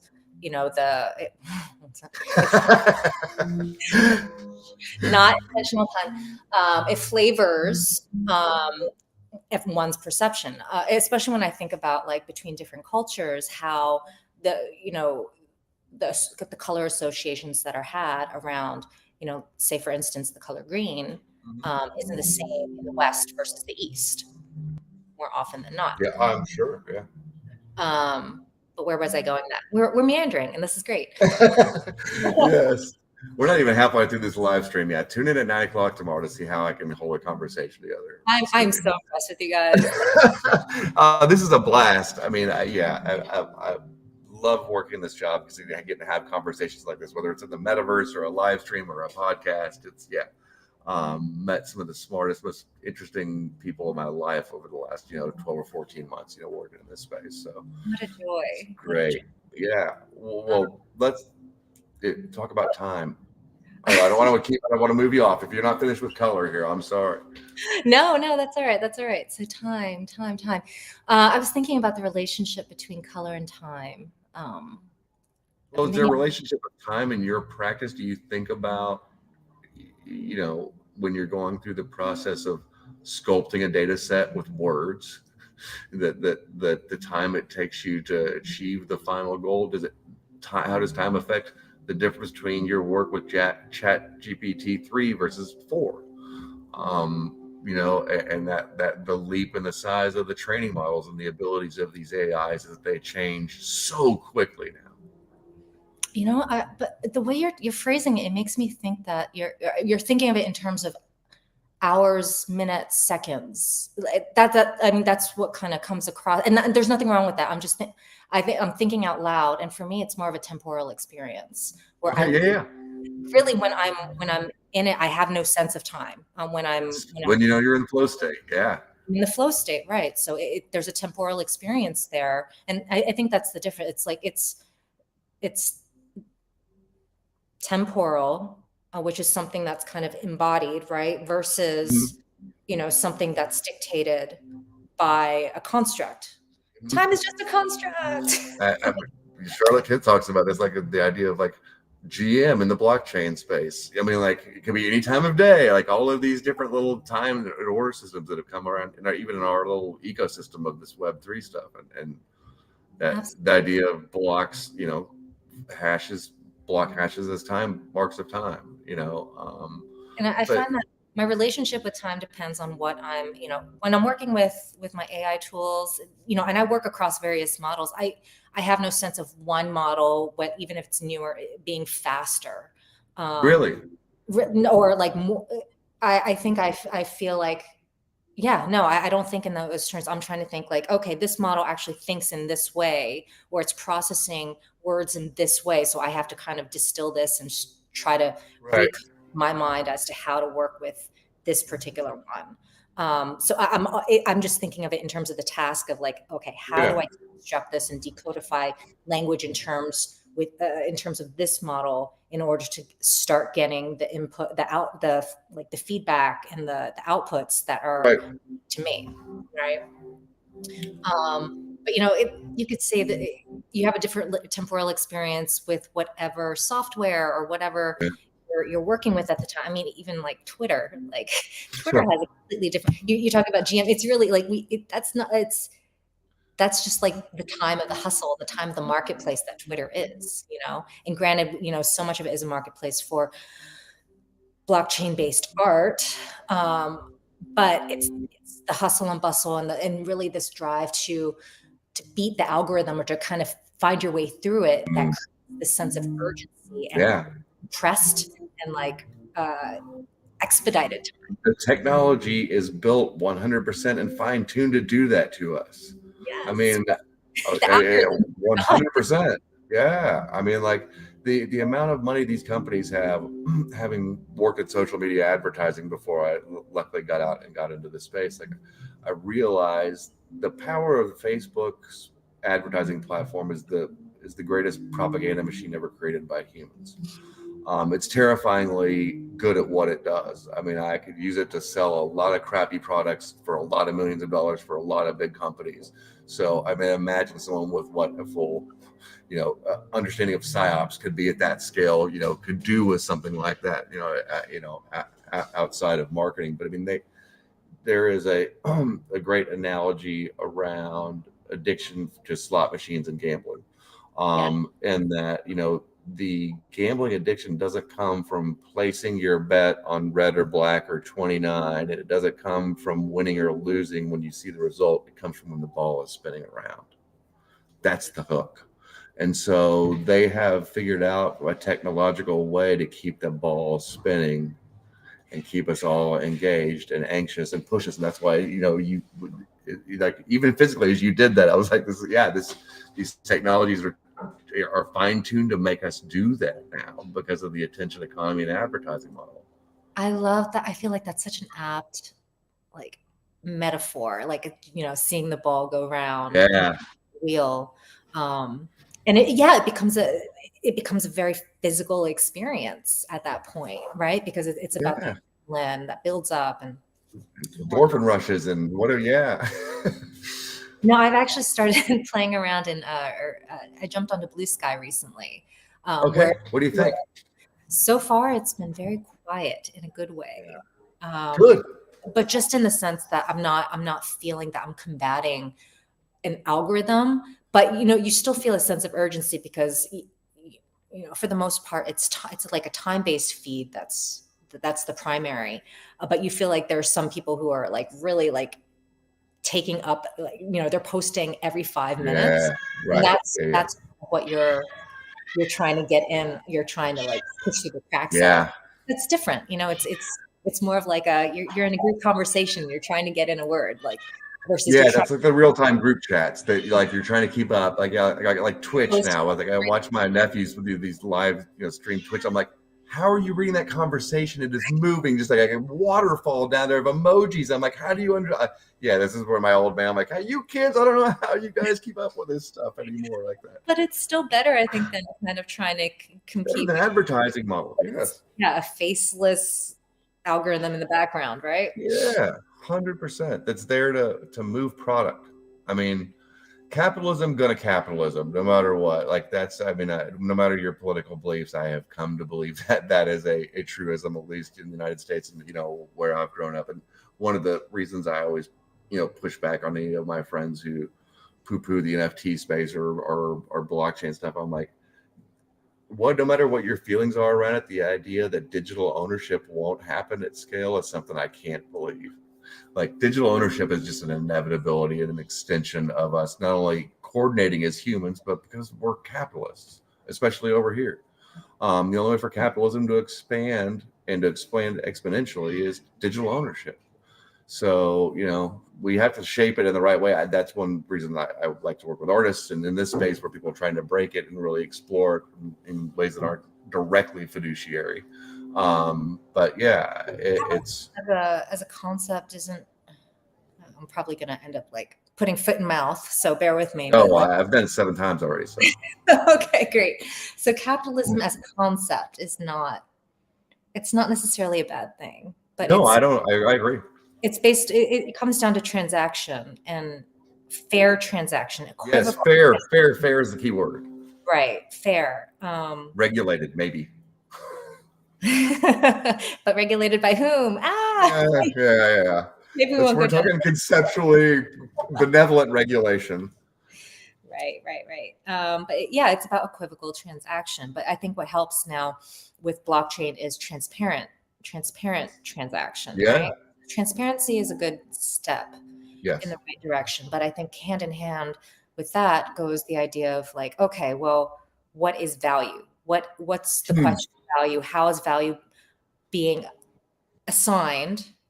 And in the transaction is fair value being exchanged, right? And I think that's kind of the whole ethos and question of the crypto art movement. Yeah. Right? Well, it's the idea of like how we as a species imbue value on anything. I mean, the value of that piece of paper printed at some mint here in the United States. Like, I mean, there's a mass delusion that we all agree that that's worth X amount of products in return. And the reason we imbue value on famous works of art, or, sports collectibles, the being a part of this space has made me explore that concept of value and where we project it as a species, or as a culture, is fascinating. And the fact that, the blockchain is borderless and geographically agnostic, gives me hope that there will be some diversity there and that we can find that, water level of fair value exchange. I'm optimistic. Yeah. Yeah, yeah. There was actually a friend of mine, Danielle Ezzo. We were sitting in a Twitter space, and she brought up. We were talking about Protopia at the time as part of the an exhibition called Protopian Futures, curated by Christina Archer. And Danielle had said, I think I'm a short-term pessimist, long-term optimist. Yeah, That's I abide by that. It's so easy to get so cynical. It can get dark real fast. I mean, and maybe that's just the older you get, the more jaded you get as a part of it. Youth helps to extinguish some of that. But I choose to remain optimistic, and I choose to remain optimistic for our species, and that these technological tools we can start to harness for the power of good and the power of balance. And I think the fact decentralizations, less walled gardens, less attention economy, the blockchain gives us a chance to get away from some of that. It does. I will say though, I do sometimes have my concerns around its, at least with the art scene, it being so intertwined with a social media, like the marketplace itself. Yeah. Based in social media, in which you think about the questions of speculation and the roulette wheel, and that kind of faceless urgency. I feel like there's some work to be done there. For me, and that's great that you brought that up, and I will kind of start to wrap things up here. But it is growing the true connoisseurship. And having, through artists like you and curators at that, how do we shape connoisseurship at scale to create that equilibrium around value and art? I mean, there's always going to be an underlying, value in some sort of way to financially speculate on it, because that's the nature of humans. Will speculate on any orange juice futures. I mean, come on. But the more that we can grow connoisseurship in this space, the better we get towards the equilibrium of value. One can hope. Connoisseurship from the sense of the collectors, or collective knowledge, or more. I think about it first in the terms of, yes, the collectors in the larger market at large, and even if it's not like a mono, a canon. But the idea of how to approach and look at art as an individual and buy art from people that, a $200 piece of art that you could live with for the next 20 years, that could really improve your life every day. And having the tools to do that and define that and find that for yourself. And those are powerful tools. That's my old art history minor that, didn't pay me anything, that's creeping up and speaking now, but I'm still optimistic. I love it because it speaks to a growing contextualization, not just like criticism of art now in this space, but context, right? Yeah. We could use a little bit of that. Connie, you're the best. I love talking to you. I can do this for another couple of hours. I encourage everybody to check out Connie's work. You can find a couple of the collections on OpenSea. You can find her on Twitter. Remind me of your Twitter handle. It's Connie Bakshi, but you could also check out my website. Same thing, ConnieBakshi.com. But Jeff, this has been such a pleasure. You're the best. Let's just hop on a coffee date soon and talk again, because this is so much fun. Next time you're anytime around New York, 100% in. Enjoy Toronto. I will DM you. Good luck to your husband. Break a leg on the production. I hope all goes well. Enjoy Canada. Have a great summer and stay in touch. We'll talk again soon. Hey! Woo! Thanks, Con.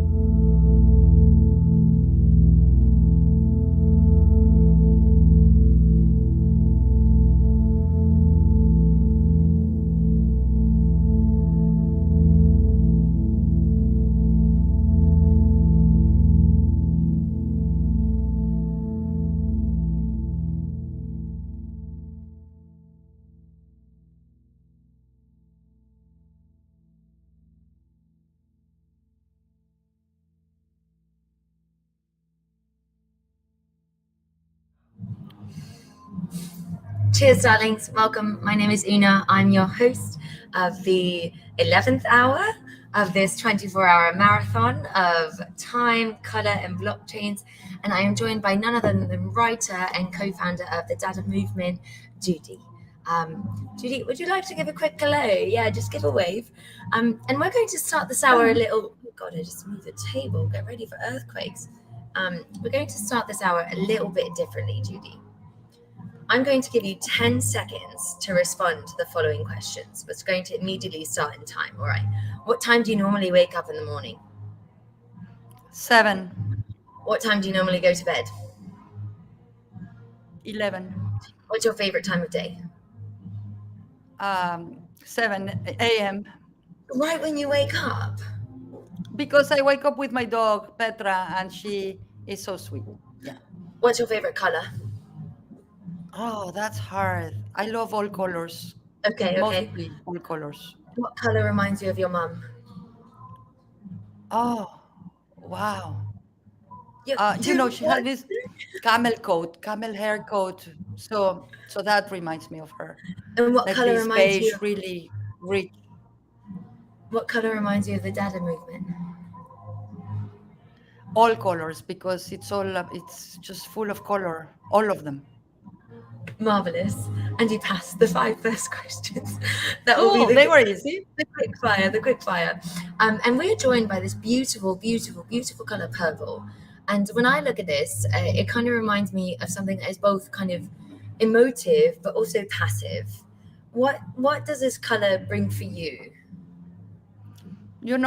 It's really interesting because this color, I love this color, like kind of a lilac, right? I'm from Mexico City, and I just spent 4 months there in the winter. And in Mexico City, during like spring, there's this tree called jacaranda, and the flowers of this tree are exactly this color.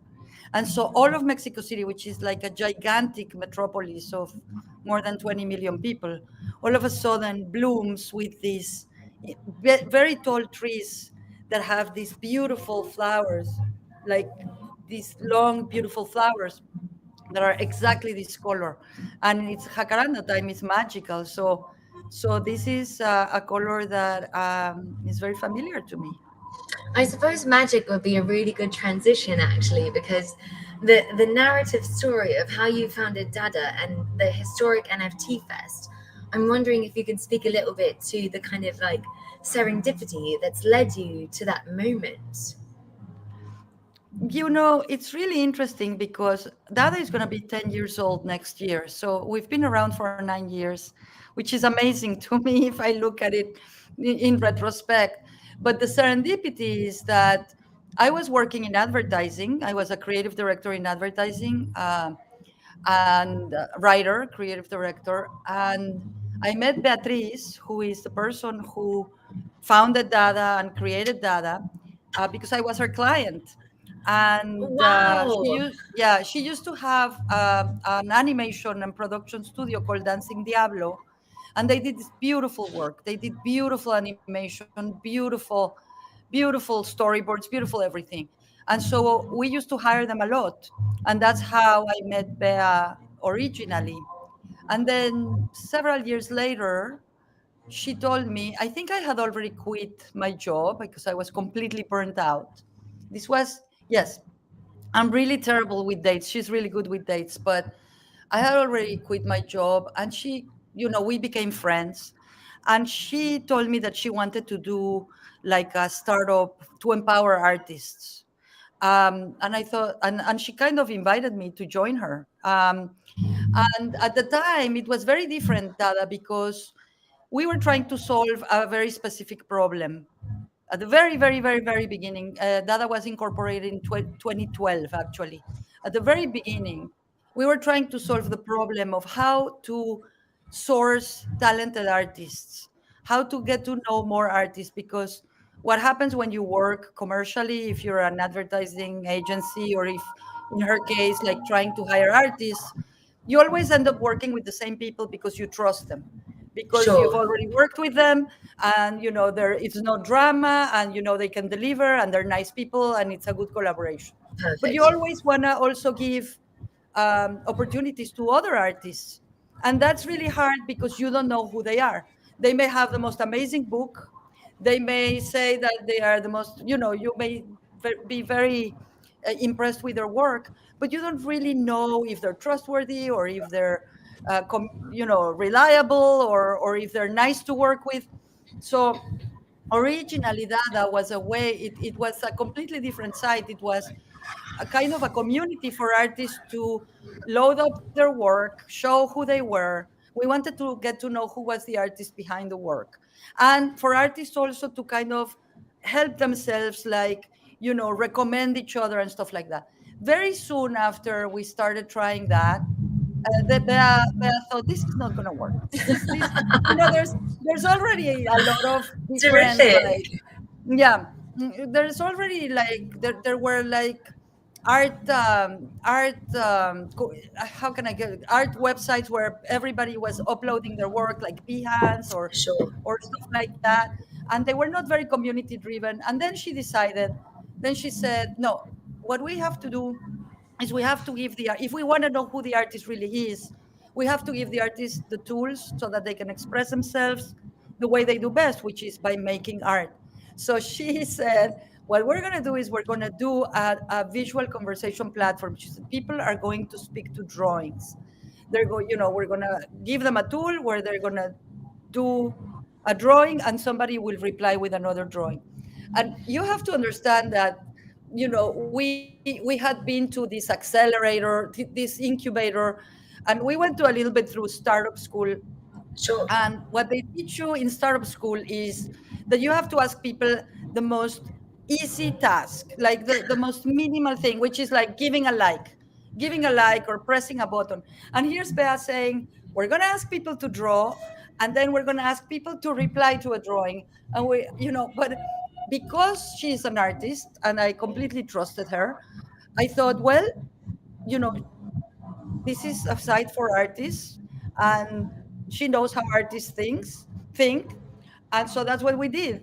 And she also said something very interesting, that that being an artist, she always felt that she was under the tyranny of the word, that everything was words, everything was words. And that she was far more eloquent as like drawing or creating art than actually speaking, which is the opposite of me, because I am not an artist, I am a writer. So I don't have problems with words. So that idea, that the idea of a conversation is actually the core of Dada. The idea, it's actually what has, on 10 years, it is what kind of drives everything we do. And the platform that you see today was actually built in 2014. The drawing platform. I think you have drawn on that. I have drawn, and it's a marvelous experience. And it's so, for me, it's such a, I don't know, it's an interesting experience to draw viscerally, like every time you sign your signature on one of those like DocuSign things, I'm always like, oh fuck, is that really how I sign my signature? And then you do a drawing and it kind of is this moment of like release. And I think that, that collaborative element that you've mentioned so clearly, even in the relationship between you and Bea, of how you got started in terms of this like deep collaboration that began years ago in kind of a different format of work, that carries on. And it's so interesting to see how those, how they translate to web.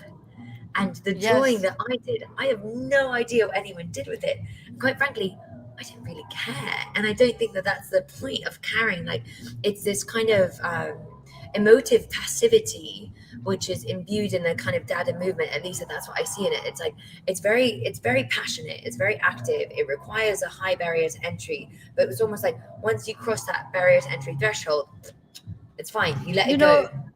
Yeah, it's very interesting that you say that, because on the one hand, we created the drawing tool, which we affectionately call the shitty drawing tool, because it's very, very simple. It's and really the reason why it's simple, it's just, it doesn't have layers, it doesn't have features, it doesn't have things.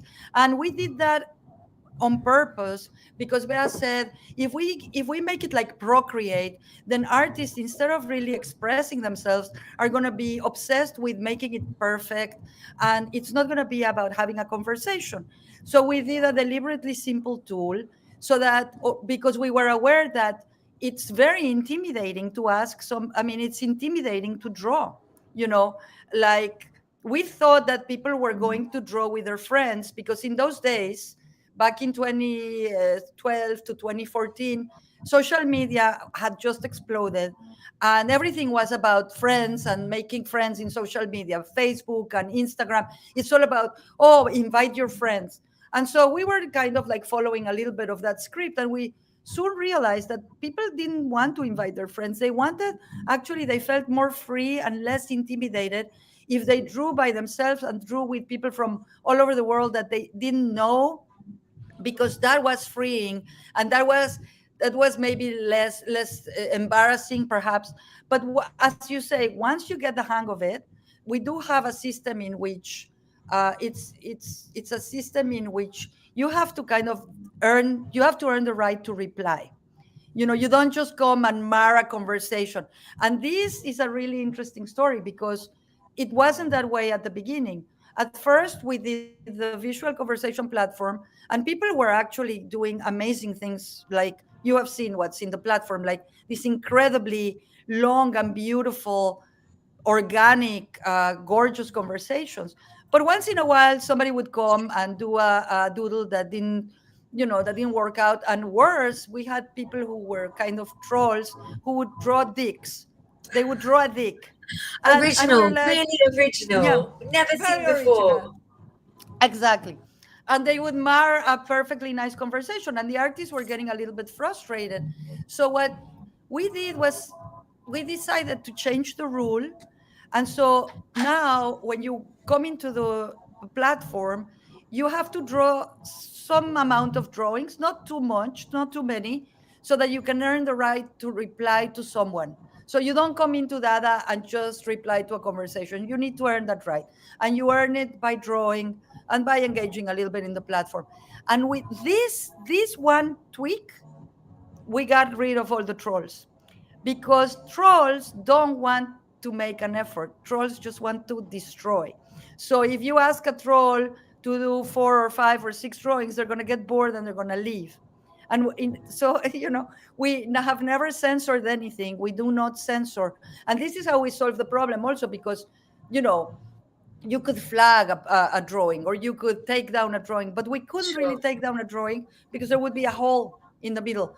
So this is one of those things that happened in Dada, that actually everything that we have ever designed for this platform has been with the intent for collaboration, not for competition, for making people feel comfortable, for making people feel safe and free to explore. So that's one of the, I don't think I've seen a dick again in 4 years. And in fact, it was really interesting because the artist actually, there's one.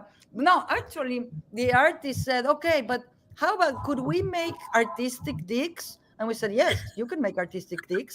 This is a completely different thing.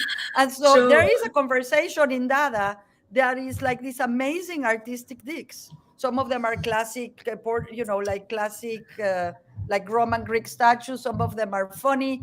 Some of them are quite impressive. But it's about the intent, right? It's as long as you're not trolling, as long as you're actually creating something artistic, hell, why not? And I think you speak to something in that which we can translate back to blockchain, right? It's creating this like framework where expression and exchange can happen, but the way in which the framework is built therefore enables a certain type, right? It's like setting a strong framework of, hey, you have to engage 5 or 6 times before you can start to reply, sets the framework of, cool, whatever replies, they're going to be rich, they're going to be semi-cultivated. So I'm wondering in which ways kind of like you think that blockchain is necessary for this Dada movement. Is it at all? Well, it may not be necessary maybe later in the future, but because of our history, we realized it became a really good solution for us when we discovered it, because from 2014 to when we discovered it in 2017, we were trying many different ways to survive. Now, Dada was created as a for-profit company because Bea and I have always maintained that artists need to capture the value that they create. Artists are not a charity case. We did not build a non-profit so that we could ask for support. We built a company because we believed that at the time, we believed, and we still believe it to this day, that artists contribute enormous value to society. And among that value, they contribute historical value, cultural value, spiritual value, aesthetic value, emotional value, civilization, beauty, and they also contribute financially, and they should also be remunerated financially. So, but at the time, it was really, really hard to monetize this platform because digital content was, worthless, I mean, worthless financially, right? And so we tried different ways to monetize. We tried, like merchandising, which was a lot of work and very little profit, and, t-shirts and stuff like that, and posters, and it was not very sexy. We also tried maybe like crowdsourcing talent, and it wasn't scalable, also not sexy. And then like we had advisors, and we like investors and people like that would say, well, why don't you partner with brands, and why don't you do advertising? And then I would say, over our dead bodies. Yeah, it's like, that's just where we came that's from. not what we're gonna that's not what we're gonna do. And so it was very, very hard. And then Bea, we started like hearing stuff about this technology, and Bea went to the Ethereal Summit in March of 2017, and what she saw there blew her mind, and she came back, I remember, because she was able to get one ticket.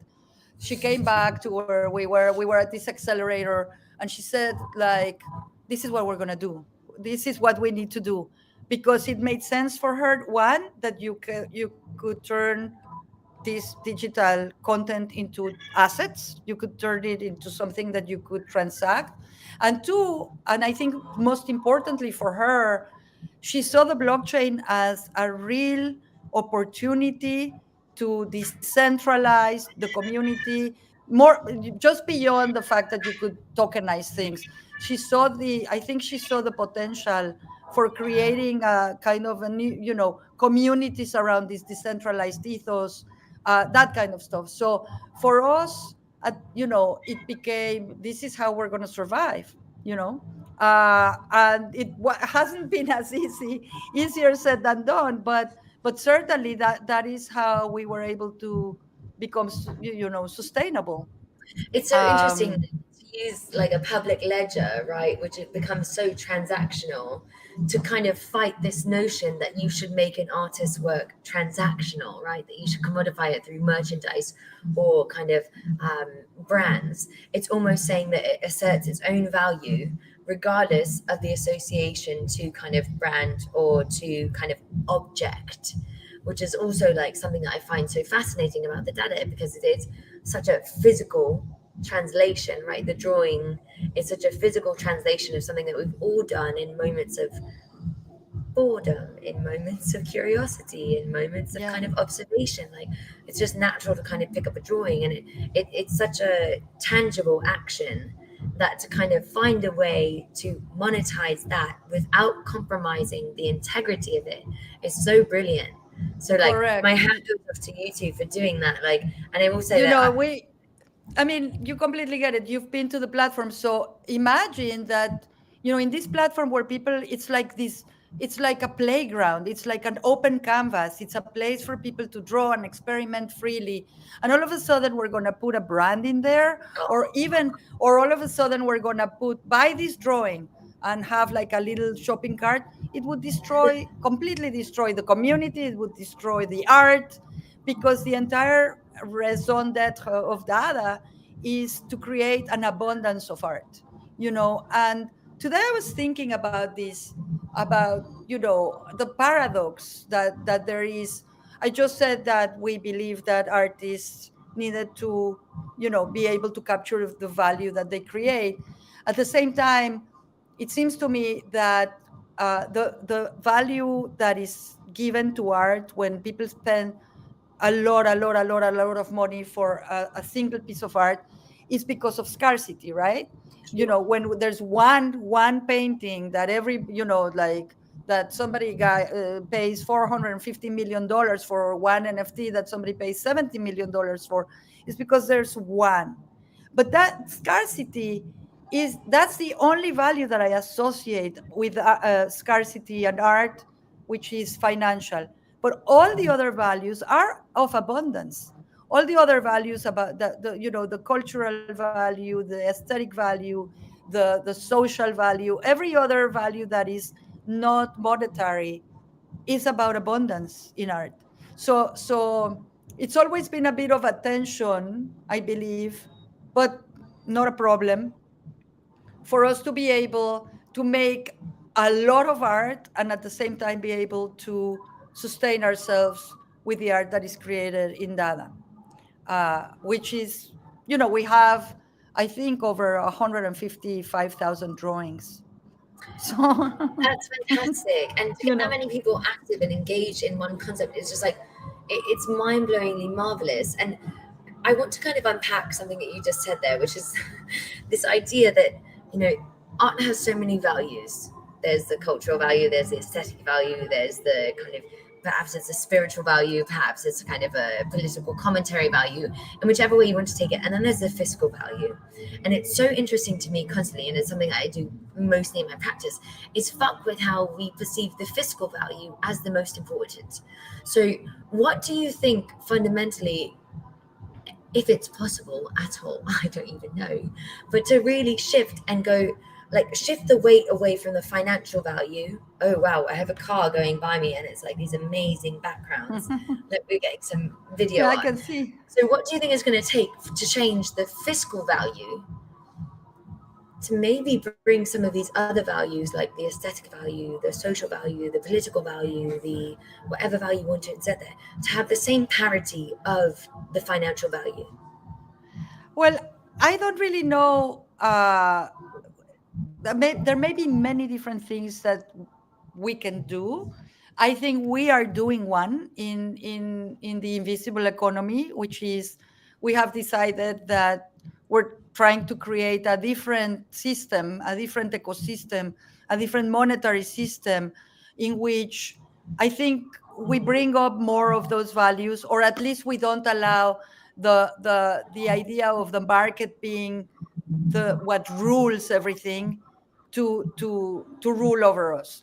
And it's very difficult, but the invisible economy is actually thought as an antidote a little bit to the market. It's because we are a community, because we're a collaborative community where there's a number of people who are collaborating, not only making drawings, but also, creating the invisible economy.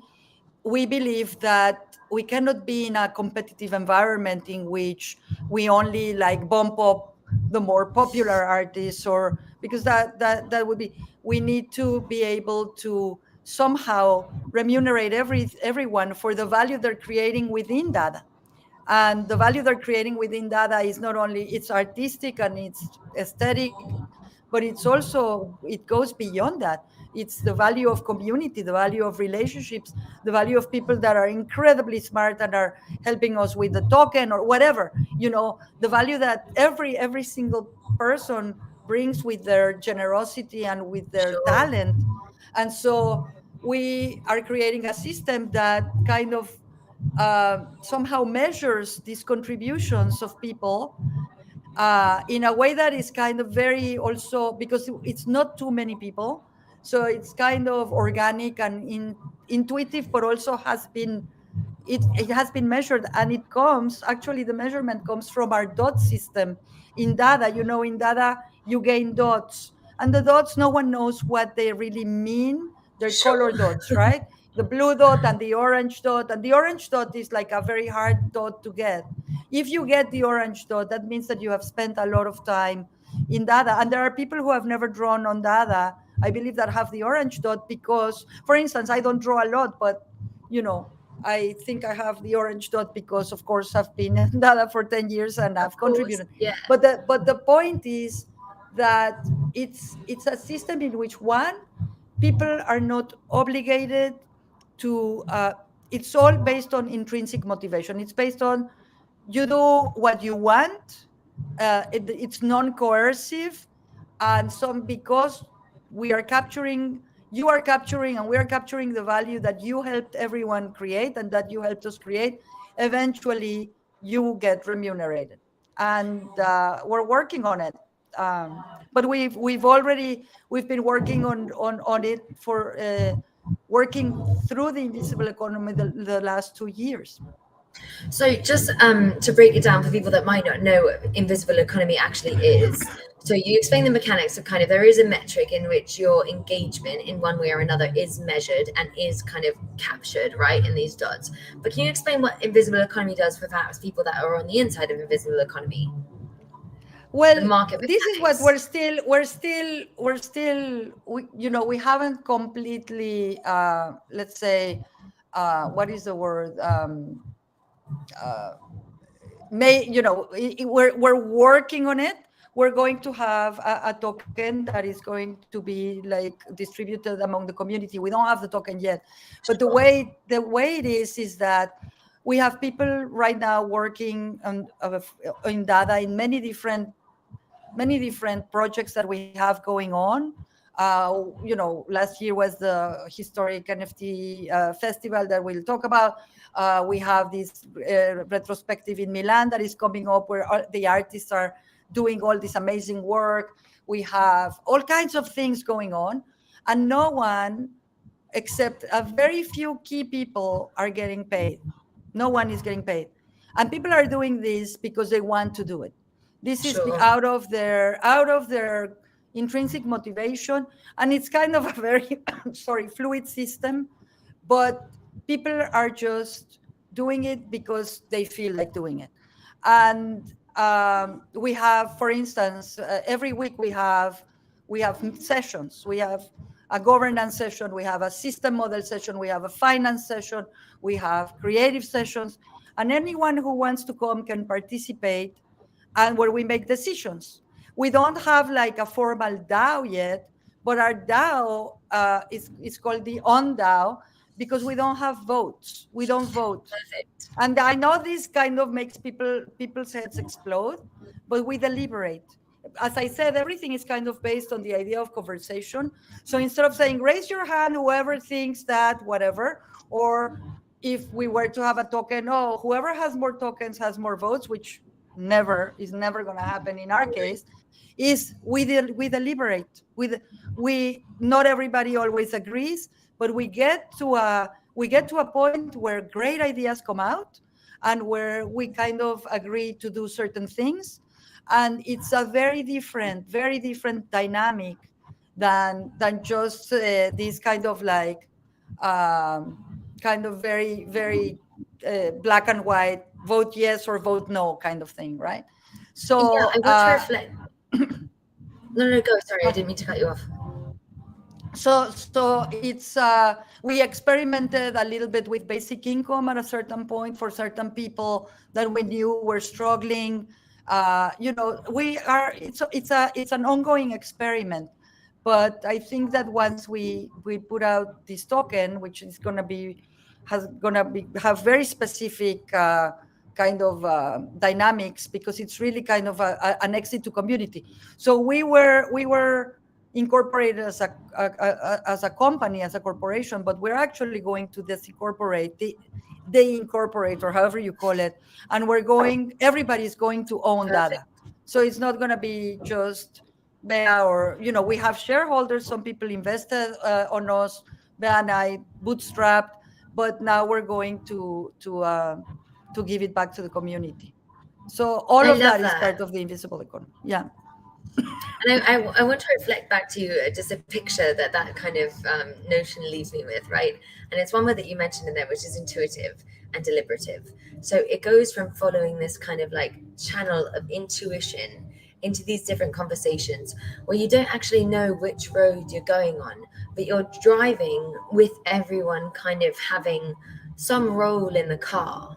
And that is what seems to me to keep leading you to these new exciting places. And like I keep running into you in all these gorgeous places with all these gorgeous people. And it's like, no, the direct narrative arc, which also tends to be kind of like a very grid, a very Bauhaus, a very kind of structured Swiss approach, is something that I see the Dada movement, in particular, what you're doing, drawing an invisible economy, and even Quien Te Mandas, you know, challenging the kind of direct route to one destination, and it becomes more about this kind of process driven, and the process becoming the art. So I'm wondering if you kind of want to weave in right now how Dada and invisible economy are both shaping Quien Te Mandas, and maybe you want to also explain to our wonderful listeners Quien Te Mandas. Sure, thank you for bringing it up. Well, it's really interesting that you say that, because it is true.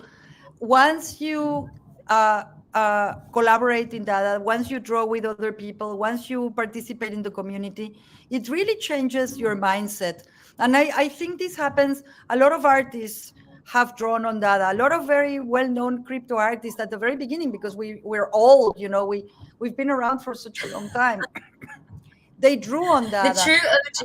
The true OGs. You know, and but you know, it's difficult to fight and I don't blame anyone for not doing it, by the way. It's difficult to not be carried away by the markets. If you're an artist, you need to sell your stuff, you need to be hustling, you need to be out there. How you know, I can understand, like, you don't think that there is an alternative, but there is an alternative. And I think that when you see this kind of experimentation, where we've tried all kinds of different things, we've done physical installations, we get together with people from all over the world, from that artists from all over the world, and art is made physically without the, you know, without the platform. And this experimentation, of course, kind of opens the doors for many other things. So in terms of my book, Quien Te Manda is the first novel I ever wrote. Sorry, it's in Spanish. It was published by a small Spanish publishing house called Ferragosto, and then it was actually Bea's idea. She said to me, "Why don't you make it into an NFT?" And I wish I had come up with the idea, but I have to give credit where credit is due. And I thought this is a great idea. So I actually told my editor and the publisher, Ismael, who is now my partner in this new venture that we have, that we should make an NFT of Quien Te Manda. And he completely got it. Because he comes from digital publishing, and he completely got it.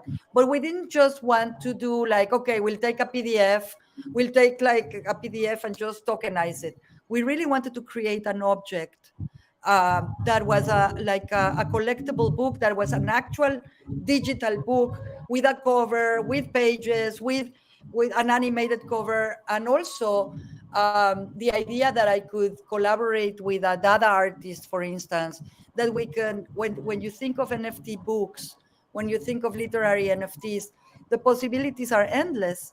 And in a way, it feels to me, I can collaborate. In the case of my book, Mojarra Gonzalez, who is now very well known in our crypto art space, did the cover. I thought he was perfect for the topic and the subject matter of the book, which is very cheeky and kind of social criticism, and there's a lot of sex in it. And yeah. And, Judy. I have it. It's okay. I have to make her drink water. And so the, it's just like the idea that we could do this collaboration with that artist or with other artists, where you could do one poem or one short story instead of like a bunch of short stories. This is one of the things that this technology does. It opens up a lot of possibilities, because in the mainstream world, in order to publish, it's the same with art. Gatekeeping is impossible. No one is going to read your manuscript. No one is going to get you to a gallery. It's exactly the same. Yet there are things that you have to do, and you have to go through like this gauntlet of, and in the end, all you need to know is someone important, because that's how the world works, right? All you need to have is a good contact. That's why I know Judy. That's why I know Judy. Excuse me. but in literature is the same thing.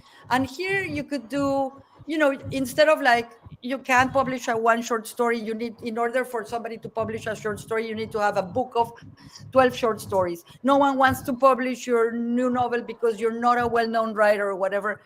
We are in a completely different playground where we can do it. We can do it and we can start it.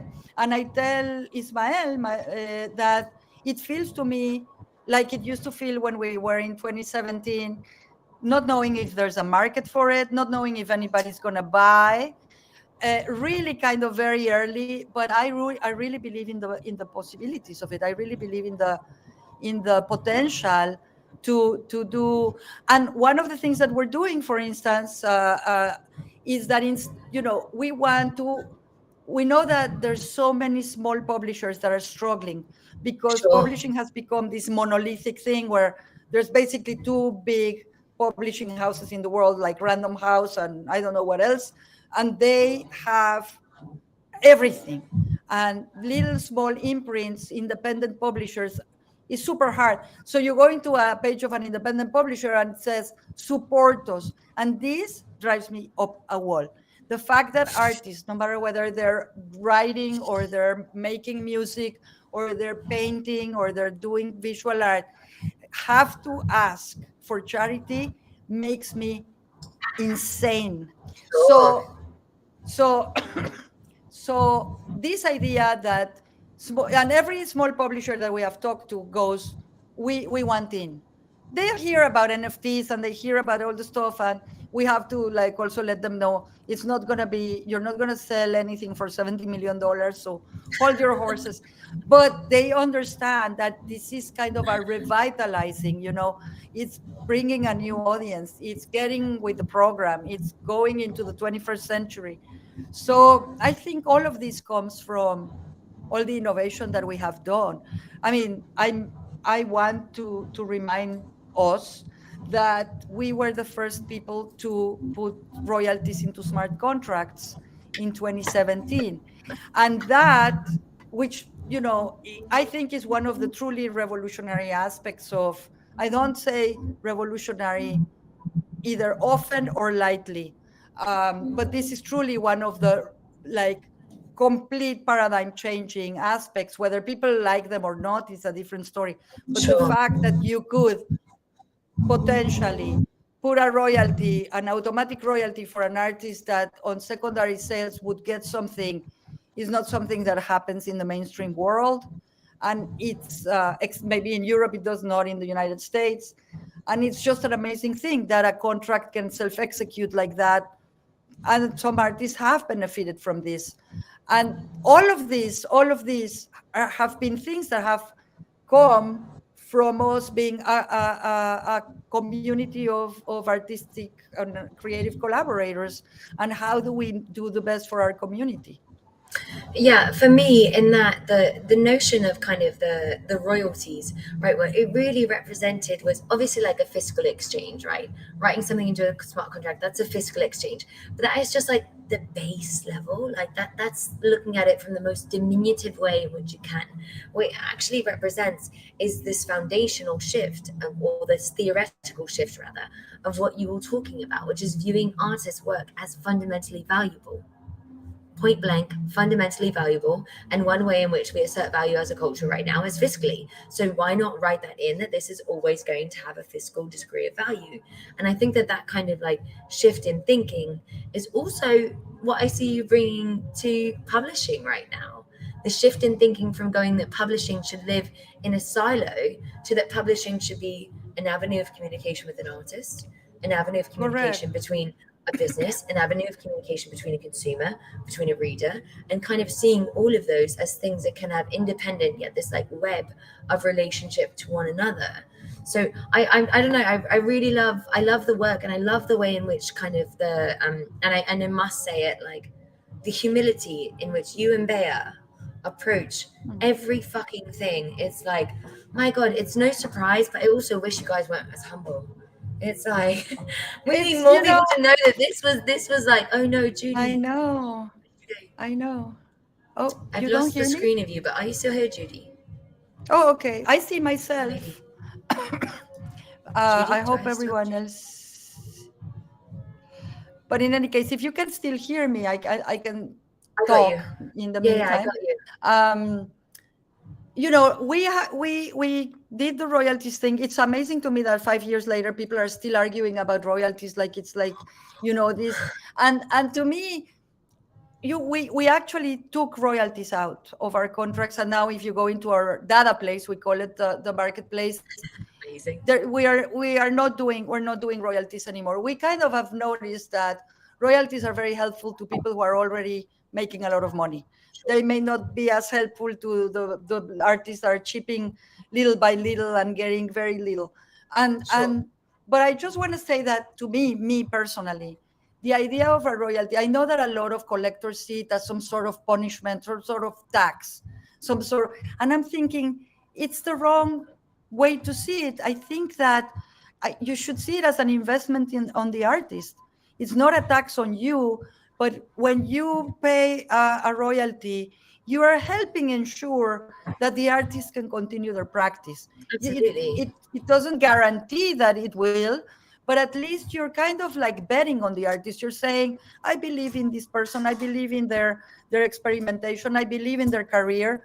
And the fact that they may be getting something from the sale of their work, you know, I think it's actually should be considered an investment. But I can understand also that royalties may not necessarily be like the solution for everything. But we were there, we put them in there, and I think I'm glad we did. I think that even that shift from being like, hey, we're a royalty platform, to no, we're not a royalty platform, and we're going to keep iterating through, is very dada, right?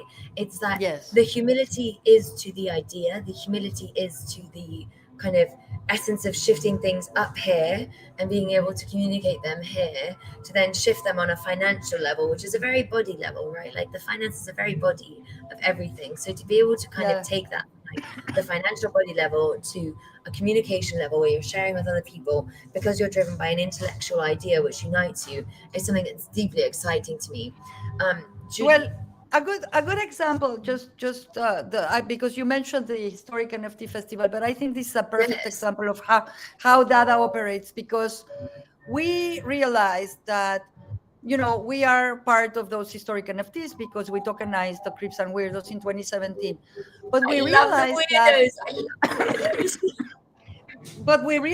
that other than the small community, the people who are very bullish about historic NFTs, there's no place to learn the history. No one ever talks about it. No, you know, it's like some people do talk about it, but it's not done in a way that benefits everyone. So we decided to organize this festival, which was basically a place to learn, like, what were our ancestors in a way, you know, who were the people who were experimenting first, even before us. Like, there are things that started in 2009. The festival starts from 2011 to 2019, and we brought together a bunch of people who had been there, who had been building stuff. We involved the other platforms, and we had this amazing festival. Now, this creates, we paid for everything, and it cost a pretty penny. But the value this created, the relationships this created, the amazing, incredible experiences that people had in this festival, because we also did it very dada. We did it as a completely non-traditional festival, and people loved it. And so people were saying, and I mean, I'm just quoting people, they were saying, I'm never going to go to a conference again after I've been to this, because it was truly interactive, truly, like, there was discussion. It wasn't, oh, I'm here with my PowerPoint, listen to me. It was truly about, and you know, like, having these incredible deliberations and discussions about all kinds of minutia, like from artistic stuff to like smart contracts and stuff like that. So this is what we do, because we're creating historic value, we're creating a culture, we're creating something that is far more valuable in a way than just the monetary stuff. And we really have to make sure that we also survive, right? But I think that people don't realize this, because everyone is so focused. And again, I understand why on the market side of things, that people should realize more what they bring to the table in terms of all the other values, in terms of all the other wealth that they are helping, the wealth of art, the wealth of culture, the wealth of relationships, of community that we're all helping achieve. And I think on that note, Judy, this is a perfect opportunity to thank you for the kind of contributions that you've made, both personally and to this ecosystem at large. Like this notion of separating financial value from cultural value, from the value of communication, from the value of relationships, from the value of fundamental critical thinking. It's crazy to think that critical thinking is something that should be put on the same pedestal, but it really is. And when you see work like what you're doing with Dada and what you're doing with Invisible Economy, it's absolutely marvelous. So I want to thank you for your time. Oh, and that is the cat also giving you the exit. What's happening with the cat? I was just really excited that you're here, and they just love getting around. Thank you very much, and to everyone tuning in, thank you. We'll be back later. Please check out Judy on Twitter. Judy. Thank you, Una. Yes, my Twitter is Grande Enchilada, and Quien Te Manda is coming out in English hopefully this very soon. So stay tuned. And do some drawings on Dada. Judy, yes. Te quiero muchísimo. Yo a ti, te adoro. Gracias. Igualmente. Buena suerte con the rest. Thank you, guys. Thank you, Mocha, and thank you, DMINTI, for hosting this. It's amazing. Thank you.